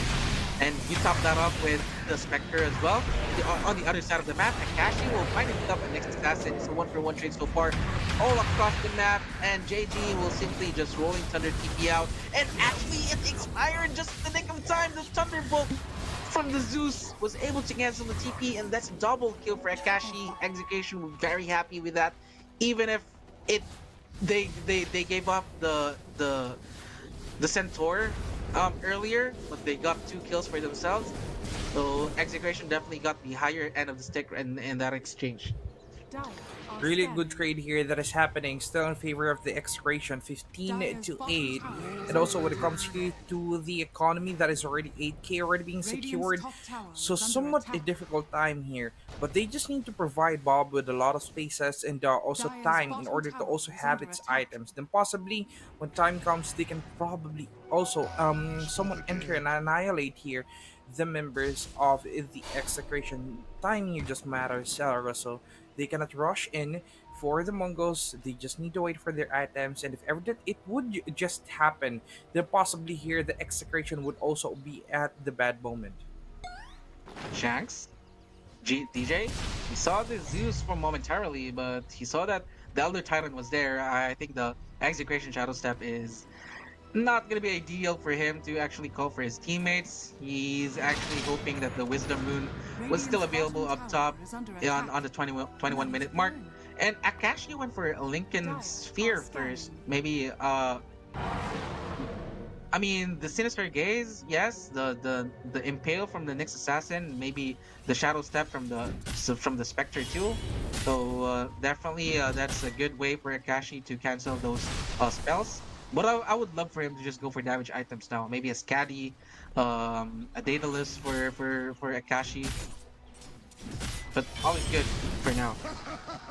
Yeah, it would be really explosive here for Akashi to have that items, and also help here when they would have a team fight. But information battle still is happening right now, Russell. They just need to somewhat check a little bit on the map. But as for execution, he plans to push on the bottom lane in order to provide them a lot of opening space. But that is just also the fortify activated by the Mongols in order to also somewhat stop them and give them a lot of time in order to somewhat to react to it. But instead, what they did right now, give out the bottom lane and just have a counter reaction on the top lane or They a can just counter go for push. Roche here.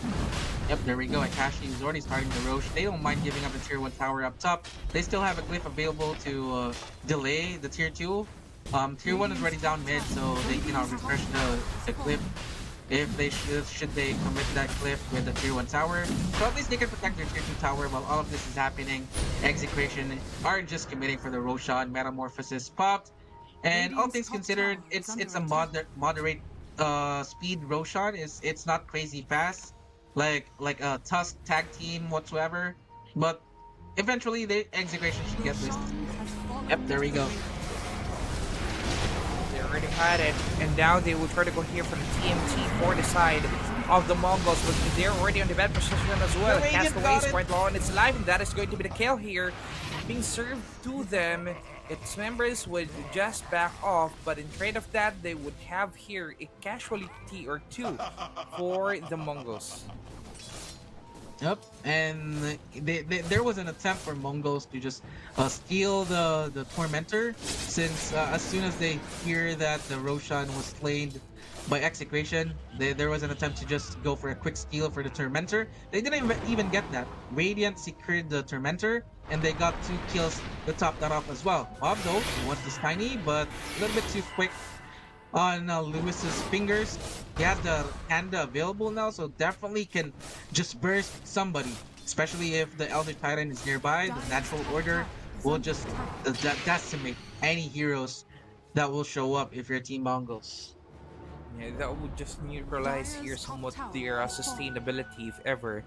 And also, when it comes to damage, it is going to be the Tiny just blinking up and using and pouring a lot of skills into the guys here of the Mongols. But what they're planning to do right now, somewhat have the control over into the bottom lane. Unfortunately, there's always going to be someone that will try to go and have a counter control. DJ finding out Shanks, it is already here, but there's going to be the TP coming from the members. They need to be careful about this one, or else they might get bursted down. Bob tries to go for the TP out, but that is still going to be the kill here, secured by Tino, and DJ just needs now to back off into their space instead of getting killed.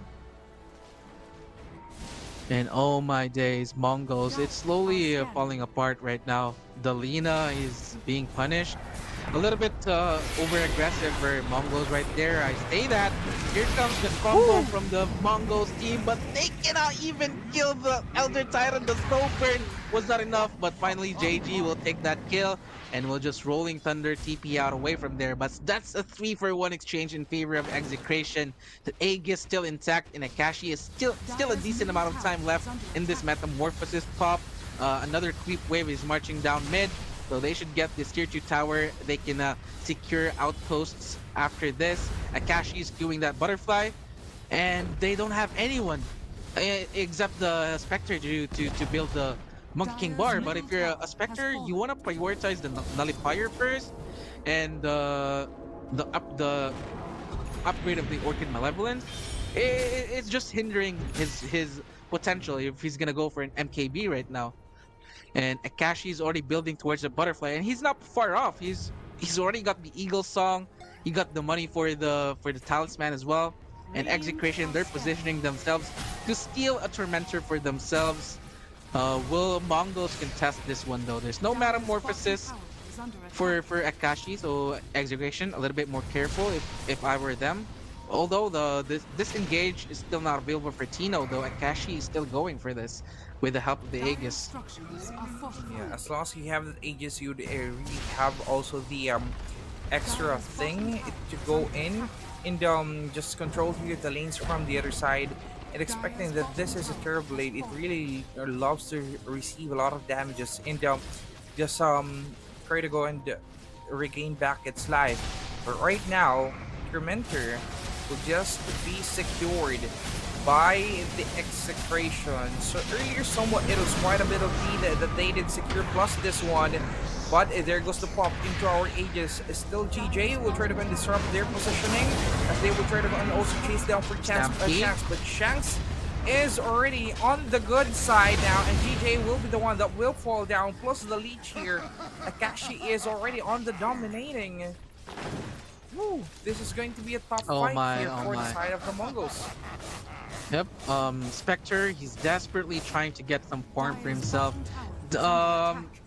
Mongols tried to contest the Tormentor, but that was a bad decision, obviously, as Tiny gets the Aghanim shard anyway, and on top of that, Mongols got 2 kills as well. They got the Aegis from Akashi, yes, but it's almost expiring too. Execution doesn't really mind if they lose the Aegis at this point of the game. They got a tier 2 tower as well. They're slowly threatening down this tier 3 tower up top, and it's actually a full set of racks for Execration off camera. And just like that Execration, this is a massive lead that we have right now. If DJ DLT Bob can get this kill, it's gonna be very nice for him, but he doesn't have a barracks to get back anymore down to the bottom lane. Mongols, they are backs against the wall now. This is going to be really tough here for the Mongols. Imagine if ever that you want to have a contestation here when it comes to the objective, but there's always someone that will clear out the bottom lane. So problem wise, it would also give here an ample time for Execration to have its items, and maybe they can easily base rush if ever that someone from the Mongols would just forget about that. But expecting that our teams right now is high calibers, so they can easily somewhat counter it out with the other side. But DJ also recognized that someone here would be up and be able to support Tino, and they cannot easily burst down that hero. Instead, just have a position for the side of the Mongols. Akashi, full butterfly now, and he's working with his Black King bar as well, not far off. 1,000 gold more. Akashi should have the Black King bar at the ready. Butterfly, there's no MKB. I don't see anyone building or queuing an MKB for Mongols. Here comes an attempt coming in from Mongols. That's a very accurate go, and a pop will be popped. And then just like that, they turns the table right away. Execration, they cannot burst that hero, and a very ambitious play, I want to say, for Mongols. Do you really want to go for Tino, who has a Pipe of Insight, a Lotus Orb to cancel the silence, and then just pop the Stampede? I mean, Mongols, that's a little bit uncharacteristic from them. Especially they're the team who knocked out OG in the lower bracket. It's really going to be a hard fight if ever they would go here for Tino first, because Tino would just eat it up that damage and wait for this team member to arrive. Maybe if ever they would try to go for the Elder Titan, that would be viable. But if ever they would try to go for the Centaur or Tino, it would just be a lot of problems that they could face. Bottom lane right now is already being harassed by Akashi. They want to get it already, but still, it is already low on his life, and they could be dead. One is down, the DJ is also quite low, but still goes here for the rolling thunder in order to somewhat delay here the members of the other side from backing it off. Spectres enters the game. It is still going to heal for the Elder Titan, but that is going to be a kill after a kill that they will secure. Shanks TPs it out, ace to the face, and that is going to be a capture. Double kill onto NQ will be secured. Oh my days. Execration. I mean, that was a mistake on their part as well. I think that was Tino's mistake. He did not pop the pipe as Akashi was already marching in, and Akashi a little bit too greedy on his side as well. Maybe on some overconfidence for Akashi, I should say. I mean, you got the butterfly, yes, but the magical damage from the Lina is still just too much, and you have the soul burn from the silence as well. You don't have a Black King bar. Was he chain stunned? I saw that he was chain stunned. Initiation coming in from the Pangolier, and Nyx Assassin Impale. You have the LSA as well, and that's a very dead Terrorblade. So Mongols, they definitely have the damage to take out Akashi. So maybe next time Radiant Tino are will scanning. preemptively pop a pipe of insight whenever Akashi is trying to do a maneuver like that. But yep, Mongols, they will defend for now. Unfortunately for them, there's no Roche after they won that fight. Roche will spawn in 35 more seconds, and JJ is already scouting this Roche. And Execration also have an inkling that this might be happening as they know the timings of the respawn time of Roche as well. Ethereal Blade now available for Bob, but he needs to be very careful about his positioning here. He doesn't have a buyback because he put his eggs in one basket, and that with the Ethereal Blade. And that was a very nice Thunder God's Rot for Execration, scouting the next assassin and the Spectre as well. Not the three heroes of Mongols, as they are under the cover of the smoke of the seat. So Execration, they have a very decent idea on what's going on the map right now because of that God's Wrath. But look at this, Mongols. They're flanking Execration right now. But look at the positioning from Tino. He will be the first one to tank the damage for his team.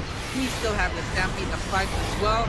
And you cannot burst Tino. And just like that, all of your resources invested in one hero. You cannot even take that hero out. And here comes the counter from Execration. They will take out that JJ Pangolier. And this should be a free Roche now for Mongols, unless JJ will commit his buyback, but you don't want to commit your buyback if you don't have a Rolling Thunder to speak with. Really a problem that is happening right there. Committed a lot of skills into that one hero, and is it really worth it right now to go for Tino? Because Tino could just counter you out right away, have a lot of sustainability, and even three members here from the Mongols try to go and have that secured already, but it is really right now a problem. They need to choose the perfect heroes correctly. They will not try to go here for the Elder Titan, and that is in already on the killing spree. At least they stopped here someone from going into aggressively. Chance will try to go and spot it down here. DJ also here for the Avatars. That is Lewis also answering them back right away with one kill. Yep. I mean, the idea is there for Mongols. Just go for Elder Titan. Spectre can definitely provide even if he'll Shadow Step in, silence Manta, and then out. Spectre should have more than enough damage to kill off the Elder Titan. Unfortunately for Mongols that time around, the whole team is right next to CML, and they were able to get a trade kill for themselves. Aegis is available for Akashi now, so they can finish what they started up top. They can push the waves now, group up, and finish off that set of racks. Aghanim Scepter now completed for Tino, so the workhorse is now available. There we go, right on cue for Tino. Spectre just poking the Tiny. I think it's a little too ambitious to go for a Lewis solo kill. But Tino, just to make sure, just for good measure, I'm just gonna show off my Aghanim Scepter right off the bat, saving that Lewis from, possibly a death. Yeah, because if ever here that would just have the timings from the side of the Mongols, it is still possible for Lewis to get killed. But an SOD on the other side is already being placed, waiting here for the members of the Execration to go and pop out its head around. They will try to go again here for that sustainability hero, but it would be enough to go and kill down Tino. Tino's still alive. Castaway is already in the bad position. One kill again. Angel will be forced down to back it up right away. But they still want more here for the Execration. Now Mongols backs it off, but the cooldown is really not that worth it to let go. Tino is just laughing his ass off right now. That was the third attempt from Mongols to just go all in into the Centaur, and time again it proves to be a very bad idea if you're Mongols. And after that, you spent a lot of your resources towards that kill yet you did not even get, and then the tier 3 tower is in danger as well. There's no creep wave yet, but eventually the creep should be there to cancel out the backdoor protection. Akashi just working towards this tier 3 tower. A banner will be dropped as well, and Execration, they can back off for now. There's no Metamorphosis available now for Akashi. This might be the same thing that happened against earlier, the Thunder. Lewis, what is that from Akashi? Lewis blinked in to initiate, and that's a poor hero, and Akashi sundered his teammate. And that helped Mongolz to just burst down the Tiny. Tiny has a buyback available. There's no Metamorphosis for Cash now to fight this out. I think it's executed. It's time for them to go back now, but Tino has other plans in mind. The Spectre got a Elder Pattern kill, and not to mention that the Tiny brought back for this, and that's been the first lap of Takashi, but on the backside, Lewis, not enough damage to take down DJ, and Bob is very, very low, and the workhorse save again from Tino. Can he save his Tiny though? The answer is yes. That is very, very tricky. It's dicey for Execration. If Lewis died back there, that's gonna be a huge gold swing. He didn't even died back, and that's what, 4k gold swing in favor of Mongolz. I think that was an Akashi mistake, sundering his teammate right there, resulting into Lewis dying right off the bat. But oh man, Execration is gonna be thanking their lucky stars. That it could have gone worse than that. It might possibly be our team wide right now for Execration if ever. But as for DJ, just receiving a lot of damages from the TMT. Instead, it was going to be counter kill for the team here of the Execration. Now they're trying to push onto the bottom lane, but would they be able to stop it? A lot of illusions here. It is just going to be a shield pop coming from Castaway, still defending it onto their side. But the map is getting smaller right now here, Russell. Even the barracks is already in bad position. If ever that the side here of the Execration will just try to go and focus here on getting onto their lanes, then possibly that would just be an easy control. But they still need to remember the swing. The gold swing that did happen earlier from almost 14k right now down to 7k or 8k. They really need to somewhat be careful, because if ever that they would just try to go and execute here with knowing that they already tried to use almost all of their resources, that it might be a deja vu for the Execration.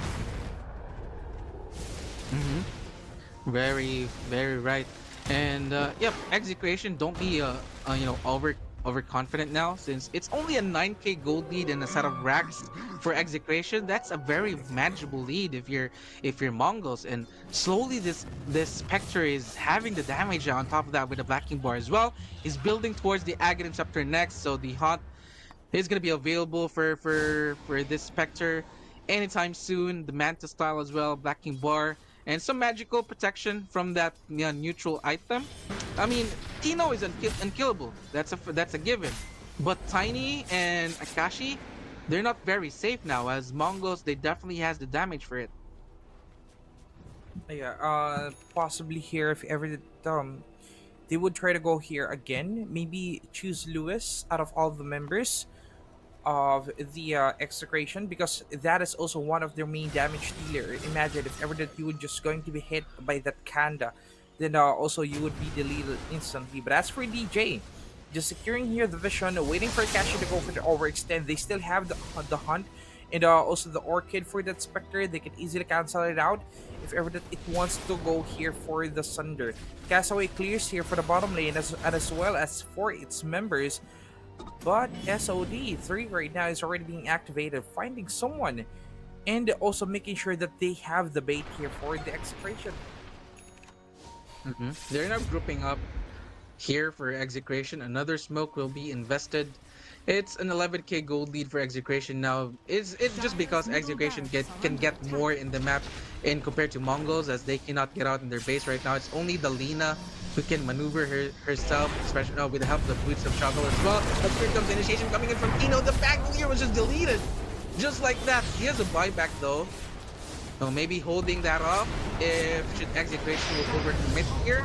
And look at Lina. That's the full combo with the help of the Ethereal Blade as well. And Tino, it's not even close. And Zeus, Shanks' Zeus already has the Refresher Orb, and this should be mega huge. Pangolier needs to buy back right here, right now. The Glyph will be popped. Tino, he's just poking Mongolz right now. But here comes the buyback coming in from Pangolier. Can they get any kills though? But Elder Titan is very low, but he's still alive right now. Look at the Pangolier, even with the Rolling Thunder, they're still focusing the Pangolier. Akashi with a lot of damage, and that's the dieback. There we go, ladies and gentlemen. Elder Titan dead, but that's 1-for-1 trade. The Assassin will buy back as well. Akashi with a double kill. Lich will bite the dust. and he as well doesn't have the buyback to speak with. And I think that should be it. It's just a matter of time for Execration to finally clean up this base. And there we go, the last barracks will fall down. Mega Creeps now in favor of Execration. They even find Alina. She has the buyback, but I don't think it's going to be enough for Mongols to defend their base. Not to mention that the Mega Creeps are now starting to march on in to the Mongols base. Buyback from Alina. Akashi is very low, but the Sunder is there for him to sustain. Another round of pipe inside for Execration. If you're Execration, if you want to play it safe, you will back off, but they want to grab this golden opportunity, knowing the fact that the Pangolier is still down for at least a full minute. There's no metamorphosis available for Akashi though, so it's going to be a very slow push. Here comes another initiation coming in from Tino and Lewis as well. Bob will be taking his lucky stars as he has the Black Boar available that time around. Akashi, another sucker for him. The workforce state again for Tino, doing wonders for Execration right now. Akashi, do you have no Sunder now in the backing bar as well? And there we go, the kill. They finally killed that position 1 of Execration, but the Mega Creeps are now here at the base of Mongols. That was a long fight, but Execration right now is really playing at a different pace. Even though the Mongols here will always try to go and get a burst out, they still have something for their kit in order to have that disengage. This is really becoming a problem right now that the Mongols needs to play around. But if everything ever then, I would try to go down and burst that 2 heroes, or maybe don't give an opportunity for this Terrorblade to use its Sunder. Bob is already being spotted. It still doesn't have its BKB activated. And there we have it. Bob falls down immediately because of the heroes here of the Execration. And that was quite an overextend they did commit there. Yep, Execration patiently waited for Alina to show her stuff. It's very suspicious that the lane is dying, and that was a smoke of Deceit Lina. And that's a dieback for Bob, and that's most of Mongol's damage. You still have the Spectre, but I don't think alone he can carry this game. They will attempt another for Tino. Again, this is the 4th one that they will fail. I say that. More than enough damage for the Spectre. I stand corrected, and there we go. Finally, a successful attempt for Mongols. And Execration, not like this. Don't throw this game. It's a Mega Q's advantage. It's still a very tall order for Mongols to come back to this game. Lewis even taking one down before backing bar TP out. And that's it. They will back off. Execration, if they want to play it safe, just just go for the Roshan. It's available now. They can give that again to Akashi, and it's a nighttime Roshan. So Aghanim Scepter, who are you gonna give that? Maybe Zeus already have his Aghanim Scepter. Maybe the wave from the Terrorblade. A tiny.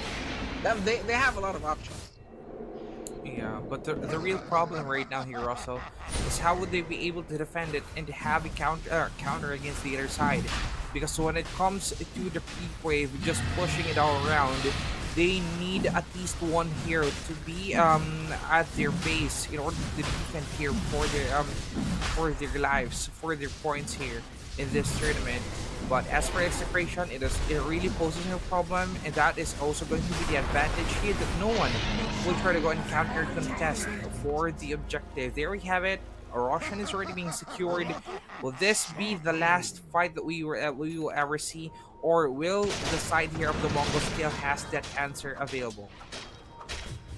I mean, yeah, potentially. But I'm starting to, kind of root for Mongols now, as they finally have the damage, but their base is already gone. It's a little bit, maybe a little too late for Mongols to actually get those kills earlier. They finally has the damage to take down a Centaur, and look at this DJ just scouting things out. He knows what's going on, but they know as well Execration with that detection, and that's a dead next assassin. No buyback. Shanks is on the killing spree, and this should be a GG push being attempted for Execration. No next assassin for Mongols for 8 more seconds. And just looking for now, Lewis. It's actually gonna be a big fight coming in. Vacuum bar will be popped by the Tiny, and that ditch. He will commit his buyback right off the bat. And the Pango doesn't have a buyback. We need to be very careful. But here comes Bob with a full combo into that Tiny. It's not enough for that for Lena to take out Lewis. He's still alive for now with a workforce as well, not to mention. But they can take Akashi here. Akashi Metal Tower, the Thunder doesn't exist, but we still have the Vegas available round 2 for this Akashi. And the Metamorphosis will be popped as well. Very fresh Metamorphosis at that. And he'll get 2 kills with that. Spectre, he will commit his buyback. And this might be the last chance for Mongolz to actually defend their base. It's 5v2 in the next 35 seconds. That should be G game. And Castaway saw enough. And he will call GG. And game 1 will be taken, will be in the hands of Execration. What a nice showing for Execration, man. I mean, Kirks, I think it was all Tino who carried this game. I mean, Lewis, he had a very rough laning phase, but eventually, as soon as he got the Blink Dagger, the damage item, he can just avatos the hell out of the Mongol supports. And as you can see in the scoreline, 16-5 to 14 for the Tiny, but Tino, I think Tino is the MVP in this specific game. 6-2 and 25 with 18.9k hero damage. Yeah, one of the hardest things here is Tino being the sandbag for the side of the execration, just eating up all of the damages, waiting for the members to arrive. And because of that, it did also buy a lot of time here for Akashi to just enjoy its lane, because almost all of the eyes from the side of the Mongols is being focused into that one here alone. And they failed it a couple of times, sorry, in which that they're the ones that gets counter killed. Well, that is the story here for the game number 1. And that was really a heated match. I thought there was quite a glimpse of light for the Mongols, but Execration really dominated it. And they used a lot of baits into Tino, and that's why they got a value out of it, controlled it back to them. Easy GG here for the Execration for the game number 1. Yep. Although it was a little bit dicey as they went into the late game, but the Mega Creeps just secured the game, sealed that game for Execration, as the Creeps was just constantly pushing the base. There's no farm to speak of for Mongols. They cannot get out of their base as well to get a more favorable fight. But overall, very nice game for Execration. And with that, they are 1 game away in securing that grand finals. Mongols, they still have a chance to even the series up. And with that being said, we're just gonna have a quick break, ladies and gentlemen, and we're gonna be right back after a few reminders.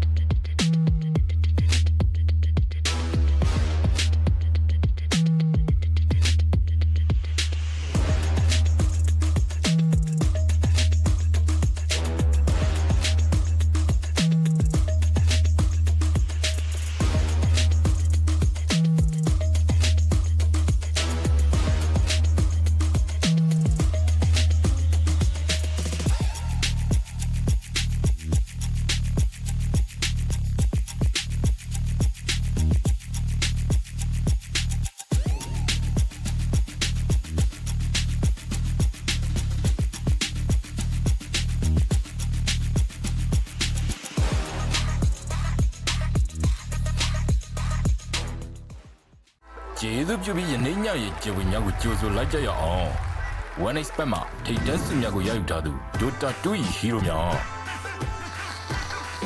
အကောင်းဆုံးတည်ဆောင်မှု Hunton Lanza အကောင်းဆုံးပံ့ပိုးမှု Mossy အကောင်းဆုံးအလေလံ Zeus အိုးငါဘက်ကိုဆိုလိုတာပါအကောင်းဆုံးကစားသမားစု One Expert ကစားသူများ One Expert ဒါသင်ရဲ့ pick ပဲ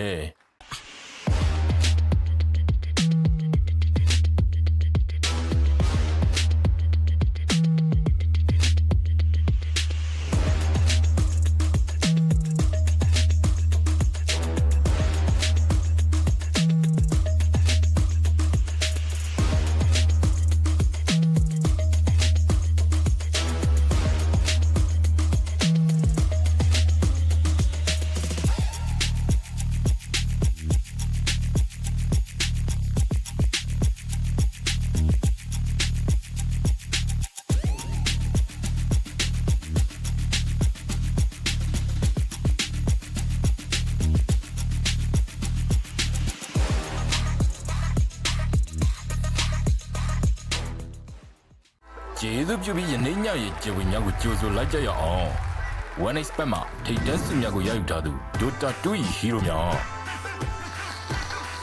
အကောင်းဆုံးတည်ဆောင်မှု Hunter Lander အကောင်းဆုံးပံ့ပိုးမှု Mossy အကောင်းဆုံးအလေလံ Zeus အိုးငါဘက်ကိုဆိုလိုတာပါအကောင်းဆုံးကစားသမားစီ One expert ကစားသူများ One expert ဒါသင်ရဲ့ pick ပဲ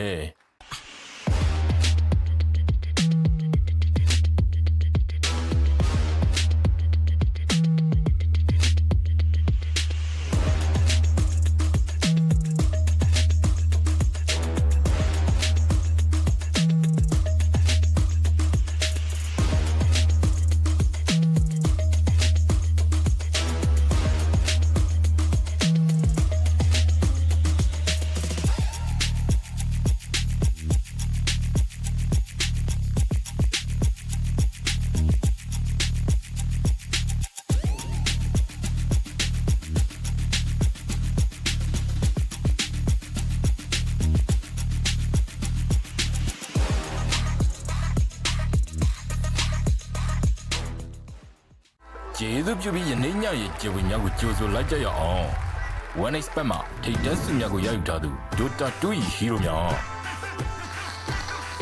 အကောင်းဆုံးတည်ဆောင်မှု Hunter Lander အကောင်းဆုံးပံ့ပိုးမှု Mossy အကောင်းဆုံးအလေလံ Zeus အိုးငါဘက်ကိုဆိုလိုတာပါအကောင်းဆုံးကစားသမားစီ One expert ကစားသူများ One expert ဒါသင်ရဲ့ pick ပဲ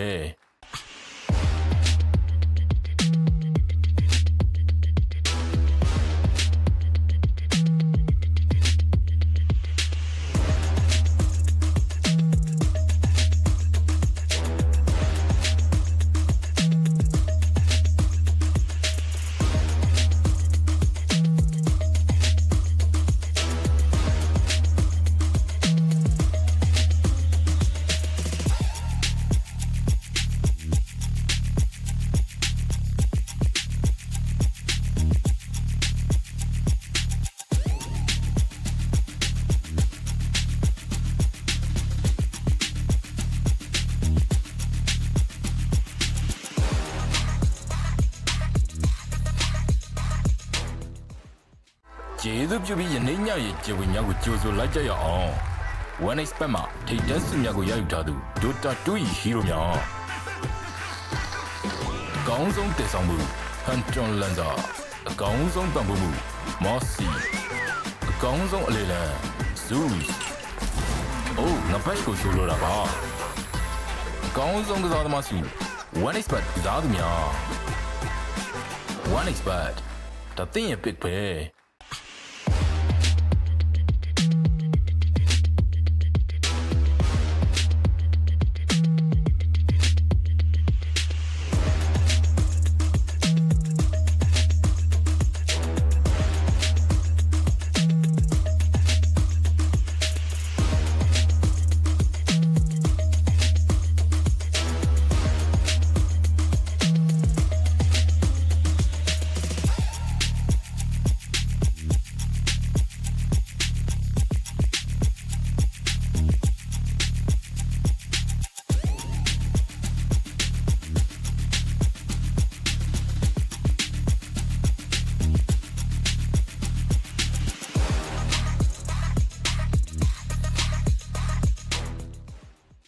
ကျေးဇူးပြုပြီးယနေ့ညရဲ့ကျေဝင်များကိုကြိုဆိုလိုက်ကြရအောင် One expert မှာထိတ်တန်းစစ်များကိုရယူထားသူ Dota 2 ဟီးရိုများ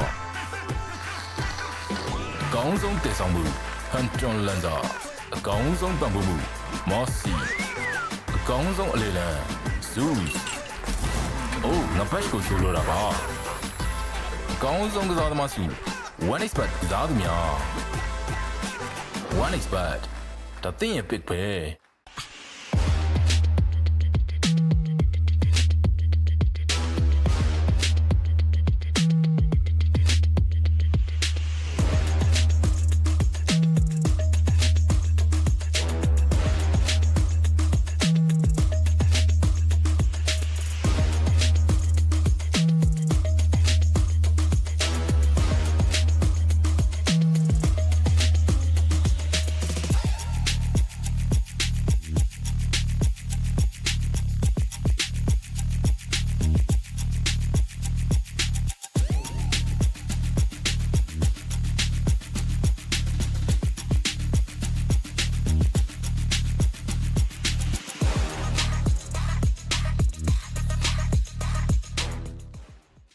ကျေးဇူးပြုပြီးယနေ့ညရဲ့ကျေဝေများကိုကြိုဆိုလိုက်ကြရအောင် One Expert မှာထိပ်တန်းစုများကိုရယူထားသူ Dota 2 ၏ hero များ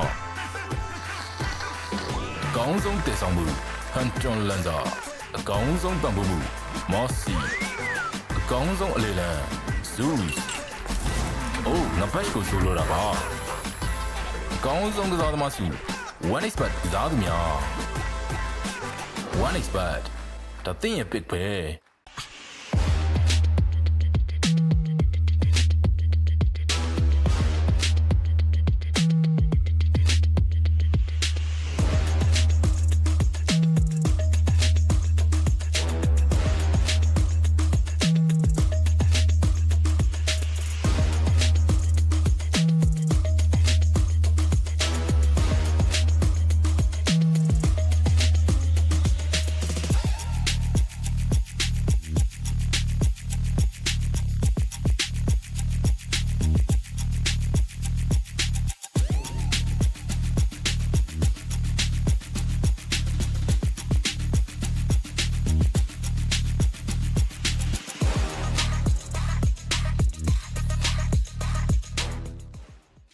ကျေးဇူးပြုပြီးယနေ့ညရဲ့ကျေဝေများကိုကြိုဆိုလိုက်ကြရအောင် One Expert မှာထိပ်တန်းစုများကိုရယူထားသူ Dota 2 ၏ hero များ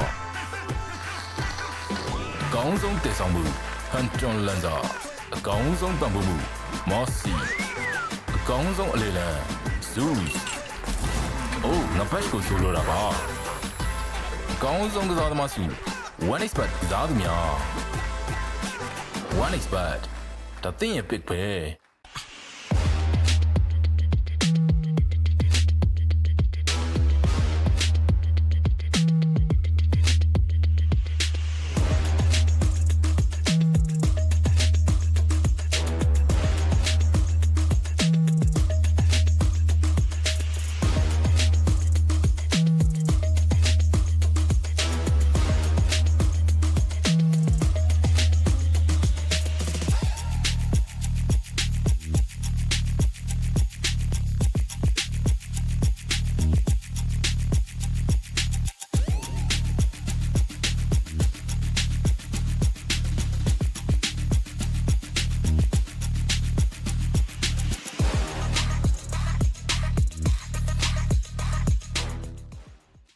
ကျေးဇူးပြုပြီးယနေ့ညရဲ့ကျေဝေများကိုကြိုဆိုလိုက်ကြရအောင် One Expert မှာထိပ်တန်းစုများကိုရယူထားသူ Dota 2 ၏ hero များ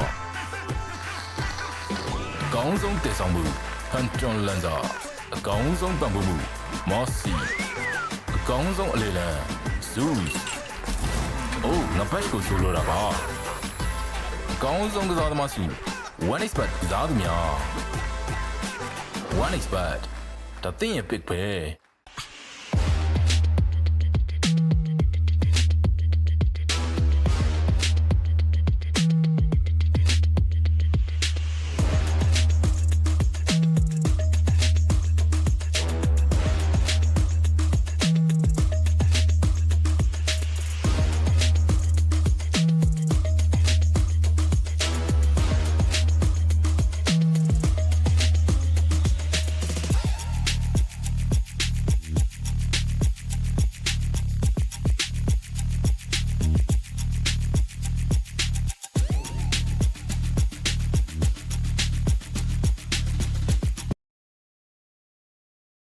And we are back, ladies and gentlemen, into the potentially final game of for today, Kirks. Execration for those people who are just tuning in. Execration is up 1-0 to Mongolz, and Mongolz backs against the wall now. I mean, it's not an elimination game for either of these teams. It's the upper bracket finals anyway. So losers will still have a chance in the lower bracket finals. Going to be facing up OG. But you don't really want to face OG, right? Especially with the form that they showed earlier. They won 2 series in a row. Yes, Mongol swept OG initially on the upper bracket round 1. But you want to just, take that grand final spot on the easier path in winning this series right here, right now. Yeah, it would be a little bit better here for our team if ever that they would just secure the earlier series, because having here 5 the lower seconds remaining. lower bracket, it would just give you a lot of headaches, Russell. Imagine that you need to somewhat Radiant prepare team something, back. or maybe your best picks, or maybe the ace picks, pocket Radiant picks team for back. that lower bracket to Dire happen, team back. and it would consume a lot of effort instead of just going directly here to our grand finals, and that is what the Mongols needs 10 to do seconds right remaining. now. Reset, forget what happened in the game number one, 5 and seconds remaining. somewhat try to go and have Dire team a great intel about what would Radiant the team execration do pick. here for the game number two. Definitely, definitely. And as we can see with the banning of Mongols, they took up Alchemist, a Night Stalker, a Lycan, and Bounty Hunter, maybe setting themselves to Mhm. a Bob Puck, 10 maybe. Bob is seconds a really good remaining. Puck player. For execution, just first face the Bristleback. 5 I mean, seconds remaining. this in the previous series where I think it was what's the previous series? Oh, Ivory, wherein they first picked the Bristleback and they were countered by an Abaddon right away. They just put the Bristleback on the support role, and yep, yes, you have the Rocket Snort talent. I mean, it's Dire decent, but team you're back. lacking CCs, Phantom you know. But Assassin. hopefully this time around we're not gonna be seeing any Bristleback support shenanigans, and a very nice answer from Mongols as well with the Phantom Assassin pickup. Also, just the Aghanim Shard can break the Bristleback, and some of the team can itemize against the Bristleback as 10 well. seconds Maybe an remaining. offlaner who will go for a Shiva's Guard and such 5 Mhm. items. seconds remaining. But yep, nice pick overall for Mongols. Yeah, Mongols here right now focuses on trying to somewhat annihilate the bristleback as early as possible, because the thing here that this BB will do is just farm and farm up until it gets here its sustainability. But also if there's Dire team going to be back. just that break in the I think Russell, it would be effective here to have a natural break. For example, would be the Radiant team back.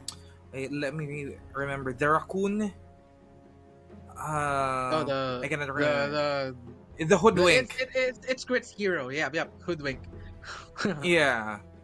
It would be really great here to have that. So somewhat you have 10 someone in order seconds to remaining. leash out this bristleback, but right now 5 as well seconds they need remaining. someone to provide a lot of space, especially here Radiant for team this pick. Phantom Assassin to go farm in the map, because if ever that, it would just be a lot of harassments.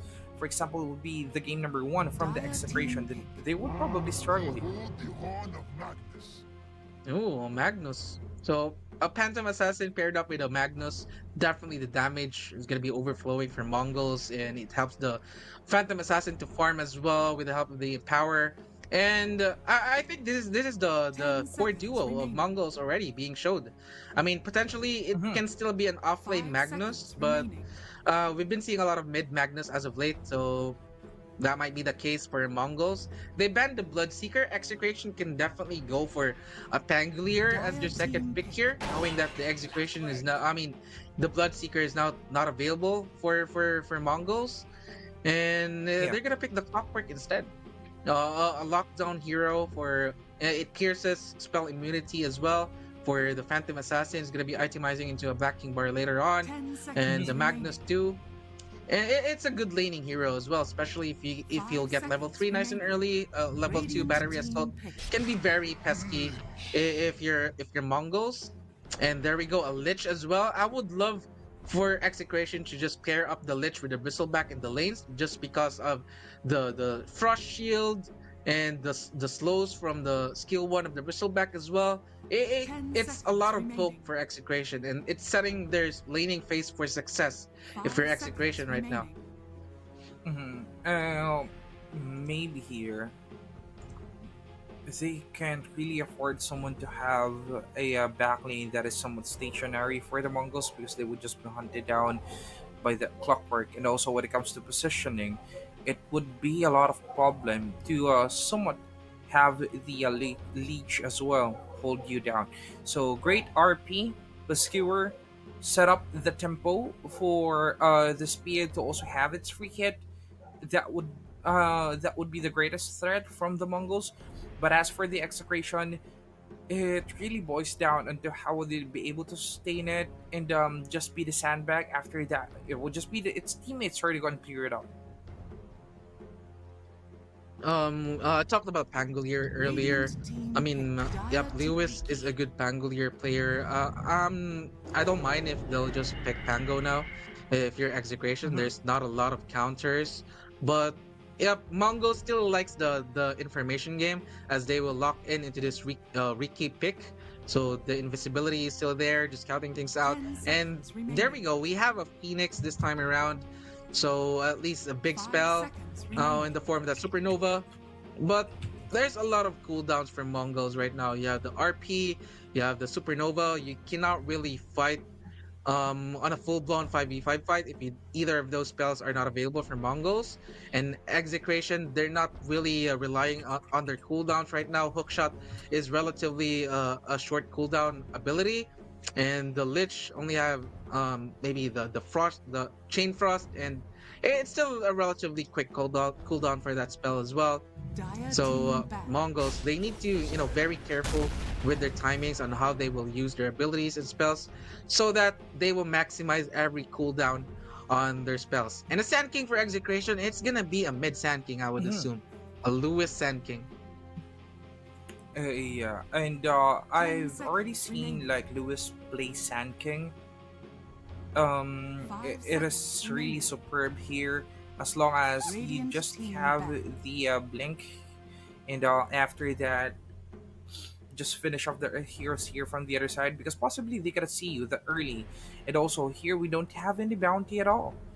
And this is also the first game here, Ursel, that I can say the confidence is really different 10 from the seconds execration. remaining. They're just trying to go and give out the Nyx assassin. So possibly they 5 also know how to seconds counter it remaining. out.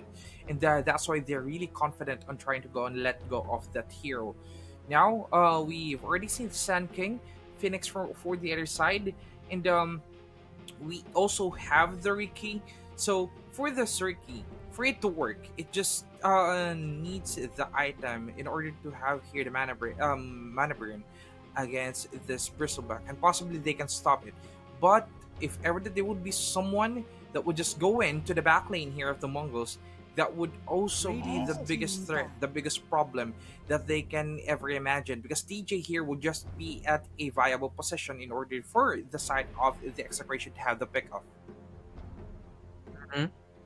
And the smoke can be very annoying from the Riki as well if you're execution.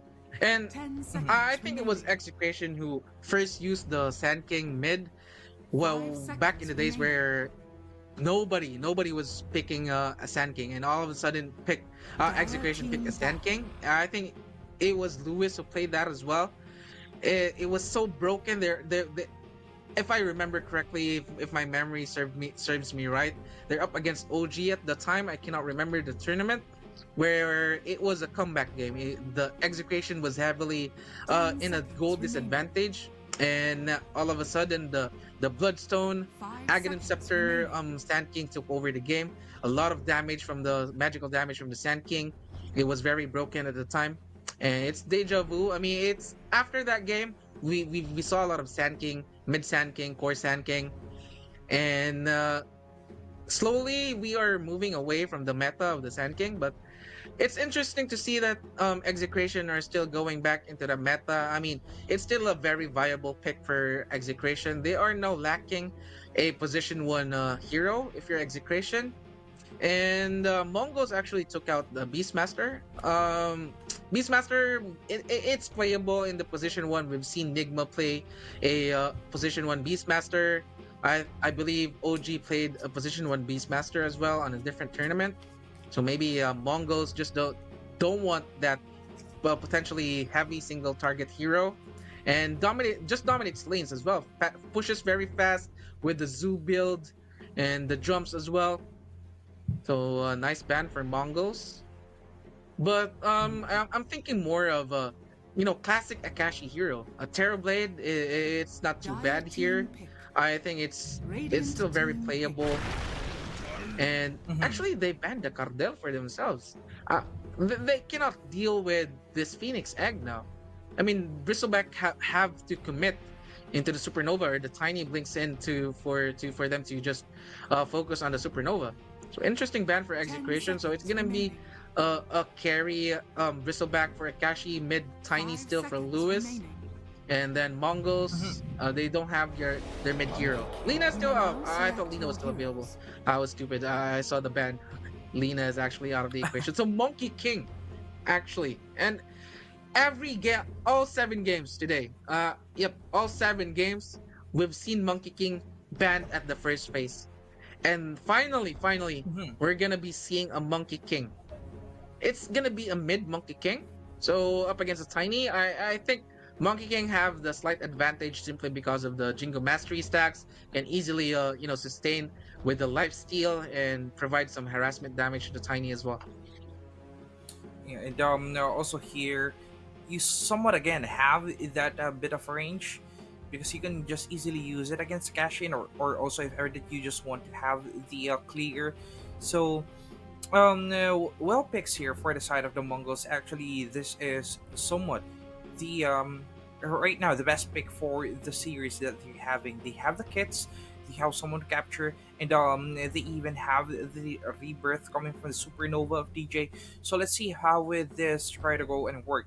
Because as for execution, what they just want to do here, go and get into the back lanes, try to go and have a pick off into someone, and maybe lessen like try to somewhat isolate the hero of the Mongols, and that's it. They can just end it with a bang. But now Mongols really needs to be at their best position. They now need to secure this game number 2 in order to reach that game number 3.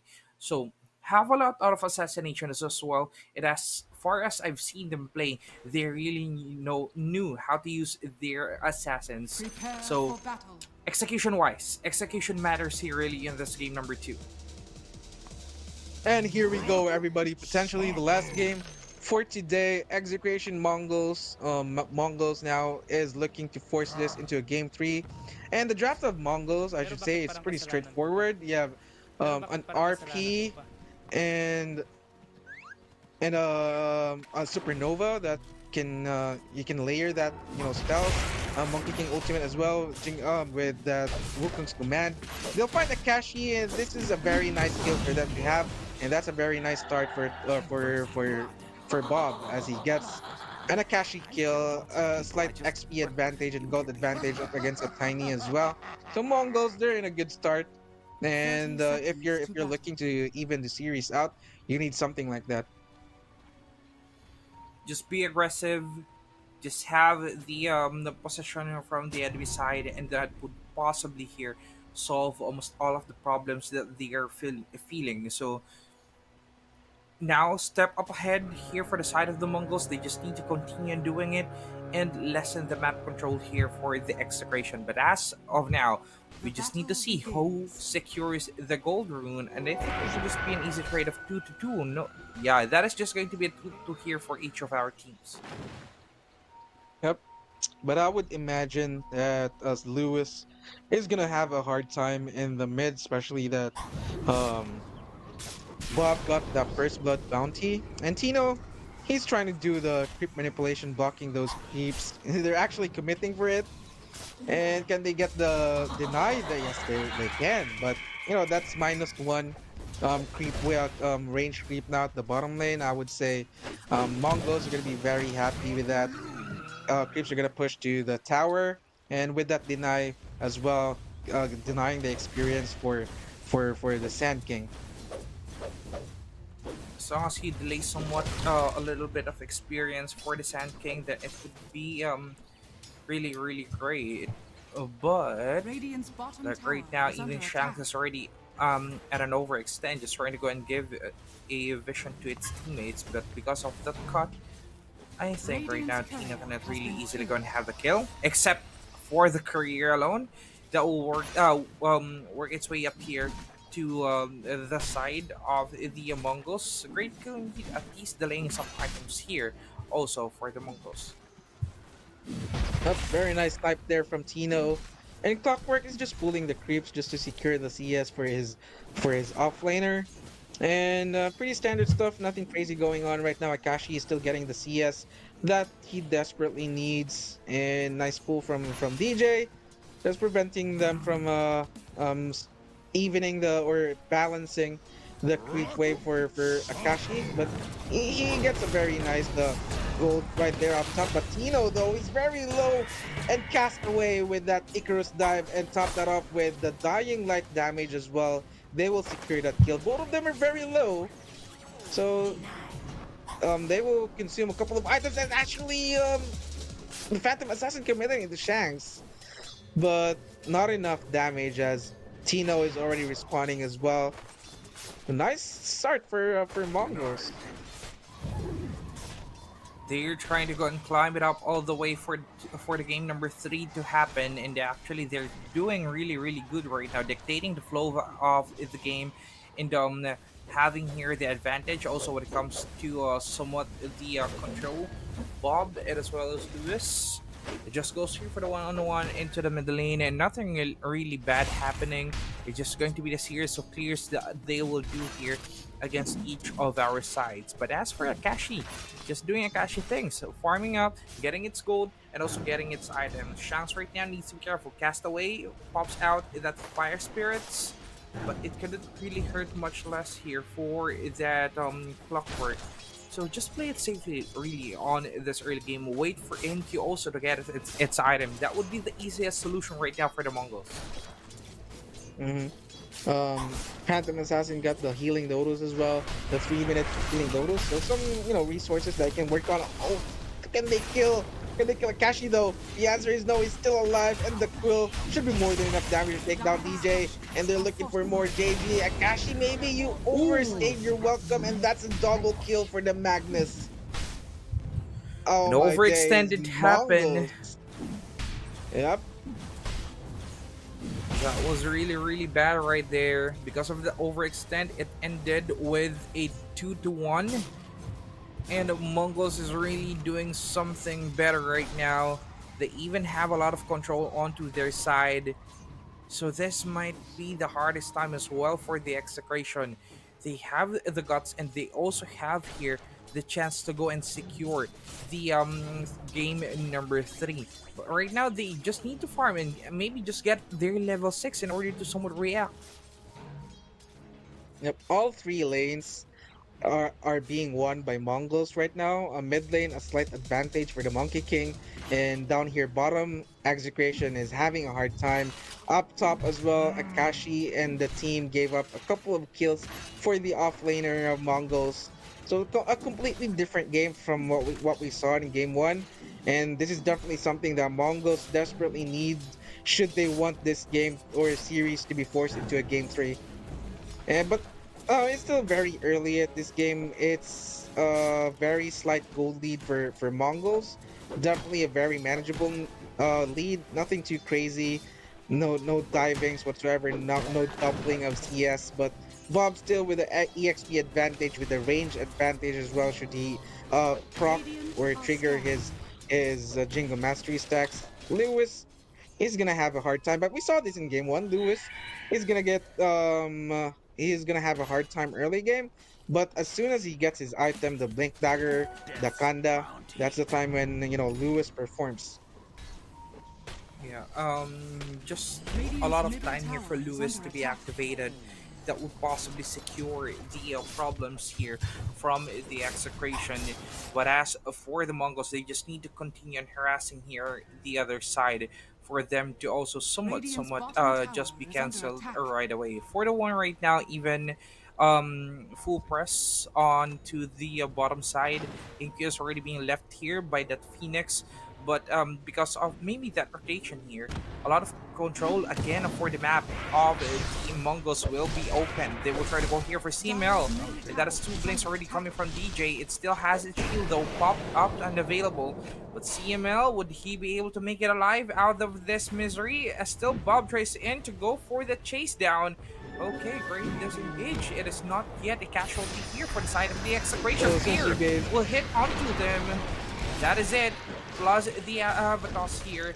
That will be popped. Bob is already 1 of 4 left away. Trees will finish it off, and that is going to be the 1-to-1 trade for our.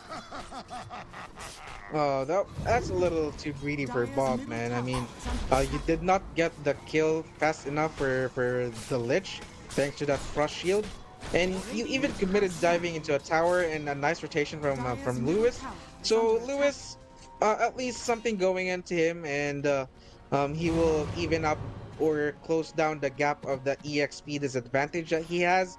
Shanks, there was an attempt for him to steal out the wisdom rune, but that's not going to be happening. We don't have any wisdom rune stolen whatsoever in this game too. But Execration, they are fully back into this game right now, especially Bob Fed up top. And Akashi still continuing to farm. He's leading the net worth right now. And the closest teammate would be the Sand King, is already farming decent.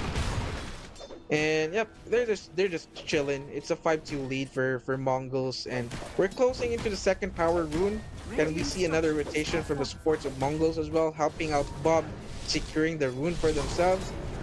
And it's actually a rotation from the Riki. They wanted to go for the CML pick, and Tino wisely already accepted his fate that it's not a fight that we can take, and he will just TP out. They will give up the Lich life. Good decision right there, just giving up one of its member away. At least you would be able to save here some casualties for your side.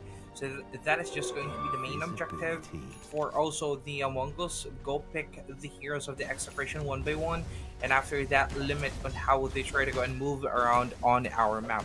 But as of now, 6-2 already is on the KDA, and for almost all of our members, somewhat it is a little bit equal when it comes to the gold, and not really that big.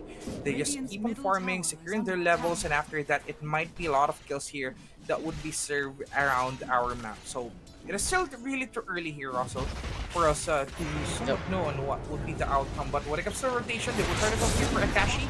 Still has a sustainability, RP, and there we have it, a blink coming from AMQ plus the push in the skewer, but it is still an Akashi alive though.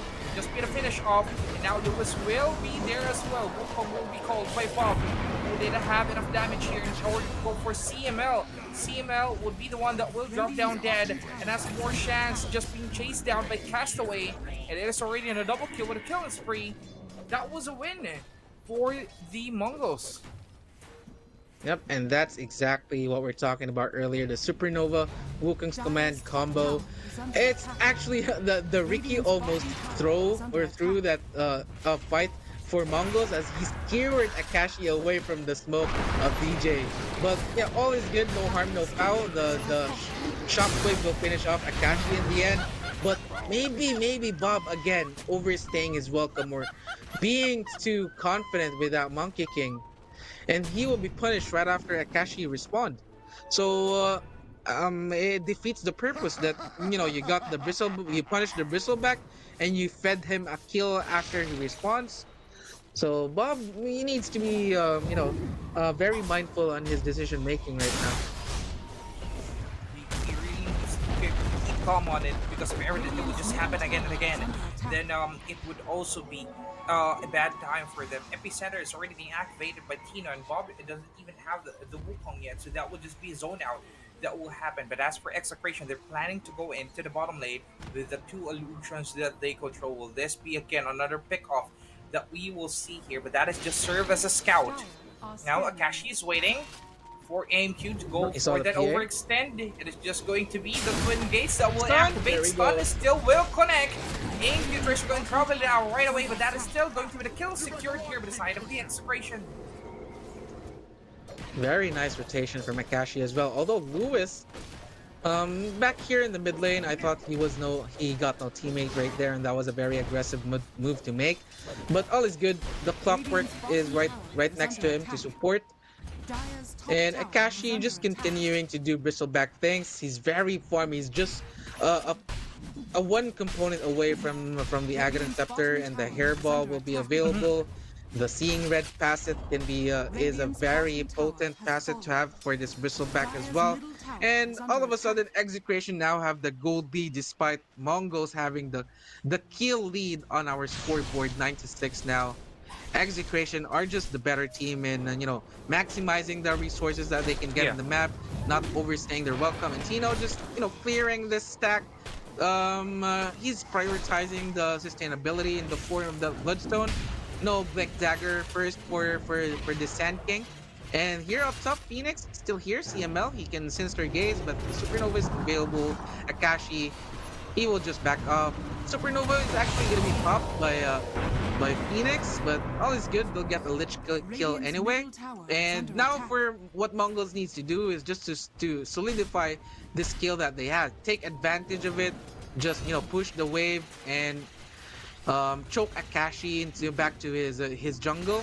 But there's no creep wave or a siege creep to speak of for Mongols, so they will just settle for that Lich kill. And with that, you invested a lot of heroes, while Lewis was just right-clicking creeps. The same can be said for Akashi as well. Sand King was just farming camps. So they're still getting a lot more in the map compared to Mongols. That's really going to be a problem here if ever that after killing someone, you will not turn it into a great kill conversion. So supposedly here for the side of the Mongols, after getting a kill, get something in trade as well. Because you know that it would be a minus information and also response time here for the execration. But so far, like still a neck-to-neck game. And it might be happening here. The Bob will just be dead, activating the Wukong. Still, the Sinister Gaze will be on the hit. Healing here, coming for the Sun Ray, and it is still up and living. They will try to go for it. Our Cogs is already being activated. They will try to go and back it up right now, but it's already in the bad position. They need to commit. Lewis is just using its blink out, but as for Castaway, it is already dominating. Akashi on the front lane, tanking up all the damage. Quills is already being popped. Let's see what would happen. DJ escapes for it, and that might just be the greatest fight here for the Mongols, but they are one by one taking down it. Tino enters it with an epicenter and will try to go here for DJ. DJ is quite low. That is just going to be the back off. But Bob is just hiding and will try to go here for the victim. Here we have it. Lewis will get the kill and also will be a double for the side here of the execration. It's Bob again, man. I mean, it's just rough for the Monkey King right now. Initially I thought Mongols will secure that fight for themselves because Execration, the damage was just not enough for the Lich and the Bristleback as well, thanks to the Sunray from the Phoenix as well. But it was a very long team fight, and Bristleback loves long team fights. And eventually, it was Execration who won that exchange, and they will solidify their lead. It's already a 3k gold lead now for Execration, and slowly but surely, they are now taking away some part of the map away from Mongols. And not to mention the last fight, PA died, and we are closing into the 15-minute mark. He doesn't have his Battle Fury red yet. He did not even go for like a casual Orb of Corrosion for him to delay the farm. It's just because he cannot get any farm. And also Execration being the menace that they are, just choking this Phantom Assassin, limiting her farm. And another kill perhaps might be for in the side of Execration. A Frost Shield will be committed with that Sinister Gaze as well. Attempting for the RP, and the Wukong's command was actually committed by Bob, and it will not even save his teammate. Execration, they are now clearly ahead in this game too. 4k on the lead, even though that the other side almost has a lot of it. But when it comes to the kill conversion here, it was really different for the Execration. And it seems like it is going to be Bob that is harassed all the time, trying to go and have the escape, but the battery assault coming from Shanks will connect. And that is going to be another kill again. 45 into the middle lane, so stopping it for the Execration in order for the push to happen. But they still have the means for it. They even have the thieves alive, so that is just going to be easy control. 5 gear right now. For just 1 minute fight, they've secured a lot here for the side of the Execration. And Akashi, he's fully online. He's working on the Bloodstone next, and I would imagine Tino has his own Bloodstone as well. He's gonna go for maybe a Blink Dagger, or just for good measure, just go for a pipe right here. I mean, there's magical damage from the Phoenix, Shockwave from the Magnus, but I think it is just better for him to just go for the Blink Dagger next. The double initiation coming for Execration, as Lewis already has his own Blink Dagger as well. And they found a PA who doesn't have a Black King bar yet. You have a Battle Fury, but you have no way for you to defend yourself. And JG, do you really want to go for this even without the PA? And wisely, they will back off. They know that they don't have enough damage. Another avalanche from Lewis connecting into Bob. Good thing that Bob was already up there in the trees. And Mongols, they are bleeding kills. I mean, it's only 17 minutes in. They were clearly ahead earlier. And whenever Execration gets a kill, the lead will just, clearly go up. As compared to Mongols, whenever they get kills, they cannot get any objectives. They cannot get so much in the map. And Execration took full advantage of that. And right now, they're clearly in the driver's seat. Going to be a hard fight indeed here for the Mongols to secure this game. Number 2 is also for AMQ. It has a limited vision. It even has a limited farm because of the aggression. And look at that. Just the side here of the Execration going into forward, not afraid to be picked off, waiting here for someone to go for the overextend. Castaway is already being spotted, but they won't go for that one down. Instead, limiting again here the potential farm for AMQ to happen. A lot of aggressions indeed here from the Execration, and they don't really want to give up this game. Number 2, Bob clears here and secures for the bottom lane, but would that be enough to somewhat have here a reaction against the side of the Execration? Because now they already almost got everything. Oh, okay, so AMP already has the Battle Fury. At least it would be able to help them. I think time is what they need here. Have a lot of farms for AMQ to be secured. But that is going to be another kill into Tino. Having your kill spree already. How would they be able to stop this aggression from the side of the Execration? Oh, yeah. Mongols, man. They are in trouble right now. Look at this. Akashi already pulling away from the PA. 12,000 gold compared to the PA only has 9,000. He's a full 3k gold ahead of his counterpart with that Phantom Assassin. Not to mention he has the Battle Fury and the Empower from the Magnus as well. And also Bob, he's the lowest net worth of all the cores right now. He went for Mage Slayer, no Maelstrom to at least get some farm for himself, and he's not getting the kills. It's the other way around. It's Bob getting killed time and time again, and you have to be very careful here if you're gonna get spotted. Bob, at least he will back off for now, and he's still miles away from the Black King bar Kirks. And Execration, you have a lot of jumps right now. You have the double Blink Dagger timing from the Sand King and Tiny. You have the Sinister Gaze lockout for the Lich. It's just very hard right now if you're Mongol. A hookshot will lock down this Phoenix. Can they chain stun him up? The answer is yes. Another kill, another death yet again for the Phoenix. Execration, happy days for them. Even Akashi defending the tier 1 tower up top. It doesn't give here an ample time for them to pop out the Supernova, and now it is going to be a really hard time as well for the side here of the Mongols in order to defend for it. Now they will try to go and take here the TNT, I think, but noticing that no one is on the map already. Bob! Ooh, Lewis again is on the spree. Oh my god, how would they be able to stop this? Aggression-wise, they already have it for the Execration. They can. I'm calling it right now. Akashi already has his Bloodstone this early. You're gonna get the Wisdom Rune as well, so it's gonna be double Wisdom Rune for Execration. Here comes the RP. They want to attempt this. That King, he wasn't able to stop this Bloodstone. But can they really kill this Akashi? Akashi focusing down the Magnus, they don't even care if the angle was successful here. Akashi is still alive and well. A very nice. What is this toss back? That is a throw and a half for the tiny Lewis. He tossed his missile back into the barrier, and there's no way for Akashi to get out of there. And Lewis, a little bit of a mishap for execution, but still, that is 3 heroes down for the side of Mongolz. They got the Wisdom Rune and the Tormentor though, so I think it's all good for execution. But it could have been a lot more better if Lewis did not toss Akashi.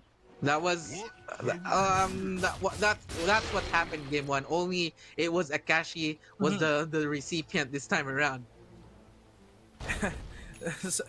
Okay, let us just try to and do the same thing on you instead. And that's why here Akashi is being thrown out. They're just that was quite a trolling right blunder. now.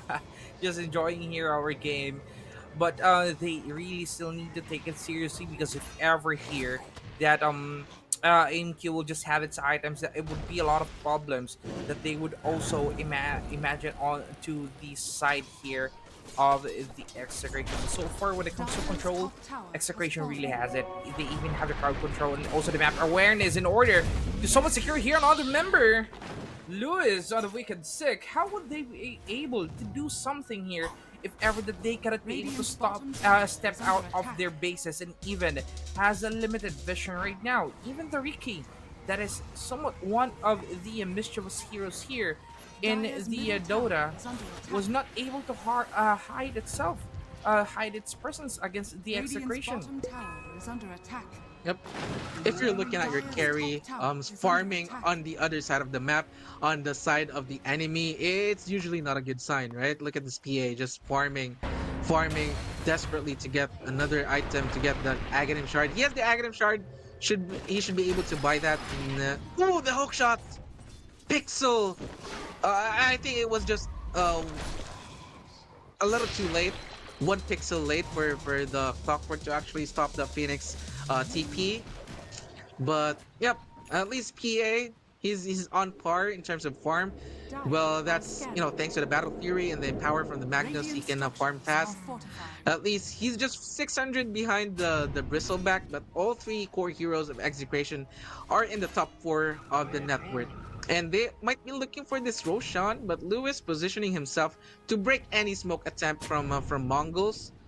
And nice ward as well for Mongolz. They can scout any movement from Execration should they force their way into this. And they should know that the creep aggro was going into Lewis, but they did not realize, you know, with a very beautiful bow strike and comboed out with the epicenter as well. The egg will be buffed. Will be able to be successful? No, yes, it is. The answer is yes.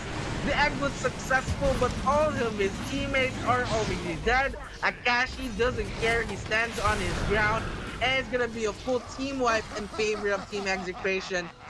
They're not even gonna go for the Roche. They're gonna go for a tier 2 tower, and not a single casualty for Execration. And just like that, they doubled their lead. It's 15k right now for Execration, sub 25 minutes in. And they'll get a tier 2 tower for the trouble as well. Ay, Mongolz. It's really ballooning up right now for the Mongols. Even their movements is already limited. One of the biggest problems here for the composition of the Execration would be the skill layering that they can give here against the other side. And if that happens again, then I think here for the Mongols, they would really have a bad time about it. DJ, I think, has already been spotted, and right now needs to somewhat have air position, because if ever the rotation of the Execration is already at the great timing, and if ever they just want to kill again another hero, it would just happen in a blink of an eye, Lewis. What is this farm from Tino, man? He already has the Shiva's Guard, Blink Dagger, topped that up with a Bloodstone as well. And it is just bad. It is just bad for Mongolz right now. They should give up the Roche, and by that they identified that Execration are doing Roche right now. Since we won't be contesting anyway, we're just gonna take this tier 1 tower in mid. But I think it's just a little bit too late for them to finally get that tower in their hands, as the Aegis will be in the hands of Akashi as well. It should be easy going for Execration moving forward. Now, JG will blink dagger away. The clockwork is actually very rich. Actually, as a matter of fact, both supports of Execration is so rich right now. Look, Shanks has the overclock at the ready. Aghanim Scepter is now done. Boots of Bearing for CML, and he's building towards a Force Staff next. So at least a little bit of a mobility for himself as well. A potential save for maybe for his carries. And Mongols, at least they're pushing the wave down bot. Up top though, Akashi is still working on to that tier 2 tower. But Bob, you need to be careful not to get caught here. And actually, it's Lewis who's looking for Bob. Bob has the Black King bar though, so at least he can BKB TP out. But that's the BKB reveal of the Monkey King. That's a 9-second charge down the drain. It was used defensively. And Execration still are very much in control of this game. Get another kill here. Akashi is already at the top spot, even securing almost even everyone from the Mongols. They cannot really easy counter it out. Even the time right now, it is somewhat really too limited for the SRE. Players is already being thrown out right away, but they need it to have right now a best pick off. I think it might be go for that leech, also try to go and kill here Lewis, and after that try to go and ignore the bristleback. But when it comes also to its damage, it does deal a lot of physical here against the side of the Mongols. So that is one of the things that they need to think on how would they try to go and counter it out. Bob actually went for this Nemesis Curse neutral item, and I don't think it's a good pickup for Bob, especially that he's very squishy. Execration was able to punish his Monkey King time and time again, and you have the Nemesis Curse passive debuff. You're a glass cannon, and while we're talking about that, Shanks gets a Phoenix kill as well. It's all over the place right now for Mongols. They just cannot catch a break. And what's a Monkey King supposed to do at this point of the game? If you're a Monkey King, you should be playing from ahead. It's very hard to play a Monkey King if you're lagging behind. You don't have the damage, you don't have the items to support yourself. And there we go, the Nemesis Curse. It was just one Avatar's combo away. The Nemesis Curse debuff. He practically killed himself there. Really a hassle right now to have that Sinister Gaze on hand plus the Avatars. Even though that you have a lot of mobility as a Monkey King, as long as you would get burst down easily and as early as possible, that it won't pose any problem here for the side of the Execration. It cannot even provide here the vision, but just leaving out all the P's because of also the fast response that the other side is showing. Now they want to go and take out the middle lane, open up the biggest vision here for the side of the Execration, and also trying to go and take down the barracks. As for Tino is just waiting for the possible execution for the heads of the Mongols. They didn't react for it, they didn't defend for it, but a full back set again will be taken down here. Akashi still have this Aegis for 2 minutes. He doesn't mind lying here, but he popped the Bloodstone, so there's gonna be no Bloodstone for this round too. He doesn't have Black King bar as well, but the Bristleback is so fast. EML is very low. Bob finally will get the kill for himself. Nemesis Curse moves up into the Bristleback. Is it enough though? The RP just in time before the crossback saved himself from Lewis. And this is more like it for Mongols. Actually went back with the epicenter combo, but I think Execration again overstayed their welcome. And finally, Bob with that very nice Wukong's command was able to take down heroes from Execration, and the save your teammate syndrome was in full effect. They Execration don't want to give up their heroes, and they did not even got the melee barracks. So Akashi, again, it was the same high ground attempt from game 1, which it failed. and that was a full team wipe from Mongolz. And this is the timing for the PA now. He's now the richest hero in the map. He has the Aghanim shard to deal with the bristleback. Yeah, can Mongolz actually turn this game around? It's definitely possible with the way EA is hitting right now with the Empower buff as well. You have the AD as a Tanic as well. He's building a divine. He's queuing a divine rapier. But at this point of the game, I don't think it's necessary just yet. Maybe just go for a more conventional item. Like he has a casual Blightstone. I think it's a little bit too late to go for the a Desolator right now. A Nullifier might be good for the PA. In case the supports of Execration will pick up a Ghost Scepter. But yep, that's more like it for Mongolz. They are back in this game right now. It's only a 6k gold lead. That was a full 9k gold lead swing for Mongolz. This is really turning out to be a long game here. They still don't want it to somewhat give out that spot, and now it's answering it little by little for the Mongolz. As long as they provide again space here, and also great set for ENG to clear it out, that it won't be hassle at all. And they even have the RP, they even have the Wukong's command, so just have great scale layering, just have a great control that it would try to go and bear things out with the other side. One is already being spotted, BKB activated. Ooh, RP is now down, and also here for the Magnus, it would just be picked off by the side of the Execration easily. That was a panic RP, man. There's no way you're getting out of there. Even if you connected your RP, the PA was just too far away. But there's no buyback for the Magnus as well. Execration should be able to at least threaten the melee barracks here in mid. But this PA is getting farmed now. Magnus, he doesn't have an RP once he responds though, so I think Execration will take advantage of that. Aghanim Scepter now available for Tino.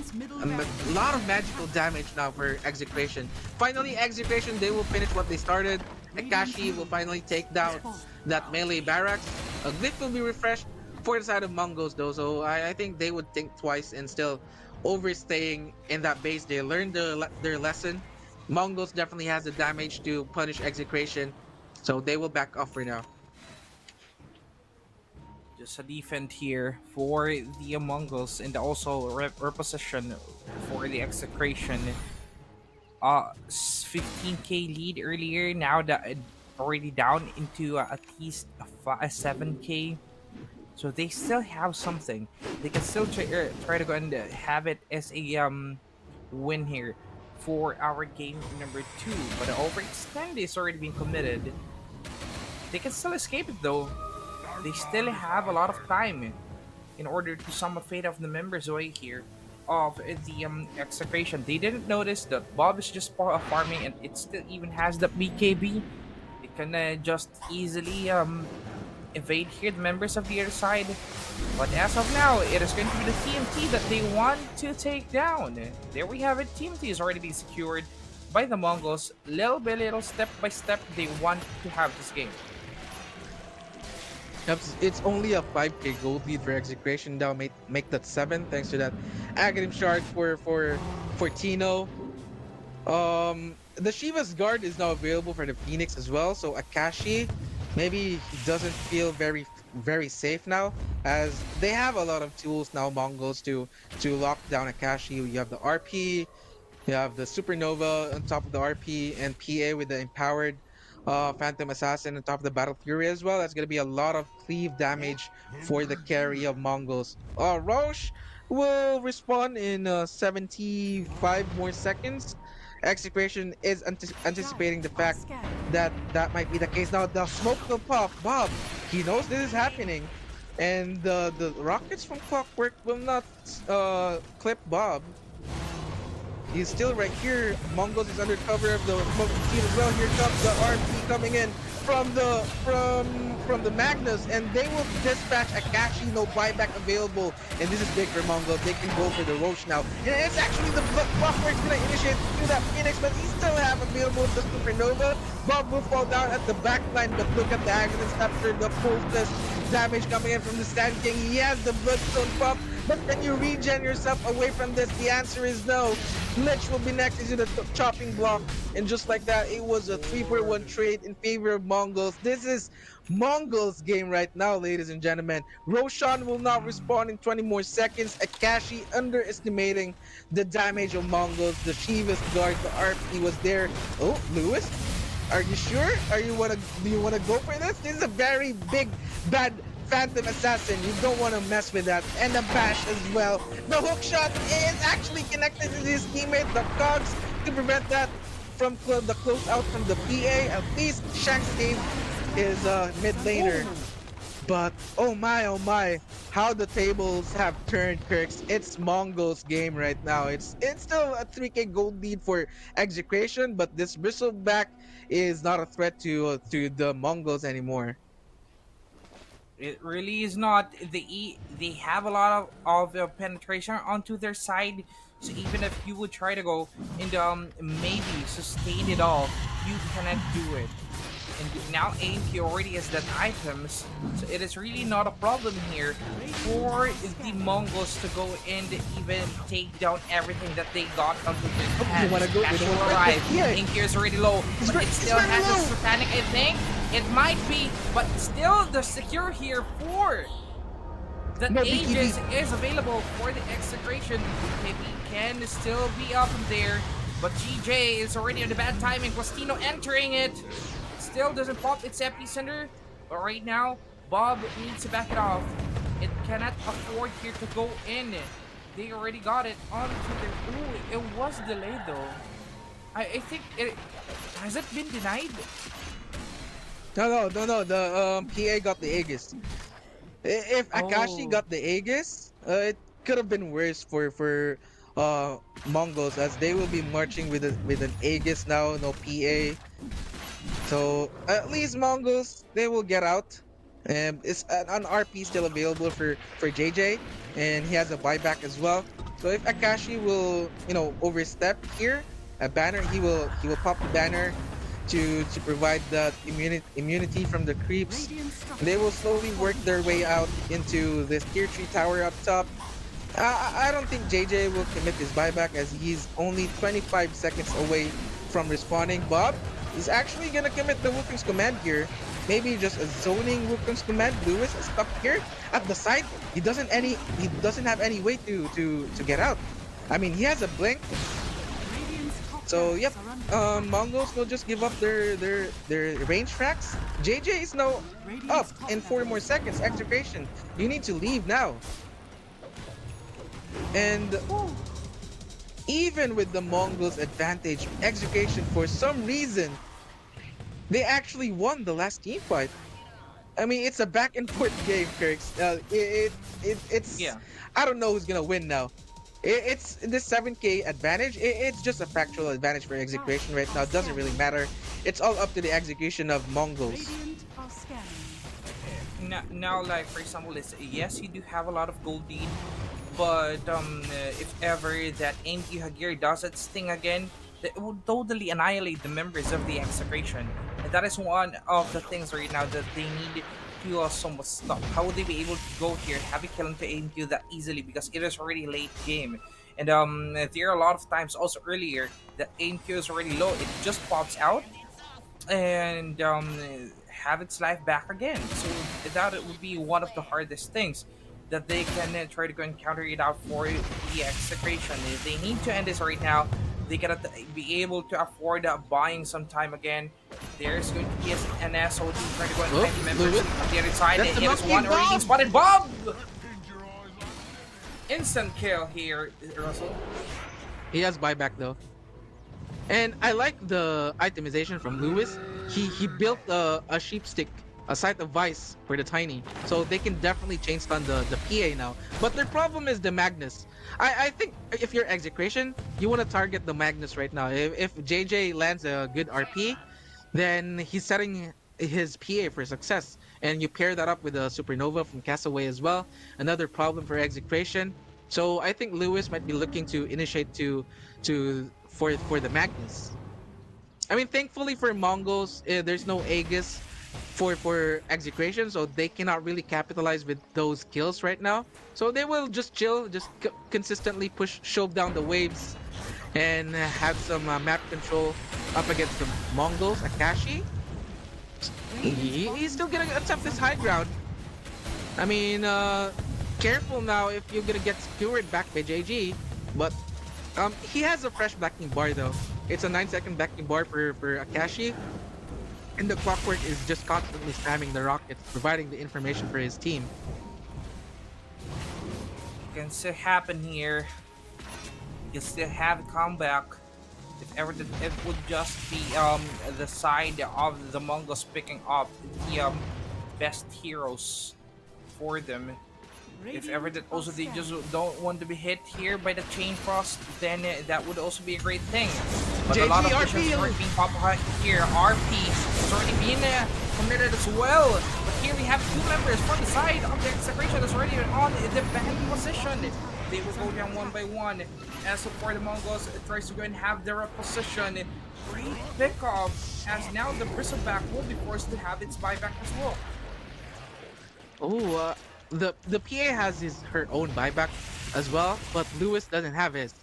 So I think I don't really like the buyback from Akashi, but yeah, they'll get a tower, potentially a set of racks from it. They want to force the PA buyback. He knows that both of the RPs from JJ was already committed, so there's really no threat whatsoever for them to lock down this Bristleback. So there we go, he committed the buyback right away, and JG, he'll get stopped, no buyback, the Ricky will fall down as well. He has a buyback though, but look at Akashi, he's just bossing them around right now. But the Yule Scepter from the Clockwork as well, just kiting this PA. And while he's now alive, can he provide the damage that his team needs? A double buyback for Mongols. 3 heroes down for execution now. Akashi, you have to be very careful. You cannot afford to die back right now, and he exactly did that. Execration. That might be a blunder for execration. There's no Bristleback for 2 minutes. But Lewis is going to be respawning in 1 second. The Lich has a buyback. The Clockwork will be back in 50 more seconds as well. Just in time for the Magnus to be respawning as well. But Akashi, man, that's a throw and a half. That was really a bad decision here to go and sustain all of the damages, but MQ still having its free hit. MQ still try to go and right click here, the heroes from the other side. Imagine if ever you receive a lot of criticals from that, it would just be you going down. If they don't even have that even, how would they be able to do it? Supposedly, this is going to be the Execration's game. They already have almost everything. But even if they have the lead, to no avail, they're the ones that got picked off here one by one. And as far as the commitment goes that they're doing, the thing is, they don't, they're not doing right now the stick up setup, and that's why they've been picked off. And the PA of AMQ is just enjoying its life. They need to stun lock for that hero first here, Russell. I mean, thankfully for execration, the waves are pushed, so Mongols is not fast enough to actually just go threaten the high ground, and there's no blip available for execration as well. So Bristleback will be on time. I mean, the respawn times is short now, so he will be alive in defending his base, but he's very exposed right now. Mongols definitely know that they have more than enough damage for this Bristleback. If they can just catch the Bristleback, the JJ has 2 RPs, and I like this. I like this itemization from the Bristleback. I forget the name of the item. Wherein it will cancel out the first RP, so JJ has to commit another RP and then skewer back, and it will be enough time for the Bristleback to actually react and pop the Black King bar. It's the Aeon disc. Sorry. But here we go, guys. The initiation coming in from JG. He catches the Bristleback, but the Aeon disc is there. Can he stop the fake BBB in time? Yes, he can. Where is the second RP? It's not yet been committed, but Bob, Evil Puppy's movement command right now. Here comes Tino with the Blink Barrel Strike and Epicenter. That's a dieback for the PA. And Castaway, he is very low. Bob doesn't have a back bar anymore in that game. Ladies and gentlemen, Bob has a buyback JJ as well. But I don't think it's going to be enough. If you're Lich right now, I'm just going to commit for the buyback. And that's the Divine Reaper too. I didn't even realize the PA went all in. Went for the Divine Reaper. And I think the Game 3 dreams of Mongolz are cut short, Kirks. It should be a GG push from Execration right now. I don't see any scenario where Mongolz can fend them off. It's an AA from Akashi as well. He's going for the barracks, but I think the safer or the play right now is just go for tier 4s. The Glyph has been committed already. And Monkey King Bob is trying his best to defend, but he'll die for it. JJ, he gets a 2-man RP, but there's no damage anymore. Double buyback for Execration, and that's it. Good game well played, will be called by DJ. And ladies and gentlemen, we have a grand finalist. Execration will be your Asian Dragon Series Continental Collision grand finalist. They will face off with whoever is the winner between the series of Mongolz versus OG. That's gonna be tomorrow. What a game, Kirks. Oh my, oh my.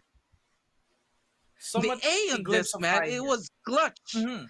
It was clutch from Akashi. If he doesn't have an A on this, he's going to be locked down. But Tino as well. He saw the PA and he blinked Barrow Strike. Mhm. The PA did not react on time. He did not pop the Black King Bar. He still have the Satanic, the Divine Reaper. But he was perma-stunned. And just like that, how quickly Execration turned that game around. And what a game it has been. What a day, Kirks, I should say. I've been casting for 12 hours nonstop now from the beginning, from the Essence OG series. And we commenced into this game, a very epic game that we have, back and forth game. I mean, this tournament has a lot to offer, I should say. And by that being said, Kirks, what are final thoughts about that game? There was somewhat quite an opening right there for the Mongols, but still, I think also it was a little bit of a sacrifice for the Divine Rapier because it does really have its perks in which that if ever that you die, then you would just give it away to your enemies. So that is one of the turning points. But the overcommitment, they almost did have that at some point. But Execration also, as you said, the A and disc release did save them a lot of trouble. Plus, the perfect pop on that BKB and that last RP. It really saved them a lot right there, and it ended with a 5-man wipeout coming from the Mongol. Well, at the end of the day, it is still going to be a lesson here for our players. There's no one that it really lost here, Russell. It is all about how would you try and take it as a lesson for our players. That is it, guys. The end of our day, and congratulations to the Execration. They're just now waiting at the top spot, the Kings right now for this day. Congratulations to the Execrations. That is the ending of our day. This is your and that's pretty much it for us today, ladies and gentlemen. And we're gonna see you same time tomorrow for the lower bracket grand finals and for the grand finals right after that. Huge shout outs to our friends from Epic Echo and to 1xBet as well. Don't forget to use our promo code Asian Dragon 1x. And that's it for us. Have a good night, ladies and gentlemen.